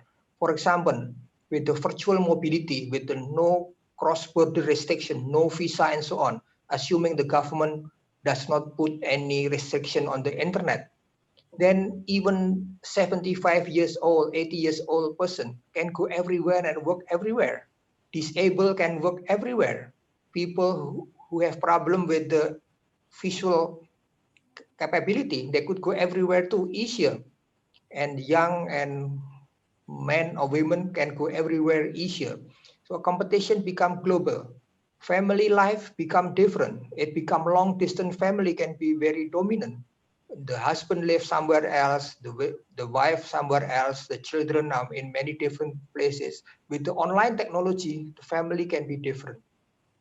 So for your question, Ibu Hu tadi, I think my answer is that I think the most frequent question I heard from is that from you, how about loss of personal relationship? Many people actually complain that one, but I think the pandemic will last at least 2 years and people will adapt to the new style. I heard that some people complain about being forced to stay at home, but after 2 or 3 months, they enjoy staying at home. So personal relationship will change, the value will change, and many things has happened before. So I think it will change, whether it is good, whether it is bad. Yeah, I think we feel too that we lost the personal relationship, but personal relationship may change in the future for the bad or for the good. I think that's my answer. We have to study more about this. Thank you Thank you, very Ita. much. Thank you very much, Prof. Aris Ananta. The next question goes to Dr. Hakimul Ikhwan regarding the ongoing process of privatization, not only individualization of risk due to the immobility. Dr. Anton Novenanto from Brawijaya, I think, University of Brawijaya, would like to ask, how is the role of social class in the course of coping with this ongoing pandemic? The survival capacity is dependent on the social status or class for each individual. How is it going? Maybe Dr. Hakim would like to respond. Okay, yeah, thank you, Mbak Ita, and thank you, Mas Anton Novenanto, for the question. I think the presentation by Professor Kishore early today is relevant to answer the question from Mas Anton, yeah, where we need an organization and also of the state to take more responsible in dealing with the pandemic COVID. We know, I think we learned from our experience in the last 4 months that the lower class is the most suffering class in the situation of pandemic. I think the restriction of mobility, where people cannot easily move, for instance, and doing a job, and also that's have serious decrease the economic activities. We need a state, we need international organization. Well, we learned from Professor Kishore, for instance, well, the global structure is not really that's helpful in dealing with the situation. We learn from some countries like Vietnam and also Taiwan, yeah, Prof. Deng, that have successful story in dealing with the pandemic. But unfortunately, the success story in some ASEAN countries, for instance, couldn't be transferred to, for instance, Indonesia. And some other international organization, I think, has very limited capacity to help many countries to cope with the situation of pandemic. So in this situation, I think I also want to relate the question of Mas Anton and also Dedi Kristanto, yeah, Pak Dedi Kristanto about the situation, our current situation. I think there is a link between these two questions, that we have problem related to the global justice.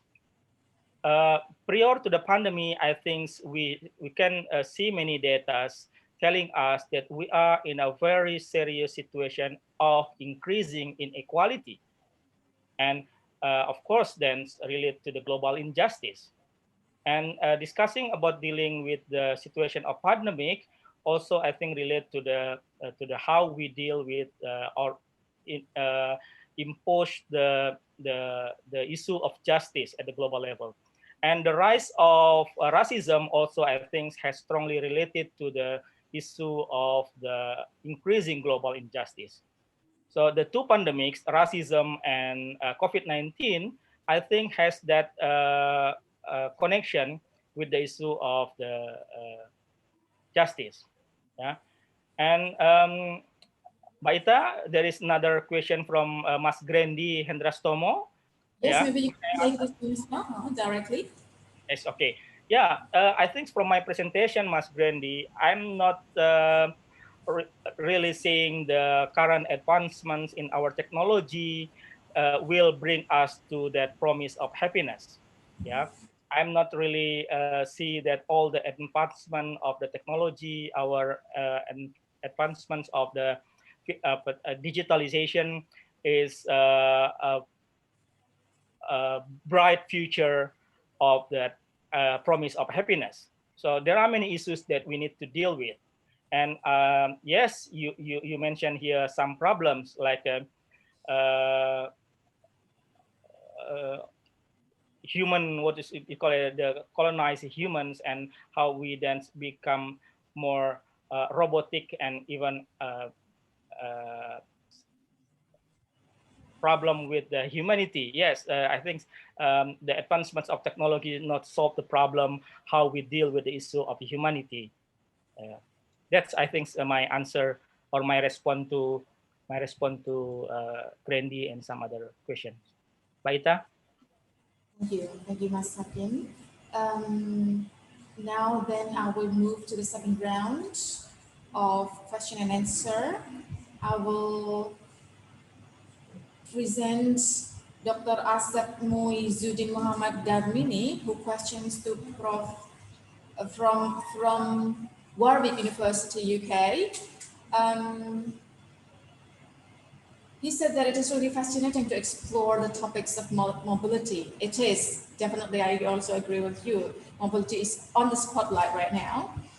In his personal observation, mobility is closely related to the social class.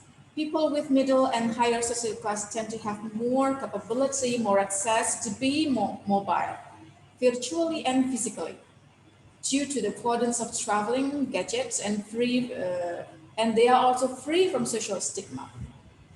With the pandemic-dependent socioeconomic gap, is there still a possibility that we could achieve a more socially justice mobile population? I think this question will can go to each of the speaker, but I will move to Prof. Deng. I think there is another one to Prof. Deng. Yeah, it was for Prof. Deng, but the other two can also respond. Please, Prof. Deng. Yes, thank you for your question. Can you hear me? Aida? Yes, yes, but it sounds a bit soft. A little bit louder, right? Yes. Okay. Great. Yes, I feel with this speaking, everybody has different kind of resources in the time of pandemic, especially for those have higher social crisis. They probably very have more resources than those people. They are lower social crisis, and this is a kind of the privatization of public. But at the same time, looking at this, the Prof. Deng, excuse me. Prof. Deng, excuse me. Can you speak louder, please? Okay. And if you look at the response of the, right. You look at the response of the regime, like in Germany or in other countries in Europe, they are for better.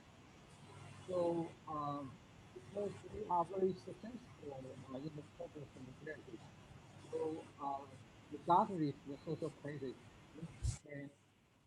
they can make together to fight the pandemic.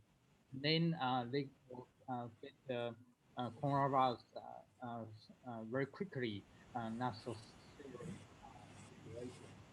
So my answer to this question is yes, the pandemic will make the social crisis more divided, but if the government they can also solidarity, they can do more resources to different kind of social crisis, then we can get the social divide not so huge.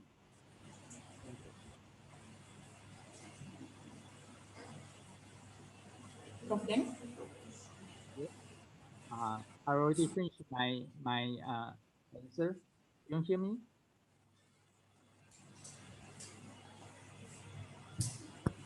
Yes. Yes, Prof. Deng.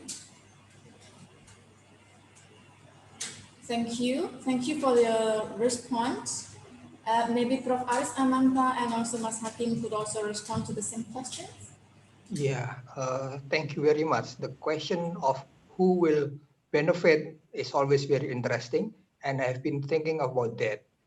And I believe that business and technology will soon make that smartphone become cheaper, computer and all accessory become cheaper and better and available to all places in the world. It reaches even the lowest income group of the people. Google has already targeted India, Indonesia, and Vietnam for their market. They know it's a big population, even though they have lower income, but it's a big. They will sell cheaper smartphone, better smartphone, internet is available. So the question will not be whether they could have access or not, but those who have subsistence access or they have sophisticated access. The divide is not between those who are educated today, between those who have income today, who is healthier today, but whether people between those who have high literacy in digital technology and not. Those who have high digital literacy, including migrant workers, they will benefit from this digitalization because of this digital revolution. A professor who are left behind on the digital technology, he will go away. As university also will go bankrupt. I think that the teaching will be different. If university teachers are not adapting to the new technology and digitalization, they will go away too. So the issue is not between the migrant low-skilled workers and high-skilled workers today, but in the future, the difference stratification between those who understand digitalization technology and those who don't. So I think the answer is the future will be very different, but I believe that not long from now, everybody will have access to digitization. In Indonesia, everybody has smartphone, very easy. Even the low income group, they have smartphone. So that is my answer. Prof. Aris Ananta, do you mean that, did you say that this digitalization is really inclusive for across social strata? Yeah, the stratification will change. For people, those now in the high strata with the current technology will go to the lower strata when they don't understand, they don't comprehend about digitalization. And those in the low strata today, even the low income people, they understand digital technology, they will go up. And about migrant workers, the bad side is that the migrant workers will be replaced by robotic technology. Not only the migrant workers, many professional work will be replaced by robotic technology. And I think that is a fact that we see it in the future. So the issue is whether people can understand digitalization or not. And I myself also forced myself to learn about digital technology. This is really interesting. So the categorizations of social class will be reshaped and reshaped by this digitalization. Great, it's really, really thoughtful for us to think about. Okay, and yes, we still have many times to go. This is from Mas Dedi.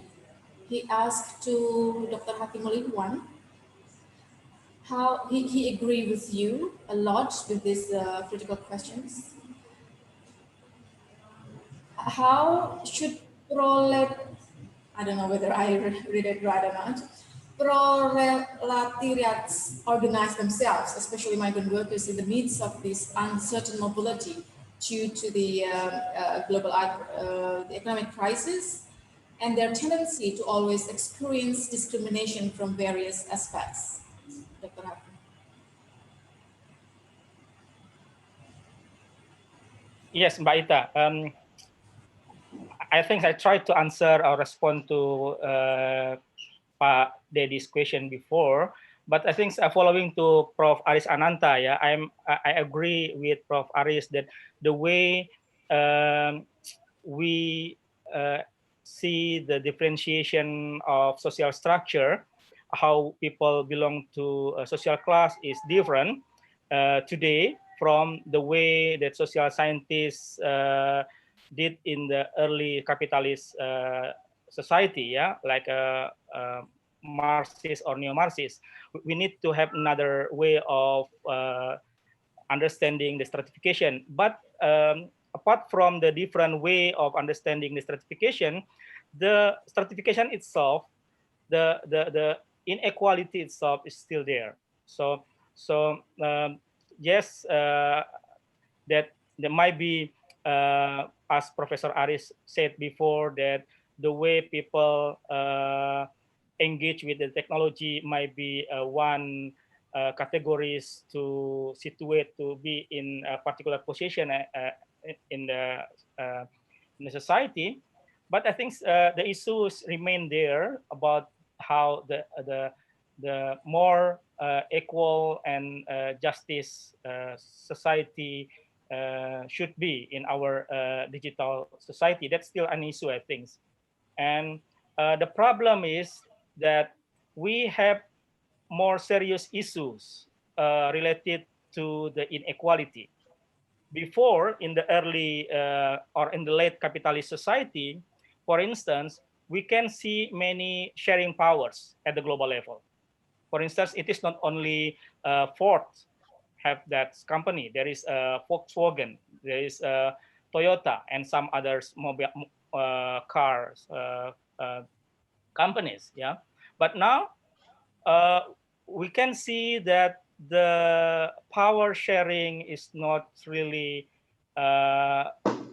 share equally between corners at the globes. Yeah, we can see, for instance, how Silicon Valley monopolized that resources, and we can see, for instance, what we use today, for instance, Zoom, for instance, how Zoom then monopolize all this technology and get the benefit from here, and Google, and we can just name a very few companies who can really get huge of money.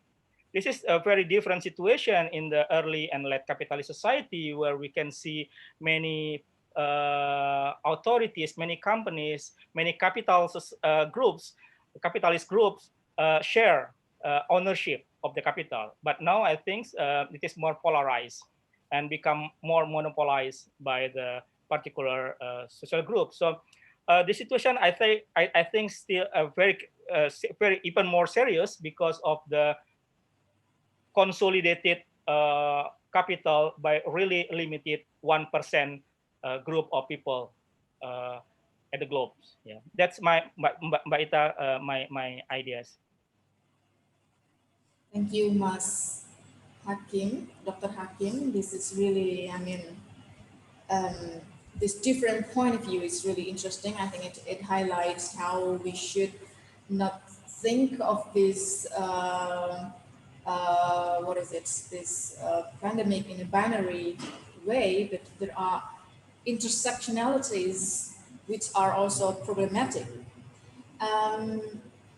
Interestingly, also, another extensions of the problem of this pandemic or this mobility in risk society also put forward by Dr. Evi Nurfidia Arifin.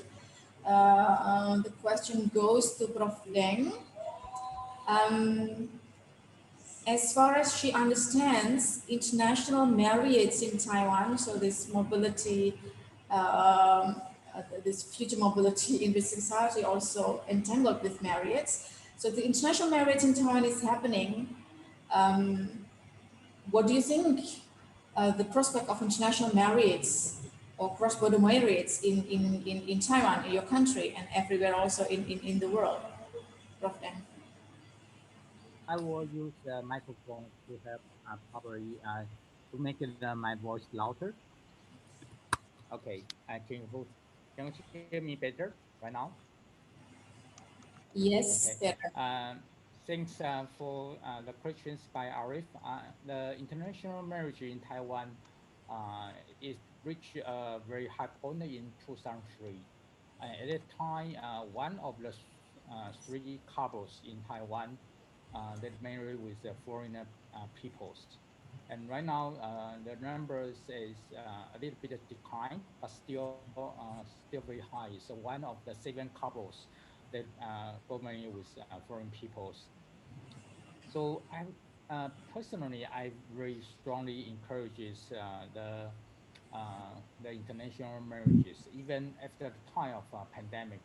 And with that way, I think the future of demography will change because right now here in Taiwan, you will see the most of the local people are Han Chinese.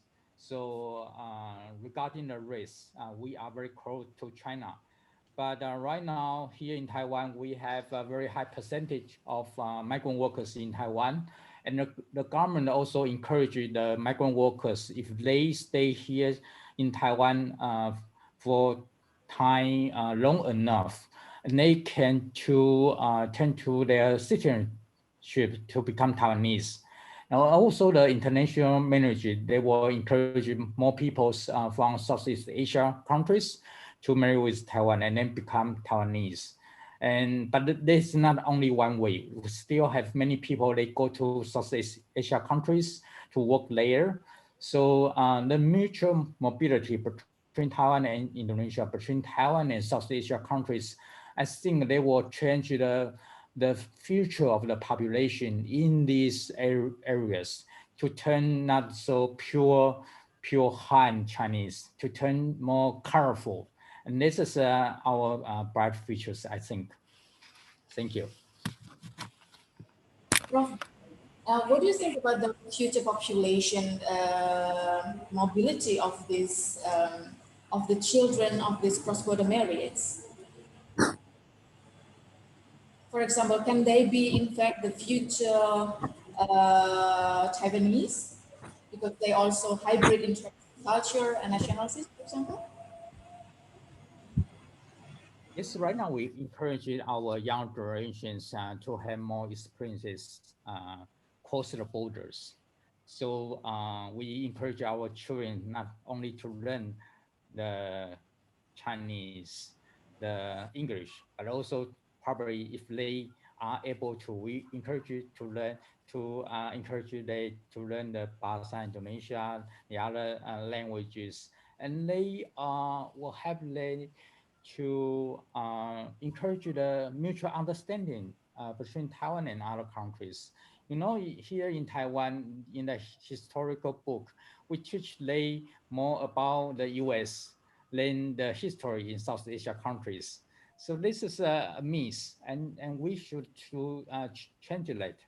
And so the younger generations, especially, we encourage them to have more travel to South Asia countries, to understand more the cultures in South Asia countries, and then to encourage the more people from South Asia countries to Taiwan and and in the whole Asia regions. And I think the hybrid race, the hybrid in terms of the citizenship, and they will be the features of demography in Asia. Thank you. Thank you very much. I will go to Anelo's question. He's asking to Prof. Dan, in fact, but maybe Prof. Aris Ananta and Dr. Agni also would like to respond. He's asking about the economy in Southeast Asia amid this pandemic. When will this pandemic is ended? Maybe he means like the post-pandemic. How is the situation about people's mobility in terms of tourism and economic, and also goods and finance?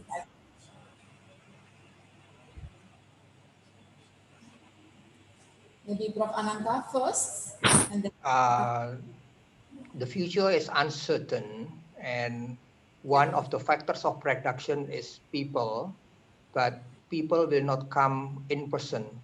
Migrant and development is known to have love and hate relationship. Migrants are welcome for their production, their contribution to the economy, but the presence of migrants are often not welcomed by the local. But after the pandemic, I think people don't have to be physically present in the other country to help the production in other country. So the issue will be very interesting. I don't know what happened, because people in country A can come to country B without going to country B. It's still, maybe in the word is still, the word is stealing the job of the local, but they are not there. So the issue will be very different now and after the pandemic. And about the economy, I don't know how to answer now, but I think it will be influenced a lot. One of the things is the digitization about people where they work, the competition will be higher. And for tourism, I have a hypothesis that virtual tourism will be very important. Some people, some country, they go to Bali, but they have guide from their own country. They eat the food from their own country. So they see Bali from the outside. They are in Bali, but they are not really be in Bali.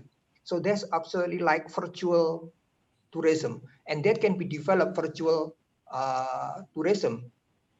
People can in one country B can go to Bali virtually. It can be like you are in the outer space, but simulation.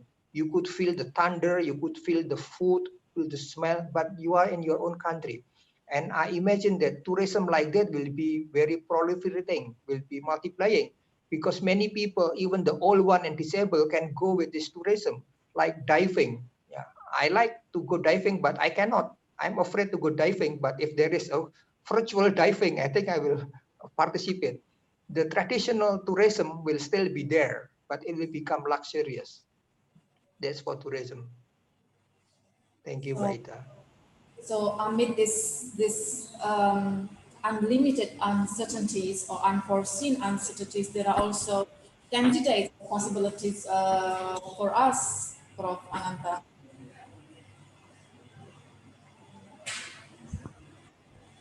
I think. Yeah. Yes. Thank you very much. Prof. Ananta, maybe you can go on to the next question. That is from Dr. Alfi Rahman from Syiah University. This is very real. This is very basic, but we should answer these questions. I think the truth is that we actually know quite little about what is going to happen. So the uncertainty is there. What will the society impact of the digitalization be in the future? How will people interact with machines and devices? What kind of skills do we need and how should we learn? Do you think that Indonesia is ready for this? Maybe this is also a challenge why inclusivity should be revisited again. So this is not only about physical disabilities, that this digitalization is inclusively ask people to be in group, but also the other problems, the other risk of having this digitalization. this is the question we are facing all today. We do not know yet, but we have to study that, whether it is good or bad. When I talk about the future, I don't say that is the good one, that is the bad one, but that is what's going to happen. And then we have to utilize it. We have to prevent the bad one. So about in the relationship and so on, I think I don't know the answer now, but I think we have to do something. Like one question asking me, how about the future of demographic analysis? I answer, yes, I'm a demographer, and it is a big challenge. Demographic analysis will be different today and tomorrow. Economic analysis will also be very different. I think I have to learn a lot again about the new economics and new demography. Thank you, Boss Ananta. Mas Hakim, you said previously about the economic monopoly of these digital efforts of this digitalizing. Maybe you can also comment on this.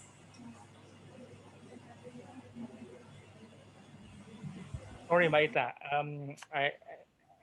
Can you repeat it again, please? Maybe this is it refers to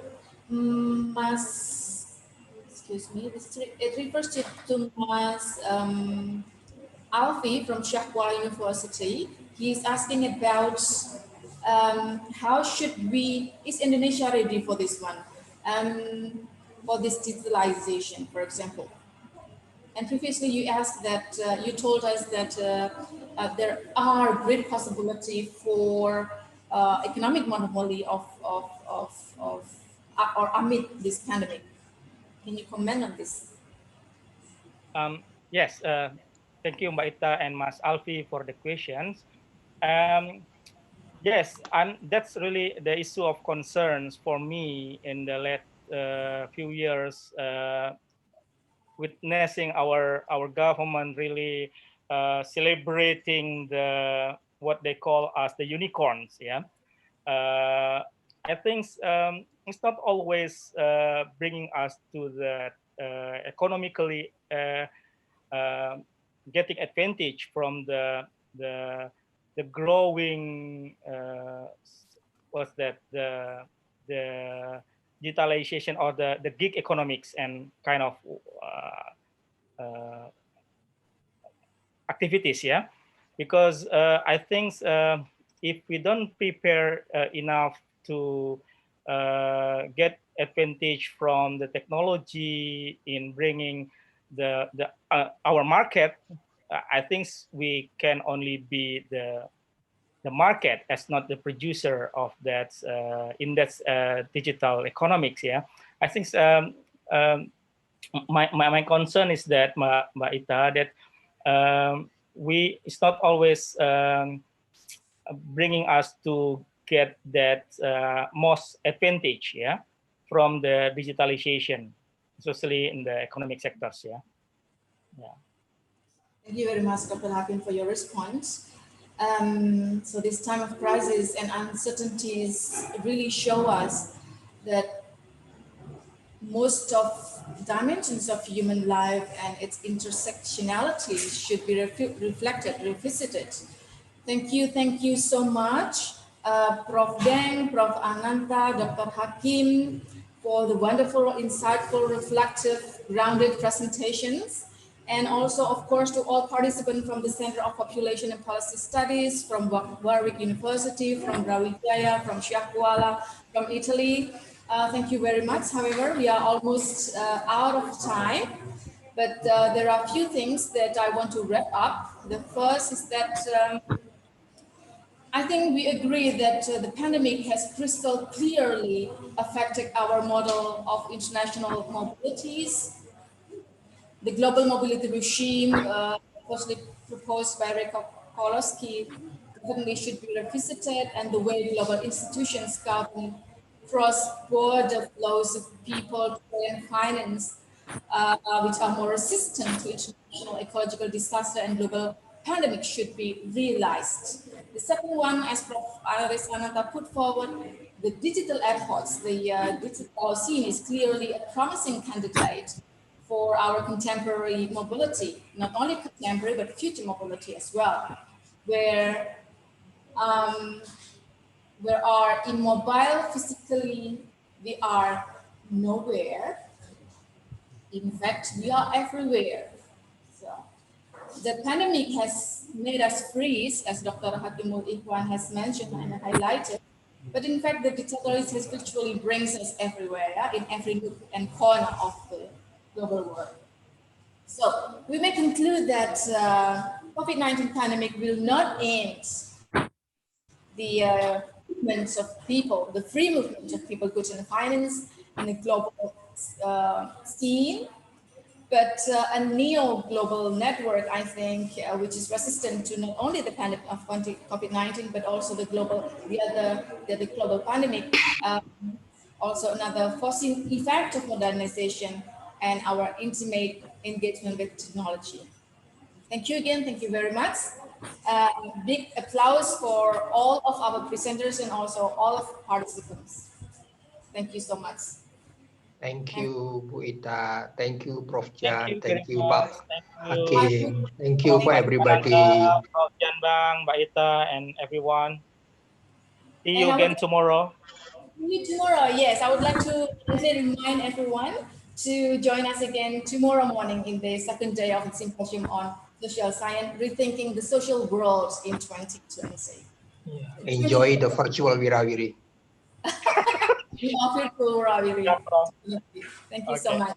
Goodbye now. Thank See you you. tomorrow. Bye-bye. See you again. Bye-bye. Thank you Bye-bye. very much. Bye-bye.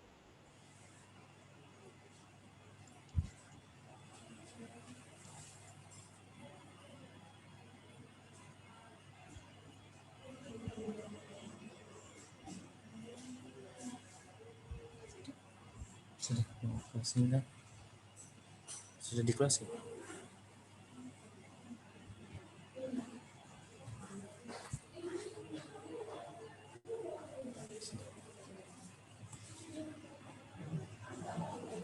Iya. Oh. Masih penutupan. Oh, sudah dimatikan. Tidak apa-apa. Aku udah ngomong.